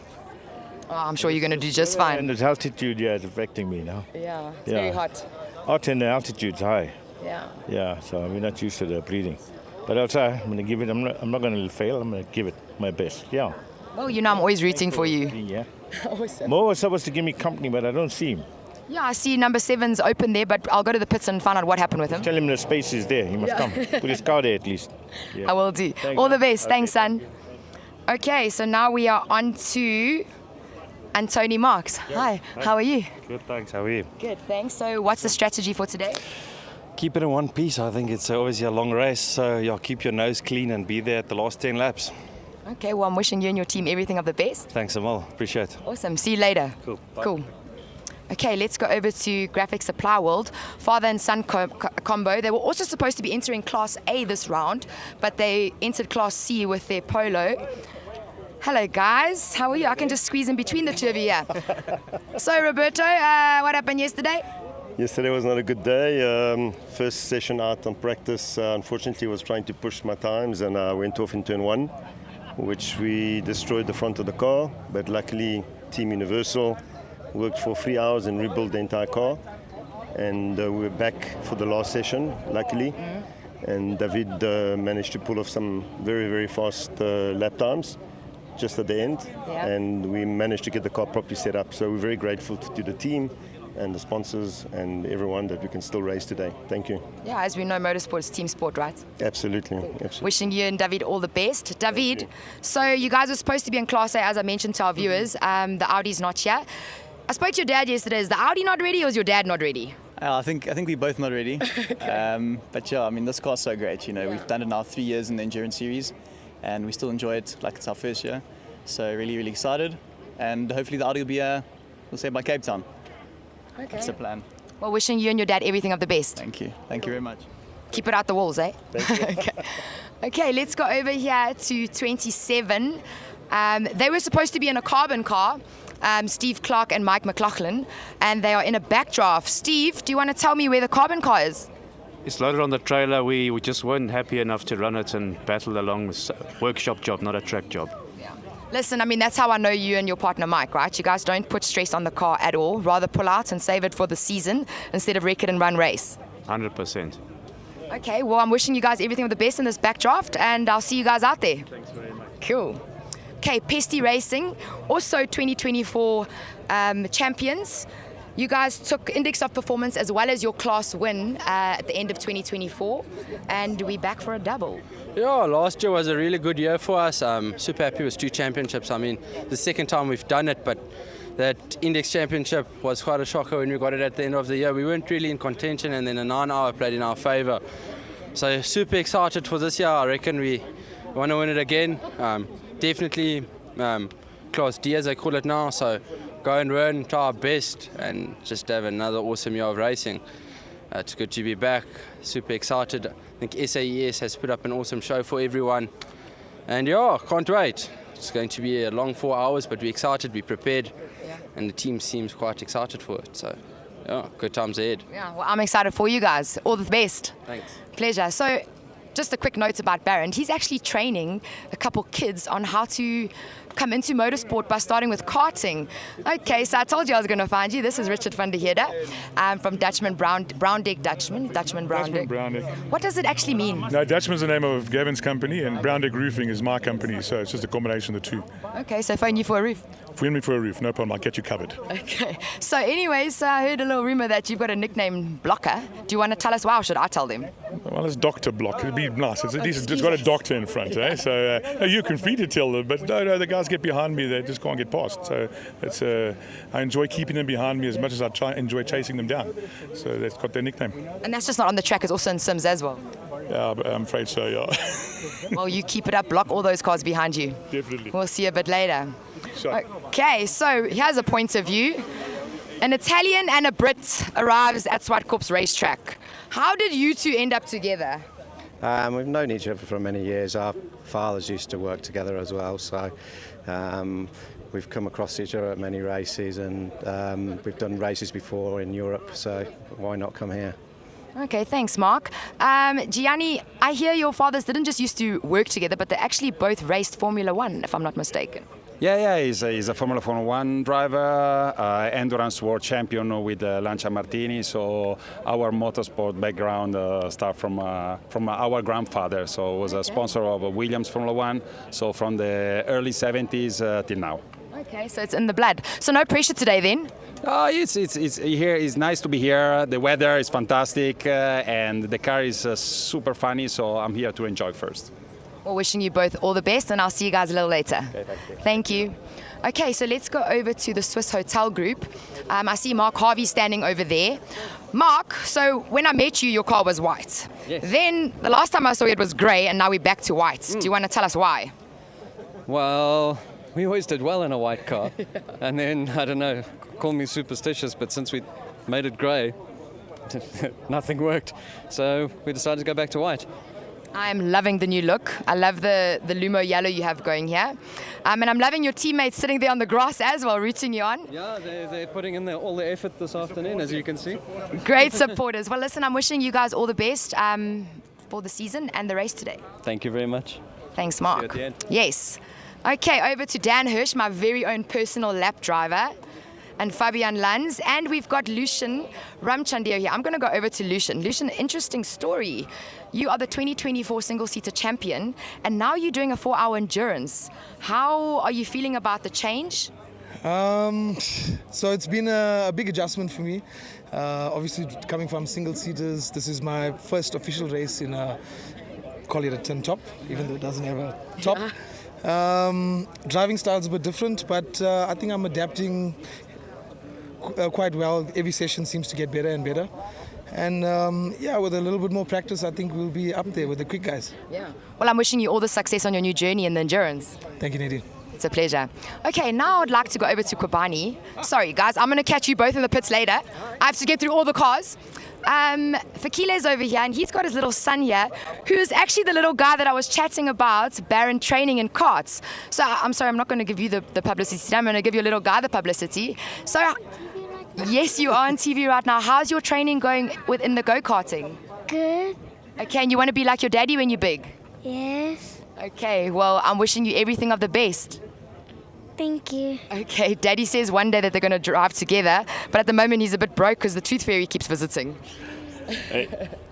Yes, that's the game. That's why he is started at a very young age. I never had that opportunity, but I'm hoping that when he gets to the age of 15, then he could be my partner. Awesome. Well, I hope so too, and I have no doubt you will be. Good luck, okay? Pleasure. Okay, now we are over to a Mozambican group, also internationals. Andre, can I have a chat? Hello, how are you? Fine, thanks, and you? All good, thank you. How are you feeling for today's race? What's the strategy with tires and fuel? Survive till the end and make sure the car gets there. Okay, well, I'm wishing you and your team everything of the best. We're going to be rooting for you out there, and I'll see you guys in the pits. Thank you so much. Thank you for having us. Pleasure. Just kept that interview a little short because it's quite tough to interview them with their helmets on. Denver Branders. Okay, how's it going? And Mario Da Silva. Hi. So nice to see you guys again. How's it going so far? Yeah, the car's been very awesome. We've had no issues, unscathed. So yeah, looking for a good day, and yeah, awesome. Awesome. Listen, he's looking very relaxed. How are you feeling? A little bit more tense, eh? Okay, well, good thing he's starting. Absolutely. Yeah. So I let him go and play in the traffic and let things spread out a bit, and then it'll be my turn. Okay. And we'll take it to the end, hopefully. And no car troubles during quali and practice? No. Had one little spin, but they say if you're not spinning, you're not trying hard enough. Yeah, okay, well, enjoy spinning. Okay, I'll see you guys later. So this is actually Dutchman and Browndeck's old car, which they've handed over to Barry, Jordan, and Jonathan over here. So guys, how's the car going so far? Yeah, no, not too bad. We just had a bit of gearbox problems on yesterday qualifying, but all sorted now and should be good. Okay, well, I'm wishing you and your team all the best out there. Yeah, bring it home. Enjoy the car. Thank you. Thanks a lot. Thank you. Cool. Three didn't qualify. Okay, so these last three didn't qualify, hence the reason that they're starting at the back of the grid. Let's just see who we can chat to here. You all running away from me, y'all. What's happening? Okay. Driver, sorry, your name? Werner Vonk. Yeah. Werner Vonk. Okay, so why are we at the back of the grid? We failed to qualify yesterday. We had a mechanical issue which we had to sort out. Yeah, so we're starting at the back. Okay, well, I mean, there's been plenty of cars that have started at the back before and have really managed to push their way to the front. So good luck out there. Thank you. It's a pleasure. Okay, we'll see you guys later. Okay, so Sphere Motorsports also at the back of the grid. Sergio, do you want to tell our viewers why you guys are at the back of the grid? We just managed to qualify one of the drivers. We had some snags with the car that we had to work through. But everything seems to be in order right now, and that is why we're starting at the back of the grid. Okay, earlier on I had a joke with these oaks. I'm going to get a tattoo of a spaghetti piece for these guys on my arm. Yeah, it will be very good. With a bit of parmesan on top of it, it will... Just show us the move there. Spaghetti. No, it was like this, spaghetti. Yeah, spaghetti. Yeah, that's our Italians. Okay, and then over to Corridas. Oh, I hope they're going to have a better season this year. Shame they have struggled so much. Hello. How are you? Fine, and you? Fine, thanks. Good. I always get this wrong, but I hope I'm going to get it right. It's Marco. No. Ah, Bruno. I always mix you and your son up. So, Bruno, tell us about this car. Last year it gave you guys endless issues. Are we confident that we're not going to have issues this year? I mean, we're already at the back of the grid. No, yesterday given the issue on the cables of the gearbox, but it's fixed today. We're going to start from the pit line. But I think the car is perfect for the race. And the season?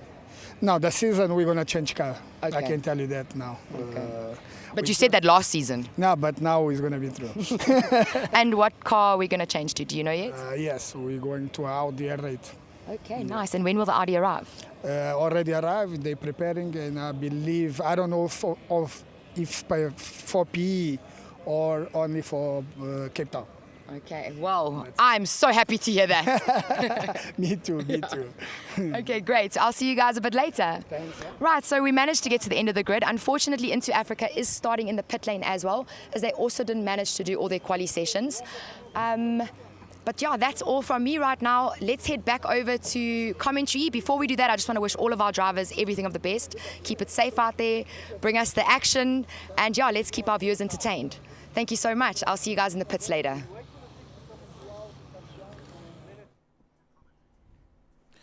Well, there you have it. A massive grid getting ready to set things underway for the SAES 4 hours of ZWARTKOPS. And I think it's important at this juncture to get into the times to see how the pecking order is standing at this just before we get into the race pace type of lap times. I think it's good to see what qualifying looked like, and then we can get a good benchmark as we go deeper into the race. Of course, in pole position, Rico Bala Racing, that Adjust for Sleep Novo Proto 2 was absolutely impressive. A 58.7 is the time set, and I believe Ryan Nyker was in the car at the time. We didn't imagine at that point that we could see something reaching that low of a lap time. The way it was gradually being picked away at, I mean, Nick Adcock broke into the 59s very quickly, and then it just went further down with Michael Jensen. And by the time Ryan Nyker got into the car, we couldn't at that point imagine that we'd see a time that low. But there it is, a 58.7. He got to 58.0. He was threatening on getting into this. Yes. Yeah, Ryan Nyker did a 58.0 during quali yesterday. Which He did. Blisteringly quick. The average speed at 58.0 is mind-bogglingly high on such a short circuit.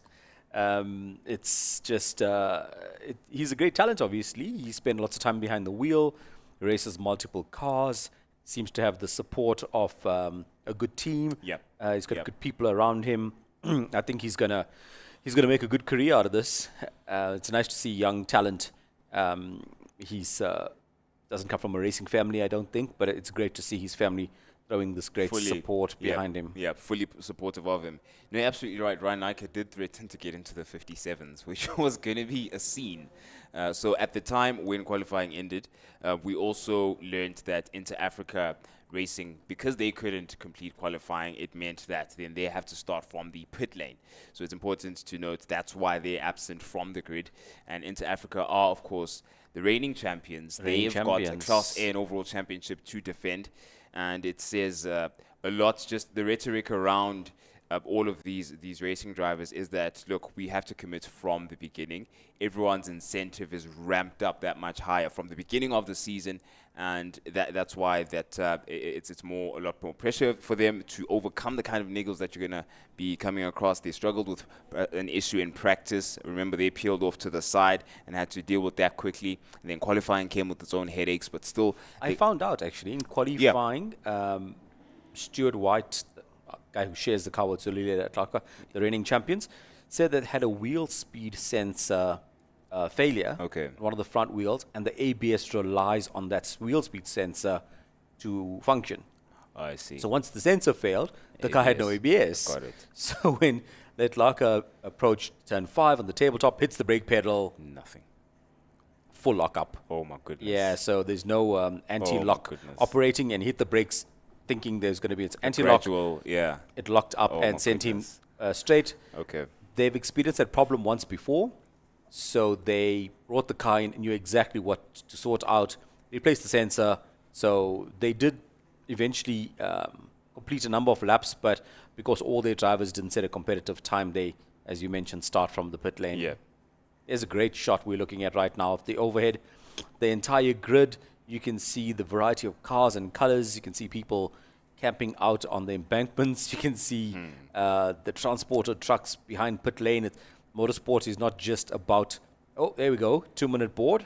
That is about to get action underway here at ZWARTKOPS Raceway. Yep, and side by side, the Rico Bala Racing Novo Proto 2 is Charles Rangi's, of course, in their Porsche 911 GT3R, which, of course, is taking part in the 1-hour dash. So we've got the dovetailing of these two races, the 4-hour endurance race and the 1-hour dash, where you will see that at the hour mark, the finish signal for that particular race is the MSA flag. So that is what Charlotte Rangi's is going out and vying it out for, alongside a number of racing drivers, which we'll get into in a moment. I think right behind him is Damian Hammond, as well as Shayur Harpal. He too is taking part in the 1-hour dash, and they're going to be looking to see if they can keep up with Charles Rangi's given the performances he's given over the past weekend. It's going to be a tough task for those to be able to swing out against him. Momia, of course, also in the 1-hour dash, Roy Aubrey. And we first then need to go back to and remind you that we've also got Andrew Horn, who has really performed quite consistently over the past couple of years when it comes to the 1-hour dash. He's kind of made it synonymous with him. A lot of the time when you talk about 1-hour dash, you think Dr. Mike Verrier, you think Andrew Horn, and he too is up there in the fray and is going to be working hard to get things going and to be as quick as possible from the third row of the grid. Right behind him is Roy Aubrey in the fourth row of the grid, and side by side with Roy is Momia, of course. Samlin Racing's number 95 with Wayne Roach and Darby and Darby van der Merwe are side by side with Mike Verrier. So I don't see that 911 of Momia's on the grid. I could be mistaken. I'm having a look. There is an opening there, so we do need to learn exactly what the issue is. Yeah, on the left-hand side of the grid, there is a gap, and that's where Mo's car is meant to be. So we're going to learn what the issue is with Mo's car. As the cars peel away from the grid for the formation lap for the flying SAES races, typically start in a rolling start, and you'll see the entirety of the field all bunched up now. The guys getting some temp into their cars and peeling away from the grid, standing slots on the grid start. 100%. And if you're wondering why we can't see that signature, that Slingshot 2.0, the obscure-looking backdraft with a wing, that is because it's actually being put aside. It's been retired, I heard so. Steve Clark and Mike McLaughlin will be competing in a standard production backdraft car, so they're in the black backdraft with the red stripe that you saw earlier with Steve Clark inside the car getting ready to get things going. That is Anthony Marks that you see there also in the 1-hour dash. He's just ahead of David Franco, champions of what was Class D, now is Class C. That is Roberto Franco rather, as well as David, his son. And going further, there's so many competitive people, so many racy people behind them. We'll go through into the official grid. Oh, there we go. There's Dr. Mike Verrier, who just came in and out of the shot there ahead of Sun Moodley, another 1-hour dash runner. And then Momia definitely not on the grid. We're not going to be seeing him, it don't seems. spot his car anywhere. He's not going to be joining there, so it's only going to be Inter Africa Racing that's peeling in from the pits. And there they are, ready to get things going. Inter Africa just talking up the wheels one last time. The onboard jacks disconnected, the car hits the ground. I'm guessing, I think it's Stewie White behind the wheel. He'll be taking the first stint. Yeah. Is he shown on the start grid? He isn't shown on the start Yeah, grid, he's but going to reflect once he gets onto once the he circuit. trips the timing loop just the first time. So we have the cars heating up. Yep, for a second formation lap. 100%. Getting some heat after they've been sitting on the grid for about 20 or 30 minutes, getting some heat in the tires and the oil, making sure that nothing's going wrong, no alarms are going off. The heart rates will be going up. I've been in the situation before. Your heart rate tends to elevate to its highest level at the start of a race. Yeah, absolutely.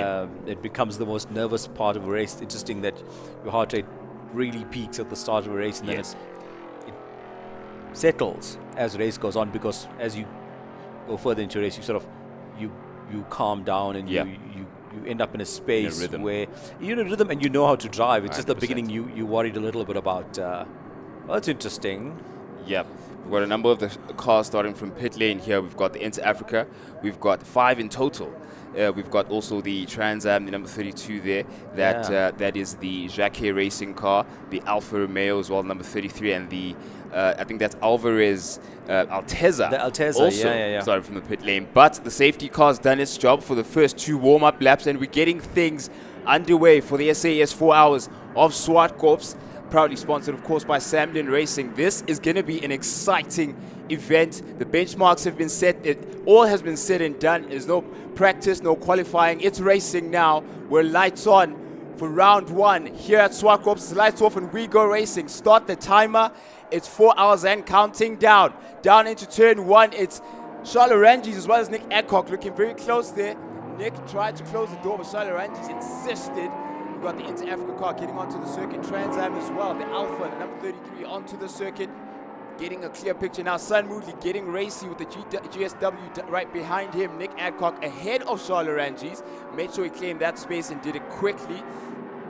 Getting things cleared up now. Look at that. It's Hammond. Hammond is already getting into the mix in that front running. Shayur Harpal in the top 5 as well. He's kept his place, and that is Damien Hammond now also leading things up. We've got the G&H McLaren down side by side with that Samlin Racing Gallardo. We'll get a picture of that in a moment. Dr. Veria. We've got Andrew Horn as well. Anthony Marks also in that 1 hour dash trios. Everyone is grouped up so quickly. It's difficult for them to get a space. Look at that. Someone tucking in the inside. That is Roy Overy side by side with the McLaren, the G&H McLaren. He's getting a place ahead. Sun Moodley still defending from the GSW of Roberto Franco. Anthony Marks being blocked off by Dr. Veria going down the inside, but Dr. Veria defends even more going down into turn 1. He's not letting him around. Anthony Marks is going to have to find a space somehow, but once he does, he's got that G&H McLaren to deal with. Sun Moodley may benefit from that slowing down. The Inter-Africa Racing Lamborghini now in the fray, and is going to start reflecting on our timing screens. In the meantime, a lot of traffic for Stewie White to slice through. The 95 Gallardo making clear running look easy. It's not an easy thing to get clear running. Look at that. The 1 hour dash race already competitive. Obviously things hotting up a lot quicker for this particular class. Side by side into turn 4 with Anthony Marks as well as Dr. Veria. And Anthony Marks makes it stick. How long can that be so going up into turn 5? Already getting exciting for the 1 hour dash as the 4 hour cars try and get things settled. Yeah, it's been a brilliant start. And look at that, Stewie White up to 15th place. The race is 2 laps old. He's gone from almost stone last starting in the pit lane up to 15th, and Stewie takes another position. That'll put him in 14th, passing, is it Mike McLaughlin? Yep, that's Dr. Veria as well as Anthony Marks. Yeah. In fact, Stewie is actually further up the field. He picked up more people since the last time we looked at the timing sheets.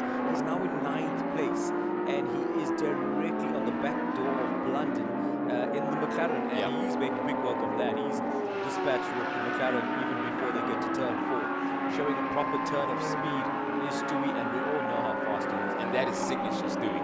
Signature Stewie. Yeah, he's decisive in traffic. Yeah. He doesn't mess around. He lets you know that he's there. Sticks up the inside. That green car, the bright color really helps. Probably people see it coming a bit easier than a white car or a grey car.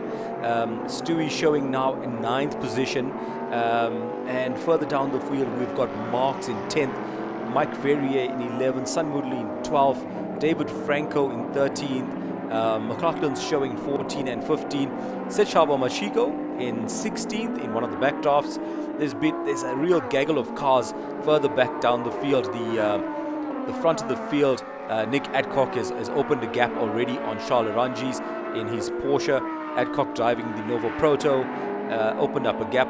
Hammond in the Lamborghini is sitting comfortably in 3rd position ahead of Harpel. There seems to be a little bit of a breathing room between them. Hammond in the other Lamborghini is in 5th. Oberoi is enjoying 6th position right now. He'll be looking to catch the car ahead of him, the Lamborghini of Nick Hammond. Oberoi in that 911. Stewie now showing as 7th, having claimed 2 more positions in the laps that I've been talking. And we're on board with Stewie at the moment to see how things look. Oh man, this is a shot to behold. This is exactly what you want to see, exactly how he's attacking the curbs and getting around the circuit. Made light work, of course, with the number 95 Lambo, 2 different classes. That's a Class A car that Stewie is marshalling versus a Class B. That's why it won't be too much trouble for him to get past, apart from the fact that these are generations apart. And Stewie's car, of course, being the newer of the 2. Down into turn 1 goes Stewie White, and he's going to make sure to undo all the loss and minimize that deficit that they've had to incur having started from the pit lane. And bumped into him just before he got into the car, and he was telling me that it's important for them to be active and to be present from round 1 all the way through, because every point counts and they have to defend. These are the defending champions, are into Africa Racing, as Stewie makes his way, gets a bit of curb there at turn 4. It looks like he's approaching Harpel. Yeah, that is Harpal. I nearly mistook it there for the McLaren of Blunden, but it is Harpal, and Harpal's also going to have to clear. So Stewie White is collecting heritage Lamborghinis, it seems, almost like a Pac-Man, so to speak. But he's making great progress at the moment to mitigate and minimize that deficit that Inter-Africa Racing have had to take, given their issues during qualifying. Yes, Stewie is a seasoned campaigner racer. He's done thousands of laps on racetracks around the world. and I think people see him coming in the attitude of the car, and when he's on a flyer as he is now, he's pretty difficult to catch and to touch. Yeah, difficult to catch, difficult to touch, and difficult to be in the way of. If I guess, Stewie is yeah. on a hot one, get out the way. Get out of his way. You can see it in the attitude of the car. It's looking properly racy. Going on board through turn 3, man. Total commitment. Absolute commitment. A dab of the brakes. Grabs a bit of apex curb. Lets it run out. He's using all of the road up there on the rumble strip and a bit more. Up onto the tabletop on the dotted line, and a nice late break. And that is Nick Adcock, of course, getting past the backdraft. That is the number 27 of, I think that is Steve. Yes, Steve Clark, as well as Mike McLaughlin. That's the backdraft they'll be running for the day. The black with the red stripe. In the meantime, though, it's Nick Adcock also slicing through the traffic, making sure he can get into a rhythm. He, of course, is going to be sharing the wheel with the likes of Ryan Nyker as well as Michael Jensen. So we're going to see them hop on later on, all of them at an incredible pace. It's quite a fast benchmark that is set across the entire team, so you can imagine the pressure for all of them to perform is evenly spread. And they, of course, are other contenders that have come close and not quite as many a time over the past couple of years. The incentive is massive across the field in Class A. When it comes to what was Class C and Class is now what was Class D and is now Class C, that is the champion there, Roberto Franco, who Nick Adcock is about to get past in the Super Cup Polo. Exactly. Those are former Class D champions. Now, of course, it's a fused class, and we have one class in the form of Class C. So Roberto Franco and David Franco are going to be competing for honors, pseudo defense honors, let's call it, in Class C this year. Gotcha. So it's interesting that Aranjis and Adcock, Aranjis is keeping pace. He's got him within his sight, and I think Shaw will be looking to use some of the back markers or take advantage of guys maybe slowing Nick down a little more than they're slowing him down. And Aranjis and Adcock are really lapping guys in the field. Yeah. And no one's hanging about in the field. No one's on a Sunday drive. Everyone's going for it and trying their hardest. These cars in the front just happen to lap exceptionally quick. They take just on a minute to cover 2.4 kilometers of ZWARTKOPS Raceway. That has 8 corners if you count them all up. It's an incredible achievement to drive a car to that pace, lap after lap after lap. You can see it right there. Aranji's Porsche sliding out of turn 6. He hasn't let Nick Adcock go. He's just 2 seconds behind him. Perhaps Nick has a bit of a wiggle. He probably won't. He's a steady driver. Charles keeping the pressure on. He'd like to lead this one as much as he can.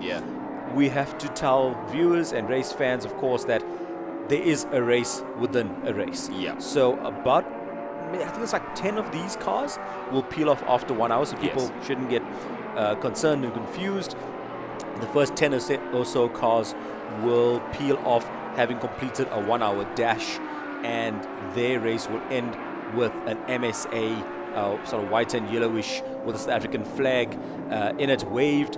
They will continue at racing speed and then peel off into the pit lane, and the remainder of the field will continue to race for another 3 hours. So their total race time is 4 hours. So people don't get confused with cars coming in when you think that they retiring or should be stopping for a driver change. Their race actually ends after 1 hour.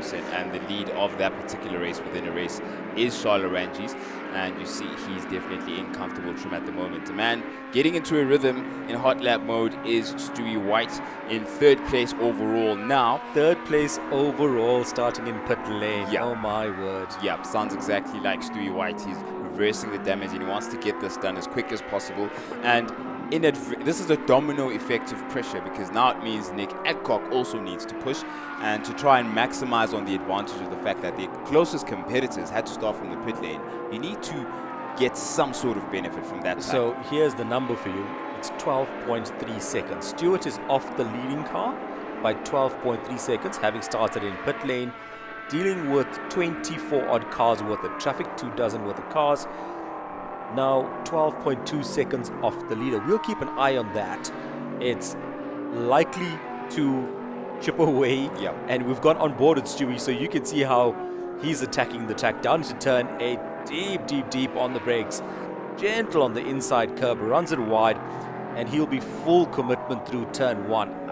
Oh man, he just turns it in there. Hard on the gas, runs it out to the outside. Doesn't use all the outside curb. I'm surprised. He's already caught. Oh my word, he's just reeled in Sun Moodley at an alarming rate. There's a Polo getting out the way. Sun Moodley knows this car is not in his class. He's not fighting him. Stewart tucks it in a bit tight inside of turn 3. He knows Sun is no longer there. He will run it wide and blast up to turn 4 before fighting it through turn 4's embankment and up onto the tabletop. How do you love that shot? Listen, we're giving you all sorts of angles right now, from that onboard to the drone shot. Full and proper perspective of just how much Stewie White is maxing out on this track, and everybody for that matter who's on the circuit with that onboard camera. And the onboard also gives you a sense of just how much the car is loading and unloading on the front. You can see the nose dipping and tucking under braking, and then sort of relaxing a bit more as he opens the car up and goes down the straight. Particularly there at turn 8 is where you could sort of see that, and you'll see it a bit even more actually going down now into turn 1. You can see how much he's having to put every wheel right going into it. Look at the focus. And here we got him in shot. There we go. And someone you pointed out the blinking. Total concentration. If you watch Stewart's eyes, race fans, this is so cool to watch. This camera going back into the cockpit, looks at the driver's eyes. Stewart doesn't blink that often through a lap, and he's probably pre-programmed his mind as to when he's blinking. On the straights, not in braking, not at apex. So he's going to pick his moments when to blink. That's such a good shot back into the driver's eyes. I told you the time gap was 12.3 seconds 2 laps ago. 6.4. Incredible. So he's half that gap to Aranji's. Sorry, to the leader. So he's only 2 seconds off Aranji's now, and he should be reeling him in. We'll see him arriving on the back of the orange 911 sooner than later. In his sights now is the Dr. Mike Verrill. No longer in his sight. Now in his rearview mirror. Now in his mirror, and you can see the orange Porsche up the road. So that will bait him. That will give him a proper incentive, and he can see the Porsche is probably listening. Oh, Charles knows. And you can see that he's definitely under pressure. You can see something bright green and very fast in his rearview mirror. So Charles knows that he'll soon have a bit of company when it comes to that particular part in the front 4 running of the grid at the moment. But Nick Adcock is really the one who should be worried about what's coming, because the traffic at the moment is helping both those front 2. But once Stewie White has cleared this traffic, it's nothing but a pound-for-pound fight in that Class A battle. And as far as raw pace is concerned, it'll be a sort of indirect fight between Stewie White, Nick Adcock, and Charles Arangis. But of course, Charles Arangis, like you aptly said and put it, it is a race within a race, and he's in the 1 hour dash, which right now he looks very comfortably to be leading. He's ahead of Damien Hammond. Damien is 2nd place for the 1 hour dash, and in 3rd at the moment is Sayur Harpal. Stewart has set the quickest time of this race at 59.6 seconds. That's quality times. That's also quality times that the guy's doing. So that's the kind of mode. He's in attack mode, in quali mode. Nick Adcock not far behind. Stewart's on a 59.6 now, and Nick's best time, which was a while ago, was a minute flat.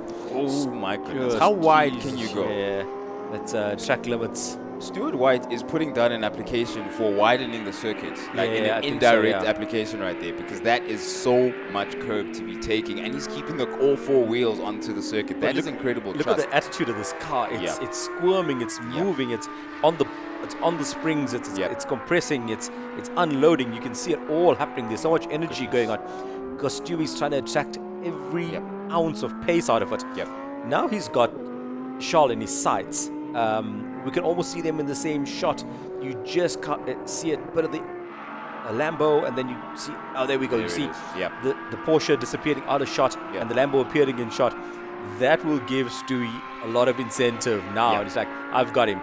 Charles will know that this isn't his fight, of course. He's easily leading the 1 hour charge. He's got a bit of breathing room on his nearest rival. I think he'll want to have a bit of fun. I think he won't make life easy for Stewie. I don't think so. Stewart will relish the fight as well. Those are 2 properly matched cars. They're doing not dissimilar times at the moment. Stewart's last lap was a minute 0.6 or 60 seconds, 0.671, and Charles' last lap was a 102 flat. Yeah, but every time when it comes to one class versus the next, or one race versus the next in this context, it's always honor where honor is due, and knowing that their swords don't exactly go head to head here, they're going to respect each other, give each other plenty of room. But as far as being a benchmark, Charles Rangi's right now is a good benchmark because effectively it shows us just how close Stewie is. So where Charles Rangi's at the moment is, which is 4.7 seconds off the lead of Nick Adcock, effectively that's where Stewie is because they're almost on the same braking marker at the moment. Within a handful of laps, Stewie has managed to mitigate that gap. Now, what I've enjoyed so far with this onboard camera is the sense of firstly how low Stewie is set, or all of the racing drivers are set in their cars, and the sense of width as well. You get an idea of just how wide the circuit is, and that then helps the racing drivers' spatial awareness, because you don't necessarily get the sense of how much they know what's around them when you're looking at a distance from the outside. But when you see their line of vision, their sight, you can see exactly, for example, here, Stewie knows where to go and where not to go, where his car can fit and where it can't. Look at him thread through here. Everyone get out the way. He's flashing his lights frantically. There's a lot of traffic there, and he's really picked them off. And I think someone just pitted. That is, we have many racing cars on the circuit, but from the commentary booth we just heard something very loud. Okay, but that could be a false alarm. All of the cars seem to be on the grid. Until further notice, everything is running as per program. But at the moment, it is Charles Rangi's and Stewie White on the same braking point now. The story of the opening part of this race at least has been Stewart's charge through the field from the very back, now challenging for second position. Oh, look at that. Charles got it sliding. Charles not giving this one up easily. Rangi's in the orange Porsche, climbing on the gas, letting it slide. Stewie showing him, hey, buddy, I'm here. I'm here. Have a look. Here's something interesting. Charles is going to have to try and navigate sort of letting Stewie past the Class B car. I thought that was going to be a bit of a challenge, but they seem to have navigated that a bit easier. Being down the home straight, of course, would have helped that. It would have been a very tricky situation, having to try and get out the way and keep position at the same time. Stewie laying down a pair of black lines out of turn 2, looking for the slipstream. They've caught, is it Sun Woodley for the second time? That is incredible. And Stewie looking for the slipstream, and now into turn 4. Is he going to get off the brakes? Oh no! He's just given Charles an edge, and he's thought the better of that one. He may try again, probably up turn 5. He's a bit further back. He's letting Charles know that he's there, and Charles lost the rear and gone into the kitty litter at turn 5. Charles was driving in his mirrors, and he left it too late. Charles, what have you done? Oh no! So has that handed the lead off yet? No, I don't think he's can recover the car. I'm sure he'll recover the car. How far back was Hammond? Hammond was 30 seconds. 30 seconds back. If Charles Rangi can recover that orange Porsche out of the kitty litter, it will bring Hammond into play. However, how quickly he can recover is going to be crucial. Here's that replay.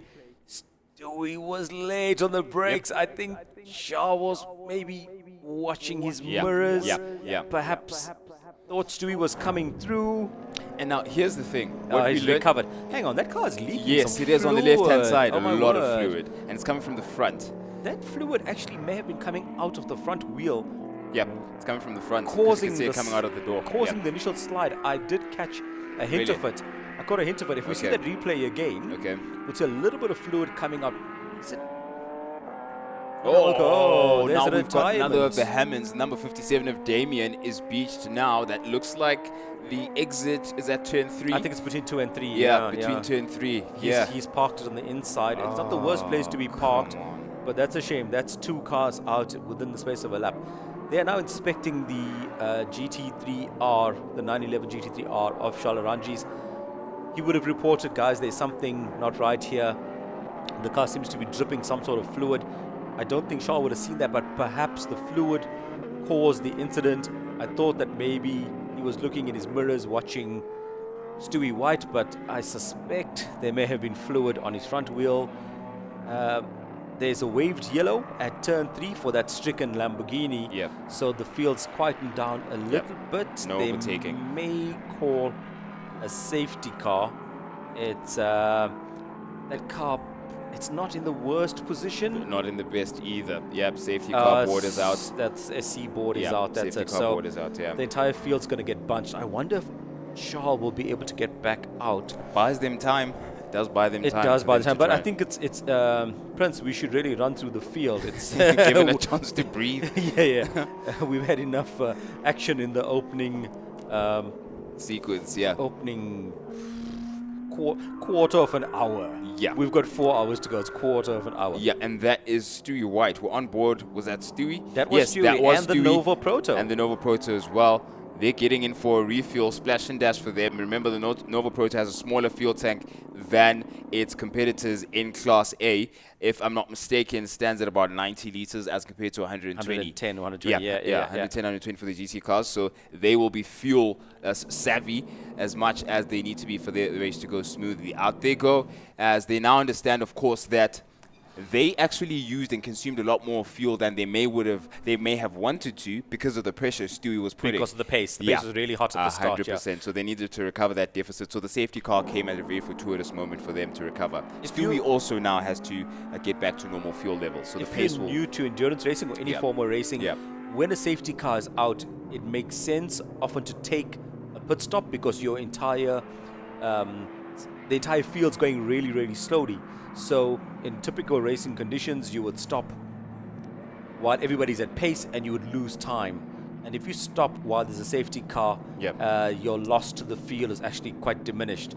So the leaders thought, hang on, this is a great chance for us to splash and dash. We'll save some fuel. We'll slow the pace down. Under safety car, cars consume much less than they do at full race pace. The fields are bunched. It will also help them to deal with traffic. They'll pick off some of these guys as they stop, and then they'll filter back to the front of the field. Yep, and we just received news there about your Charlotte Rangi's number 86. What was the story there? Yeah, so it seems that there was a cooler that burst a pipe, perhaps, on the front right of the car, and that caused the braking issue. I thought initially that Charles was perhaps looking in his mirrors. Oh, geez, what an unfortunate thing. Yeah, initially I thought so too, because I was just about to make a comment about Stewie making it a difficult thing for Shaw just to open up, and Shaw was never just going to open the door. He'd make Stewie race through, but of course being as fair as possible. But then, the leak just came into the way there. If we catch that replay again, we'll be able to see the tiny splash of water emanating out the front bumper, and that splash of water then ends up on the front wheel, which is the one doing all the work, and Charles then was spun around because he didn't have full braking force at turn 5. Unfortunate way to go. That cars raced throughout the weekend in other categories. It's practiced, it's qualified. But it seems we do have some news from Nadine in the pits. Okay, I'm here with Charles Rangi's at the Stradali pits. He's had to pull in. I hear he had a burst water pipe. Sorry, Charles, before you get in the car, what happened to the car? Yeah, the burst oil pipe. I think, I felt summers, it's quite hot outside. So, European cars aren't always built for South African weather. Yeah, but I mean, it's who would have known? I mean, we got this car a week ago, so, we can't check everything. But the boys are working hard, so we might be able to still finish the race at least. See what we can do. Never say never, I guess. Yeah. Well, everything of the best out there. Thank you. And good luck to the team.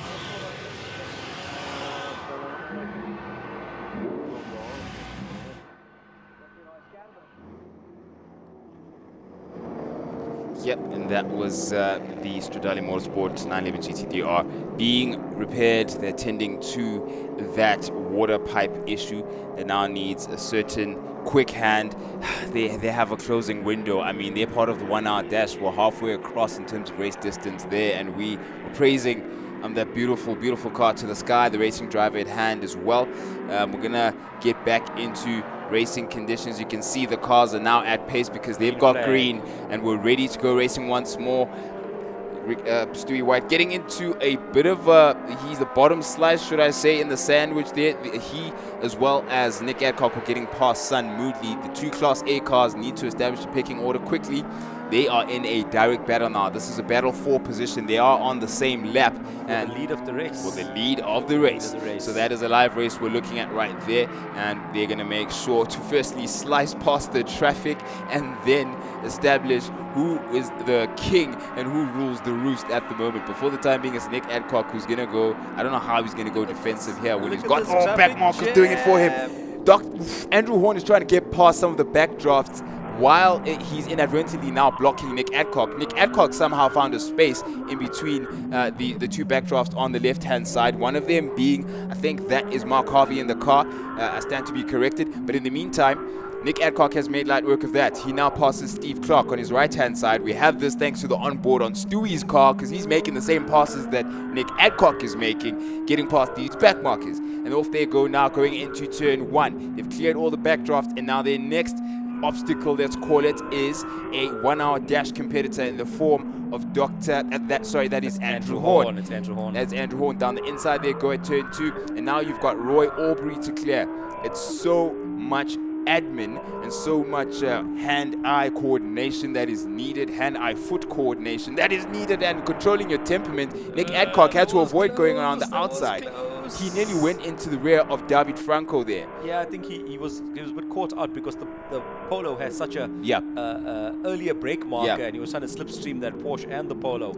Suddenly they were braking and he wasn't, and he had to duck out of that one instantly. He's got by the Porsche now, and he's got a Lambo up ahead of him. And he's picking off the Lambo pretty quickly. I think it's one of the Hammonds, and in front of that is a back marker. Is it the Altezza?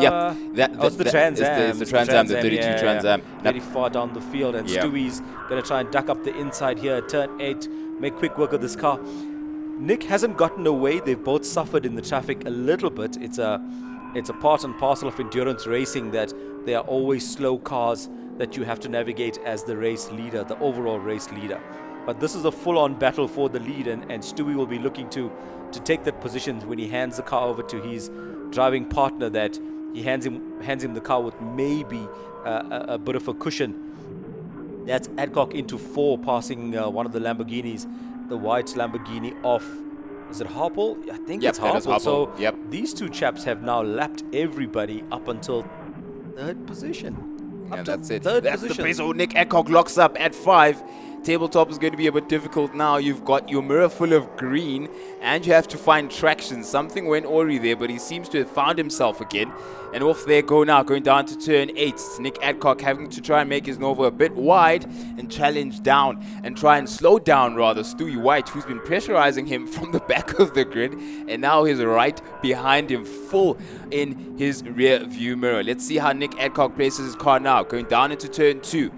Under braking, Stewie has a look down the inside. Oh, that's getting close. It's getting so close. It's all parked under his wing. Man. I love this onboard. 0.3 of a second as they cross the line. Stewie's, as a reminder, if you just joined us, oh my word. Someone beached on the left. A car parked on the side of the track, probably recovering. Jeez, we'll get into that in a moment. In the meantime, it's Stewie White. And we're on board with him it's just incredible. A couple of seconds ago, we're back on board with Stewie again. This onboard is addictive. If you do not come out of it, it's a bit of a whiplash to see life as we see it as spectators. But as a racing driver, this is what life looks like. This is the best view in the house right here. 100%. You can see the Nova moving around, searching for grip. Nick would be well aware of that green car behind him. He's climbing on the gas as early as he can, and man, oh man, the pace is so hot now. The guys are at the minute mark, dipping just below a minute. There's that Lamborghini they passed. Now stricken on the outside of the circuit. That may be a problem because typically safety. Oh my word, that's Stewart. Oh, he's getting so close. He can smell Nick's aftershave. My oh my, that was really close. He almost parked under the wing of that Nova. And now they flat out, this may be a yellow flag section. I don't see the flag marshals. Stewie searching left, right. I think he's going to have a go on the tabletop. I just saw a flag come out at the corner of my eye. We'll get confirmation now where the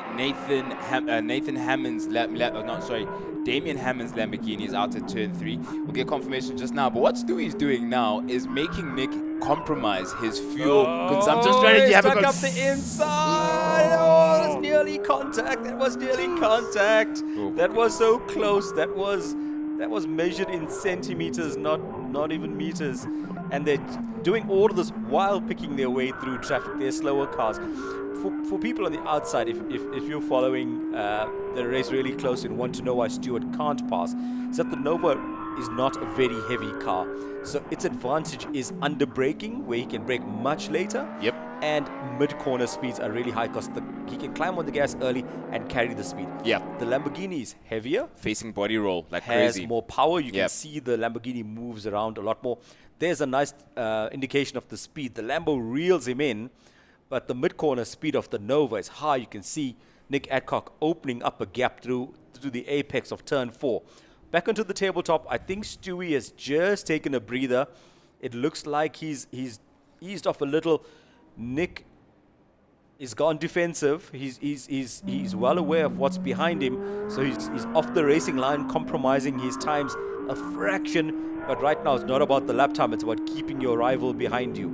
Stewie is an old hand. He knows he's not old, but he's an old hand. He knows that he can use the traffic. Look at the attitude of the Nova, leaning hard on its tires. Nick's not leaving anything on the table. We're going lap after lap. 1 minute flat for both cars. Sort of qualifying times the guys are doing. They've still got 3 hours, 30 minutes of this to get through. Yep. Yeah, they're going to be juggling. Absolutely crazy. I hope you're following this on the live stream. If you are, let us know. Give us a shout. We want to hear your questions. We want to hear your comments. We want to hear your criticism. Guys, if you think we're doing a bad job, no, don't say that.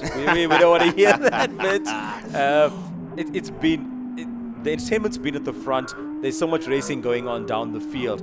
Currently lying first in the 1 hour dash is Shayur Harper with the retirement of Charles Ranjis. Nick Hammond is lying in 3rd overall in the race. Already a few laps down on the leaders. Andrew Horn is 3rd. Roy Oberoi is 2nd in the 1 hour dash. And Stewie on the outside of Nick Adcock, I beg your pardon, but Nick now has to break in, has the advantage of the fact that you've got 2 backdrafts on the left that are blocking Stewie off from making a move. Stewie's getting very close because of the traffic to try and make a move, as you were. No, it's fine. I mean, this is more entertaining. This is phenomenal. Driving from both men. Stewie's having a look up the inside of turn 4. That's not going to work out. Look at that Nova fly out of the corners. Nick was wise to Stewie being offline there, and he just fired it around the outside. And he knows that he's quicker through apex at turn 4. Stewie's going to have to make his move among all this traffic, maybe into 8, where both cars seem fairly evenly matched. The Nova is really working through the S's at 6 and 7. You can see it leaning really hard. Stewie down the hill looks like he's fallen slightly further back. Following another car that closely is not ideal. Your temperatures go up slightly. There isn't as much aero across your it's aerodynamic grip across your front axle, so you lose a little bit of grip. So perhaps backing off a little, give you some breathing room. They're passing another slow car. It looks like another Lamborghini. Yep, number 95 of, I think that is Damien Hammond. Oh, Nathan Hammond. Yeah, that's Nathan Hammond. Nathan Hammond has gone back. He's fallen down the field now. He's behind Roy. So the leader in the 1 hour dash is now Roy Oberoi in his Porsche 911. Excellent stuff. Roy's been chipping away. He's a couple of laps down as well. However, oh my word, that's Hammond. Samlin Racing. Parked on the circuit. That's not great. I think that's going to be full course yellow. Yep. Oh no. Full course yellow. It looks like the car has a puncture. It doesn't quite look level. Yeah. Is it? It's got a right rear puncture. Yeah. Now, this is going to be interesting because the last time there was a safety car, the leaders came straight in, fuel, and straight back out to the back of the train. Oh, let's see how this affects us. But now we need to understand what's going on with that number 95 Gallardo, which is beached just before turn 3. It looked... No, I think it's between 3 and 4. Between 3 and 4? I think it's between 3 and 4. Yeah, you're looking at turn 2 now. That's the flag stand at turn 2. And the guys are going to be heading down. Hopefully we'll get a shot of that. So, while there's a bunch of cars in the pits taking advantage of the safety car. And let's do this current Oh, there's Mr. Hammond Yep, waving. that waving is for turn help. 3. That definitely is turn 3. Yeah. There is. I don't think there's a better looking patch of grass on this circuit. That's my landmark. The inside of At 3. Turn 3, yeah. Yeah, Start a typically little golf game on a corner. You don't see cars up there, so the grass is pristine. 100%. So we'll do the current leaders over on the races. Adcock and Stuart White, you've been watching that battle relentlessly. And the 1 hour leaders are Roy Obery, sorry. He's doing a great job there in his Porsche 911. Shay Harple in his Gallardo. Andrew Horn lies in 3rd. Yep. Anthony Marks in 4th in the 1 hour, and Mike Verrier is 5th. If we look into the overall race, the next car behind Adcock and White is Tafani, and he's in 9th overall. So those are the front runners in the endurance race overall, and in the 1 hour dash. Sun Mudley is in 10th place in the race. He's currently in 6th in the 1 hour dash. The clock's counting down. We've got 24 odd minutes left for the 1 hour dash. So if anyone fancies pushing themselves up the grid, challenging somebody ahead of them, they're going to have to make a move now. The safety car really helps. We've got a train of cars forming behind the leaders. This is going to make things very interesting now with Stuart White and Nick Adcock and no traffic ahead of them. Yeah. So at the last time the safety car cleared, they had to deal with 20 odd cars worth of traffic, which takes lots of time. This time they're going to be faced with clear air, which is going to be very interesting. How will Stuart attack? Will both cars have their tires up to temp quickly enough? Will Stuart catch at Nick napping? I don't think so, even though I think it's the sleep car. The adjust for sleep? Just for sleep. Well, I think at Nick the is moment, wide awake. Yeah, he's adjusted for racing at the moment. Nick is wide awake. You can see the Lamborghini being towed away by one of our rescue vehicles that's heading up towards turn 4. Once they get him towards pit entrance, I think probably just another lap of safety car running. We can talk you through some of the other classes. In Class A, as you said, it's Adcock, White and Tafani.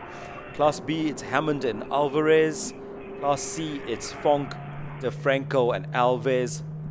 Class D is led by Barton Pretorius, Sechapa Machiko and Harvey in 3rd. And we have Nadine ready for us in the pits. Bruno, we said it on the grid. We said it last year. It's time for a new car. What is the problem?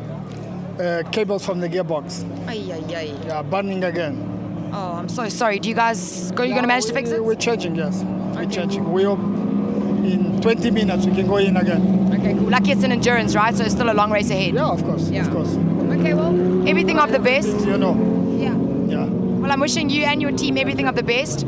Let's quickly chat to David. Yeah, David, you have been in the pits twice already within the first 40 minutes. What's happening? Is it still problems from yesterday or?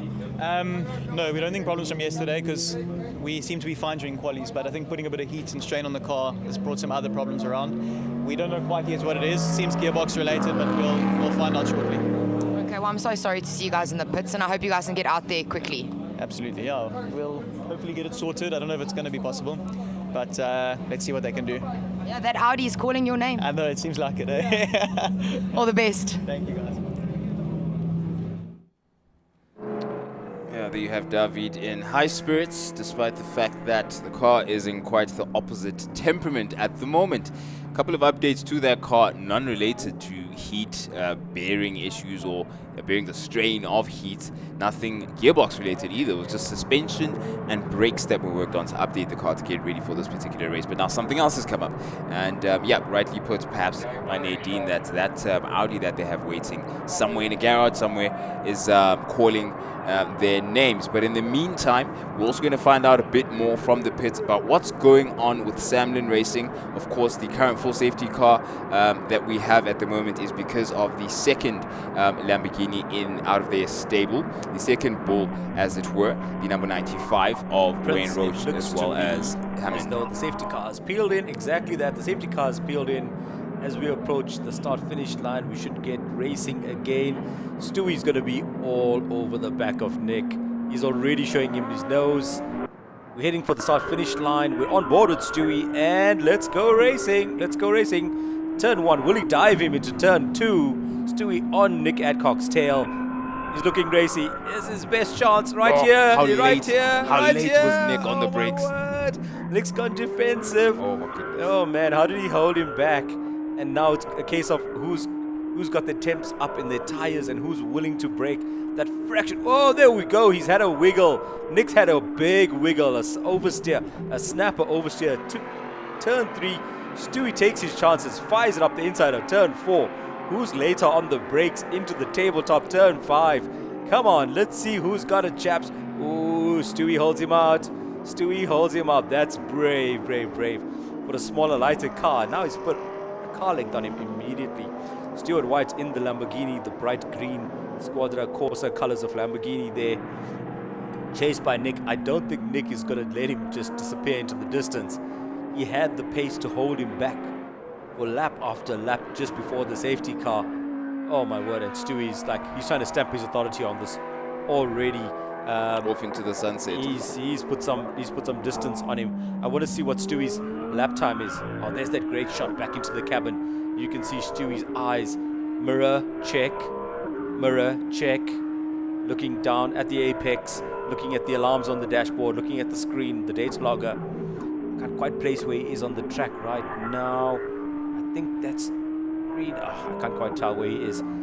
But there, mirror check. Where is he? It's such a great shot. He's hard on the brakes. That's probably turn 5. He's hard on the... Yep, turn 5. Whoa, nice. Big power slide coming out of 5.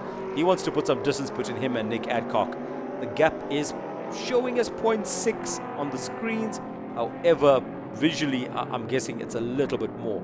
I want to see this lap time because Stewie was giving it his all to get away from Nick. Crosses the line, sets a 59.6. Nick goes 1 minute 0.5. Sorry, Stewie's a 59.8, and 0.2 further back was, or 0.7 further back was Nick Adcock. Yeah. And there is the Lamborghini of Shea Hoppel. Roy Aubrey should be in the pick somewhere. He is leading the 1 hour dash, and we're going to cross to Nadine really quickly in the pits to give us some more information. I'm here with the Hammond brothers. Both have had an incredibly unlucky start to round 1. Damien, you first, my bro. What happened? Yeah, off to a good start. We were thinking it was going very, very well. Car gave us a bit of trouble. Popped up a couple of warnings, fuel pressure warnings, engine, gearbox, overheating. Today just wasn't our day, unfortunately. You know, it's crazy for me how everything's fine in practice and quali, and then as soon as it's race, there's just gremlins. Unfortunately, I think the bug has bit again from last year. We have to break it though. There's only one way forward, but we'll come back stronger next time. Yes, you are. But also don't give up today. Your team are hard at work, I'm sure, on the car. You're only doing the 1 hour dash. I'm sorry. Yeah, we were really hoping for a good result. We were hoping to take the fight to the Porsche. We just didn't have the upright pace with the Porsche, so what we could have done is just keep the pressure on. Okay, well, all the best, eh? Sorry. Nathan, and you, what happened with your car? Going into 5, we got shunted in the rear, and from there, gearbox started to jump gears, and coming out of 2, the car was just completely dead, no drive. The electronics is on the dash, but there's no fans, no drive, and the car's stuck in gear. Oh dear. Well, I'm so sorry to hear. I see the team is working on your car, so hopefully they can get you back out there to finish the 4 hours. Rooting for you guys, and yeah, just keep the faith. Yeah, thank you. Hopefully we can fix it. The gearbox sits at the back, so hopefully it's not gearbox damage. All the best. Thank you. Let's go back to commentary. There you have it. It's coming in thick and fast for the Samlin Racing team. on both sides of the garage. The number 95 still has a bit of hope. It is a long race, and the team are putting in their all to get their car back out onto the circuit. But you can hear there is fighting spirit there. Prince, look at this battle. This is for the lead of the 1 hour dash. This is Shea Harpole chasing Roy Aubery. The white Lamborghini is Harpole, and the red and white 911 Porsche is Aubery. He's giving it his all. I hope his team's informed him that this is for the lead. Harpole's in the 1 hour dash. We can see some technicians working hard on the Hammond Lamborghini there, trying to find some electronic glitches and sort those out. But the on-track action has been phenomenal. See, Stewie White has put some distance between him and Nick Adcock. He's opened up 3.6 seconds. I think Stewie was on a proper charge, and when he's on song and he's in that sort of full-on attack mode, he's a force to be reckoned with. Nick may have just decided to ease off, and he knows it's a 4 hour race. We 3 hours 15 minutes through. Whoa! 3 different classes on one corner. That's turn 4. awesome. That's one of the backdrops getting out of Stewart's way, and he will be passing that Alfa Romeo Giulia. Yellow flags all over the tabletop. We don't have there's the Nova now in shot, so he's not that far behind. There's a lot of traffic, but I think once this shakes out, we'll see that gap at about 3.5 seconds. Harpole is caught Oberoi at quite a rate, and he's just 0.4 of a second behind. There's a lovely onboard shot here showing the that's Baron Pretorius, the backdraft, the V8 roadster of Baron Pretorius. In his rear view mirror, we get an idea of who that is chasing him. It's Mashego, Sishaba Mashego. That is a battle that is almost fully ripened. It took shape a couple of years ago. I think the seed was planted last year at Red Star. There was a bit of a coming together, no, not contact necessarily, but they definitely did share very small spaces of tarmac at our Red Star round last year, and Sishaba Mashego made himself known. There's a bit of payback coming. 100%. So this battle, just watch out for it. It may not come to full temperature at the moment. Oh, well, maybe it will. Sishaba Mashego having a look down the inside of turn 4. I spoke too soon. That's brave. But Baron Pretorius later on the brakes, Sishaba is making himself known. Let's see if he'll be able to make a move stick. But he's going to cool down for a bit now, going up into 5 under the braking zone. They have to be a bit careful because you're losing the rear now, and these are very rear happy cars. So you want to be sure to be in control of your throttle when you get back onto the power again coming out of that section. And this is the kind of space where, as a driver, you're looking in your mirror, you think, oh, I'll just climb on the gas a second earlier, and this is the kind of time to hold your nerve, not give in to the temptation of, let me get away from him, let me get away from him. You've got to really be metered here and not drive in your mirrors. You've got to sort of drive your own race while sort of trying to stay defensive.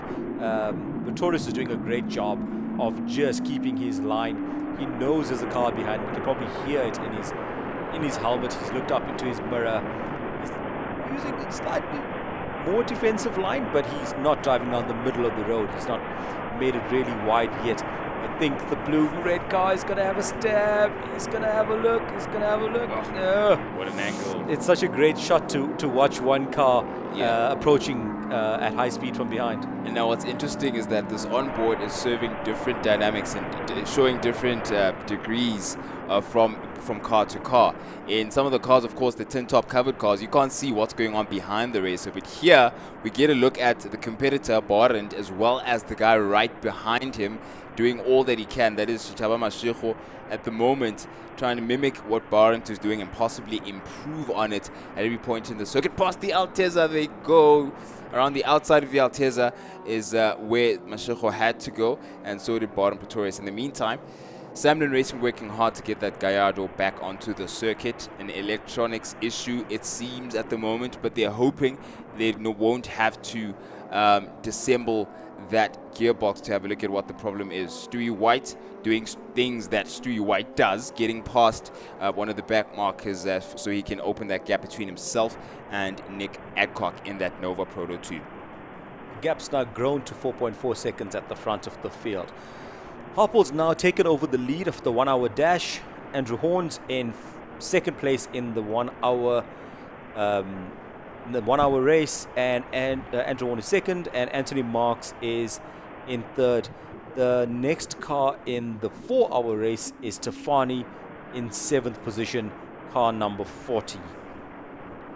Yep, and at the moment, it's there we go. Shea Harpal, leader of our class when it comes to the 1-hour dash, and they're getting close to collecting that checkered flag. It's the last few minutes for the 1-hour dash. We're, I think, 8 minutes to, we've passed the 50-minute mark, and we're going to the close of the race. Shea Harpal pretty much did everything you need to do if you're in a top 3, top 4 position, because you know out at the front the guys are going to be quite aggressive and get a bit racy for the lead, and if you keep it consistent, if you keep it clean, it's going to pay off, and it's paying dividends now because Shalaranjis fell away ahead of him. The Hammond, the Liqui Lamborghini as well also fell away, so it's a bit of a battle now that it really is about your concentration. Put all wheels right. Obery was leading Yeah. in the 911, and it wasn't, I don't think it was a pass on track. We didn't see it, but Obery is showing as in pit. So he's dropped a lap to the leader, which is a shame, handing the lead to Shea Harpal with Horn in 2nd and Marks in 3rd. Verrier showing in 4th place in the 1-hour. Oh, Shea's getting into it. Oh, my word. Potential race winner for the 1-hour dash, getting the battle later. There's no need for that. Yeah. There's no need for it. Yeah. But he's got to get by these guys, or those chasing will end up catching him, which is unfortunate. Yep, and it is likely. I mean, it's not completely out there to think that Andrew Horn, there he is, same frame, same shot. He just got onto the home straight, and Shea Harpal is clearing it going down into turn 1. So this there definitely is. This little battle in front has cost Shea Harpal some time, hasn't it? Yes, he's going to have to get super aggressive. Horn's right on him. Yeah, he's going to have to get super aggressive now when it comes to getting past these back markers. Can someone tell Shea to put pedal down, to put foot down, because right now it's a first place win, a first place result that is at stake. It's complete luck of the draw where you catch back markers, and if you catch them in a particularly unfortunate spot like in turn 4, that's really high speed, can cost you a lot of time. Looks like Horn's also lost a bit of time navigating some of the backdraft back markers. Stewie White just launching up the inside, passing the backdraft and Horn in one go, one decisive move into turn 5, and now he's about to pick off another one of these. I think it's going to be Pretorius. Was it Mike Harvey? He's going to fire it up the inside there. He's not holding back. Yeah. Shea Harpal's got some breathing space. He's picked his way through all the backdrafts. He lets Stewie White through. If he gets there in time, he's going to get by the next 2 backdrafts, hopefully into turn 2. Both Lamborghinis on a charge. Oh my word, look at that pace difference. Yeah. Under braking, so much more commitment there. Steve Clark is going to have to clear the way now for Harpal as well as White.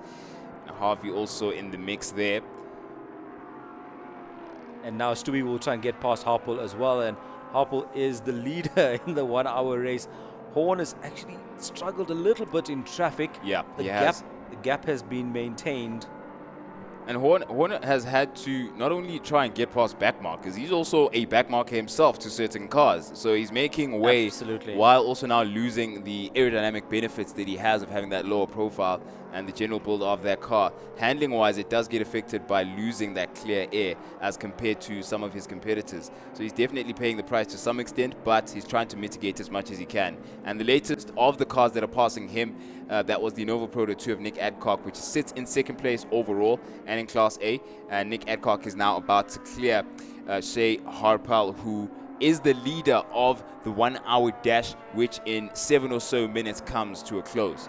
Horn is still in the mix. He's only 2.3 seconds back. He is definitely a contender there. If Shea gets held up somewhere or sort of puts a wheel wrong, is this Alfa Romeo trying to unlap himself? This Alfa Romeo Giulia figures he's going to have a go at this Gallardo. Under braking, not quite. Fonk is in a different fight at the moment. Yeah, the Class C Alfa Romeo Giulia now decides he's going to get out. And look at that, Horn's closed him right down. Yep. He was, Harpal was held up just a little bit through the back markers, and Horn is now on his tail. Look at that. Same shot, they're sharing tarmac.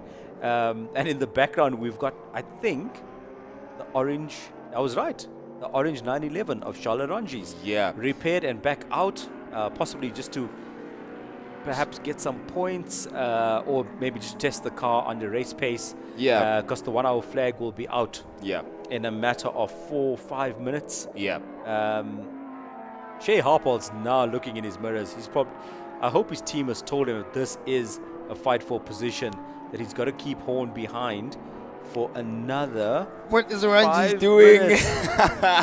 What is Oranges doing? This is a battle for the win. Oranges, clearly the quicker car between the two, is now back out onto the circuit and wedged himself in between Harpal as well as the Horn. podium sitters, yeah, and he's a backmarker, technically a backmarker. He's allowed to unlap himself by the rules, but he's got the pace. He shouldn't be getting in the way, ideally. Listen, I was about to say, Harpal should make his Lambo wide as possible, but I never said it was going to turn into 2 cars. For a moment there, it looked like the case, but Charles Oranges had cleared the both of them, and now the 2 front runners for the 1 hour dash can resume their battle, which is an on-the-lap battle. By the second, that window is closing for Horn to get that first place, which Harpal has fought smartly to attain.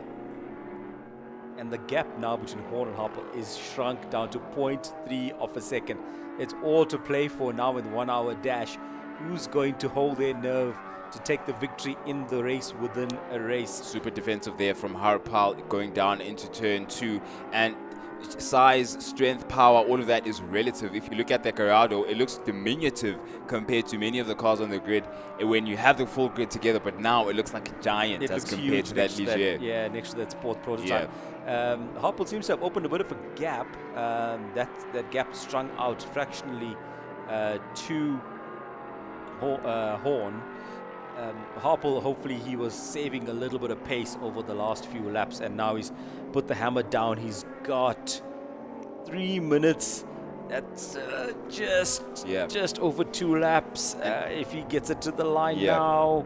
Yeah, Horn would be hoping that ZWARTKOPS had more corners, because the corners is where he's gaining an advantage. Up all the pace. If it was if he had just one more sector where he could find 0.2 or so of a second, he'd be even more neck and neck than he is now with Harpal. But at the moment, it's an even split between straight line grunt and that handling ability, cornering speed. That cornering speed that Horn has. Closer he goes at turn 2, and you watch that be neutralized possibly to nothing. Is that the Gallardo of, yes, Samlin Racing's number 95 is back, but you have perfect timing. We'll get to you in a second. Bit of a slipstream. Because look at Shea getting a bit of a slipstream from his fellow Lamborghini racer. Oh, he hasn't gotten out the way. He hasn't moved out the way. He should be out the way by now.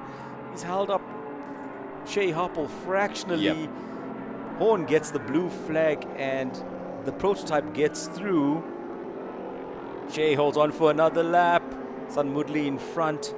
He is 5th overall in the 1 hour dash, having fallen back a little bit. He's going to let Harpal through. I think he knows that these guys are the leaders. He's got to turn in. He's let Horn through as well. Yeah. And that recovering Samlin Gallardo, which is now back on track after their issues. They found the electronic gremlins, obviously found some gears in the gearbox, and off they've gone. Stewie White now 4 seconds ahead of Adcock, but this is the battle. This is the absolute battle for... This is the closing of the 1 hour dash now. Andrew Horn has tried all he can to reel in Shea Harpal, but Harpal has done equally as much to stay ahead, slicing and dicing through traffic, cars bigger, smaller, faster, lower in profile. He's done everything to try and maintain that lead that he fought smartly for. He was in position in around 3rd or 4th at the beginning of the race. Some of his competitors fell away. That was Oranges, that was Roy Aubrey as well as another, the number 57 Lamborghini of Samlin Racing. Once they fell away, it was open air for Shea Harpal in the 1 hour dash, and he absolutely has earned first place for the 1 hour dash ahead of Andrew Horn, who fought all as much as he could for the remainder of the race. But it is Shea Harpal who now is on his closing lap at the top of the hour mark. The 1 hour dash is now coming to a close. We're going to see the MSA flag not too long from now. It should be the end of this lap. It should be the end of this lap. We'll at the end of this lap, we're going to see another of the back marker for good measure. Oh, jeez. He's held up the Lamborghini big time. I'm not sure who it was, but he's held up the Lamborghini big time. Oh, look at the grunt of that V10 engine. Just fires away from the prototype. Disappeared, dabs on the brakes, in through 4. Watch the closing speed of that prototype. Incredible. Mid-corner speed is so much higher. Yeah. But as they climb on the gas, the grunt of the Lamborghini will get him away. The clock winds down. The seconds tick towards 0. That's the hour. There it is. That's the hour. So the MSA flag is going to come out not too long from now as Shea Harpal makes his way down the home and the start-finish straight for him to claim his first SAES 1 hour dash win. What an impressive campaign from him. It almost, some would think it came out of nowhere, but a lot of preparation goes down into this. It goes down to the wire, almost a photo finish. But Shea Harpal takes the win for the 1 hour dash ahead of Andrew Horn marginally. Oh, Horn was 0.4 of a second. Oh my goodness. 0.4 of a second over that after 1 hour of racing. That was brilliant. Oh, jeez. And it's Marks in 3rd position. Yeah. And Mike Verrier in 4th. Son Moodley in 5th. Mike McLaughlin in 6th. Roy Aubrey showing in 7th. And Aranji showing in 8th position. They'll all have to cross the line to cycle through and get us their final positions in the 1 hour dash. So for those who have just joined us, there is a race within a race, a 1 hour dash. About 10 cars or so will now start to peel into the pits. They are not retiring, they're not doing driver changes. They have raced for the first hour of the 4 hours of an endurance race. They maintain their speed so as not to get in the way of anybody, and now they will pull into the pit lane and they will celebrate their podium positions. The win there going to Shea Harpal provisionally, with Andrew Horn just right on his tail all the way to the line. 0.4 seconds when the flag fell.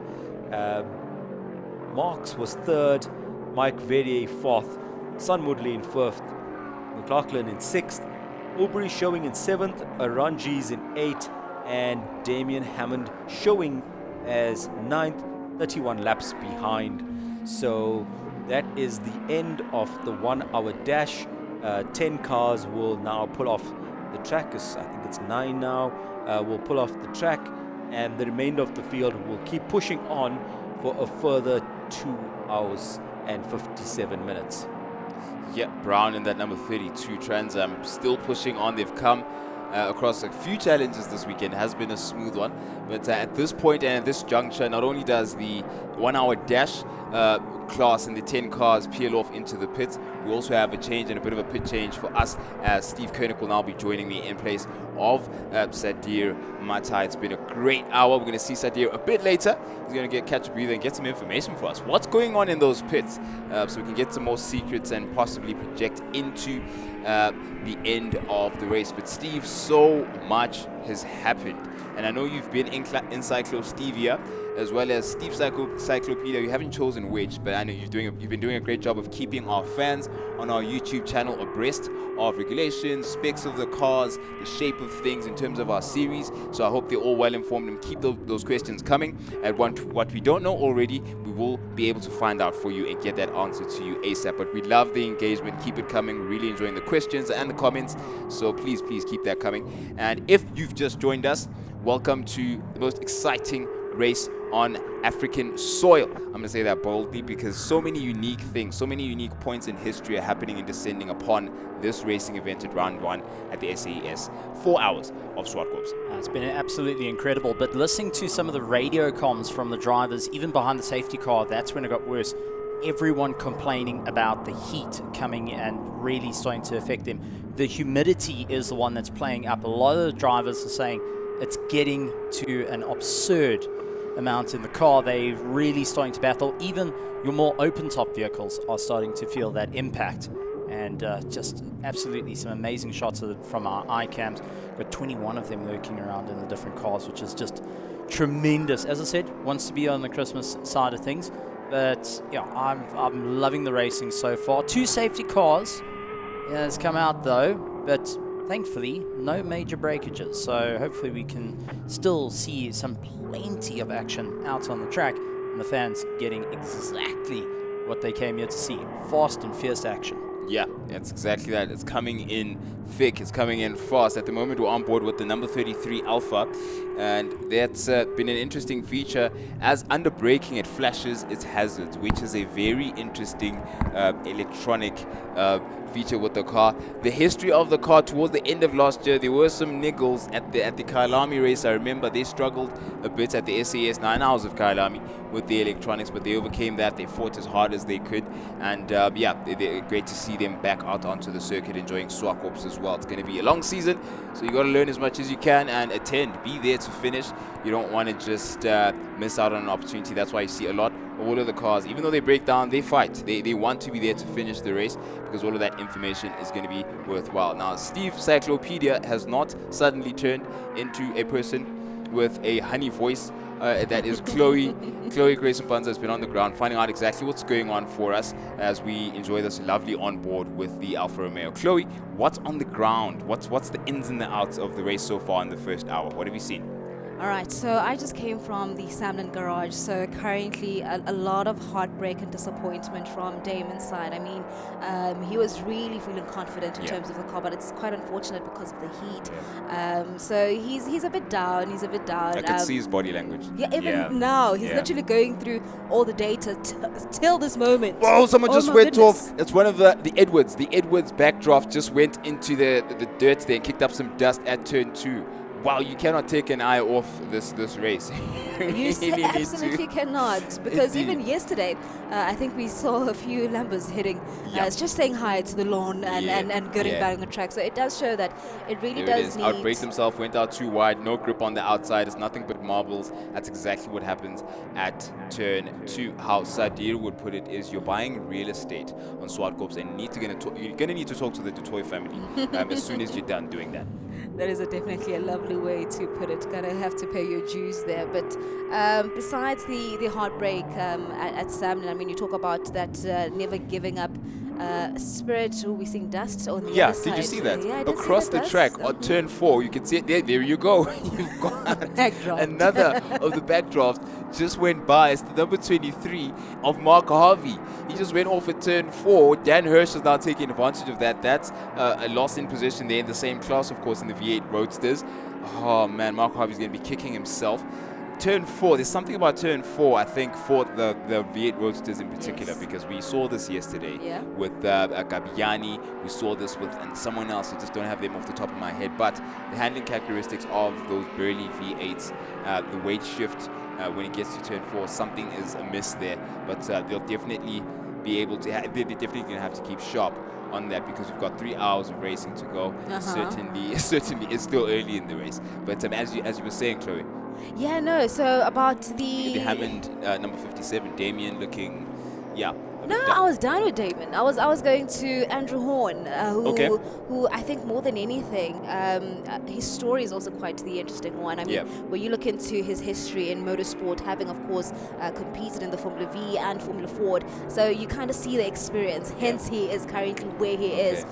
So it's really great to see that as much as yes, there are challenges that ZWARTKOPS is throwing their way, but he really is handling it well. So really great to see that. But also on the ground is the fans. More than anything, everybody is taking pictures, even as hot as it is. I kid you not. People are stopping by to take pictures and just and cheering on the cars. It's incredible how even the kids. I think the kids. I love kids, especially their passion, where they're like, "Come on, you Lambo, you can do it." And some more insights from Nadine in the pits.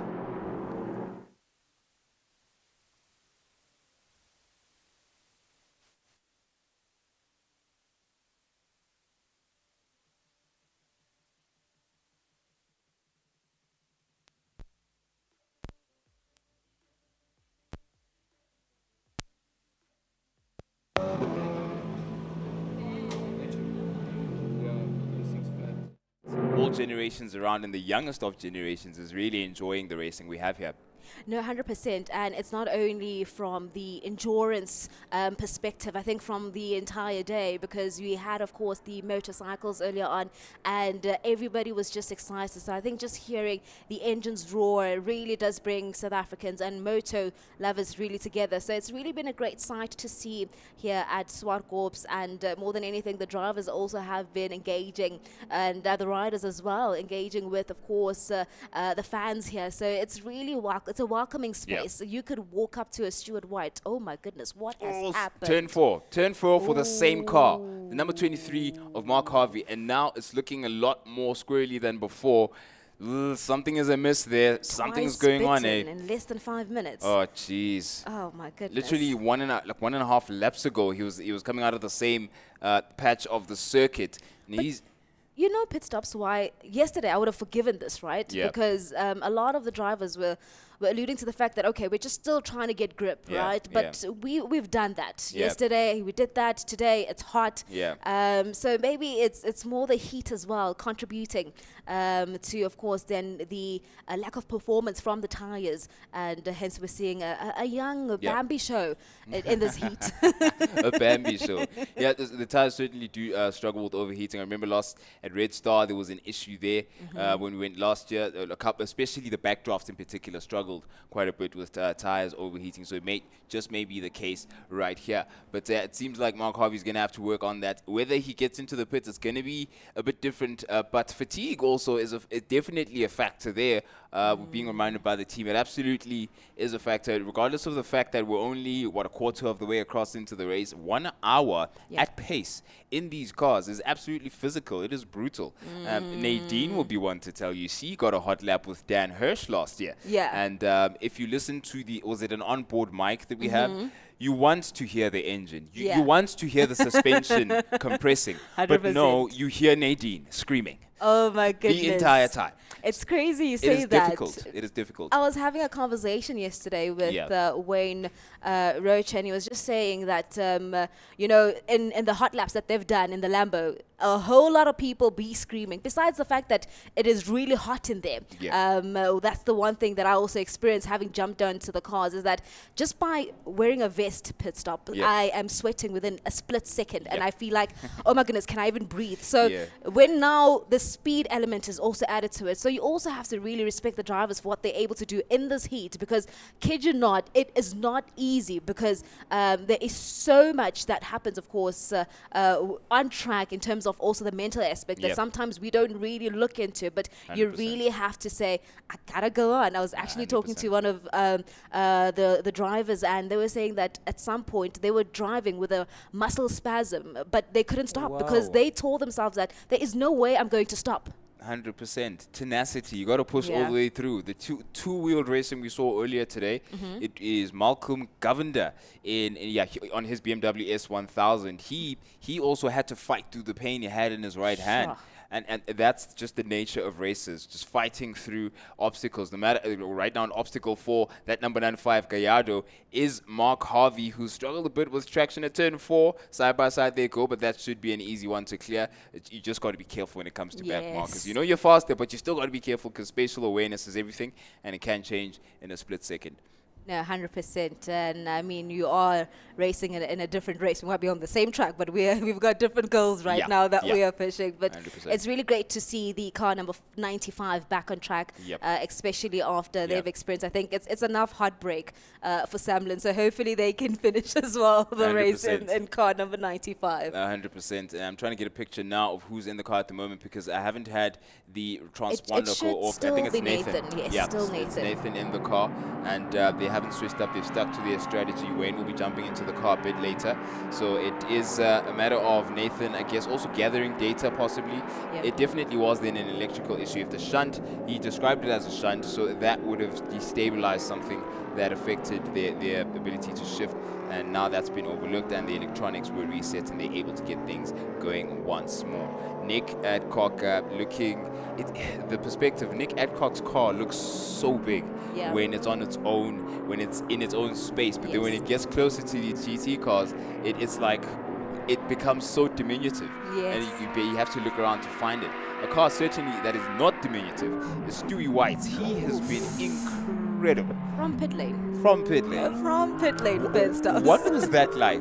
Because he's driving it so aggressively, and you can see the body roll to a certain extent here from the screens, and the viewers at home can see that. What is it like when you're in the pit lane, seeing him drive the car so aggressively? So you know, one thing that is for sure is that not only from Stuart White's perspective, even the pit crew understood the assignment at that point, because everybody at that moment understood what was just about to happen. So I'm sure they had discussed it, that, okay, Stuart, you really need to push right now, because even his teammate, Goliel Klaka, on the other side, and just saying it's game time. So it was really great to see that everybody was just so engaged and one with the driver, because it's one thing to be doing your own thing on track, but to have the backing as well of the guys with you to say, Stuart, go do your thing. This is your time to push, and he's doing it. He's delivering on the mandate. So I think that's absolutely fantastic. Beautiful and definitely, I'll go on and get you more team news, find out what's happening, and engage with more spectators that we have. Please do. We love it so much. We enjoy it so much, and I'm sure the viewers really enjoy the insights. Yeah, the team spirit at Inter Africa Racing certainly is palpable. What also is palpable is the level of professionalism. You walk past a garage and a setup, Steve, and you can feel the different aura and vibe with each team. It undulates. It's always around the happy vibe. You know, everyone is really happy to be here. That is just baseline, right? But when it comes to Inter Africa Racing, you can sense that this year, as reigning champions, there's more intensity. There's more urgency about things. You get the sense that when you walk past that pit, it's just everything is on the clock and ticking in the direction of defending this championship, and nothing is going amiss. Fingers crossed for them this year. Well, it's also they've been consistently doing well overseas, across the border, same as the Just for Sleep team. Yep. They've been going and really stepping up the bar in the championships. But you go further down the grid, like the National V8 Roadsters. You've got the Pesty Racing. They coming as defending champions for the class, and now a little bit further down the order, they're trying everything to gain that little bit of time. And as a family-owned car, being one of the very few that are owned by the team, the rest are more rented races. Yep. They've got a lot to prove. Yep, indeed. Someone who's got a lot to prove as well is the likes of Sichaba Mashiko. I think he stated his presence. He announced his presence a couple of times during the championship last year, and he's going to be chasing after that Class E leading, the Class D leading rather, the car of Barent Pretorius, looking to defend the class for the V8 Roadsters and continue on that standard and level benchmark that they set last year. But a benchmark that certainly is not dropping anytime soon is that of Stewie White. As ever, lapping back markers. We've got a couple of the new backdraft competitors there. The Edwards car, that 131 of Jonathan Edwards, as well as Barry Glanz, has been making the rounds. A couple of oopsies, of course, it happens. It's the initiation. It's the school fees. When it comes to any racing circuit, you will visit the Kittileta at some point, but they've been able to kick the dust off quite literally and keep it going. And we do have Nadine ready in the pits in a moment.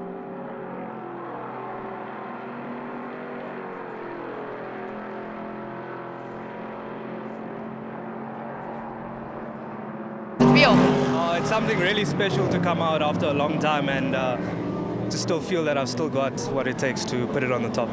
Yeah, well, congratulations. I mean, Stradali's had an absolute spectacular weekend. You guys have bagged so many podiums.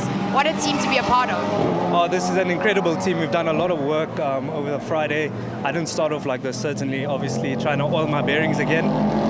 But with the help of an exciting team like this, it gets your mood up, gets your energy up, and then you can focus on the job. They make it easy. Well, massive congratulations to you and the team, and we hope to see you at round 2. Thank you so much. Appreciate it. Awesome. Okay, let's quickly grab second place, Andrew Horn, who managed to finish first of all. I mean, last year was really tough for him. And sorry, Andrew. And now he's managed to just bag a second place in the 1 hour dash. How does that feel? It's a big relief after everything we've done with this car. So yeah, I'm very happy with that one, yeah. How did the car manage in the 1 hour? It was good. We were getting a little bit hot behind Roy Obrey's Porsche with the hot air coming off his car. It made us run hot, but yeah, no, other than that, car's perfect. I don't know if the heat was coming off his car, off him. Shame. He had to come into the pits to finish up and go to the medic stage to get checked out. You're joking, really? Oh shit, sorry. Well, Roy's a good mate of mine, so I don't want that to happen, but yeah, no, very happy with that result. Car went well. My team just awesome support from them. So happy days. Well, congratulations, and we'll see you at round 2. Absolutely, you will, yeah. And to our viewers, don't worry, Roy is fine. He's been checked. He's all good. He got the go-ahead. Anyways, let's go back to commentary. Well, there's that determination. As we get back reintroduced to the circuit again, the leader of Class D, Gianni Gabbiani, at the moment, the defending champion for this class, RPST Racing, of course, with Warren Pretoria, so they'll be looking to get past this beautifully colored backdraft car. Andrew Horn saying, absolutely, you'll see me at round 2. And that's the energy and order that I was talking about with each team and each setup you walk past. You sense the determination, you sense where they're at in their ambitions. With one end of the grid is defending a championship, with the other it's challenging, with the next it's getting into consistency, with the next it varies so much and it's palpable across the grid. Well, that's it. And Malcolm, his usual race pit boss, was just a starter motor on Friday, and then unfortunately had to leave the circuit to go and get a visa to go to Spain. I mean, why do you want to go to Spain when you've got some fantastic racing here? So he had Kenny going and keeping an eye on him. But I've got to take my hat off to our current leader, Gabbiani, who has been on an incredible pace throughout the course of the weekend, really getting to grips with the car. He's lost it a couple of times, just trying to push it a little bit too far. When I had a chat to him, he said he's just trying to find where the limits are when he needs to use them. At current, he's trying to just keep a more consistent pace. Remember, performance of an index is another factor that many of the drivers are starting to factor in. I do want to take my hat off to the likes of Mike McLaughlin and Steve Clark. They're in a production backdraft and currently running 3rd in Class A. Which is interestingly enough, speaking of Class A, the Class A battle for the lead right now, Stewie White and Nick Adcock out in the front in the heat of the battle, where Mike McLaughlin and Steve Clark are 3rd, but this is where it's at. This is where it's the hottest, and it's been burning white hot, so to speak, as Stuart White blasted out of the pits from the rear end of the grid and is now leading ahead only marginally ahead of Nick Adcock. The preparation behind these teams is incredible.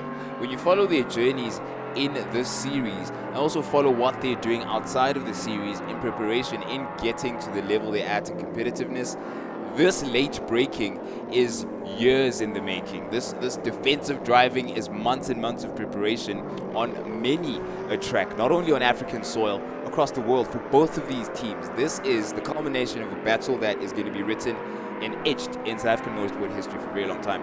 2 South African exports, multiple champions in their own rights in variety of sports. I mean, you've got the Just for Sleep that's currently racing LMP3 cars, going and having a lot of fun there. And now they're going to put a backdraft in the middle between the two of them. Stuart White's got the best line under braking. Dan Hirsch. I think he's said a few words under the helmet there, trying to straighten the steering out.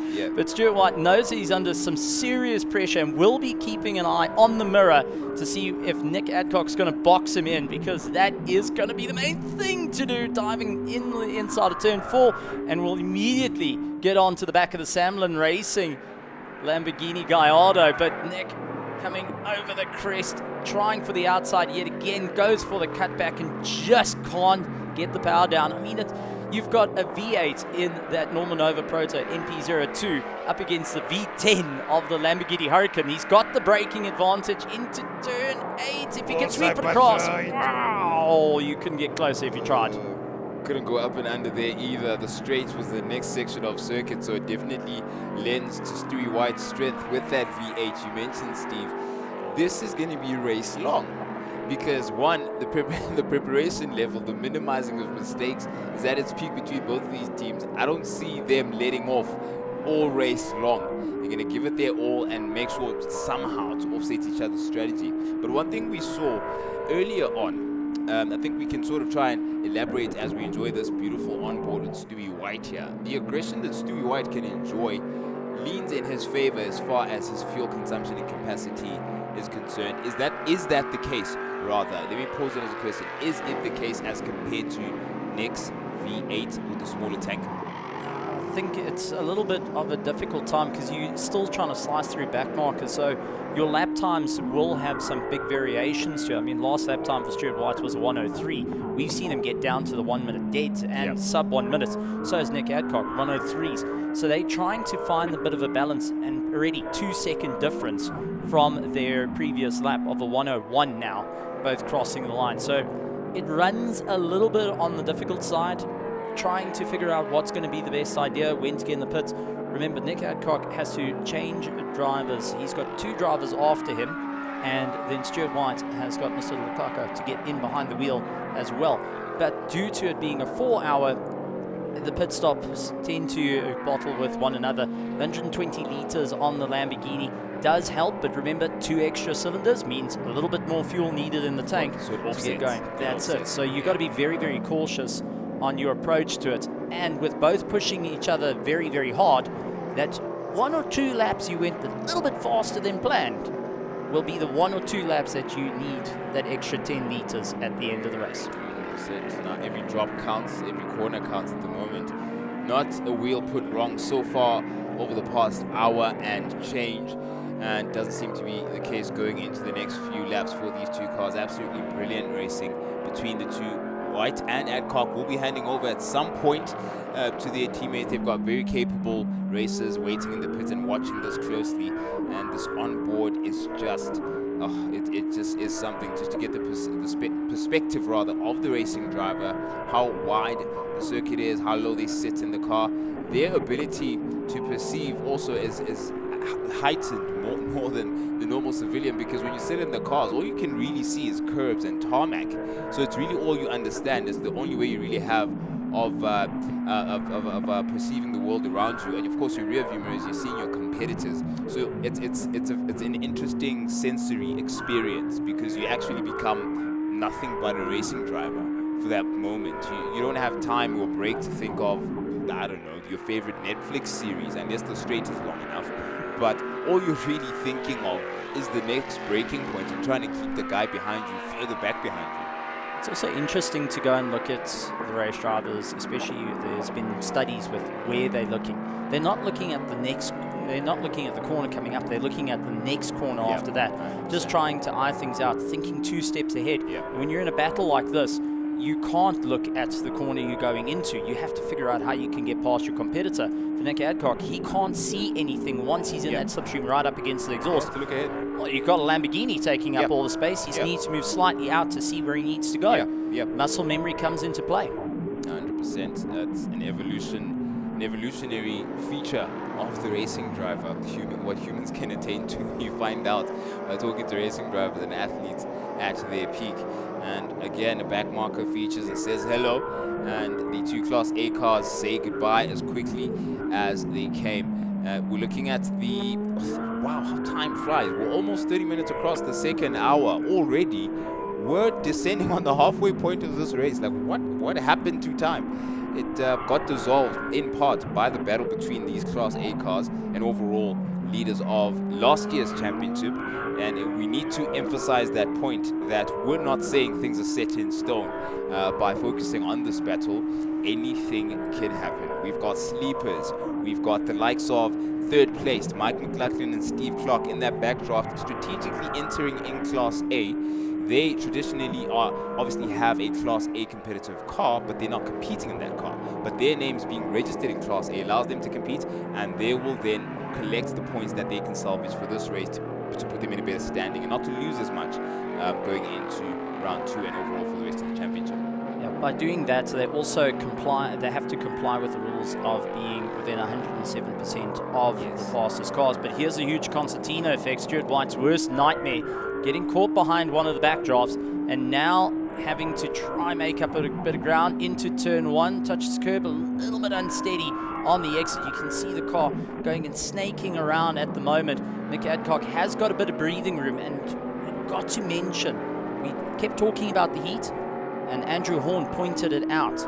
By going and sticking behind a car for so long, your temperature gauge starts to climb. And that's exactly what's happening to the Norman Nova. So he has to back off, get a bit of breathing room, allow the engine to come back into its own to go back onto the attack. Oh man, incredible.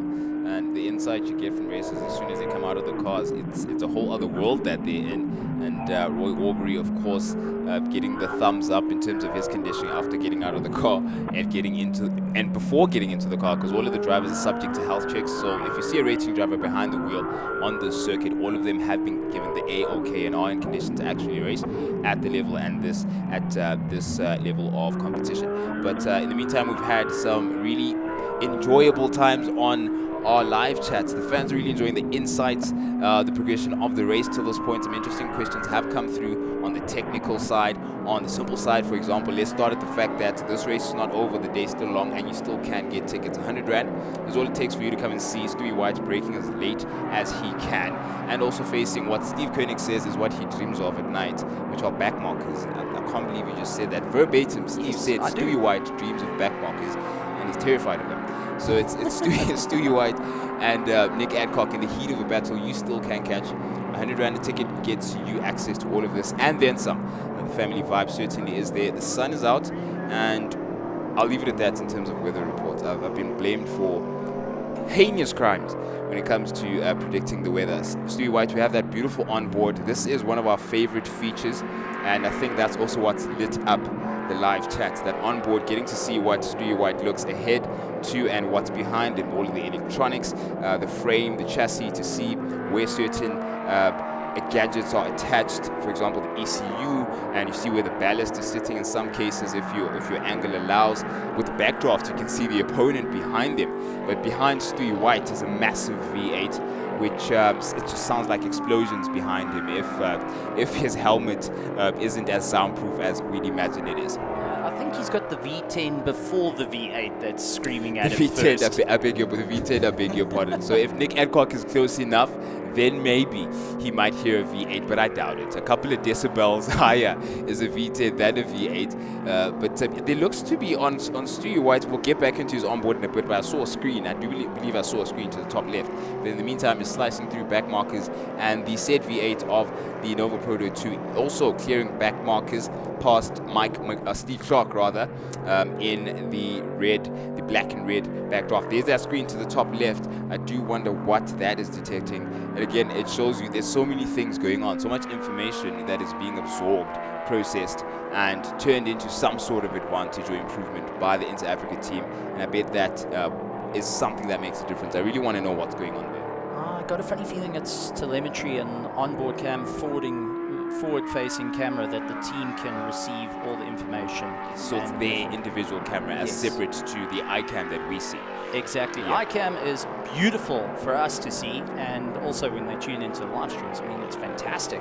But every team's got to keep their secrets. You don't want to show your hands just as yet. And when you're getting valuable information of your gearing, where your cornering is, and also learning information as well, because they will then overlay the video footage of what's going on in the car, outside the car, the throttle inputs, brake inputs and such, to ensure that they stay in it. But Nick Adcock back onto the attack, got caught behind a bit of traffic, a little bit cooled down now, and looks for the inside once again to try and move Stuart White off turn one's apex. Wasn't able to do it, but he is starting to put his nose in a little bit more on the attack, a little bit more comfortable.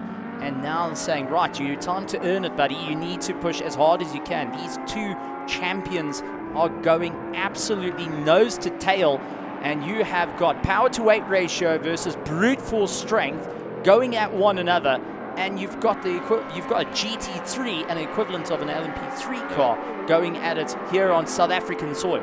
Yep, and world-class racing descending upon, well, for the time being, turn 5 at tabletop. Down the inside goes Stewie, defensive. He cannot open a door, show a crack, or any sort of weakness in the armor. In the meantime, a beast backdraft. Who does that look like? Well, I think that's Thomas away from not mistaken. Car. Yeah, before turn 7. Issue there. Look, it's a couple of meters away from rolling down into the pits. If he can get the car back on its own steam, he would be able to get back into the pits, but for the time being, look. I've got a bigger problem. If that stays there, guess what's going to come out? And there it is. Safety car coming out. This is where critical times for pit stops. When are you going to get in? and get sorted out. The drivers have been going at it for quite some time, 2 hours and 25 minutes to go. So if you have a variety of drivers that need to get in the car and back out, this is the optimum time to do it. But for the likes of Stuart White, it gives him a little bit of reprieve to just take that deep breath in. For Nick Adcock, is radioing into the team. Oh, Pesty Racing's got to be very careful not to overtake just as yet. So he's moving out of the way. I don't think he was actually going for an overtake there. I do apologize. I think he's moving out of the way just to get a bit of airflow into that radiator. And at slow speed, this is where it gets into the worst. The slower you go, the closer you to your competitors. Lots of the car. Exactly. Lack of airflow now starting to go through. It just turns into a bit of a nightmare time. But the teams will be radioing in, saying, right, pit stops. I do see that Stuart White undoing it. He's lifting the belt a little bit, just relaxing it for a quick pit stop as he enters the pits. Now, you're not allowed taking the safety gear off, but going into the pits, going and just loosening it ever so slightly. He's trying to get any second to make sure they can get back out, and considering Nick Adcock is in the pits as well, he's going to be handing over his seat either to Michael Jensen or to Ryan Nyker, who will be fresh into the seat, and it does look like a driver change into Africa. Yep, in goes Xolile Tlaka.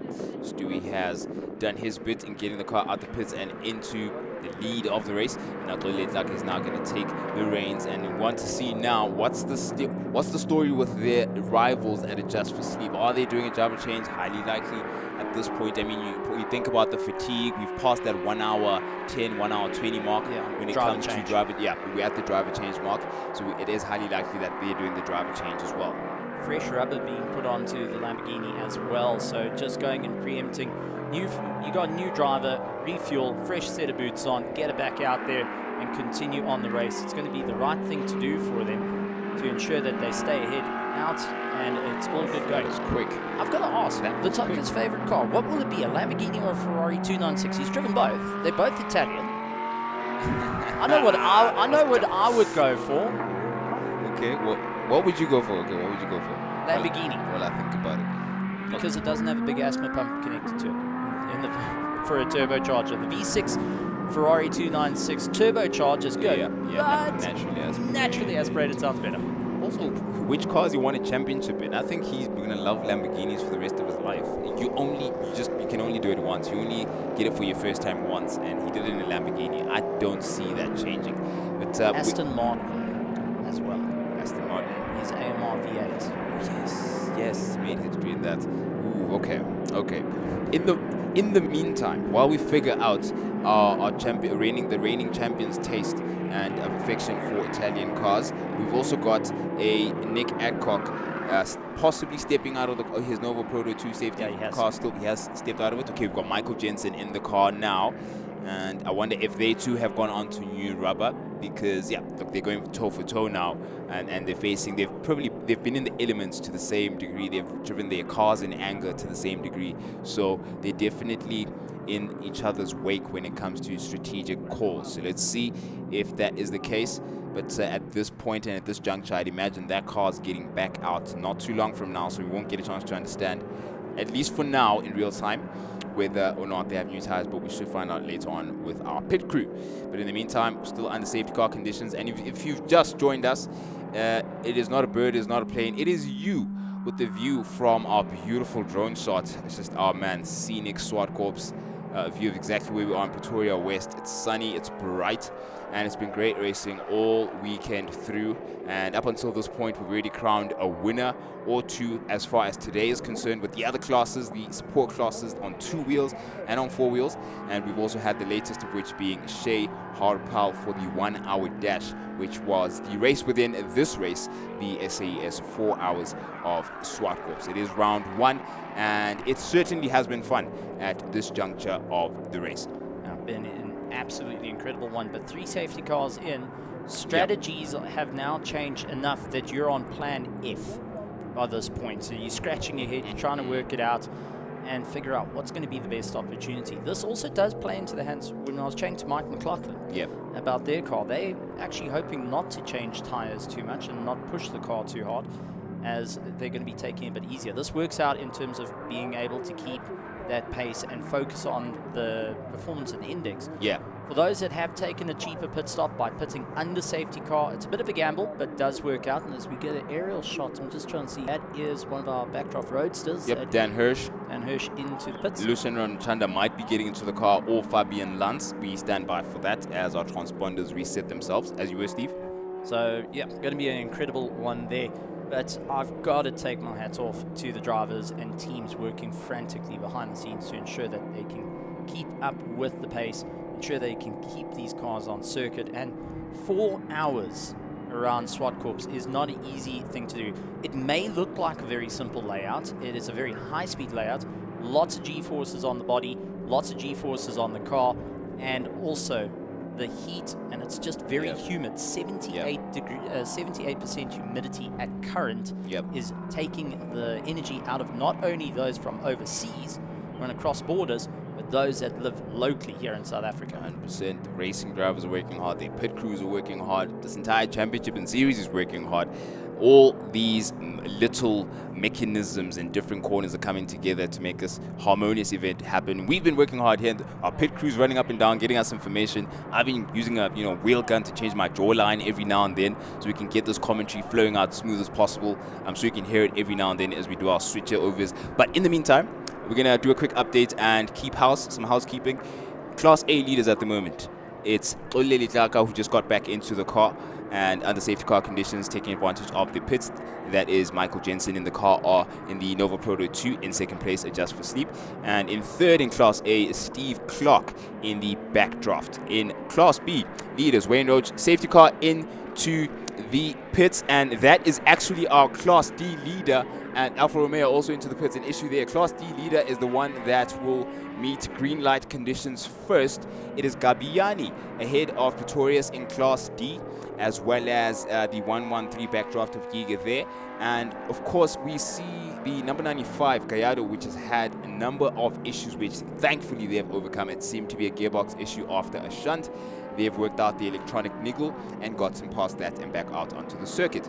Stewie White's niggle at the moment is that he's attracting backdraft like flies. It is incredible.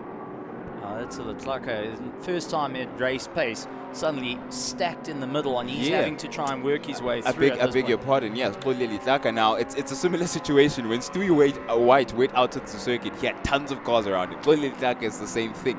He's going to have to slice through the traffic a couple of times to get the car onto pace again, but shouldn't be much of a challenge. It'll be interesting once he gets acquainted with Michael Jensen, because the first part of the series in this battle was Stewie White versus Nick Adcock. Now it's Tolile Litaka versus Michael Jensen in the Nova Proto 2. Let's see what happens. Beautiful shot from our iCam. This is the forward-facing camera, so the iCam has two cameras on it, one forward-facing, one rear-facing. Yes. But you can already see how the drivers are keeping to the outside line, focusing on the racing line, swing the car in, and these backdrafts, despite weighing 1 ton, are rather easy to drive. They're not these big, heavy tanks you would think they are. They're very, very smooth. Their inputs are very easy. And a lot of drivers say you would think you would be more fatigued in it. It's a bit of hard work, but you don't feel it as much as you would think it is. And it's just a testament to the engineering that Backdraft has done over the course of many, many, many, many years, building race cars and road cars down in KZN, that they've come up with a very affordable class that you can either purchase a turnkey, rent, and be able to compete on a national level. Interesting, because this is the ultimate advert for this particular car.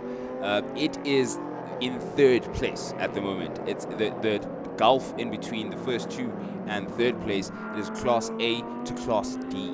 That is a 2-class jump that Mr. Gabiani is making at the moment in terms of track position and overall position on the race, having lapped at this point 78 laps ahead of the competitors behind him. I do want to point out that he is in the same car as Steve Clark. Yeah. Steve Clark taking off after Mike McLaughlin on the pit stop. Yeah. But Gabiani has just been incredible with his pace at current. 78 laps in his run. He's really pushing hard. While Latlaka has done 89 laps around ZWARTKOPS, a 2.4 kilometer circuit. And it's incredible. Already going and trying to improve his lap times every lap, but still traffic becoming an interference for him. But Michael Jensen is one that I want to really keep an eye out for. Yep, he's keeping an eye out for Jensen. We have an eye out for Litlaka at the moment, getting reacquainted with the Lambo and racing trim for the first time on South African soil. Of course, he's had a busy program overseas in the UAE, along with Stewie White and the crew. The entire crew has gone out to see what it's like in the 12-hour in the UAE, as well as the 24-hour, which they've competed in. So it'll be well on form as far as racing in anger is concerned. But at ZWARTKOPS, it's always a unique prospect. There's always new challenges to face, and so far they've done so well in terms of recovering from starting out in the pits. And I'm rejoined, of course, by Chloe Grace Mpanza with some more insights about what's going on downstairs. We've had a couple of driver changes thanks to the safety car that came in fortuitously at this time. What's the body language of drivers coming out of cars? Like, is it a slump out of, to roll out of the car? Are they coming out strong, jumping out, enjoy an absolute glee? What's the picture now? So you know what the thing is, pit stops, right? You might fully send it, right? And you've put in a great time, and you know that you did well.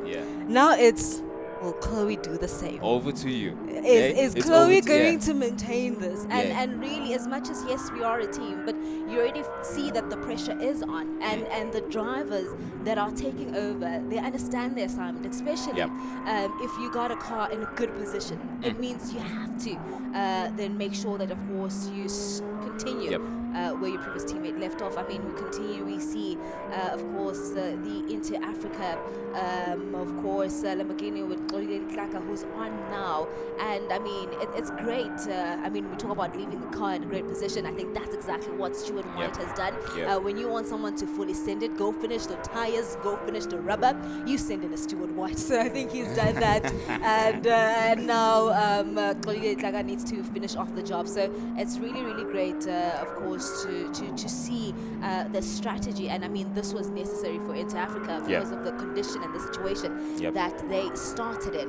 100% a recovery job that was well taken care of quickly and efficiently. And now I guess the task is keeping it all on the black stuff, navigating the back markers, making sure your consumption is on point, your aggression level is on point, because you have to factor in fuel and stops and when you want to time all of that, all with the variable of safety cars, because at any point a safety car could come in and possibly help your opponents in terms of they being, you don't want to push your car so hard that you're running out and starve for fuel.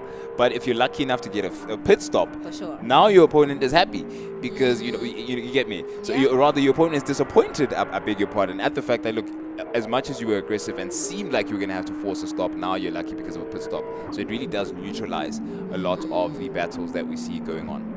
Definitely it does. And you know, my question, pit stops, I mean, you guys talk about for the guys having to make way after, of course, you've been overlapped, right? And my thing is to you, the question to you, I get it when you're the guy in front. But when you're the guy at the back and you see right now what we're seeing in picture, a Lamborghini in front of you, and you must somehow make way of it, but still you've got your own race. Talk to us about that driver's perspective. Firstly, I can't relate. I've never been at the back. I've never ever been at the back. Let's just start there, okay? But in theory, thank you for the clarification. I gotta clarify, no? But if I have been at the back, if I were at the back, the thinking is be fair. All right. Look, there's a massive gulf in between Class A and Class D. So if a Class A car is coming past a Class D car, you understand the speed and performance difference. Like the pace these cars, these Class A's and GT3 cars are coming out at as compared to these V8s is incredible. So you have to be generous with your space and know how to place your car properly. Stay on the racing line, firstly, just like you see as Bartlett is doing there. Don't swing out the way in an unreasonable manner. It shouldn't be unpredictable. So the faster car has to make a way around. You just continue exactly where you are. Do not unreasonably try and change direction to accommodate. The Chloe, who's the same class as you, is right behind you. Now, at that point, it's very interesting. In that case, the Chloe should be smart and use the slipstream of the Lambo that's faster. And you've seen that a number of times. You've seen that a number of times. I think we saw it with the we had 4 classes, I think up to Class D with the GT Cup SA we had earlier today. And we also saw that earlier on when we still had the 1 hour dash.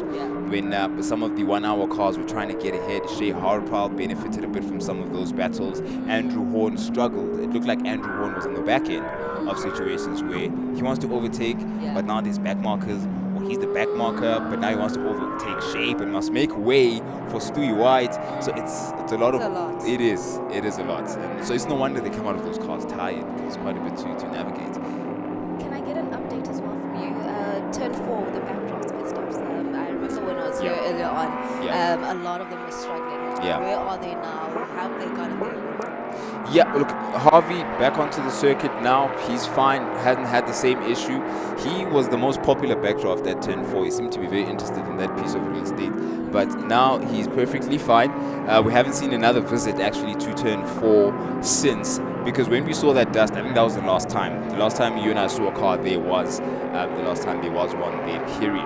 So far on that front, it's been good. I think the only thing really has been about the timing of the safety car with Sichaba's V8 Roadster at turn 7. A sudden issue came for the car there, so he and Fikile Hulumisa are trying their best, I'd imagine, to overcome that issue. I know that in practice they had a braking issue, a braking problem, where there was a cable that needed to be fixed or something of that nature, and that was the issue there. I do wonder if that's the problem now. You know what's interesting is that I think about 2 weeks ago they just took it out for fun, right? The very same car, and they had the exact same issue. Is that if it's not the brake pads, and it's definitely something else. The fact that come practice session, maybe something will go wrong. But then on race day, here they are. I mean, with 2 hours 9 minutes left into the race, they still remaining. So it's always quite interesting how they feel that they don't get enough practice time because they always have the same issue.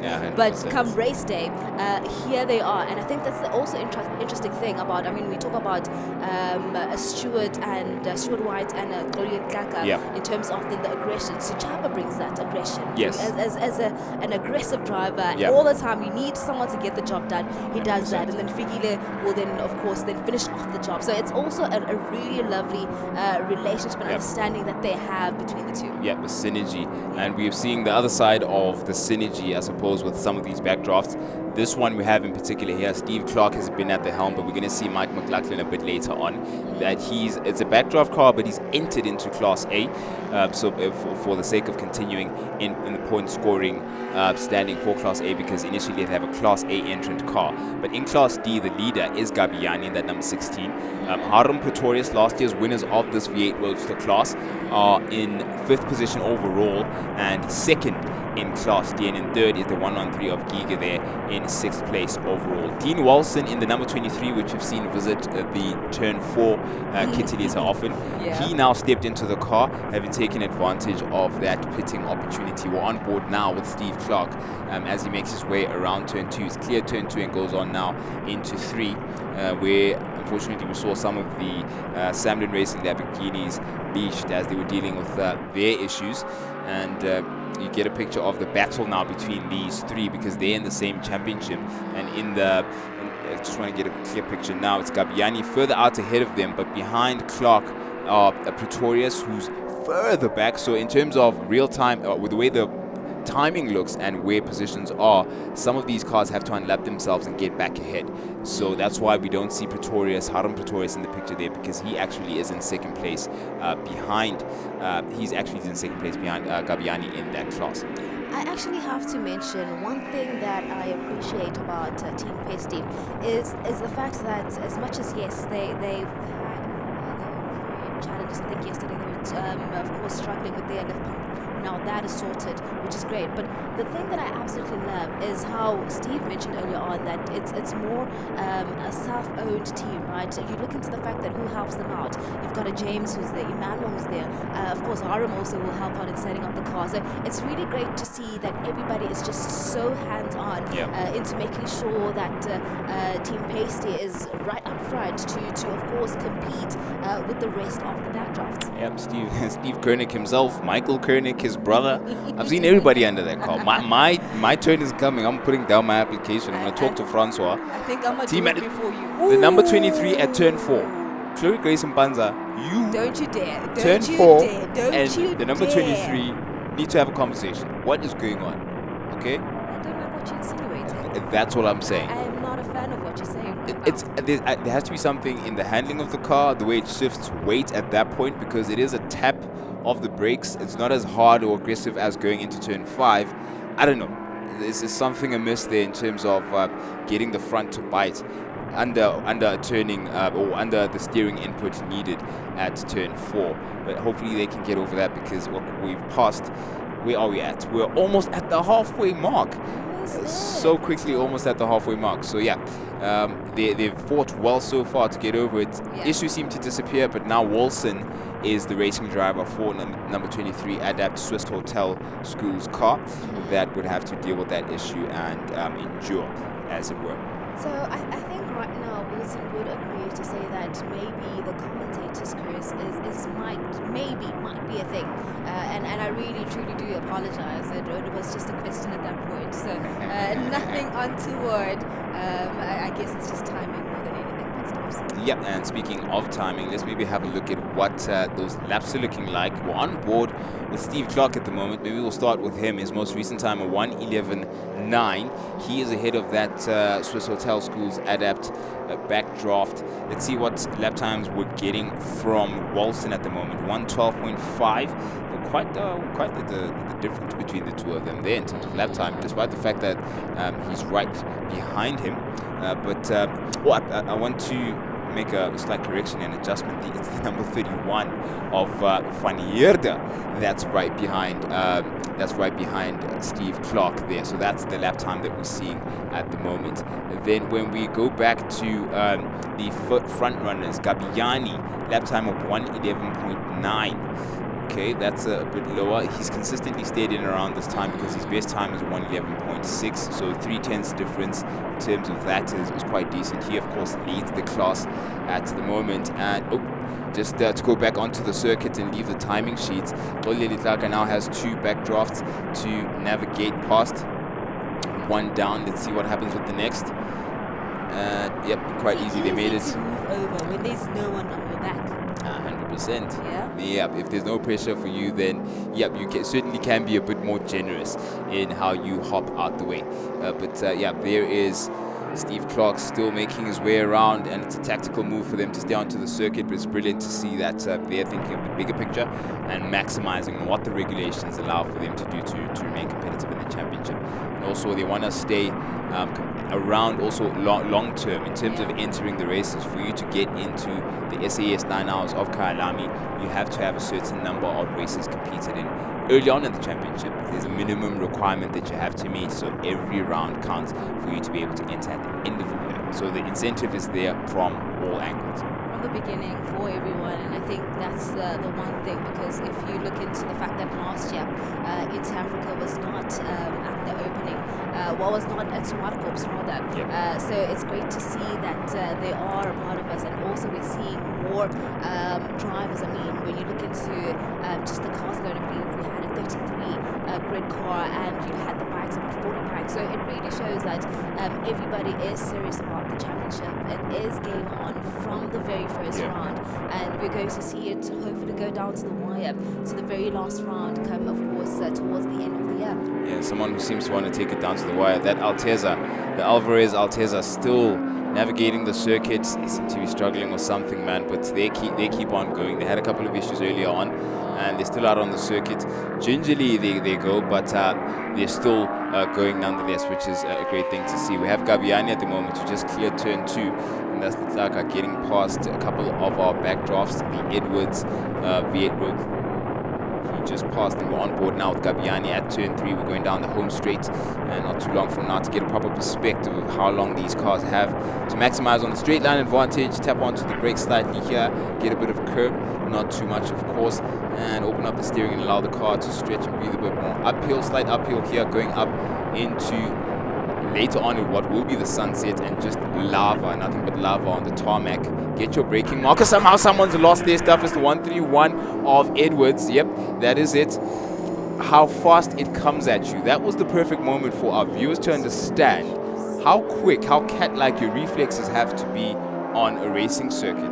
Because suddenly there was a massive, it becomes a massive car at the very least. From far it seems diminutive, but there Gabiani had to have his hand-eye coordination quite sharp, and Gabiani. It goes back to what you were saying, right? Yeah. Stops, in terms of how drivers essentially think is that I'm not looking at this corner that I'm seeing right now. I'm looking at the corner ahead. Yeah. So I've already spotted that there's an issue. Yeah. Yeah. So 100%. how do I navigate past that? So it's really great to see how he handled that. 100%, and that we saw that in real time being applied. It looks like Edwards, I believe it is Edwards in the car at the moment, has managed to recover the car, and it's Glans, I beg your pardon, because we've got two Edwards as well as Glans in that 131. He's recovered the car and is able to get back out. We didn't see him past pit entry, so it remains to be seen.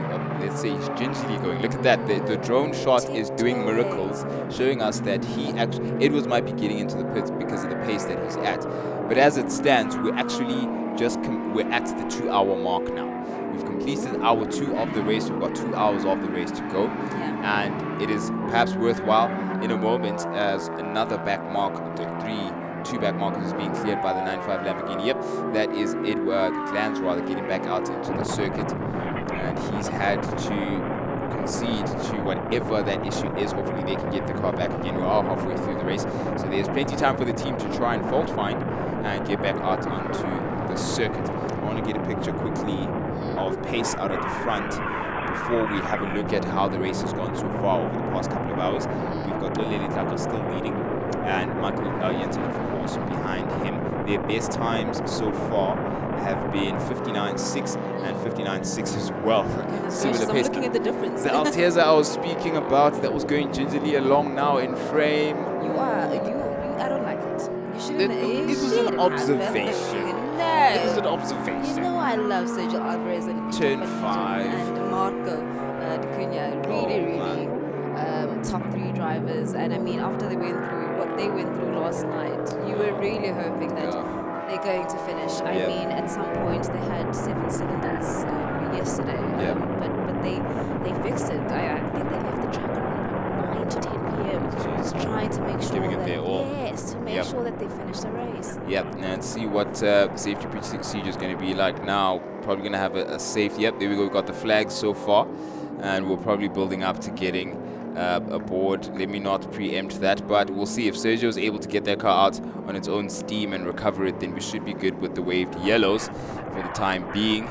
But given how far off he is from getting into the pits, he's on the inside of turn 5, which is a tricky place to be. This is going to warrant for a step or two further into our safety procedures. So for the time being, now I may overtake as things stand. We're going to freeze current positions, but also this is an interesting juncture to get. Yeah, there we go. Safety car is out. Safety car board is out, so it's official. Full safety car. Not too long from now is going to peel out, and the cars are going to be running at safety car pace. Michael Jensen, there he is. We just got him in and out of frame there. The timing is absolutely perfect of Ramchanda in that bright yellow number 42. He's in the car now, and he's been enjoying himself. First time out in a backdraft. He's used to Formula Vs. He's a Formula V champion, reigning Formula V champion, so he's loving the handling of the car, learning its new it's a new style to him at the very least, because he's more familiar with single seaters. He went all the way from karting all the way into Formula V single seaters, so that handling is all he really knows, and he says it's quite a difference. It really is quite a difference when you compare it to the backdraft. We've got Gabiani in the pits now, and a smoking. It looks like, okay, the hood has been open on the 131 there of Glans. Glans and Edwards. We'll figure out what the issue is not too long from now once we get some info from the pits. But before also, I mean, we wrap that up. I mean, when you talk about Lucian, I think you also have to talk about the drivers that he's with, that being Fabian, Lance, and Dan Hirsch. I think also under their guidance and them just really welcoming to the team. I think that's also been really, really great. So it's been a solid 3 so far. Yeah, very experienced too. And those are the kind of people you want to be exposed to if you are getting a first time around for your first rodeo around in V8 Roadsters. Alvarez being recovered at the moment, safety procedure underway. So for the time being, it looks like we'll be just getting the cars, some of which do not like this. One, for example, we've got Gallardo behind the backdraft, heating up. They're cooling down now. A little bit clearer air for Tlolile, but some of these cars now are not going to be liking the blockage from free-flowing air to cool those radiators down and get temperatures down, as it is ever so sensitive for the cars to be running at optimum temperatures. And I mean, also, the one thing about the safety car, right, is that now it brings the field so much closer.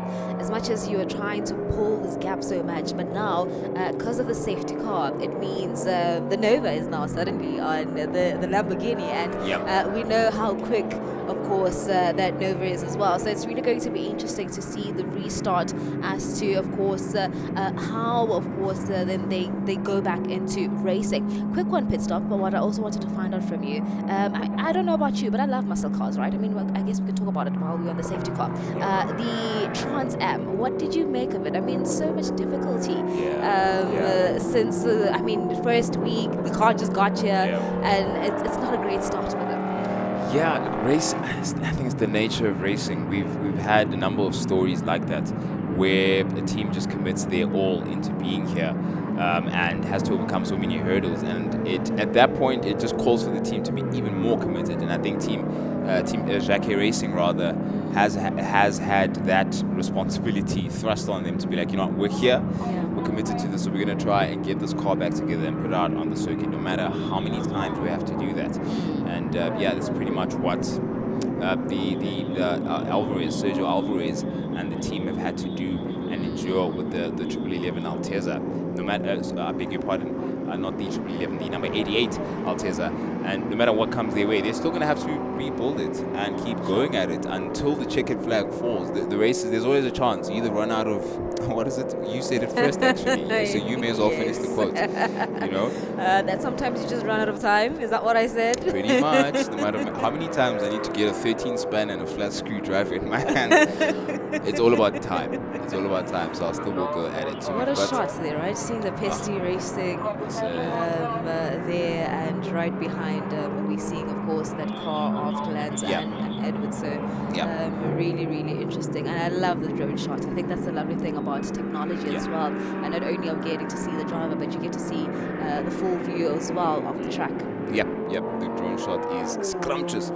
And I think it looks like a splash and dash there for Adam Pretorius. Slightly leisurely pace, understanding that the safety car is there, they can take full advantage of that. And we are at an interesting juncture. Did you spot something off screen there? No, I was excited to see the fans, that even as hot as it is, so they're still standing right on top above pit lane, and they're still enjoying all the action. So a big shout out to the fans as well. Yeah, listen, max out on the sunscreen, and during the safety car, things are pretty much just gonna slow down for a lot more. We're gonna get hotter and hotter, and temperatures flaring all around the circuit at the moment. We've got a bit of a switch up in terms of, I want to see if that turns into a driver change there with the Pesty Racing car, because Aram is able to go in a good 3 hours flat if he needs to. I've heard Francois say. So I want to see if there's a driver change there, but of course the regulation does say a minimum of 1 hour 20. I stand to be corrected, but 1 hour 20 for each driver is the minimum incentive changes, so he cannot eat into the time of his teammate. Barent is the one with the insurance. Aram would have to step into the car for a minimum of 1 hour 20. So currently on board with Roberto Franco. Yes, they're back onto the circuit. Man, I'm absolutely I love this team. I mean, talk about a team that also doesn't give up, right? You have to put them up on that list. And it's, of course, that father-son duo that we absolutely love on track. I mean, from yesterday after kissing the wall at turn 1 to turn 2 and having to also rebuild their car. And also today. Yeah. But they're back on. See, no matter how many times it breaks down, you just get under that car, build it up, and get it onto the circuit. But that's a nice thing about endurance, right? If there's time. And as long as there's time. And you've got the parts. As long as there's time. And you've got the parts. You know what I mean? There's that. Yeah. We can't forget that. We're back in green flag conditions at the moment, and we're now counting down to the second half. We're 1 hour rather, and 51 minutes remaining of the race as Roberto Franco gets around the circuit at turn 5. We get a shot of just how much light is coming at you going up that approach. You have to really hit your marker. At this point, it only gets more and more difficult to get that braking marker. You can see you got plenty curb there as the car jacked up. The iCam on board is helping us understand just how much body roll, how many forces are at play when it comes to the car going around the circuit here. Down into turn 8, heavy. You can see the nose dipping and diving a bit. Get in there, try to get some curbs. Sometimes not. Go a bit wide on the outside. Some cars really do prefer to maximize on the circuit and go as wide as possible at that particular part. But now going into turn 1, the famous turn 1, which becomes a very, very small area. Even more when you get into turn 2. So many spins here. There you go. One down the inside, a Lambo. Looks like the number 95 Samlin Racing past Roberto Franco there. And naturally that would be the case given the performance difference. But yeah, turn 3 up until turn 4, you sort of get to relax in terms of steering inputs and dynamics. This is where the engine takes the reins, and from there it's a slight tap off here onto the curbs again, and you start the cycle again. Go blind for a couple of meters and brake, and hope you got your brake marker at turn 5. Yeah, no, I think more than anything, of course, you do need to keep that positivity on and off track. I mean, goodness gracious, when you look into then the other classes as well, pit stops, talk to us about, of course, who also is leading them. Yep, we've got currently in picture the leader of Class B. That is Samlin Racing with Wayne Roach at the wheel. He'd be pretty chuffed with the performance at the moment. Then going on, we can maybe circle back. We know what's going on in Class A, of course, is Litlaka, Jensen, as well as Clark. Class D, we've got Gabiani, Pretorius, as well as Giga in 3rd place. In Class C, Van Zale, Franco, we were on board with him not too long from now, and Alves, unfortunately, all the way down overall in 19th and trailing for Class C. And Class Wayne Roach, there he is, our leader for Class B, clearing turn 4 at the moment. He's the sole competitor as it stands, given how just the elements have come at Class B. They really have, and it's been a bit difficult for them to at least get past them as it stands. When it rains, it pours, right? If it's not physical rain, there will be other challenges on track. Pit stops. Why are you giving me that side eye? Oh, we're not talking about the rain? All right, cool. But funny enough, I was speaking to most of the teams. They've been saying they hope that it rains because they want, of course... There's that battle for the front. That is a battle for the front.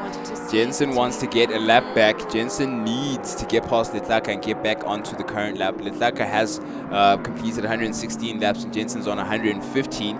So Litlaka, of course, will try and make Jensen's life difficult. Jensen needs to pay the debts to the circuit and get that lap back. But Litlaka's like, no. You're not getting to the Mashonisa on time, my friend. Look how defensive Litlaka is going into turn 8. Make that Lambo wide as possible. That's exactly it. And now Jensen, find another way around, my friend. Let's see, going down into turn 1. Have a look down the inside. Late. How late can you go? Fair, very fair from Litlaka. Off goes Jensen. He's got to get back onto the current lap, and he's effectively very far behind Litlaka, even though they look like they're very close together in the same frame. What did I tell you about a safety car? Yeah, okay. Are you gonna do that to me? What do you mean? I'm just saying, pit stops. It's the truth. Exactly. It's the truth. It really does. So right now, where Janssen is, he's grateful for the safety car. 100%. Yeah, it makes it's a great equalizer. It's the gamble that some teams lay some of their strategies on. Most of the time, you prepare 80 to 90% and leave the 10 to 20% up to the safety car or some sort of factor. Then we've got a group of V8 roadsters here. Who's who in this zoo? We've got the trailing 113 with Giga there. We've got Wilson in the picture. He's leading, Gabiani right behind him. It's a whole interesting picture there. However, you must note for a second reference that Gabiani is the class leader. Yep. Jeez. What did he do? Oh my word. Car number 23, doing Wilson and Gabiani a lap apart. Gabiani thought he was being given the room, and Wilson decided not to give him the room. And there was a coming together. Thankfully, they both seem to have escaped relatively unscathed. Gabiani would thought he had right of way being the Class D leader, but they were going to have a replay there. He stuck it up the inside. Could have tucked it in a bit more. Could have. I think Walson gave him the room, but Gabiani maybe could have tucked it in a bit tighter. Oh my goodness. So there's something going on in the studio, and the seat to my left-hand side. Every individual who sits in this seat causes a car to spin around consistently. The only person who this thing has missed is Steve Koenig. But so far, you, Sudhir, and Chloe are responsible for a lot of the things going on the circuit. Yeah, that's all I'm going to say. I was outside. I was throwing oil in the truck. Okay, that's a different approach. So I have exciting things to commentate on. No, I'm kidding. That's a different approach to it. Joking. But are we back on board with Gabiani? Yep, leader, class leader. Looks like he has escaped without any damage. And look at the lightest touch. Absolutely lightest touch. As I said, he's leading the class by a lap. There are a bunch of guys sort of fighting behind him. There's a nice shot of the Gauteng skyline and the clouds that all seem to have lifted. There's bright sunshine outside. It's warm. There's no threat of afternoon thunderstorm, which is quite unusual. If you've been in Gauteng for the last 2 or 3 weeks, Gabiani's on it. He's eked out a lap worth of lead for himself and managing it well. No, it seems he's a lap behind from third. He's on the he's same leading Class D. Yeah, he's leading Class D, and he's on the same lap as Pretorius in second. I got you. 25 seconds behind is Pretorius. Steve Clark, who is in a similar car, although entered in Class A, so it looks like they're close together, but Steve Clark is in a different class. 100%. Gabiani is in a good position right now, leading Class D. Steve Clark, Mike McLaughlin have another car that they race in Class A, sort of a crazy, no-rule sort of backdraft roadster that had some technical issues, and they decided, let's just use a regular car in Class A and maybe pick up a few points. Lo and behold, they're running in the podium positions. Fantastic. Top 3 overall. Top 3 overall. Not just Class A, top 3 overall. Exactly. So we saw a slow-moving car on track. Was it the Polo? Yeah, we saw a number of. That was the Alteza. The Alteza of Alvarez that needed to be recovered actually from turn 5, actually, which we are at the moment thanks to our drone shot. No, just a second ago, there's a slow-moving car on the track. Yeah, I saw the Alteza being rescued. I watched that rescue on telly. Oh, okay. And there seems to be a slow-moving car on track. Okay, I was keeping an eye on the timing there. Let's see where that slow-moving car is. It was between 3 and 4. Maybe he was just getting out of the way of faster traffic. We'll keep an eye on it. These drone shots are great. I can't get enough of it. It's the drone shot, it's the onboard, and the transitions between each of them catches all of the action as it comes. The production guys are doing a great job following people. We got to step up our game to keep up with them. Listen, I'm gonna do I was telling Steve right now, I need a wheel gun to change my jawline every 30 minutes just to keep it sharp. I've got spare jaws in my laptop bag, so don't worry. Action has been frenetic, hasn't it? We're back on board with Gabiani here, chasing Alfa Romeo Giulia of Fonk. There's the Alteza back out onto the circuit. Look at that. Yep, they managed to fix that issue. I suspect, and I could be wrong here, that he must have run out of fuel.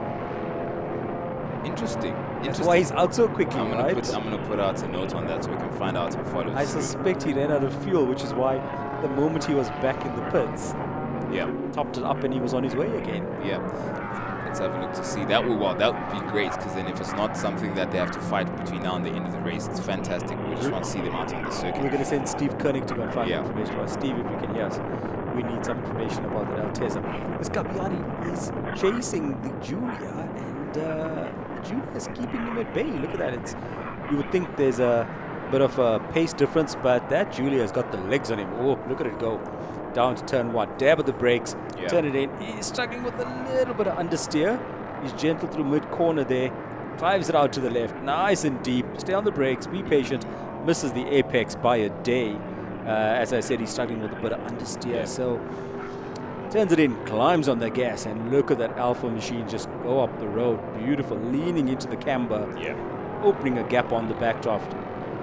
Looks great. Alpha race cars, come on. Alfa Romeo, one of the oldest, one of the brands with the longest motorsport heritage. Yeah. You know, it's great to see Alfa Romeo race cars on track. And Gabbiani can't close the gap on him. It's just keeping him at bay. Keeping him at bay continuously. And he's in a pack of other backdrafts, so he's having a good dice here. He's having a bit of fun. No, absolutely. Some breathing room between Gabbiani and Pretorius at the moment. But it looks like the Zulia as well as Gabbiani will have to get their way past Hirsch. I think that's bright yellow number 42 of Hirsch, but it's Ramchanda, I beg your pardon, that's in the car now. They took advantage of the recent changing opportunity.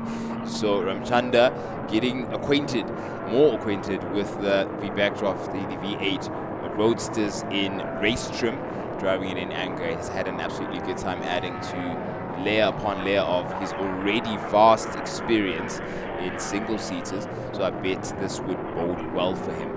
This is such a cool battle. I'm just watching it lap after lap. Yeah. I'm going to try and find out who's in the Alpha right now.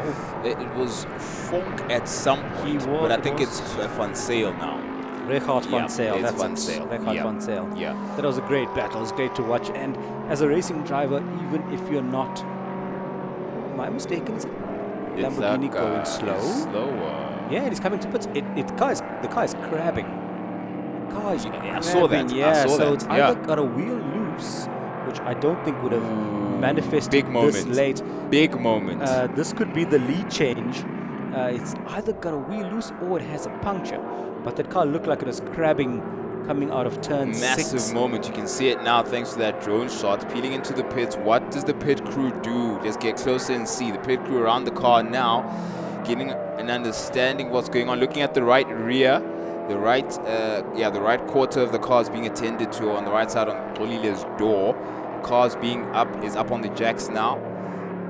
I'm pretty sure it's going into the pits. Oh no, an issue for our defending champions. This is a massive moment in the championship already.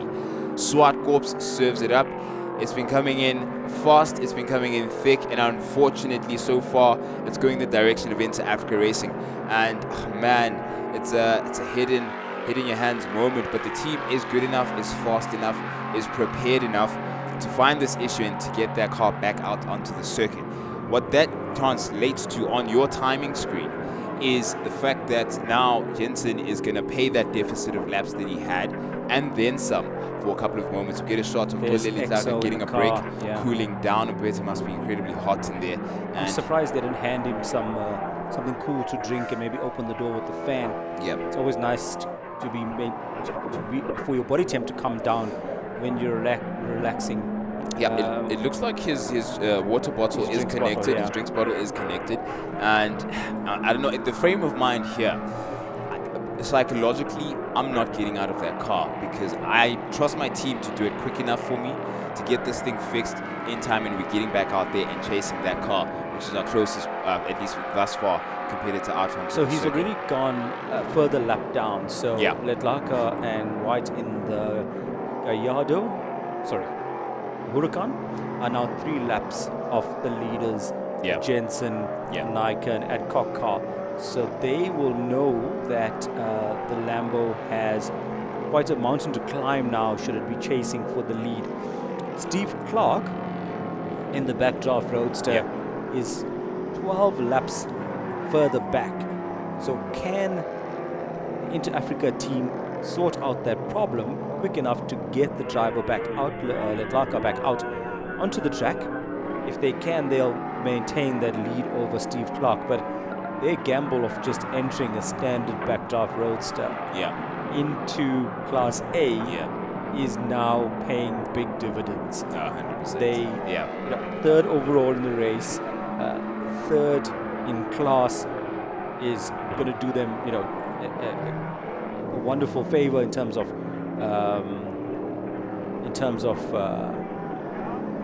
points. I was almost right about the Alteza. I said it was a fuel problem. You called it. I thought it was a fuel problem, and it was a fuel pipe, not the fuel. It was a fuel supply problem. But there wasn't a ran out of fuel. A fuel pipe had come loose. The team just plugged it straight back in, clamped it in place, and and sent the car out, and it's been circulating ever since. Yeah, considering that they've been working so hard on the car, you'd imagine that a lot Overnight, of those parts, a lot of those parts were disconnected, and the triple and double checking, and something fell through the cracks, exactly, didn't it? Exactly. So Letlaka still sits motionless in the pits, and he'll know in such a short lap, just a minute lap here at ZWARTKOPS, and he'll see almost his nearest rivals putting another lap on them. So the number 1 Lamborghini goes down 5 laps behind the leader, and that's gonna hurt. It's gonna hurt. You know what? And now they hand the driver. There you go. Some fresh water as to cool him down. It's literally pouring it on him. Exactly. Yeah. As a driver, it gets so hot in the car, and now it looks like they're loosening his straps. Yeah, just to get him. That's not a good sign. Is that Stuart? Is that Stuart helping him? Yep, he looks like he's just adjusting it properly. He's getting his belts tight. Yeah. Okay. And he's cooling him down with some cool water out of a bottle. Hopefully they can get the car going. They've gone another lap down while we're talking. Yeah. Steve Clark is now 4 behind the Lamborghini, the number 1 Lamborghini. So if their team's talking to them, they may want to press on and try and jump into second place. Gabiani maintains his lead in Class D ahead of Pretorius. And in Class C, we have Van Sale and Roberto Franco. Franco. He's in 14th. And we've got 19 runners at the moment showing. So that's it's a hot day. It's not the coolest day. The first race of the year, there's always a few gremlins and a few bugs. You've spent months preparing from probably the end of last year. Some cars were stripped down and starting to replace crucial bits. But you cannot prepare for every eventuality. And here we have a close-up shot of Inter-Africa Racing. Gerald, team manager, just getting stuck here. I'm guessing it's suspension. We've got the wheel off. Their team members in there with tools. Suspension collapse, possibly. What could the crabbing move is weird. Crabbing move would be a suspension issue, if not a flat tire. A flat tire would obviously would have been repaired by now, and the car would be on its way. Crabbing would come from a broken link.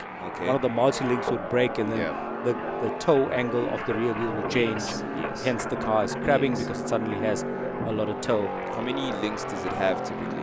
It depends on the arrangement of this car. They will have multiple links. On top and the bottom. Yeah, exactly. Top and bottom, and in some cases also longitudinally to keep the suspension from moving back and forward, so to control caster.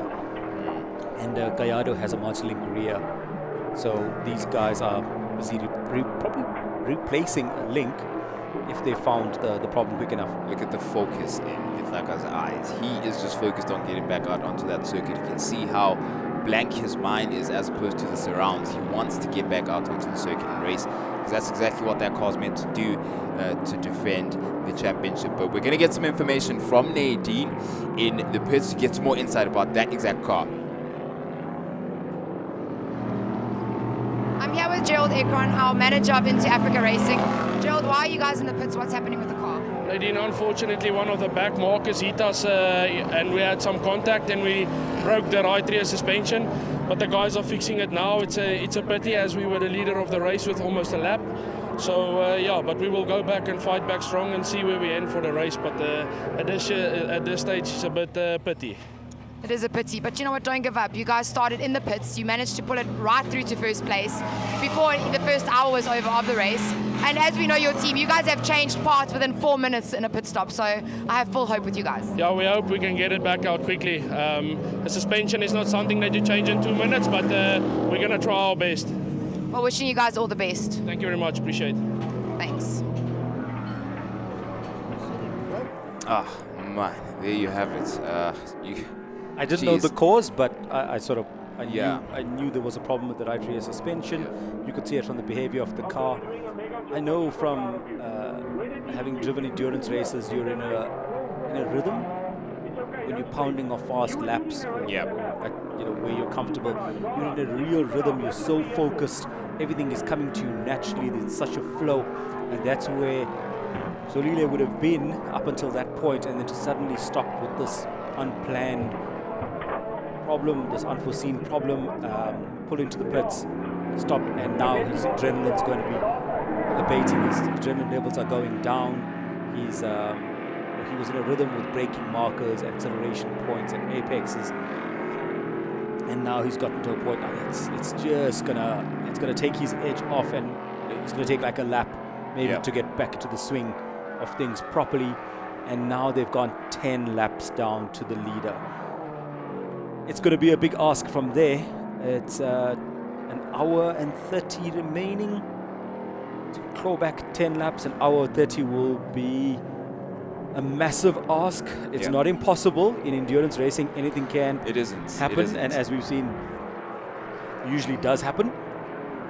So we're at a point where if that team can somehow get the car back on the road.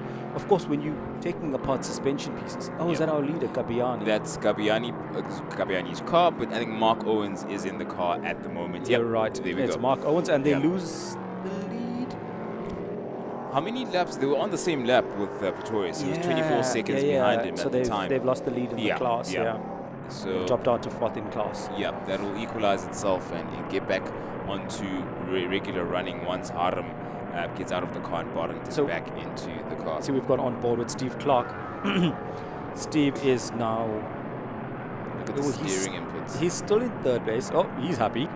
Yeah. Big thumbs up. A thumbs up to the down the wall. pit lane. Yeah. Maybe checking, doing a comms check. Yeah. Can you hear us, Steve? Can you hear us? And he just, I can hear you. Yeah. Sometimes if the comms goes out one way or the other, it's nice to still have it operational and you can talk to the team. Look how slow the hand movement is with the steering. Very measured. Oh, there we go. Oh, we're back out into Africa Racing. 11 laps back, and they've decided to do a refuel at the same time. What is going on here? They asked him to switch the car off. He's switching the car off. He had to switch the car off, and they had to earth the car while they're doing the refuel. So the marshal up front, the pit crew up front was calling for the car to be switched off while they were refueling. Now, here's the situation. They're getting back out into the circuit after a scenario verbatim. Gerald, team manager, said that cannot be resolved in a matter of minutes. It's either there was a misdiagnosis as to what the issue was, or they've actually managed to fix that. No, I think I don't think he misdiagnosed it. Or they're going to continue. No, they wouldn't have continued. No, they wouldn't have continued with the broken suspension. They fixed it in a couple of minutes. The piece that needed to be replaced was easier obviously to access. quite far out and easily accessible and easy to take off and put back in place. And when you're taking out suspension components, the alignment goes out. Or I'm a conspiracy theorist. That was a pure mind game from Gerald, team manager. No. He was like, let's throw them off. Let's be like, No, this is I going to don't take think time and make them relax. Meanwhile, the pit crew... No, I don't think. I mean, they're 12 laps behind the leader. Yeah, they were 1 in front, and they've gone 12 behind. So I don't think they were playing mind games there. They just found the problem really well. Really, yeah. If you commented about Steve Clark's steering inputs, and it's an important point to mention when you do endurance racing. I recall years ago doing.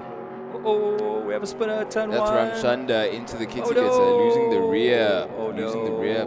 He's found his slicks have just let go. He's parked on the outside of turn 1. Is he still there? I hope he isn't. Yeah, he's recovered. He's recovered. He realized that somebody else had claimed that real estate before, so he had to move along. He's recovered nicely. He doesn't seem to be going too slowly. Yeah, I was saying to you earlier, I had taken some driving lessons, track lessons from one of the South African greats, Sarel van der Merwe, here at ZWARTKOPS, in fact, and we had done. We have Nadine. I'll pause my story while we go to Nadine in pit lane for some insight. I'm here with Wayne Roach from Sandland Racing. Wayne, I hear your car's out, currently in the pits getting repaired. Do you want to tell us what happened? Thanks, Nadine. I think it was just a racing incident, to be honest. I think Zulilitz had a little bit of a dive down the inside of the last turn. I could have seen him. I could have moved. It was just a racing incident, but we're out, and I think they are too. Actually, they've managed to fix their car. I think they're back out onto the track. Okay. Tell me, were you driving? Yeah, I was. Okay, and tell me, what does that do for your mind when that happens?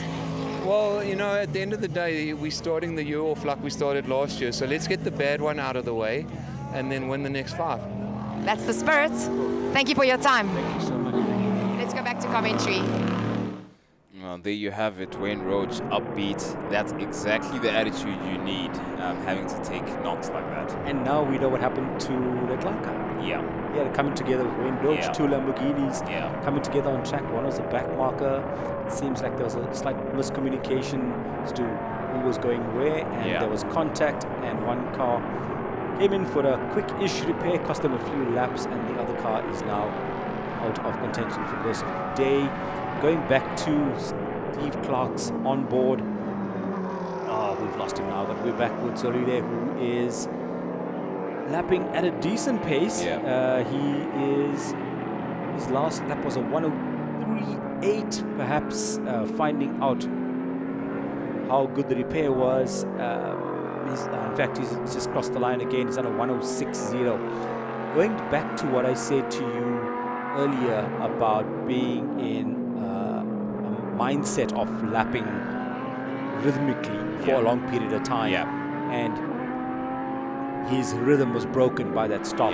So he's dropped his lap times down to 106. He was going a bit quicker earlier when he was in a proper rhythm. I think he'll take a lap or two, build up pace again. We see Ramchandra is in the pits. Looks like he's complaining about a long brake pedal. That sort of checks out with what happened to him in turn 2. Stepped on the brakes and pedal goes to the floor. You try as hard as you can, maybe pitch the car into a spin so you don't hit the wall, and he recovered, came back to the pit slowly. He looked like he did a driver change, and he was warning, is it Fabienne? Yeah, Fabienne Lance is getting in the car. Excuse me, he was warning Fabienne that maybe there's a long brake pedal there, and he went off and explaining himself. Yep, it's going to be a driver change for them. The first time Fabienne, of course, gets into the car. We've seen Dan Hirsch, we've seen Lucien, and now it's her turn to get the car back out onto the circuit in one piece. They have smooth running so far for the number 42 there of this team, but they are hoping to continue on that front going into what is the remaining 1 hour and 25 minutes of today's racing in the SAE 4 hours of ZWARTKOPS. If you've just joined us, we're in the thick of it. We've seen so much happen. Our defending champions have gone out and come back several times this weekend on the Friday practice, and now in the race they dealt with an issue with a back marker. They went in, performed a mini miracle, and in a couple of minutes solved the suspension issue. The car is back out, the number 1 Lamborghini, our championship defenders, and we've also got in second place, in third place rather, a car that may seem like it shouldn't be in the class but is a strategic move. There's our championship leader in frame at the moment, clearly in the number 1 Lamborghini. Well, not the championship leader. Defending champion. The defending champion. That's what is it? Freudian slip. So we'll only know today who the championship leader is. Yeah, we'll only know a bit later. And at the moment, as it stands, if it finishes like this, it looks like Michael Jensen in that Nova Proto 2. Artem Pretorius, Class D leaders in 4th place. And if the last time you heard anything relating to the SAES, you would remember that the V8 Roadsters were termed Class E's. We've had a switch up, fused Class E and D from last year into one class, that is Class C, and the old Class E is now Class D. So a bit of housekeeping for you there. If you're like, what is going on to my favorite series? We just have the Class E's as Class D's now, and the leader at the moment is Artem Pretorius, with Giga in second in that 113. Walson in third place. They've overcome a couple of hurdles but seem to be running smooth. And Mark Owens just got into the car and he is in 4th place in Class D. Ramchandra, well now it's Lance in that number 42 V8 Roadster are in 5th place for Class D. Looking further down the field, we've got Denver Branders in 11th place. The Roach Lamborghini. They were Class B leaders until they're coming together. So they still showing on the leaderboards, but they will tumble down as other cars continue lapping. Van Heerden now inherits the lead, having gotten their fuel clamp back on. They're now back onto the circuit and lead Class B, meaning they have to finish the race and they're championship leaders for Class B. Oh, that's crucial. If they keep driving until the end, they will be winners in Class B. That's interesting.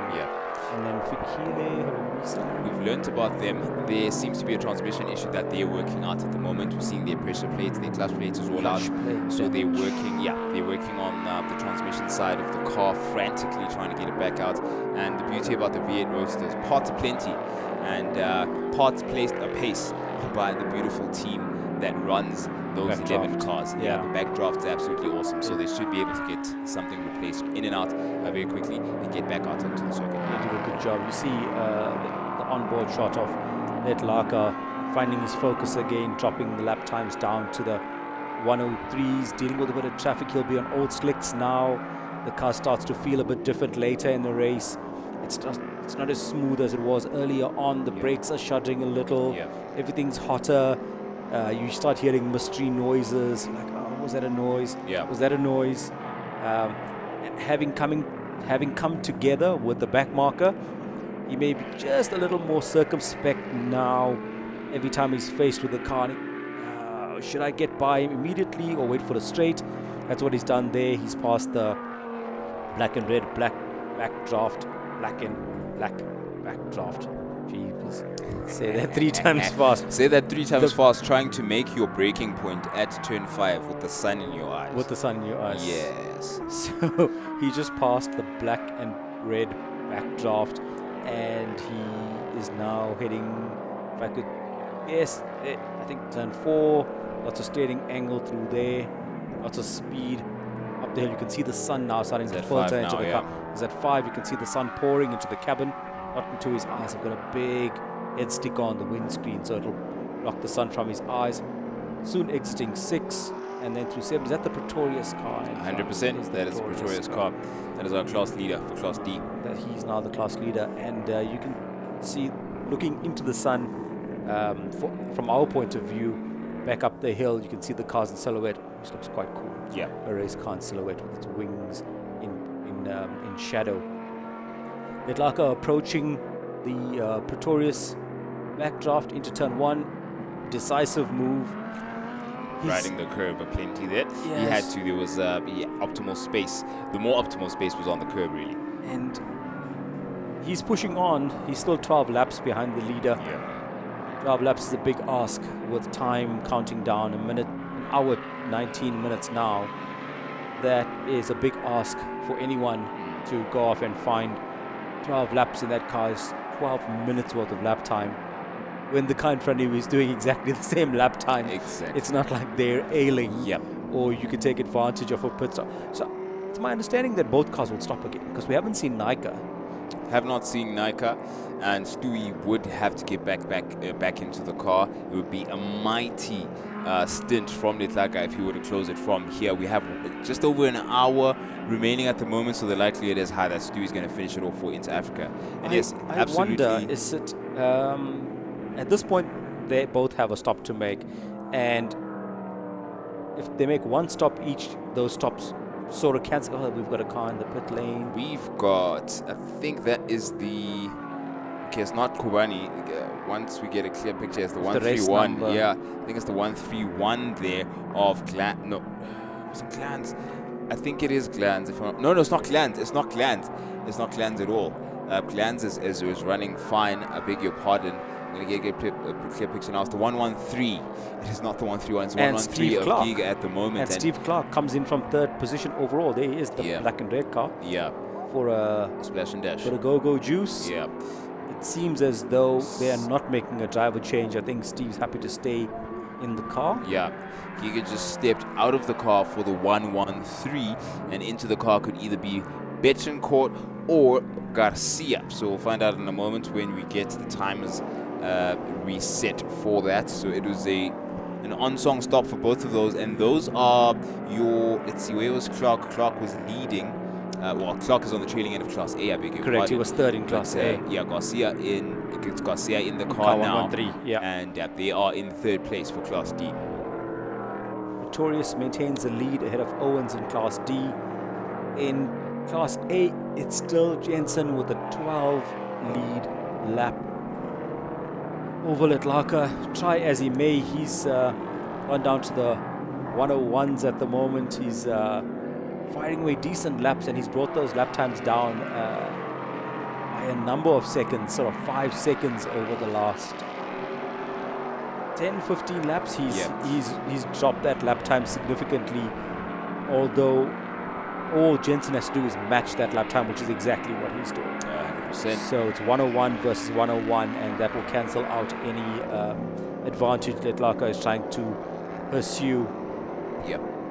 We're looking at a bunch of avid time benders, if anything, here. And geez, Letlaka does seemingly have it stacked up against him, but he's going to push his best because that's the nature of the game. You just got to keep going, and you have to be there right up until the end. The points deficit, when you look at what it takes to mount a decent championship campaign, second is not horrible. It's not horrible No, at all, second's as long as not you're horrible. consistently there. But you don't want to be second, and that's the pain, that's the frustration. Under the circumstances also that it came with one class car coming together with another. It's like, oh man, there's just so many things to be irked by. But you just got to continue, and it's also unfortunate that the Class B, the number 95 of Samlin Racing out of the picture. Of course, Samlin Racing being our official event sponsors, bringing round one here to the for the SAES 4 hours of SWARTKOPS. Incredible level of commitment from the team since they joined on to the series and on our tour, and now it's culminated in a lot of advancement, growth in the team, and transformation. We've seen 2 beautiful Lamborghinis out on the circuit, 2 beautiful entrants, and Class B is looking a lot brighter, so Healthier. to speak. Yeah, a lot healthier. We're as on compared to board last year. now with the Class D leader, which is Barton Pretorius. Yes. In the backdraft, sorry. And he's chasing, it looks like he's chasing Lance. The bright yellow number 42 of Lance is the one that's ahead of him in terms of position. Track position, yeah, but Track not position, in terms of position 100%. in the race. Yeah. So let's see. This should be a good battle if the car up front is willing to give way to the class leader. Yeah, 6 laps ahead, 6 laps difference between the two of them. I'd imagine there's always a little, friend in the same class. You're not just gonna be like, oh, after you. Yeah, after you. You're gonna remind them that when I get back on the same lap as you, my friend, I'm telling you, we're gonna have a go with each other. I'm telling you. We're gonna have a go with each other. Yeah. Fabienne Lance in 5th overall fifth in Class D. She's taken over from Ran Chander, and she's doing a decent job there.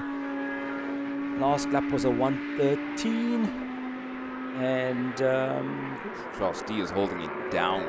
As far as if you stack up the classes in terms of which class is ahead, obviously you're going to see Class A, but Class D is sitting second at the moment. That's true. In Class B, yeah. of course, having been demoted because of the incidents that came their way, Class D is really out there representing for the championship. I'm still on board with the class leader in the pit. Oh, there we go. Jensen. Pit stop. And did we have a driver change? Nope. Yes, we did. Nika's getting in. Yes, we did. Nika's getting into the car. I see someone holding their seat. Yep, that's his insert. There we go. Yeah, we're gonna. So we have knew a this was switch up coming. now. Yeah, we did. We knew this was coming, and in the time they've been stopped, Letlaka has picked up 2 laps. He has picked up 2 laps, and which was always going to happen. They're giving Nika a fresh set of boots, so he's going to have a whale of a time. Yeah. Fresh set of tires, cooling temps. Oh, man, I've been waiting for this moment. The track is now rubbered in from race cars, been running flat out all day. Yeah. He should come out and fire in some quick laps. I wonder now, will Into Africa keep Letlaka in the car? Will they ask him to go to the end, or ask him to come in now and hand the car to Stuart White, and ask him to finish the last hour of racing? Yeah, it's because now they're on staggered strategy. They've been set back, of course, by the incident, and also you've got the situation where Nika's getting a sort of textbook. He's getting a textbook stint in the sense that he's doing the required 1 hour 10 minute that is needed from each of the racing drivers in the shared cars. So that is something that really will be interesting to observe in how it shapes out. We've got a bit of updates, of course, from from the pits. We're going to hear a bit later about that. But the Trans Am of Tafani, Moore and Brown, that's seen better days really. They've had to fight their way across a number of battles for them, but we haven't seen them feature on the circuit in a while. And we're just getting a quick view there of our race leader at turn 4, losing the rear at turn 4. That's a big one. Who walked into the commentary room before this incident happened? Stephen Koenig. Yep, the turn 4 curse has shifted to Stephen Koenig. That was the leader, wasn't it? Yeah, the class that is leader. class leader. So Barton Pretorius, we wondered if he'd catch up to Owens, who was ahead of him on the road. Gets a nice big oversteer through turn 4, backwards into the kitty litter, a bit of dust in his race overall, inside his helmet, in his nose, and that will annoy him for a few minutes. And in the meantime, Ryan Nyka has entered the game, reeling off laps in the sub 1 minute. Just waiting for his time to update. And he's just crossed the line, so we should get a lap time soon. I'm just going to wait for it to update. He's flying. Nyka is flying. He's 10 laps ahead of Leclerc. Steve Clark with their stop, they've fallen a bit further back. So the Inter-Africa Racing team has consolidated that position in second place. It's not the worst thing in the world when you're trying to mount a campaign. I agree with your sentiment, Prince, that it's early days. Second place is not a bad thing. Some guys fell off earlier on. The damage in terms of points could have been far worse. Nova, we know, runs like clockwork. You know, it's part of the trick of that car is that it's light on its feet because it weighs so little. So things tend to break less often, which is always a good thing. And we've got a time from Nyka. His first flying lap was a 1:01. That's his first lap out of the pits. Bit of traffic, dialing in, getting his eye in. Leclerc matched him to 300ths of a second. Matched him to 300. There was some dust goes there. wide. Yeah, there was some through dust turn there. 4. That's the dust that was dragged on from Pretorius, I think, from his off-track excursion, and Leclerc went right through it. The car understeered all the way to the outer curb, and that would have been a moment that he would have preferred to avoid. Back on pace, and he knows he's got a job to do. And again, Prince, I wonder, does the team leave him out or bring Stewie in low fuel, fresh tires, and have an absolute flat-out blast to the end? Yeah, and given the circumstances when going into the race, there was a significant deficit. Stewie was there, but in the meantime, we got Nadine in the pits with some insight. I'm here with Jacket Racing. So they're in the pits. Alistair, do you want to start with what happened to the car and why we're in the pits and retired at such a young age? Well, maybe if my co-drivers had done a better job, we would have been fucking going pit. Sorry, start again. No, we can't. We are live, but don't worry. Please forgive him for swearing. Moving on to Sean. Then Sean, do you want to tell us what happened? Technical issue, ECU potentially, or something else. We're not terribly sure. It's electrical. The car's hitting a rev limiter, which doesn't exist, and it happened in about the 57th minute. And Fabio can tell you more. Okay, Fabio, do you want to tell us the rest of the story? I didn't hear Sean's version, but it's quite simple. The car went fine for about an hour, and then it started missing, and after about, it was an hour, because it was at the same time that the other cars came in, and it missed on the one lap, and then it cleared out, and then it started again. I thought it was fuel surge, and then I was thinking, look, we've only done 45, 46 laps, and the car's good for 100 laps, so it can't be that. And then it's hardly made it back to the pits, and I think it's electrical fault. We're not sure what it is. ECU, like Sean said, or maybe the ignition coils. We'll find out. But till then, it was going well for an hour. Okay, well, I'm sorry to see that you guys are retired and in the pits. At least now you guys can enjoy your beer, and hopefully we'll see you guys in PE. You will. Loving it, and we will see you in PE. Awesome. You're not allowed to talk to me anymore on camera. Let's go back to commentary. Someone's got to go to the jar and put in a couple of bucks. Yeah, they're awesome bucks there. But yeah, those are the issues that have been facing the Trans Am. We're on board here with Tloleli Tlaka, who with Inter Africa face their own issues, and we're trying to get around the idea as to whether or not Tolile would get into the pits at some point and get doing the car, but I don't see a reason why. If you consider, look, 10 laps is a lot. 10 laps is a lot, and you know what's and worse? the pace they're literally on the same pace in terms of running. We've got the best laps that they've set in the 59.6s at the moment. Nike has actually gone. Okay, maybe it was back mark. Do you know what's worse? 102. Do you know what's worse? Ryan Nike is about to come up behind Atlaka again. Yes, I saw that. Ryan Nike was at turn 3. Now he's on the same braking mark, and he's about to add to those laps. So that might then beg that question. Atlaka is going to look up in his mirror and he's going to go, oh no. And Ryan's on new boots. Fresh rubber. Ryan's on fresh rubber, so yeah. There's quite a lot for the team to consider at the moment at the Inter Africa stable as to where they stand on strategy, because as far as Just for Sleepers, it's been a textbook race for them. Nothing untoward has come their way, and the closing stint so far is looking really good with Nika, young Ryan Nika, a moment that's been building up for a while now. He's had little running in this particular car, lots of running around it, testing, getting ready for the prospect of racing, and it's the first time he gets to drive it in anger. And Tolile Litlaka at the moment getting past the 113 there with I think who's in the car at the moment. Garcia's in the car, clearing a back marker. Will soon have to battle off young Ryan Nika. He really is getting the times in hand over fist. His advantage of having new rubber, of course, is evident as we avoid the curb there with Litlaka on turn 5, moderately wide onto the exit there. Now have to clear back marker. It is not helping because he has a Ryan Nike right on his rear quarter at the moment. Ryan Nike having a look down the inside at turn. Yep, at turn 8, and he made it stick. He made it stick. Of course, he is the race leader, so I think Litlaka knows it's not a clever move to slow him down. You know, there's no real gain there. You're not going to hold him back for 10 laps or make him lap himself 10 times. Exactly.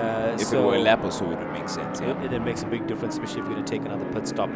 So I don't think he made it too difficult. As we said, Ryan's on fresh rubber. It was a slow lap from both guys. There was a lot of traffic in that lap. We should see some more indicative times in this lap or the next where the cars are a bit more spaced out and they get the braking zones and apexes to themselves. So we'll watch the lap times. That was slow for Sulu. There's a 105. The lap before he did a 1 minute flat, I think it was. Ryan Nike did a 103. And with the traffic didn't do with the traffic, exactly, with the traffic. Litlaka now 10 laps behind overall. And Steve Clark 8 laps further back. Sorry, Litlaka is 10 laps behind. Look, I see Litlaka finishing this race, to be honest with you. I really do, because it's the nature of the game. You just have to take the swing that's come at you, and at the moment, I could be wrong, could stand corrected, but I really see him braving it and taking it head on. At the moment, we've got class leader. I beg your pardon, from an angle it looks like class leader, but it actually is the orange V8 Roadster with the stripe down the middle of 113. That is Garcia who's in the car behind one of the other backdrafts that's been running a quiet race, I might say. It's been hardly mentioned. We've got, I think that's Lance now trying to reel those front two in at the moment. Yeah, the bright yellow of Lance making her way down the back straight. Oh, Fabienne, it's Fabienne Lance, you're right. Yeah. The distinctly colored number 42, which Nadine Wilkin knows all too well. She got a hot lap in their car with riding shotgun alongside Dan Hirsch. They were able to get her a seat fitted for her, and then she was able to enjoy that. That must have been quite fun. Yeah. And around. So do we look further down the field? Yeah. So we have class leader in D is Owens, and Pretorius is just a lap further back. So that could be interesting into the last hour should there be a pit stop or unscheduled pit stop in that space. Chasing Pretorius is Garcia. He's only 9 seconds behind.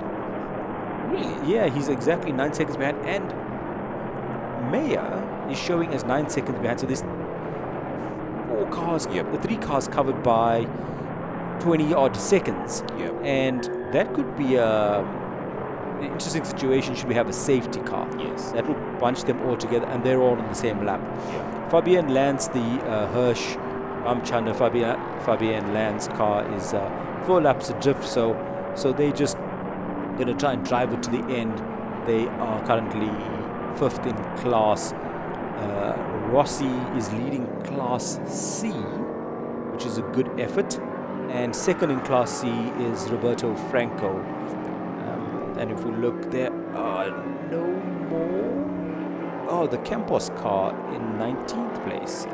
Is the 3rd car in class. Yeah, unfortunately for them, they're in the pits, of course. They've got an issue that they were dealing with. Let me try and see in my notes somewhere where... you did mention earlier. Yeah, we had a chat with them. Unfortunately, they're out.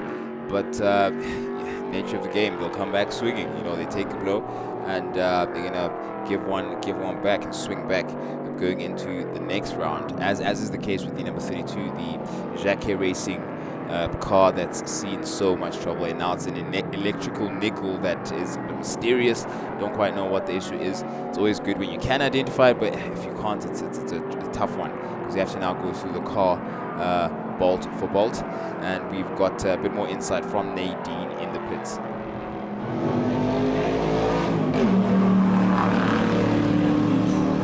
I'm standing here with Dean Wilson and Mark Harvey Wallbanger, not because he bangs walls, but because he ends up in the sand pit. So how's it going with the new color car? Are we happy? Yeah, very happy. It needs a couple of tweaks, but in general, car's amazing. I had an epic first session until I went off and started doing sand castles, but that's racing. It was good though. You're supposed to build sand castles at the beach, not at the track. I know, but I'm still stuck in December mode. Okay, and so I think the new color's working then. We're back to white. Fantastic, yeah. It looks really good. The car's fantastic. It's slightly different to the other one, even though they're the same cars. But man, what fun to drive. I had epic races, lots of fun with Gavin and with Lachlan. So yeah, fantastic. At the time of my life. I'm so glad to hear. We've got 1 hour to go, so I'm wishing you guys all the best for the last hour. Cool. Can I just also say thanks to Backdraft for building this amazing car. Brian and his team are phenomenal. They are, as well as the pit crew, right? Absolutely. Yeah. Today was faultless. Today was really faultless, so yeah, fantastic. Great. Awesome. Well, there you have it. Well done to Backdraft and to the Swiss Hotel School Group.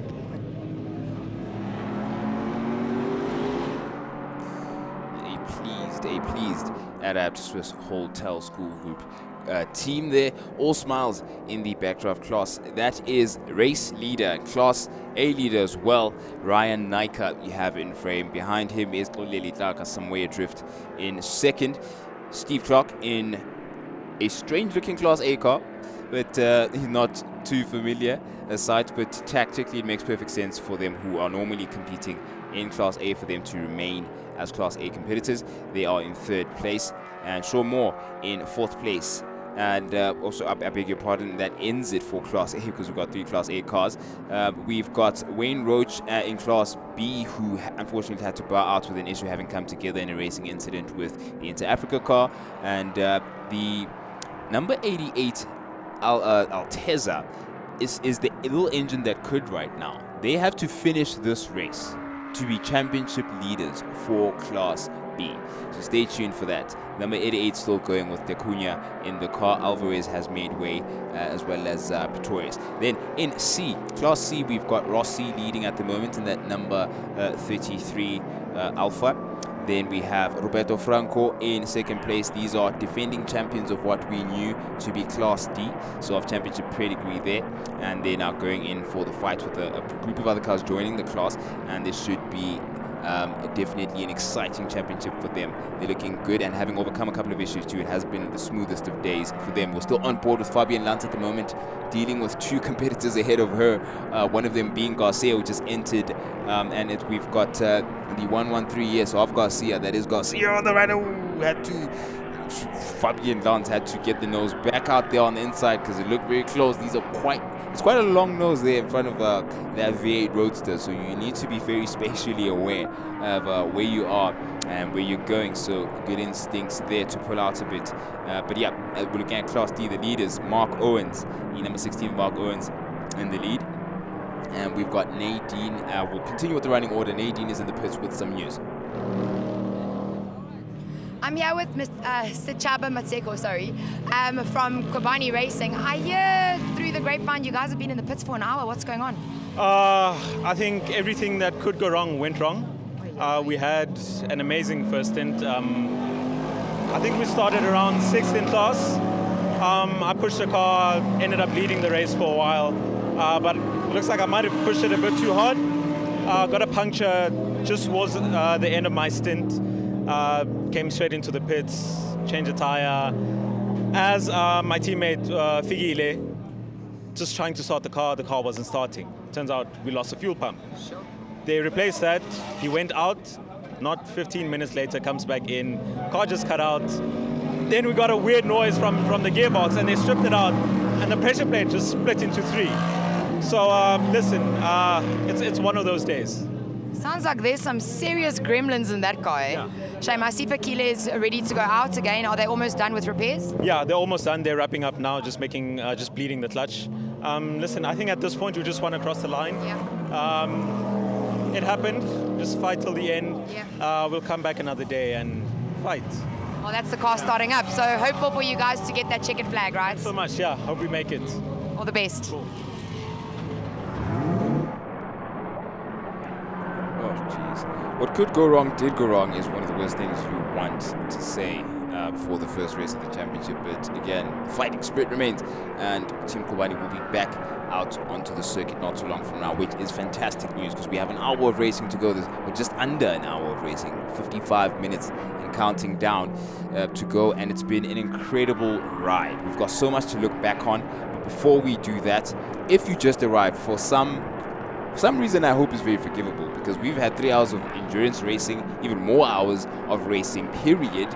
And you've just joined us, welcome. It is the SAES. 4 hours of ZWARTKOPS for joining us live on YouTube and live on Supersport Channel 212.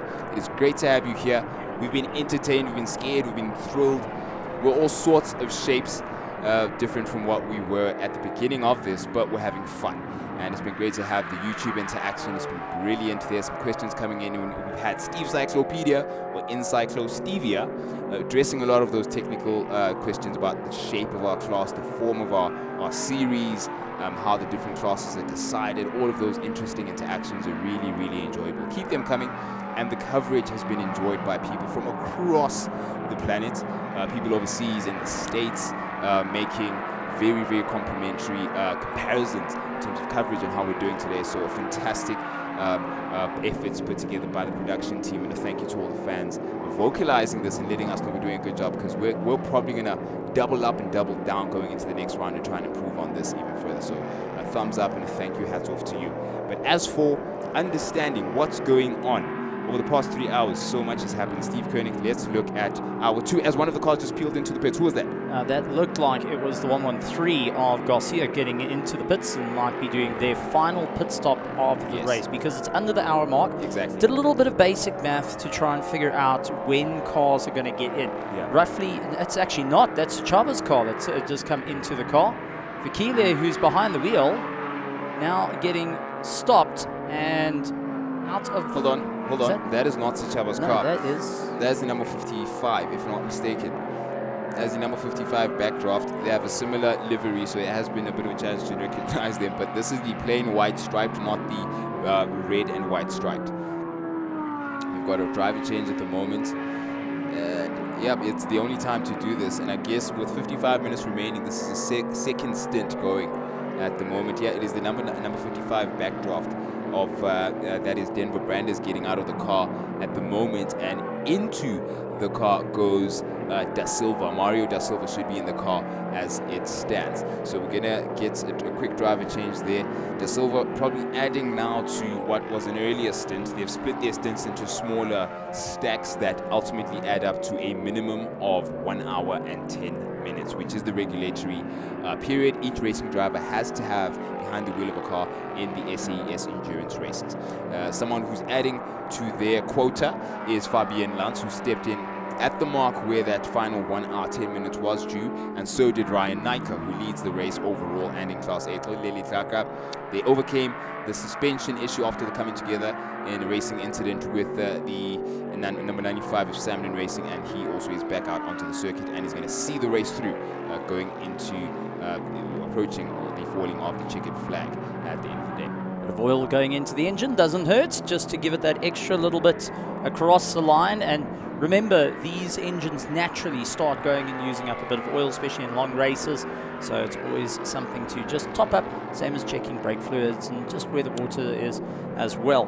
Well, don't really check where the water is, otherwise you're going to have it with extreme heat coming at you. But with this 51 minutes to go, basic math done on the cars, we should be seeing cars coming in now or within the 20 minutes remaining for a final splash and dash to get themselves sorted and back out on circuit. So for anyone wanting to go any further, that's what's going to be the challenge.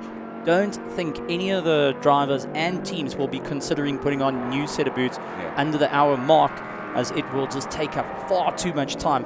Considering they've only allowed 6 people to get on the vehicle at one time, changing all 4 tires is just time consuming, especially if you're in this Alfa Giulia that's out there. Absolutely stunning vehicle to go and see, and really has done an incredible job of just circulating, keeping very consistent. Performance and index is actually on the cards for the team. Yeah, that's it bodes very well to get some silverware purely based on your discipline and consistency. And Nadine is standing by with some news from the pits. I'm here with Lucian Ramchanda. So, first endurance, how did it go? I think it went quite well. We managed to stick to the game plan, running low 12s. Towards the end of the session, the brakes started to go away, which is why I had a spin in turn 2. As I got in there, I hit the brakes and then the rears just locked and it shot me out. So I'm hoping Fabian can nurse the car to the end. We're doing reasonably well. I would have liked to do a little bit better, but yeah, really enjoyed it. And for you as a driver going from a single seater to a backdraft, tell us about your experience. Yes, this is a completely different ball game altogether. I mean, in Super V, it's a sprint. It's a 10-lap non-stop action from start to finish, whereas here is more about managing the pace, managing the tires, managing the brakes. And yeah, I enjoyed it. It was lots of fun. Awesome. Well, we hope to see you in a backdraft again. I hope so too. Thanks, Lucian. Okay, let's go back to commentary. Well, we have a Lucian Ramchanda all smiles after his run out in the V8 Roadster. Looking forward to seeing him further. Formula V champion. We have donning the helmet, but this time getting into the V8 Roadster. His teammate Fabian Lantz has there been a driver change? I think still Garcia behind Fabian Lantz over there, and behind them I do believe that is Philip Meyer now in the number 23, the Adapter Swiss Hotel Schools V8 Roadster. They're trying to aim for that performance of index as well to just keep on circulating, but Garcia has been that feather in the cap for the team, going and performing quite well, considering in practice he was struggling a little bit with the car. Pretorius in second place. They did set the fastest lap time in their class, doing a 1:11.4, but unfortunately with the pit stops coming into play and also just timing out there on the track, also the pace of Mark Owens and his teammates have been absolutely rocket ships out on the circuit to ensure that they keep going. Do want to point out, track getting a little bit dirty out there, very fine racing line to be picked. The inside line's got a lot of marbles, so is the outside, so you've got to really try and get the car all lined up. And with the sunset and the reflection off the circuit, doesn't make it any easier. This is trying to thread the needle at close to 200 kilometers now. Yeah. That's going to be a tight session of threading between now and the falling of that flag. So let's see how teams handle the pressure as the window narrows to claiming your honors for your first attempt and your first statement made to your opponents. Look, it's so strange for me to say opponents and competitors, because everyone here is so friendly with each other. It's almost you want to sort of shake them into competition mode at times. So why is everyone so friendly? But such is the nature of this community at SAES, and come and find out for yourself. I would argue that it still isn't too late for you to come by, but at this moment, practically it actually is, because we only got 47 minutes left of this race. You got to make sure then to join us for round 2, round 3, round 4 going on later into the season. Make sure to catch us bright and early. Come out and camp on the side. I mean, look at this. This is what you stand to enjoy. We're going to come back to ZWARTKOPS again later on in the year for another round, and it's definitely going to be your chance then to enjoy the scenic view that you see right now. Slight season change, of course. We're going to face all of the elements throughout the year. We saw what happened last year in PE. I mean, everyone came off a better racing driver, a better swimmer, some might say. You know, a combination of things. But all of it is something we want to enjoy with you right here at our circuit. In the meantime, someone enjoying the curbs out at 6 and 7 is Philip Mayo's gotten his turn in the car. He's going to close it up for the Adapt Swiss Hotel Schools V8 Roadster, which is in a new trim, new form. It looks really good. I like that white with the black and yellow stripe. That's the second of the teams who are on board with Fabian Lantz at the moment. Garcia right behind her at turn 2. That's the second of the V8 Roadsters that have changed back to the white livery, if I'm not mistaken. Yeah, with also the new cars coming into play, it does go and change things up. One little new addition for those keen-eyed folks that have seen on the backdrop is a little hood that's sitting on Fabian Lance's back the boot of the vehicle. The reason for that is to actually help guide air in towards the diff to try and cool it down. They've got open diffs, so it's trying to cool everything down there to ensure that there's a little bit more reliability out of it. So you'll see some has the new hood, others not, but expected to be coming in the future. As we do see, that is Garcia trying to get past Fabian Lance to lap her. Yeah. But the thing is, she's not advised. She can't just jump out the way. She can hold her racing line, just can't put up a fight. 100%. Doesn't make it any easier to try and sling it past at turn 5, turn 6, especially in the sunset. 100%, and he's just adding to the deficit of laps that she has, considering that narrowing window. It's like, oh, you really have to just make sure you finish and just go about a disciplined way of defending that space and making your competitor work for the position. And you can see, oh, someone's got a plume of smoke. Is it a lockup or exhaust? That looked like a lockup. It looks like in the pits. The Inter Africa Racing Lamborghini is in the pits once more. What is going on? Oh, Stuart White getting in the car. Stuart White is getting in the car. I never saw this coming. I thought he finished with new rubber. Oh my goodness. Ladies, and listen, all of our viewers right now just need to brace themselves for the ultimate aggression. So we've got a quick replay of what's went on, and tail turning around, unfortunately, going and landing up the wrong way around. 131. I think it is. I want to have a look at who's in the car now. I know both of the Edwards have had their go in the 131. I think it's Clarence in the car from now. Is it? Oh, Jordan. Jordan Edwards in. Oh, Jordan's back in the car. Okay. Now this is going to be interesting. Stuart White getting on with a new fresh set of boots. Everyone might be wondering, why is it two people, one on the nut runner, one holding the tire? Well, that's because of the 6 only allowed to touch the car, and you can't have 4 people just going straight on.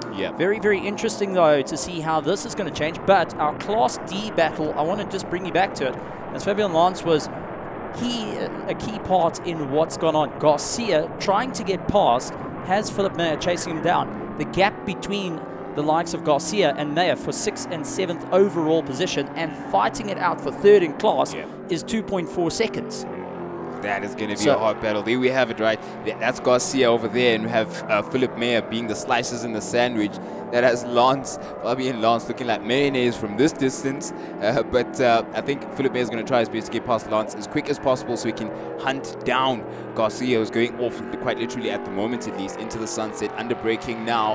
And is he guessing at his brake marker because it's so bright out there? It's hard to tell, but he makes it and makes it stick now. Around 6 he goes. Philip Mayer reeling in Lance quicker and quicker. He's closed that gap as compared to when we were seeing it with the drone shot. He avoids the curb there at 6. At the exit of 7, he gets a bit of it now. Wide as possible, trailing Lance wheel for wheel. Late on the brakes, and deeper he goes. He's really reeling in Lance at the moment. By the time we get to turn 1, he should be side by side. And he is. Lance will make it too difficult. She knows where she's at in the race, and he's going to be late as possible now at 2, so he can reel in Garcia. Oh, Garcia locking up into turn 2 and off. That is Garcia off. That is 3rd place in the dust. He's still trying to get himself going, but that is exactly what Philip Mayer wanted. And now Garcia having to just try and scrub those tires clean. Pressure getting to him right at the last. Down into second gear, plus you braking. If you run it all late, it's not going to work. And these cars don't have ABS. That's exactly what happens. I mean, take a look. High speed come off. He's lucky to get the car out of the kitty litter just by keeping the momentum there. Usually we've seen quite a few cars get beached, and he's able to just get it going. But that is our third place change over for our Class Ds. And take a look. Well, our National V8 Roadsters and Fabian Lance is also taking a look up against our third place. Philip Mayer having a big yellow machine coming, diving at him and going, what on earth are you doing? But one for the ladies saying, you best hurry up, otherwise I'm going to make short work of you. She has got the slipstream. She will be 1 or 2 kilometers faster in a straight line. She will. It's fair. It's all's fair. 4 laps in between them, but all's fair. Look, just harking back to what we've seen now with Garcia, I mean, that was a tough ask. Pressure, man. Look, Philip Mayer was a car led to one car position back. He was still behind Lance at the time. He still had a bit of breathing room. I wish he could have held on a bit longer. Yeah, physics looked at Garcia and was like, no, that's not my mandate, bruv. Nah, miracles are not my mandate. And into the kitty litter he went. And now it's Philip Mayer and Lance. I guess Lance was like, oh, so you don't have a Garcia to deal with. You'll deal with me now. It's you versus I. And despite our 4-lap gap, she has to unlap herself. Oh, in the meantime, let's go down to Nadine in the pits and we'll come back to this battle shortly.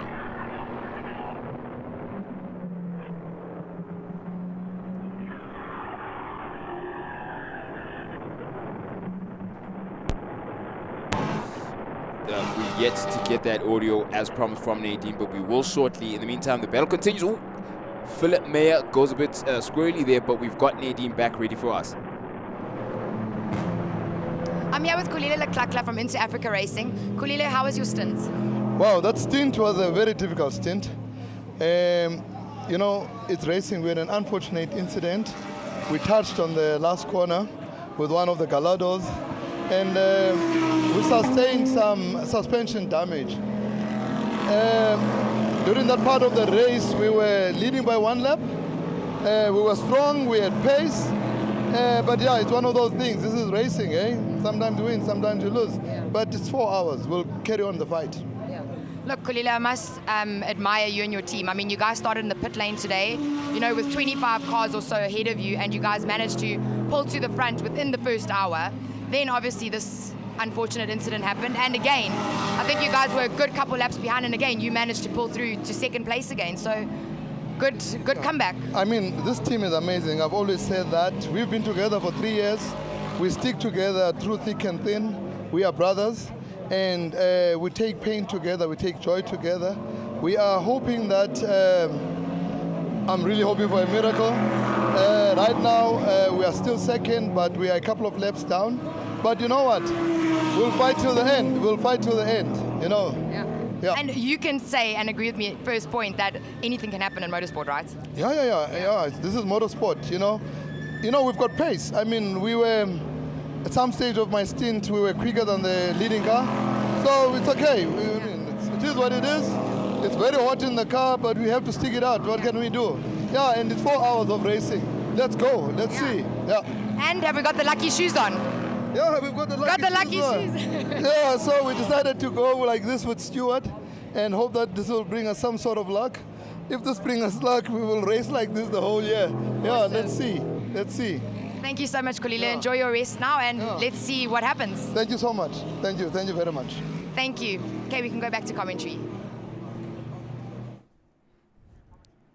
Now, how about that? The lucky shoes still have an opportunity to work.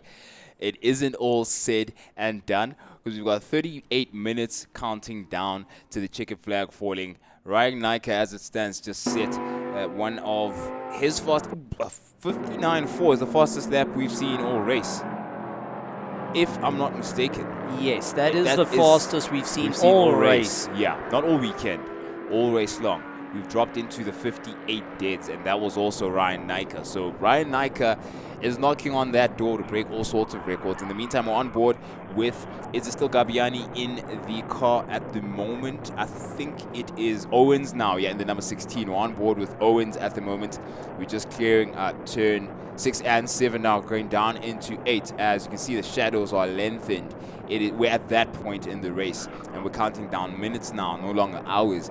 And just reflecting on that interview now with Xolile Tlaka and just the general perspective he's giving us of Inter-Africa racing, that the spirit, team spirit is there. They just have to keep chugging along, hoping for a miracle, and you just rely on the team for their strengths. The team was there for repairing the car and getting suspension back out. Xolile was there to push in for his stint, to not give up, and Stewie's now in the car to close up the remainder of the race, to play to his strength as well, which is putting in heater after heater of laps, and he just set in the fastest lap of the race soon after Ryan Nijker thought he had it with a 59.3. Well, that's it. I mean, name a racing team that's ever, or even manufacturer that has ever had an easy time that's just won outright without any competition. Hasn't happened in any history. And this is one thing, Inter-Africa now needing to really dial up the work. Stuart White, despite going through traffic, set that lap time, which is incredibly quick. So he's now trying to improve and close down to Ryan Nijker. Remember, they've done their final pit stop. Has the Just for Sleep done their final pit stop? Is there still a little bit they need to chuck a bit of fuel in that may take it away? They're doing sub 2 minutes or sub 1 minute, even just a minute. I mean, Ryan Nijker, there we go, caught up in traffic. 1 minute 0.9 by the end of it. Still got the lap difference, while Stuart White on his last lap time of 59.9. So just going and closing down. He's made up a second in the last lap time. So he is trying everything, clawing away at the likes of the Just for Sleep. So Inter-Africa throwing the hat into the ring properly. New set of boots means that he's got everything to push. Only thing that comes down now is how long can they keep sustaining this pace, and will we see the Just for Sleep get into the pits? Oof, the likelihood of that. Well, let's see. Just for Sleep does have that cushion, as you've highlighted, Steve, so we'll see. In the meantime, we're on board again with Stewie White. Quick adjustment of his visor there, getting in his eye. It's a very narrow window and sort of strip of light that you have in these cars. He sits so low. He's a tall figure, of course, but you sit so low in this car that the amount of vision that you have to maximize on it. And I'm pretty sure the visor was getting in the way of the light there. We are at turn 2 with him, I do believe. Look at that. Yeah, that amount of steering input definitely means we're at turn 2. Ryan Nijker is clearing 5 and 6 at the moment. Why does he want? He's got the circuit all to himself, and he's enjoying it to the max. You can see he's putting down those impressive laps, but he's also not as aggressive as we saw him, Nijker, as early on. So he's in the 59.9s at the moment, so he's managing the pace. Stewie, visor down again, he's approaching 5. That is a very, also he keeps adjusting his visor depending on where he's at the circuit. For turn 5, he turns his visor down because that's how bright it is. It is not Prince Ndiweni's ability to exaggerate things because he's a commentator. It is purely that bright, and he definitely has to adjust for that corner so he can meet his marker and not miss and get around the circuit cleanly as possible. Just look how aggressive and focused he looks. I mean, he's getting everything out of that car. It's qualifying trim is one thing. It's a raging bull right now, and he's going to try his best to shave that gap, which at the moment sits at 9 laps of deficit. Incredible stuff. Slight alterations he's doing. There's a little dash off to the side you can adjust engine mappings and such off to the side as well. So he's trying to get everything out of the car, but also maybe running right close to their fuel limits that they've gone and allocated for themselves, just to push that a little bit further. Something we have seen before. Cars running out of juice by pushing that a little bit too hard. So they've got to keep that in mind, especially when you're starting to work in how many milliliters can you have left in the tank. Not liters, milliliters, to ensure that you get the quickest lap times. Yeah, get it across the finish line with fumes if you need to. The calculation comes down to a very risky territory of metrics and measurements. In the meantime, he's going to have to measure how to get past the 2 backdrafts in front of him. Makes light work of it off course, and it's the best place to be getting past back markers. It's down the straight. Going down into turn 2 no traffic ahead for Stewie. That's exactly what he wants now, because it's the same scenario that Ryan Nike has, and that's why he's able to bang out all of these impressive lap times. He's back down into the 59.8s, so he's found a 10th. We've got Roberto Franco. I'll confirm which Franco it is, but the Franco VW Super Polo is back out onto the circuits. There may have been a driver change, and they've had their fair share of troubles, and they've overcome them. And I must remind you, the scene right now, it's frantic in the pits. We're seeing countdown timers into the minute frame, so we must now hark back to the regulations when it comes to the limited time these teams have. As soon as we hit that 5-minute remaining mark, pit lane closes. So get yours in quickly, get it in now. Whatever you need to do, get it done. But if you're in the pits and that 5-minute hits, you are not leaving. And that's exactly what was make or break, crown or do not be crowned a couple of years ago for Inter Africa in particular. So yeah, it definitely is something that we do need to be wary of. But as it stands, pit lane still open, and yeah, throttle still wide open at the moment when it comes to Stewie White. So Gavin Rook coming out of the pits there, and as you were talking about the 5 minutes, I could hear the cringes right through the planet, because that has caught out a few people over the course of last season. That lastminute.com, unfortunately, was a make or break for 2 years running, to say that. But an incredible running for it. But Stuart White now really dialing it up. He has not gone off the throttle. He's trying to close up that gap at a rate of knots. I do want to point out, though, our national V8 Roadsters, okay, despite using something that's, well, can't compare to the GT3s, they've still been a car that you really want to climb into, currently running 3rd and 4th overall during the course of this race, while fighting it out. And with the likes of Steve Clark going and jumping into a production model, he's showing exactly that he's incredible, along with Mike McLaughlin, to draw that pace out of the car despite the odds stacked against him. Yeah, and he still needs to stay within the average and the aggregate pace that is demanded of a Class A car, and he's managed to do that all race long. That is impressive. Yeah, you have to get within 103%, not even 107% that we spoke about earlier. So even finer margins. That's it. Of the previous year's pole position fastest lap time, which was a 58. Wow. So having to do that, they literally on the limit of what they have to do to be able to keep in. Flat out. Incredible, incredible stuff. Owens still keeping a lap ahead of Pretorius at the moment, but that is coming down. Gently, but surely, Pretorius is dialing up the wick. So Bono Pretorius, the youngest of the pairing, getting into the car, going and chipping away at Mark Owens' time, just trying to get that little bit closer. Remember, they want to maximize points. Last lap time for him, a 1:11.9 versus Mark Owens, a 1:12.5. There is a big deficit there, and as soon as all the bigger cars are coming around and throwing you offline, that also comes into fray. So you've got to be aware of where the cars are. And when you're looking at like the Norman Nova prototype that's around, you got to think about when you see it in your mirror, you blink and it's next to you. So you've got to consider it 3 corners back and ensure that it doesn't take your racing line. You've got to maintain it. Yeah, we saw something similar happening in a class-for-class situation.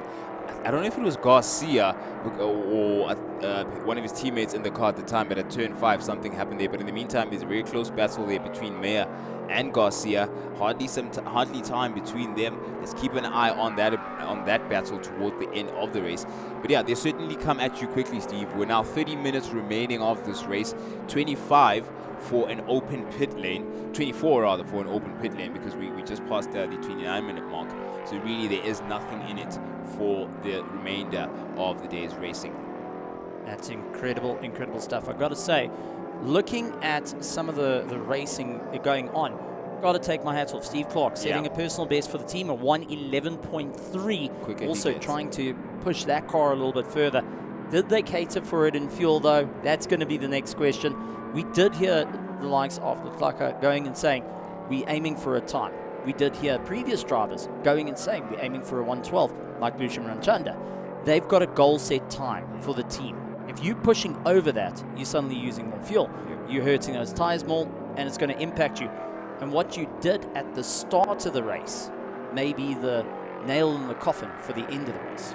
And effectively, that discernment of what the target is, the discipline in saying you're aiming for that time, is encapsulated in the Index of Performance Championship. You get rewarded for that type of consistency throughout the year. Your ability to hit the mark every single time is something you're going to get a crown for at the end of the year. And Steve Clark and the likes of the backdrafts are definitely hot contenders when it comes to that particular championship. In the meantime, it's Garcia who soon will be making way for Litaka ahead or behind him. So Garcia just set a time of 1:11.7. That is 2/10 faster than the time set by Steve Clark with the 1:11.9 recently, and that is also a second, just under a second faster than Philip Mayer ahead of him. Incredible stuff. Fabian Lance still being in the fray of it as well as they go and really fight it out, getting busy out on the circuit there as the sun starts to set here at ZWARTKOPS, and Garcia chasing down to move his way back into third place after a huge off into turn 2 just by late braking lockup and the works going into it. Yeah, he's going to have to put the pedal down to recover off the deficit he gained himself there in his battle against physics. He seems to be winning with physics. Him and physics are in agreement at the moment, especially as far as lap times are concerned. You can see a bit of the dust off the back of the car now, but that's in the past. What's ahead of him is Fabian Lance, and who is beside me is Chloe Grace Mbanza. Chloe, what's been going on in the pits in the closing moments, the dying moments of the race for today? All right, first thing first, I'm so happy that Steve finally also got the commentator's curse. Truly much appreciated, because a lot of energy has been thrown on my side. So I'm glad that now it's all three of us on the left-hand side of you, Prince. But I mean, going back to the pit lane, just spoke to Wayne Roach as well. Oh, while you make that point, before you build it up, did you see what just happened there between the number 55? I think it is... Who's that? Is that Garcia? Yeah, it is Garcia. He was trying to get around Da Silva. Yeah, it was Garcia trying to get around Da Silva. And he's trying to catch back up with the likes of Lance ahead of him. The thing is, there was so much glare, it was hard to tell, but I knew that was definitely a backdraft and one of the trailing back V8 roasters, and that was the likes of Garcia there. But yeah, I beg your pardon.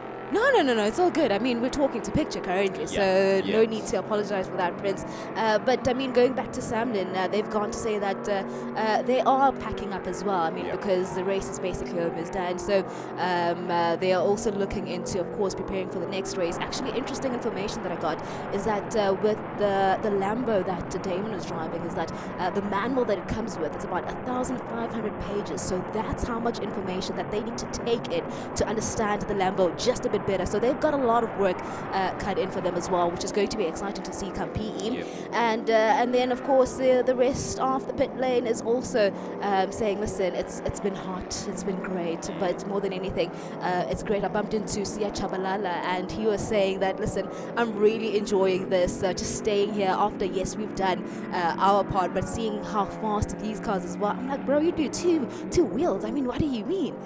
So he's enjoying the action on track as well, backing actually into Africa, which I found quite interesting. He loves the speed, right? Yeah, I've seen him lurking around the Inter Africa pits a number of times. I know, I'm not surprised. No, so it's really truly been great, and also had the conversation with Sergio Alvarez at some point, and he was also just alluding to saying, I mean, it's been a long one, but our goal, our dream was just to finish this race.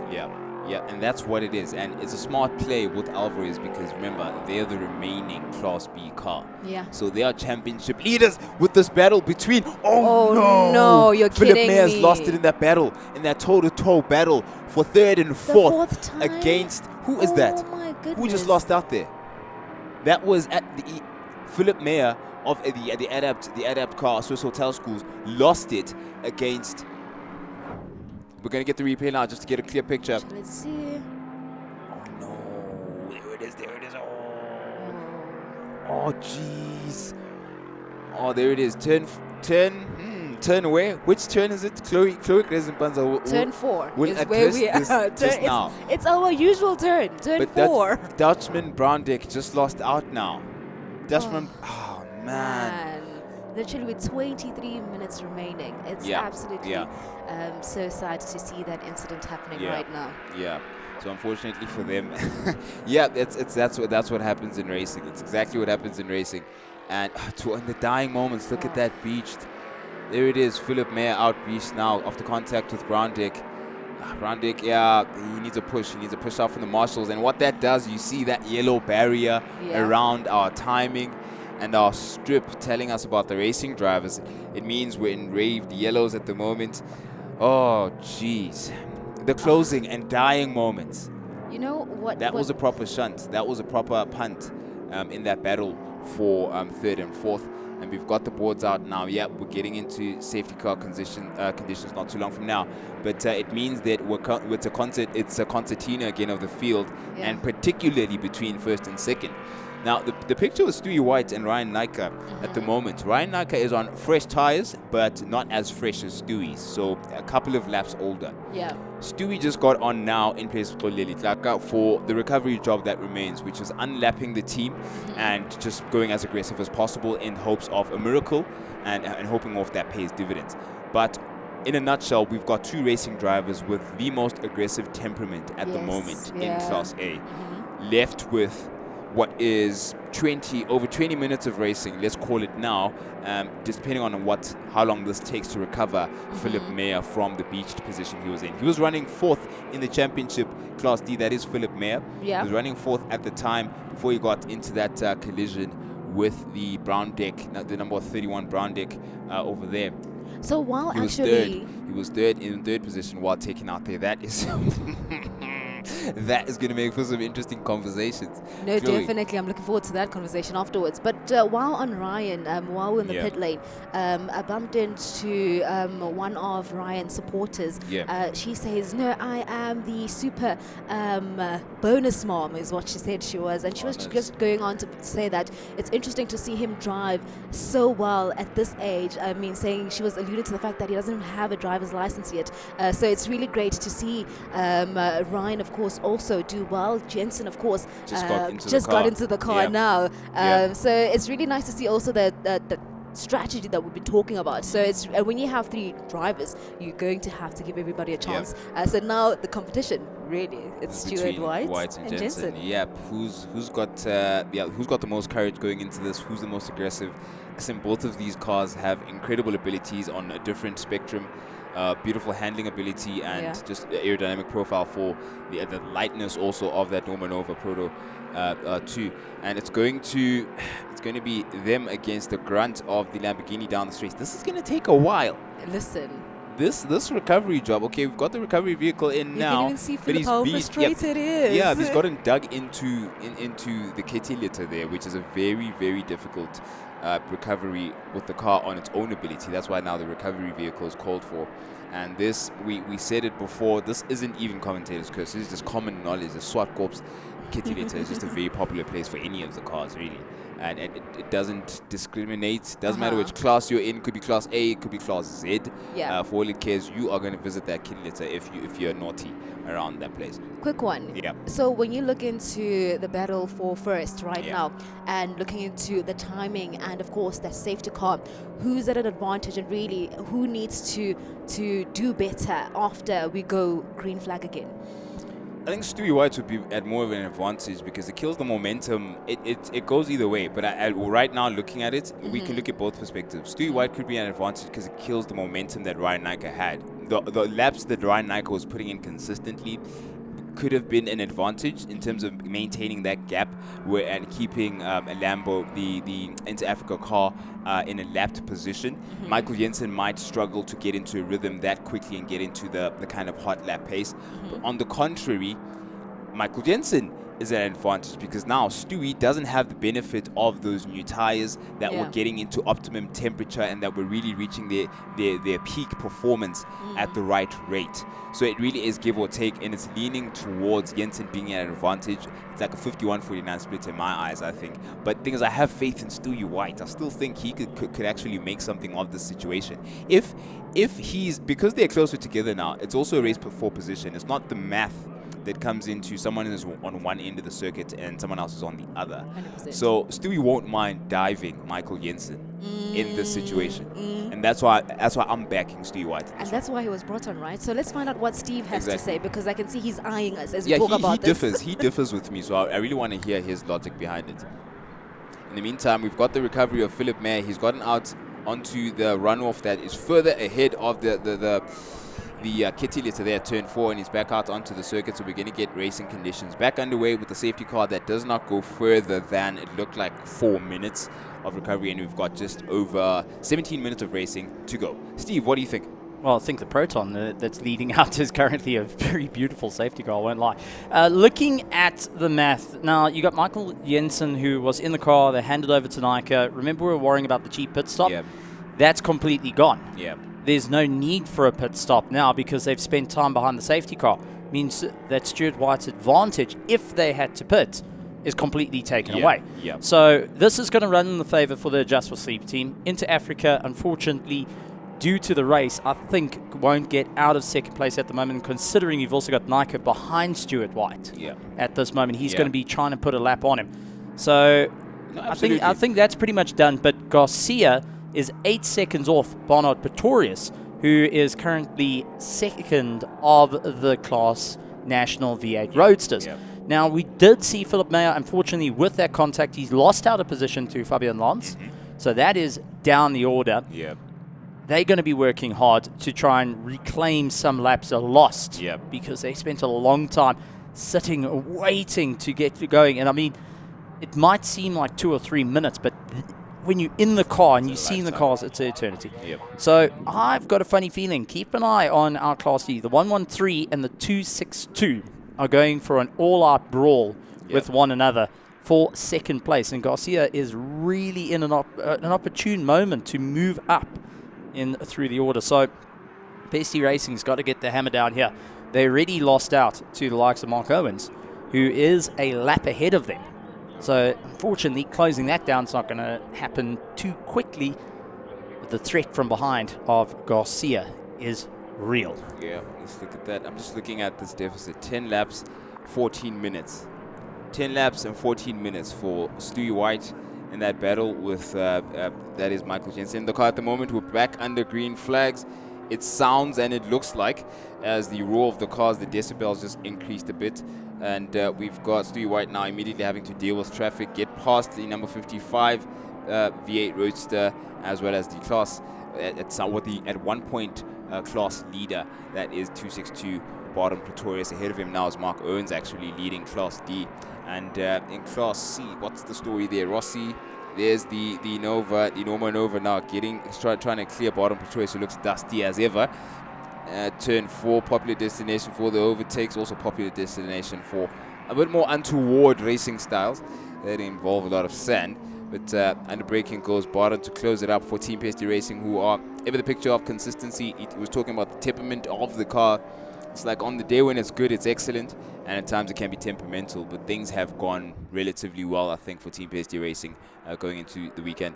Yeah, focusing on just keeping up the charge at this point, trying to keep it consistent in their pace. One car I've really got to take my hat off to is Sophia Racing, the Toyota LTs that overheated whenever they stood on the throttle, so they had to slack it off, and that was in the earlier parts of today where it was extremely hot.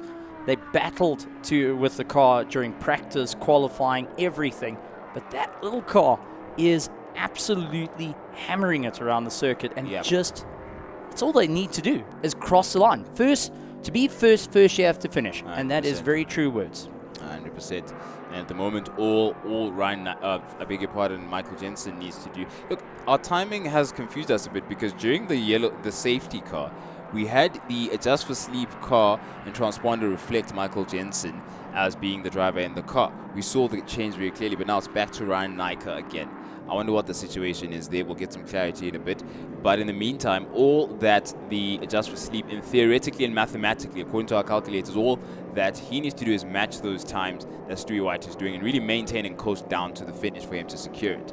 On the other hand, a truckload of miracles need to come the way of Stewie White. Backdraft battle, V8 Roadsters converging on turn 6 and 7 over there. Just a number of them. Steve Clark, a part of them, even though he's in Class A. We've got, let's have a look, see now, it's just silhouettes now because it's so bright. But we've got the trailing cars of Lance. We've got Garcia in the picture at some point, and Rossi clearing the scene, doesn't want to be part of that in Class C. And let's have a look under braking now, going into turn 2. Mark Owens is checked out of that battle. He's got a nice buffer with Garcia, and he, of course, is our Class D leader, so he's not going to have that issue at the moment. The oh yes, that is the Brown Deck. The Brown Deck V8 Roadster that was involved in that incident at turn 4 now. That's going to be an interesting conversation for a bit later. Behind Steve Clark, tucking onto inside, he's of course a Class A entry. They're neatening things up. Ryan Nyka was not satisfied with matching the times. He puts in faster times again. Turn 4. Who is that? That is Steve. Is that Steve Clark? Yeah, it looks like that was Steve Clark. Lost it. That is incredible. Jeez, for him to be able to recover that is very fortunate for him. And yeah, he seems to be running again. We're going to get another look at it now. Turn 4 got busy on entrance. He was already on the left-hand side into the marbles and dirt. 100%. And lost out the drive up the hill. But really, really busy times for Steve Clark. He looked away for a moment. Literally a moment. I mean, wow, so much can happen. But yeah, it's Baron Pretorius under braking now, turn 2. We're looking at the running order for Class D. It's Owens leading, Pretorius in second. That's our second place over there. And we've got Garcia in third in the thick of things. Lance in fourth. Philip Mayer, who recovered after having lost out to that Brown Dex incident with Gavin Rook at turn 4. He's in 5th place. Jordan Edwards in 6th. Da Silva, who was featured a couple of moments ago in that convergence of V8 Roadsters onto 6 and 7. He was right in the thick of it there. He's in 7th place. Gavin Rook in 8th. And Figile Ulumisa, is he back out onto the circuit? It looks like he may actually got the car out. So the team's frantic work on it paid off. Yes, we spoke a bit with Sichaba Mashego, and the changes, they were still preparing at the time to get the car back out onto the circuit, and it has been running since then. So they're in the running to close up and be the last of the Class D cars. Incredible stuff. And there's races within races, having multiple classes in it, which is fantastic to see. I mean, we've got our national V8 Roadsters, we've got our Class A, Class B, Class C, Class C that are running. But I mean, incredible to see the drivers having to push that a little bit further, having to navigate traffic. Not only is it hard to get past the back markers, but to be one of the slower cars and not have your race fouled up. Like we have Steve Clark around the outside and Stuart Wright arriving on the scene. Exactly. Both of them are going to experience the wrath of the slow pace of a car comparatively lifetimes away from you. But again, races within races. So it really all means just get out the way as neatly as possible. Stu's going to have to clear likes of, I think that's Owens, as well as, who is it in the 33? Ahead of him, that is Class C leader Rossi right now in the Alpha. So, yep, there it is, down turn 5 there, go hard on the brakes. Done quick as possible, quick as you want, keep it neat. Stewie's just going to have to bring that car home a pace. He's not going to tap off for any reason.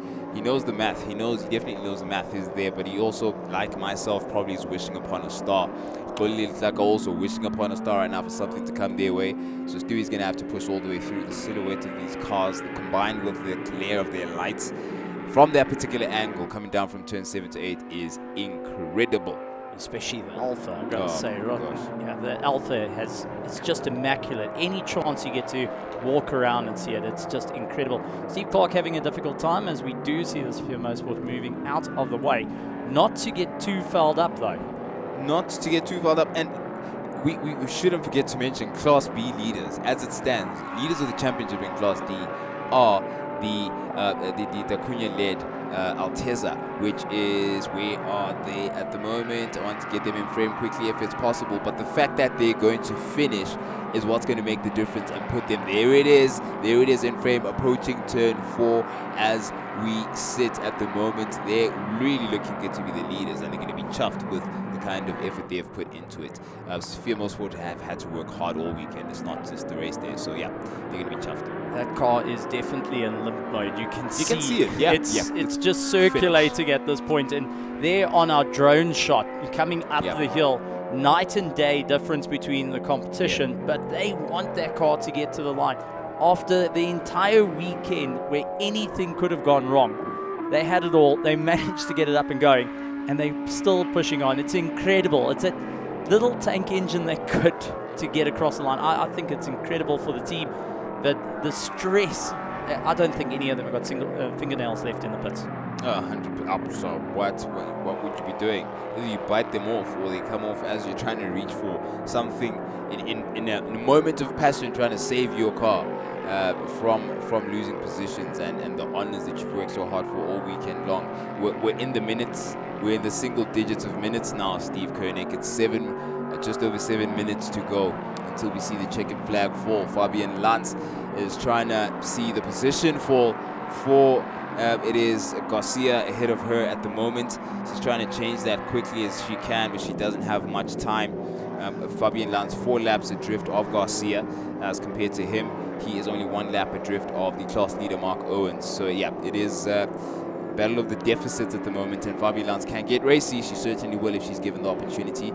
Garcia has to make sure to make that V8 Roadster as wide as possible going into the close of the race. Well, it's going to be interesting because now you've got the Swiss Hotel Schools coming at her at a rate of knots, and they are looking to retake their spot away from Fabian Lantz at the moment. They want to get back into 4th and get back into the fight with Garcia. Fabian Lantz is using Garcia as a slipstream as we got one turnaround at turn 2. Mark Owens just lost it at turn 2. That is Owens, and he was the leader of Class D. That is leader of Class D who just lost it. Okay, so the question is, did Pretorius just get a lap back on him? That is where it's going to be. Where was he at that point? Oh no, we're going to find out just now. If we get them both in frame, considering we see Mark Owens now, then he's safe. It looks like he's safe. So under braking into turn 2. Oh, brake way too late. Yeah, he's safe. He's safe. That is not Pretorius now passing. That is Garcia. Yeah, he's safe. Still has the championship, the champion lead, let's call it, until that flag falls, because this is calling the championship quickly business. I'm staying away from the curse that dons this left-hand side seat here. I'm steering clear. I'm gonna keep quiet. Well, that's definitely having your eyes as wide as saucers coming off. I mean, incredible pace. Managed to just save it, and what he did was actually very clever. He lost it into the kitty litter, but instead of aiming the car straight, he utilized by turning it to the side, creating more surface area, slowing the car down quicker and trying to get it back out. Problem with that, it could have got stuck in the kitty litter. That's what it's meant to do. The kitty litter is to slow you down, bring the car to a stop safely, that the drivers don't get hurt and the cars don't get terribly broken. But we've seen a couple of times you're going to need a snatch strap to get it out.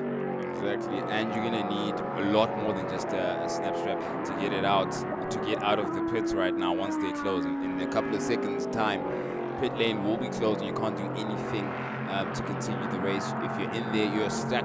But obviously I don't imagine anything of that nature is going to happen for any of the cars at the circuit at the moment. As we count down, it's 7, 6, 5, 4, 3, 2, and 1. The pit lane is officially closed with 5 minutes and less remaining of the race. It's all said and done as far as pit stops and changes are concerned. It's now 1,000%, I suppose, in the remaining and dying seconds of the race, up to the racing drivers to do their best. Whatever happens now, it's just all up to them. They have to will those cars along if they come apart. Stewie White has willed his car along and then some from start to finish. The man has been, that is a tricky position to be in.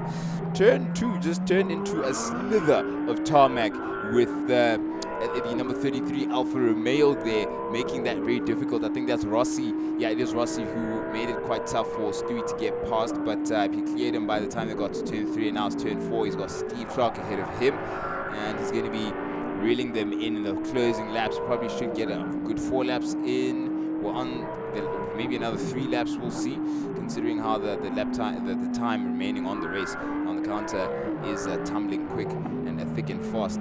And we've got turn 6 and 7 there. It's just been an absolute beauty to enjoy the circuit on board.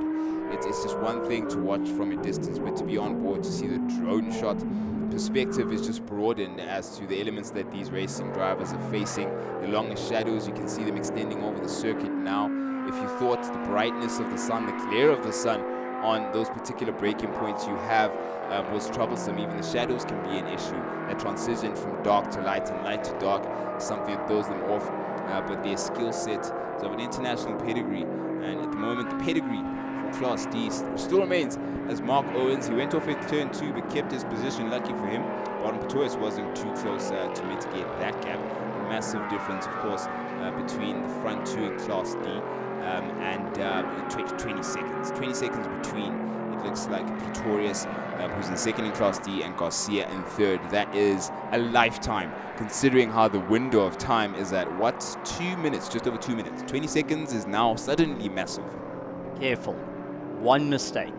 That's all it takes. One mistake. One outbreaking yourself moment. One that you put offline. Anything can happen. It can be something that's not even your fault.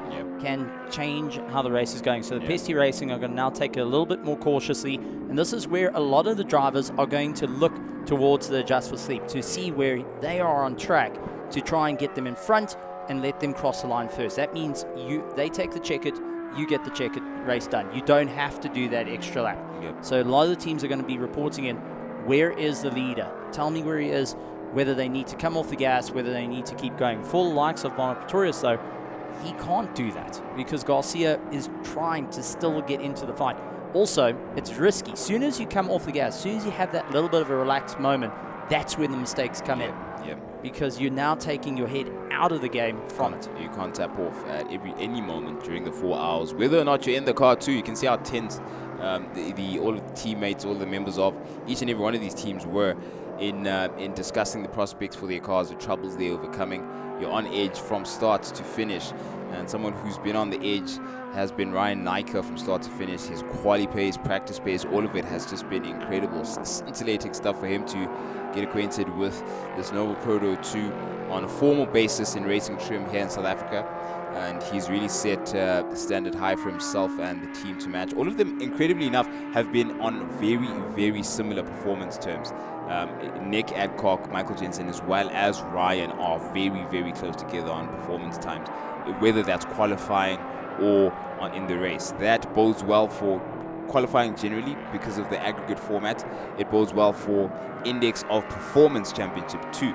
So that's 3 championships that they stand in a pretty good position to be competitive for, as we're now counting down seconds of this race, this SAES 4 hours of ZWARTKOPS, remaining Ryan Nyker going wide, signature wide, out of turn 5 and into 6 and 7 at the moment. The sun sets on a race that's been exciting for him, a weekend that's been exciting for him. He's got his whole family and friends and schoolmates all out here to see him don the kit of the Just for Sleep team for the first time in official racing trim.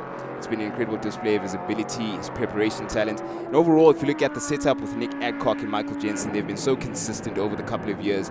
15 seconds, 14 seconds remaining of the time on the clock. And it's been an incredible journey and run for this wonderful team. Battles came the way of their opponents, and somehow luck, Lady Luck, sung well into their ears, whispered sweet nothings, and they seem to have loved the melody.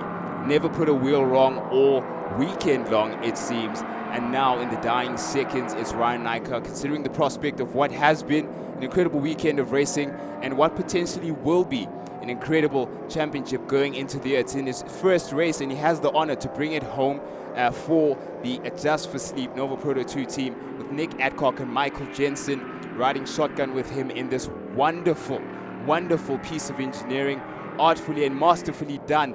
Have the Nova Proto 2, the Just for Sleep team, claimed the checkered flag for the SAES 4 hours of ZWARTKOPS, the round 1 of our championship in 2025. Incredible stuff over the entire weekend. Stephen Koenig, where the goosebumps at? Because I am shivering. I think there's no more skin. It's all just goosebumps. Your hair. And, oh no! That is Stuart White. That's gone off. Stuart White gone off in turn 4, straightened up.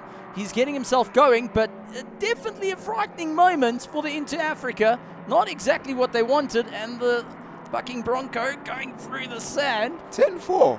10-4. I'm done with 10-4. I'm done with 10-4 and its people. They know themselves. Wow, what was that? In the dying moments of the race, turn 4 claimed another. And it does not discriminate from Class A all the way to Class D. Stewie White having an oopsie there. And you know what? You have to tip your hat to Stewie White. I mean, the circumstances for Inter Africa Racing, they fought all race long.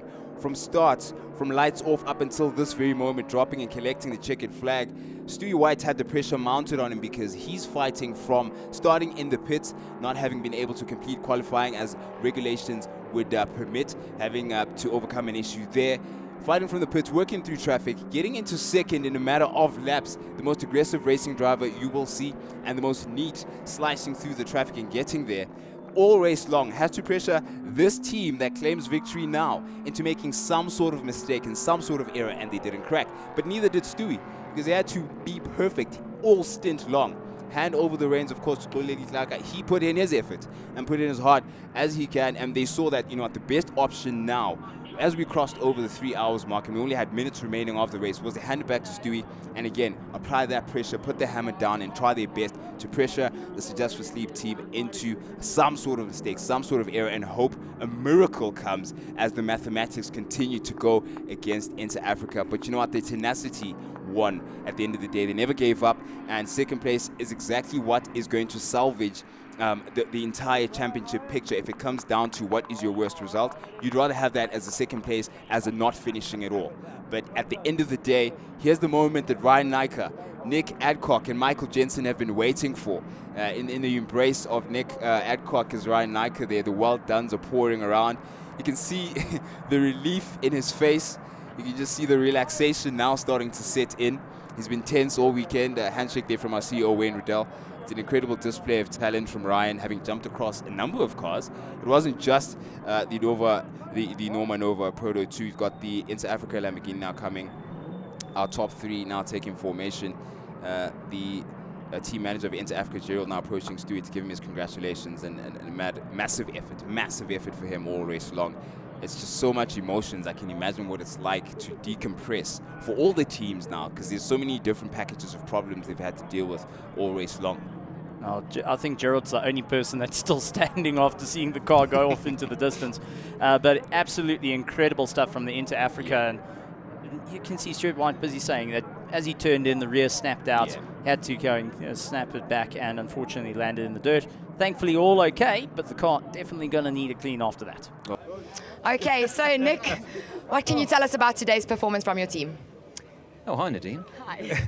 No, we set the pole position, we won the race, that's what we came in to do.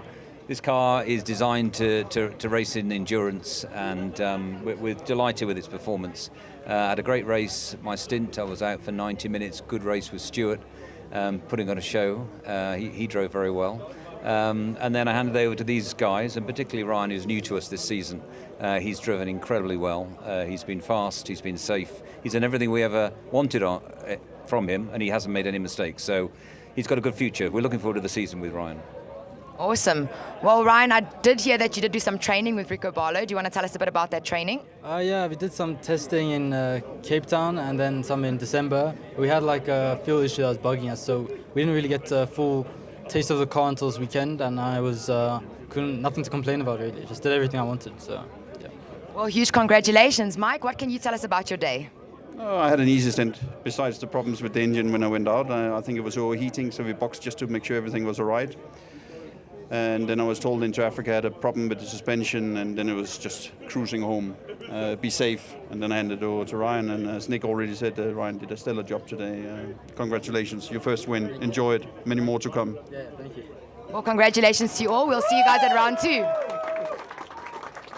Okay, just got to dodge a few things here. Okay, so Inter Africa, second place. I mean, it's not first, but what a comeback. Yeah, we're happy with the second place. Yeah. We'll take that. And yeah, congratulations to Nick and Mike and Ryan Nyker. These guys did well. They were strong all week, and yeah, they kept it in the black stuff. And yeah, this is what happens when you're consistent. You win races. Yeah, we will take it to PE. We'll see what happens there.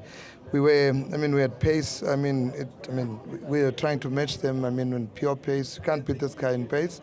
And when we had the suspension failure on the contact, it made things even more difficult for us, but no excuses. This is racing. We'll see. It's a long season. We'll take it on. Yeah. Yeah. All the best for the season. Stewie, you guys started in the pit lane today, and you guys managed to get up to first place before the first hour of the race was over. Yeah, definitely. I think it was a really good start to the race. We obviously had a lot of pace. We had a credible battle with Nick, thanks to him as well for a close battle and keeping it clean. But I think the big up this weekend must go to Kolile for the stellar performance he's been putting in and improvement he's made. Also thanks to the whole team, Gerald, Luciano. Thanks also for traveling all the way to come help us. And I think we have a very strong season ahead. Obviously, the luck wasn't completely on our side, but as motorsport, we got a banker in, and so we're already doing better than last year. Yeah, congratulations, guys. And we'll see you guys in PE for round 2. Thank you. Thank you. Stephen, Mark, can I ask you to come over here a little bit closer? I've got a cord. So, I mean, we arrived with a carbon car, ended up racing in a backdraft, and took a podium overall with a backdraft. Yeah, well, it's like a fairy tale, you know, it's unbelievable. You know, obviously a lot of luck went our way, but here we are. Yeah. And you, Mike, anything from you? Well, I think that, you know, the backdraft production series has proven itself time and time again. I think that all of our cars finished today, and so naturally, without the carbon car at our disposal yesterday, it was a natural choice. I mean, just sort of put together a strategy overnight that could see us hopefully here if we had a clean run, and like Steve said, a bit of magic there, but here we are. So yeah, we're very, very chuffed, very proud of backdraft. And we are proud of you. Well done, guys. Okay, so we'll send it back to commentary. We'll see everyone for PE for round 3 in April. Round 2, sorry. Well, there you have it in glorious stance.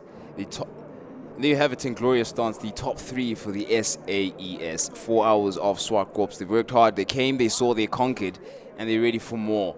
And we have to look towards PE. As it stands, though, you definitely can see the important note I took out of what Stewie White was saying. We got in a banker, we're already doing better than next year.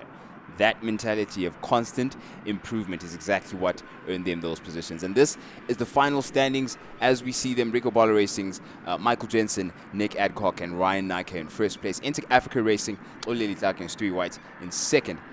Backdraft Racing's Mike McLaughlin, as well as Steve Clark. A fairy tale, in Steve Clark's word.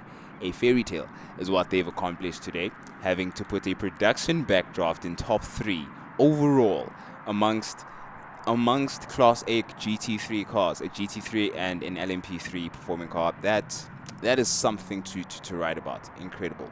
Yeah, I've got to say, great works. And same as the backdraft racing SA, Gabriani and Owens going and winning their national V8 Roadster round 1, maximizing the points, getting ahead of Team Pesty, despite having that little bit of an off.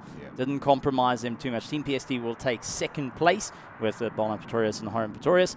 And then we got the G Runnastar Racing of Betancourt and Garcia and Greg, who went and had a phenomenal time out there. Really had to work hard to make up some time after some very, very difficult circumstances out on the circuit. Yeah, indeed. Car 23 of Dean Walston, Mark Harvey, as well as Philip Mayer, overcoming a couple of niggles there towards the end for an 8th overall, coming together with the number 31. I think it was the brown deck car at turn 4.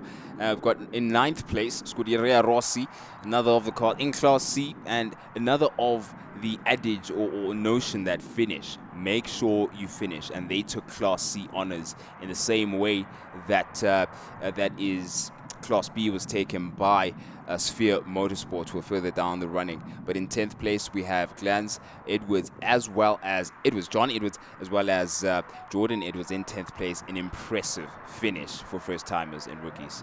Well, that's one way you got to do. And moving on to the rest of our drivers, because it has been incredible. We got Mr. Branders going with De Silva. They came out 11th overall. Great drive on their side to move forward. The Dutchman Browndeck did land up getting a bit caught out into turn 4, but you cannot take away some really good driving on their part with Gavin Rook and Richard van Heerden.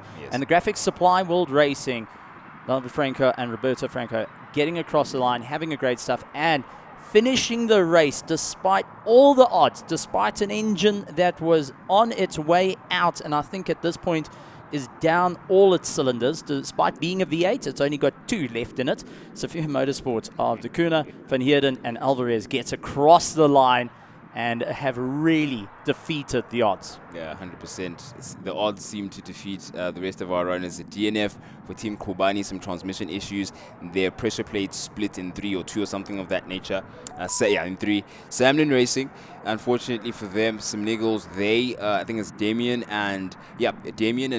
Nathan and Wayne came together. Unfortunately, a racing incident for them with Inter Africa. Inter Africa lost out, but what an incredible weekend of racing that we can reflect on and look back on, and also already what we're looking forward to seems to be jam-packed. Plenty to look forward to there, but Steve, I think the sun set on a beautiful weekend of racing, and prospects for the championship are really looking good for the year. What has come and gone that bodes well for the racing we have for the SAES championship? Well, I think the entire championship from 2024 has been flipped on its head. Yeah. We've changed up the script there, and I'm looking forward to new contenders going and fighting it out for the trophy. Yeah. Old rivalries have definitely been reignited and are ablaze at this point after SWARTKOPS. So I've got to say, it's going to be a bit of fun. The big news coming in of having more of the manufacturers being at the circuits and being there is incredible. But after today's racing, we had a couple of safety cars that chucked the spanner in the works, but still had some proper side-by-side moments throughout the entire field. Yeah, it was, I think, 3 or 4 safety cars. We have a safety car count that Steve is always the first to initiate. I think 3 safety cars in total. And one or two of them were quite interesting in the timing. One was literally on the hour. And I think that was the last one, the second last one, the right one of the only 3, but the one right in the middle. The second pit stop was a safety car was right in the middle of the 3 on the hour, and that seemed to bode well in terms of pit stop, driver change strategy, particularly for the Class Ds, because I don't recall seeing them scramble too much and be offset by the day's pit stops and interruptions. Things seem to come well for them on that front, and they weren't really offset. The real action for them was on circuit. Turn 4. Let's talk about turn 4. Let's talk about turn 2, which has been rearranged, new looking real estate we've been joking about all weekend. But certainly was interesting for Class D. Incredible stuff. And it's just, I've got to say, there's been the racing of endurance racing, and also the sprint racing has been incredible. MRSSA joining up.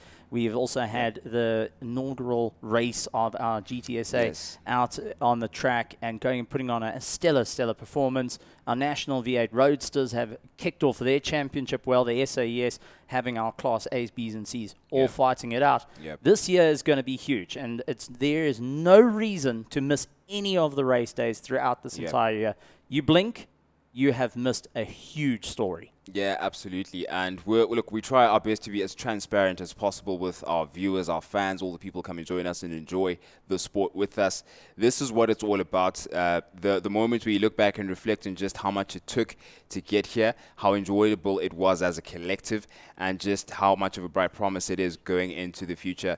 Round 1, of course, is an event we enjoyed through the sponsorship of Samlin Racing. It was officially sponsored by Samlin Racing, and we absolutely loved the fact that, again, symbolic of the commitment going forward into the future, and that's why PE Round 2 is going to be even bigger. It's a motoring festival, not only motorsport, but motoring, which, again, an even bigger community element, and it really bodes well for how we're going to enjoy that weekend of racing. But we thank you so much for joining us on our YouTube stream, live on Supersport 212. It's been an absolute pleasure having each and every one of you enjoying the sport that we love so much. In a nutshell, we love what we do, and we just continually would like to welcome you to that journey going out into the year. We're looking forward to seeing you again for Round 2 later on in the year, and absolutely been a pleasure to be alongside an incredible host of talent, Steve Koenig, Chloe Grace Mbanza, Nadine Wilkin, as well as Sadir Matai in PE. Be sure to get there. Round 2 on the 5th of April. We're going to race into the night. That is definitely going to be exciting. Be sure to mark that off your calendars. It's Round 2, and it is 5 hours of racing that we're looking forward to there. Make sure you're there. Absolutely incredible. Thank you so much for joining us here at SWARTKOPS for Round 1 of the South African Endurance Series. 4 hours of SWARTKOPS completed. We'll see you down in Quebec. And on behalf of the entire SAES team, we'd like to say thank you very much have a safe time, and enjoy the racing.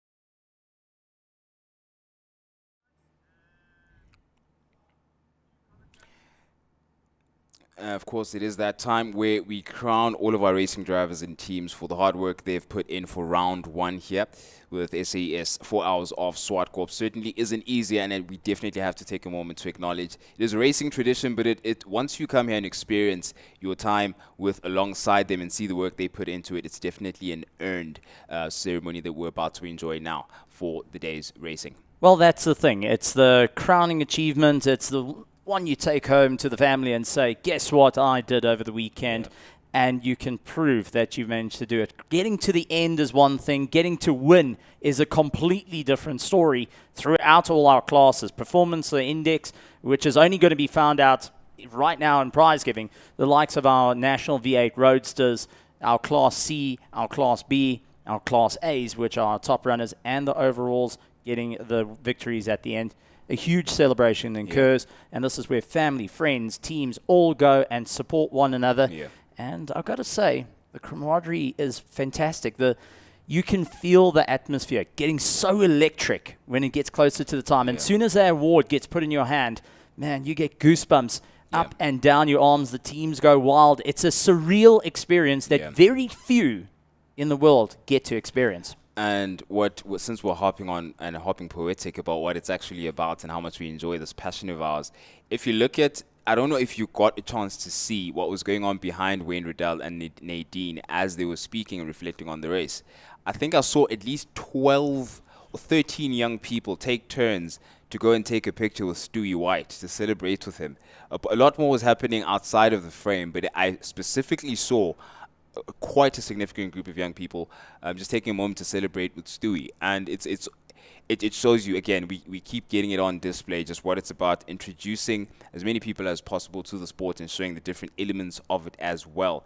And we've got, of course, the Africa Race Together Foundation that is the institution that embodies that notion alongside the SAES, that it is more than just getting into the racing seats and putting the visor down. There's an entire community that comes together to bring this production, to bring this business, to bring this motorsport event, to bring this catering, to bring this entertainment into the flesh and be able to invite anyone to come and enjoy it. So that was quite an enjoyable thing to see.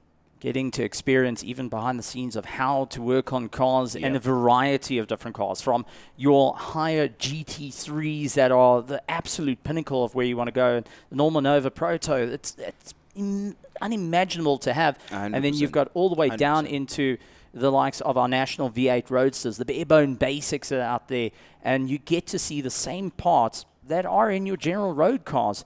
You get to see how it's all worked on in a professional environment, get to ask questions with each of the mechanics and the teams, but also getting an insight of behind the scenes of motorsport, marshalling coming into it, officials, commentary, production, all that sits into an absolute fantastic time. And right at the end of it, you get to enjoy the celebrations of the prize giving. And that is what everyone wants to get to, because that is the cherry on the cake, that finishing flag. And if you're going and experiencing it for the first time, man, oh man, you are in for an absolute treat and a wild ride. 100%. Do you remember the time last year towards the end of the session, the ceremony rather, at SAES, 9 hours, how we had Deputy Minister of Art and Culture, Minister Peace Mabe, celebrating with Wayne Riddell on the podium. That was a sight to behold. She really enjoyed herself and had a jaw. But I want to ask you, Steve, what you think about, we were reflecting on the weekend as a whole, GT Cup SA, and is this not a poetic sort of moment in history here? I mean, how long has it been since we've seen so many Porsche 911s descending on one grid here in South Africa?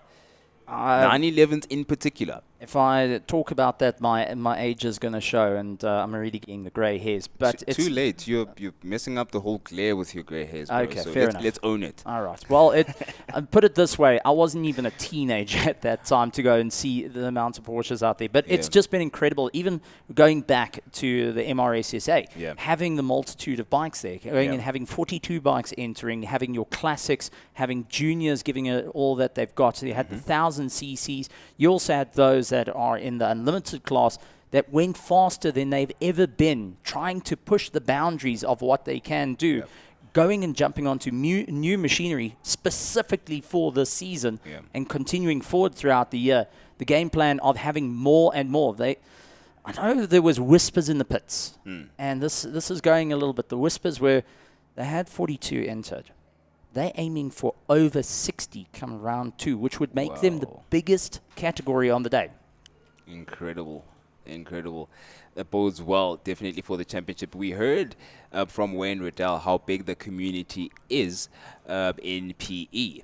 So we could be snowballing. This could be a bit of a two-wheeled avalanche here going into our championship. And we know they're on with us for the whole tour. So it's looking really good in terms of the number of entries. Is it too late to get my entry in? Never too late. Never too late, my friend.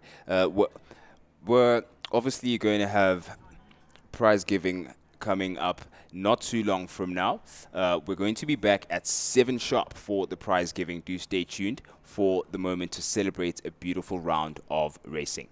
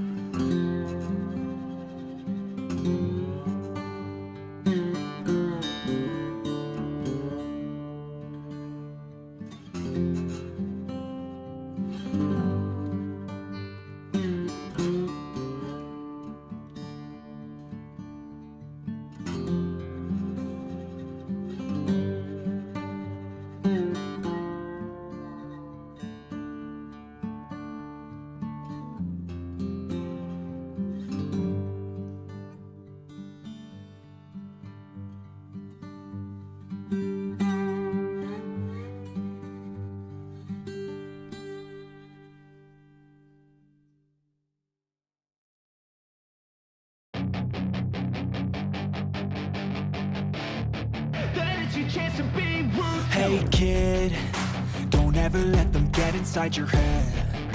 They'll tell you what to do in life instead of everything you know that you could get.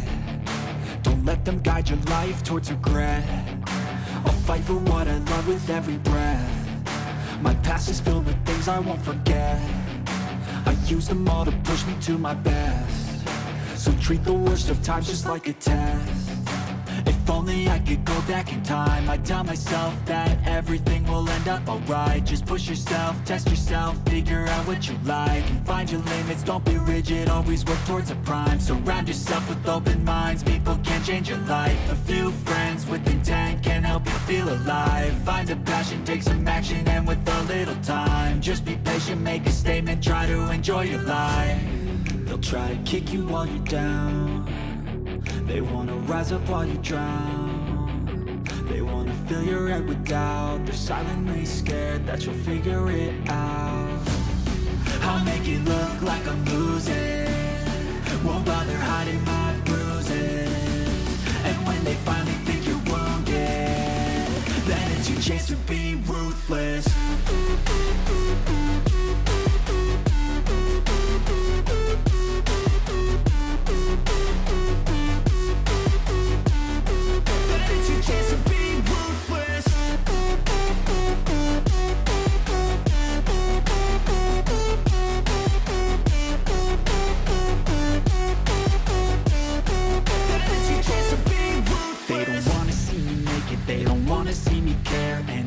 Make some progress, I can see that they compare. I think everyone's against me, maybe something in the air. Am I paranoid? I swear a void is forming and they're scared. I walk a straight path, not many can say that. I like to play fast, cross me and there's payback. You better pray that I don't see your face at any place that I go. I know you hate that. I've been doing fine, I'm not wasting any more time. I live for the fight and the climb. And I think that the pain that's deep inside is what defines. So I won't give up, I'm gonna make it to the top. I don't care what's in my way, I swear I'm never gonna stop. I could fall flat on my face and I swear I will get back up. Cause I don't deserve a thing and the road ahead is tough. They'll try to kick you while you're down. They wanna rise up while you drown. They wanna fill your head with doubt. They're silently scared that you'll figure it out. I'll make it look like I'm losing, won't bother hiding my bruises. And when they finally think you're wounded, then it's your chance to be ruthless.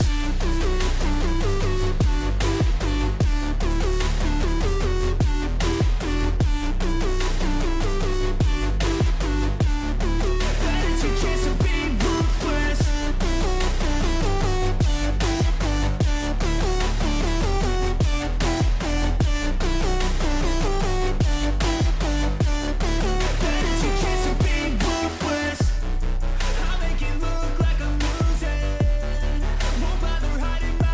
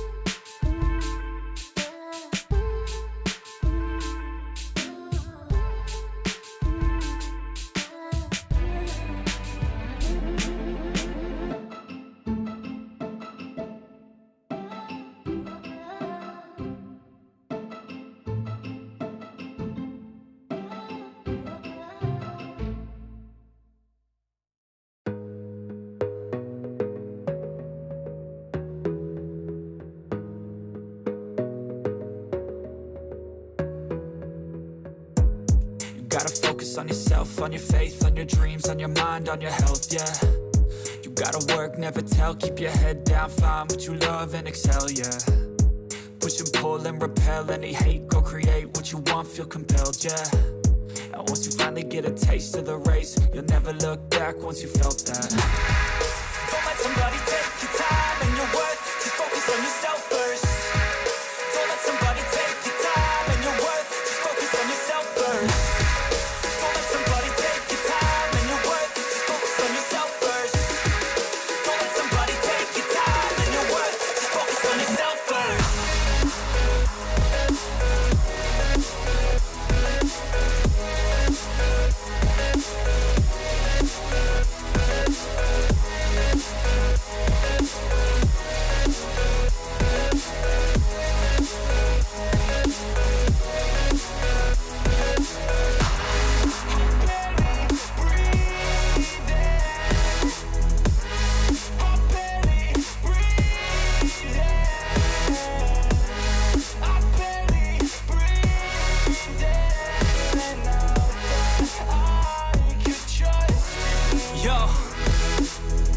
About others way before myself, yeah. I guess that's why I feel like I go through hell, damn.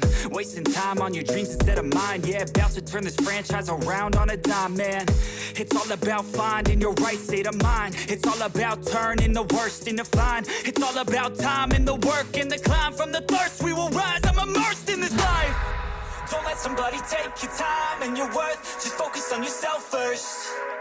Don't let somebody take your time and your worth, just focus on yourself first. Don't let somebody take your time and your worth, just focus on yourself first. Don't let somebody take your time and your worth, just focus on yourself first.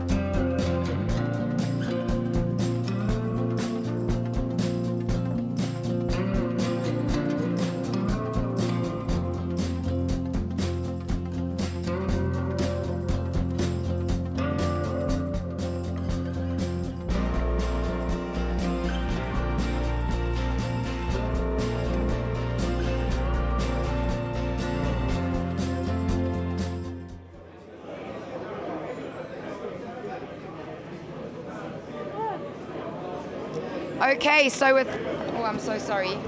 Okay, so without further ado, let's get started with prize giving. If I could ask everyone to please quieten down. I just want to also apologize to all of our YouTube viewers for keeping you guys waiting. Okay, so I'd like to hand over to my co-host, Chloe Grace, who's going to be doing the prize giving for us today. So please put your hands together to give Chloe a little bit of a confidence boost to come on up. Come on up, Chloe.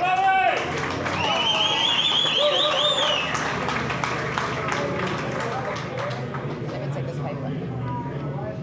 Oh, sorry. Okay. Hello, everybody. Thank you so much. You guys have been absolutely fantastic. I really do feel part of the family. All right, cool. Is everybody good? Can we continue with prize giving? And the party will continue afterwards, right? All right, so getting into, of course, then Class A is what we're going to start with. In third place, we've got the backdraft racing essay. So going into third place, we've got Remy Gigu and Andre Betancourt and Pedro Garcia. So please come through to the stage, get your accolades, and of course, looking forward to it. Also, do remember, you can spray the champagne towards each other, but please avoid it with us and the rest of course, the group, because we do have cameras that are currently on. Congratulations, guys. Give them a round of applause. A major congratulations to them. And then into second place, we've got Into Africa Racing, Stuart White and Olila Litaka. Please join us as well. Give them a round of applause. Yeah, there we go, Stewie.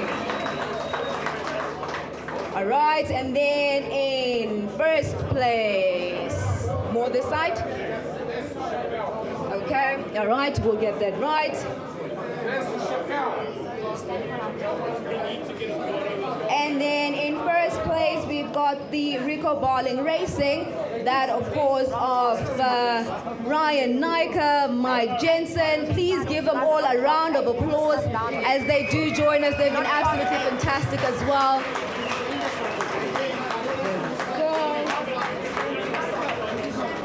Okay.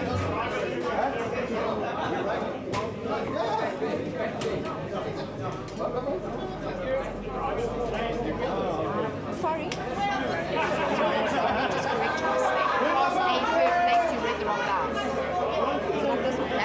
That's index of performance. Someone gave you a mistake. Steve Clark and Steve Ah, okay.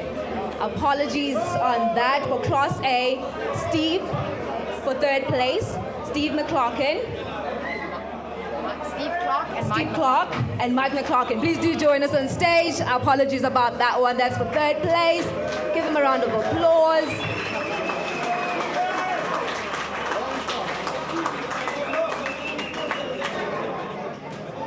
Congratulations, guys.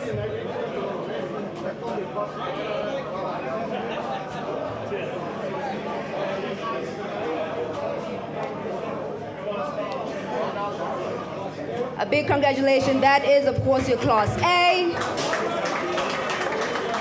And then moving over to Class B, we've got, of course, our winners there in Sergio Alvarez, Peter Van Heerden, and Marco de Cunha. Please join us on stage.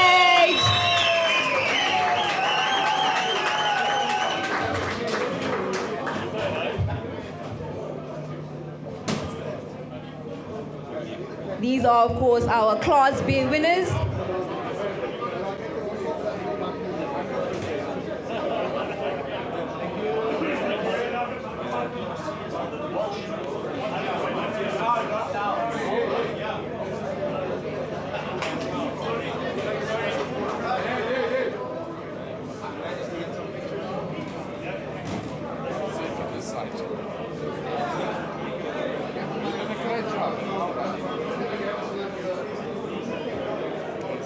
All right, moving over now to Class C. In second place, we've got, of course, the father-son duo, Roberto and David Franco. Please do join us on stage. A major congratulations to them. A round of applause, please. Ooh, sorry.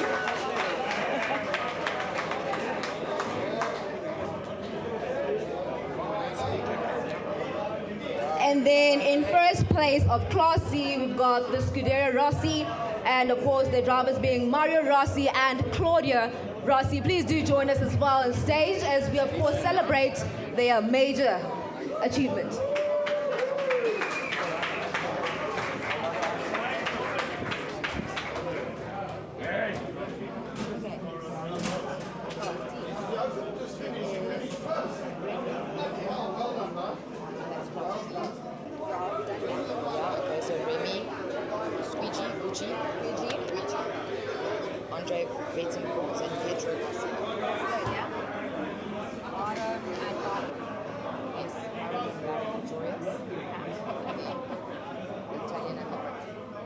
In second place, it is Team Pesty Racing, Aram and Baran. Where you at?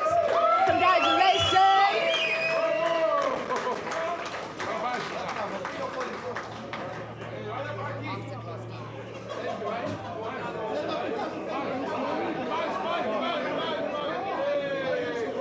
And then in first place, we've got Gianni Gabbiani and Mark Owens in the backdrop racing. Where you guys at? Join us on stage.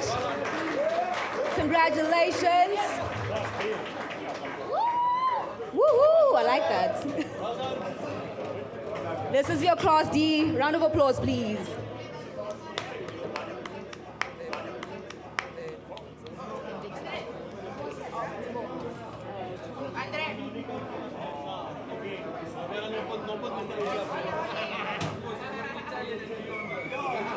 Oh, we get to spray it? Go for it. To each other. This is just fantastic.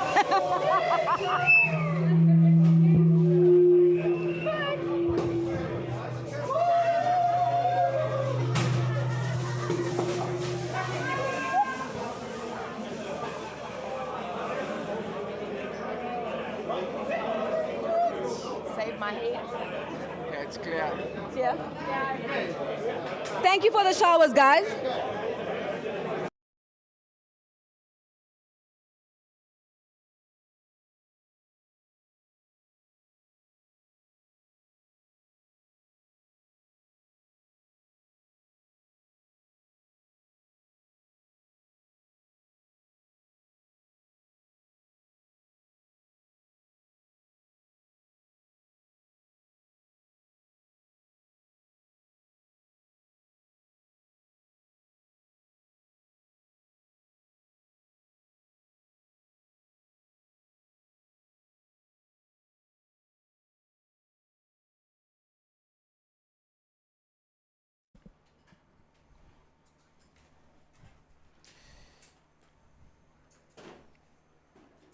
Yep, we've lost our mic from prize giving, so we're going to have to take from here. We see some of the competitors going on.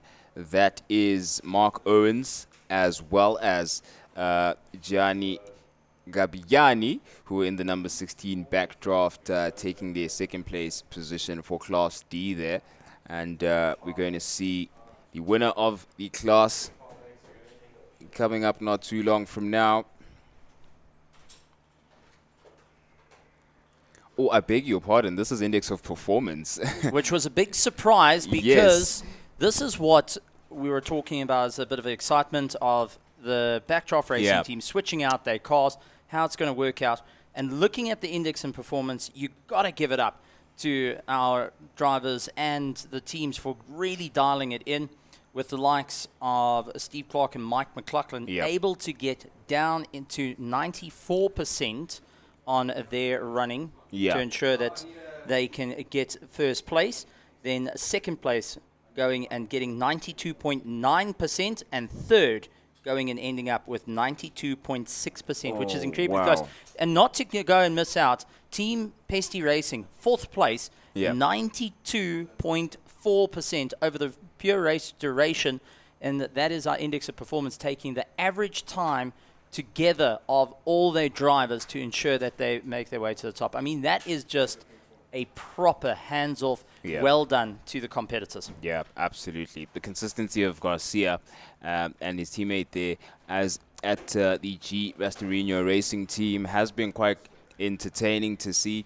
We saw how they were able to stay within reach for a lot of the quicker competitors. I mean, you saw the battle between them and Lance was quite interesting, but we've enjoyed an incredible weekend of racing. It's a lot more coming our way, and we can only look forward to that. This has been round 1 of the SAES 4 hours of ZWARTKOPS, and we're looking forward to April in a couple of months' time for round 2 in PE.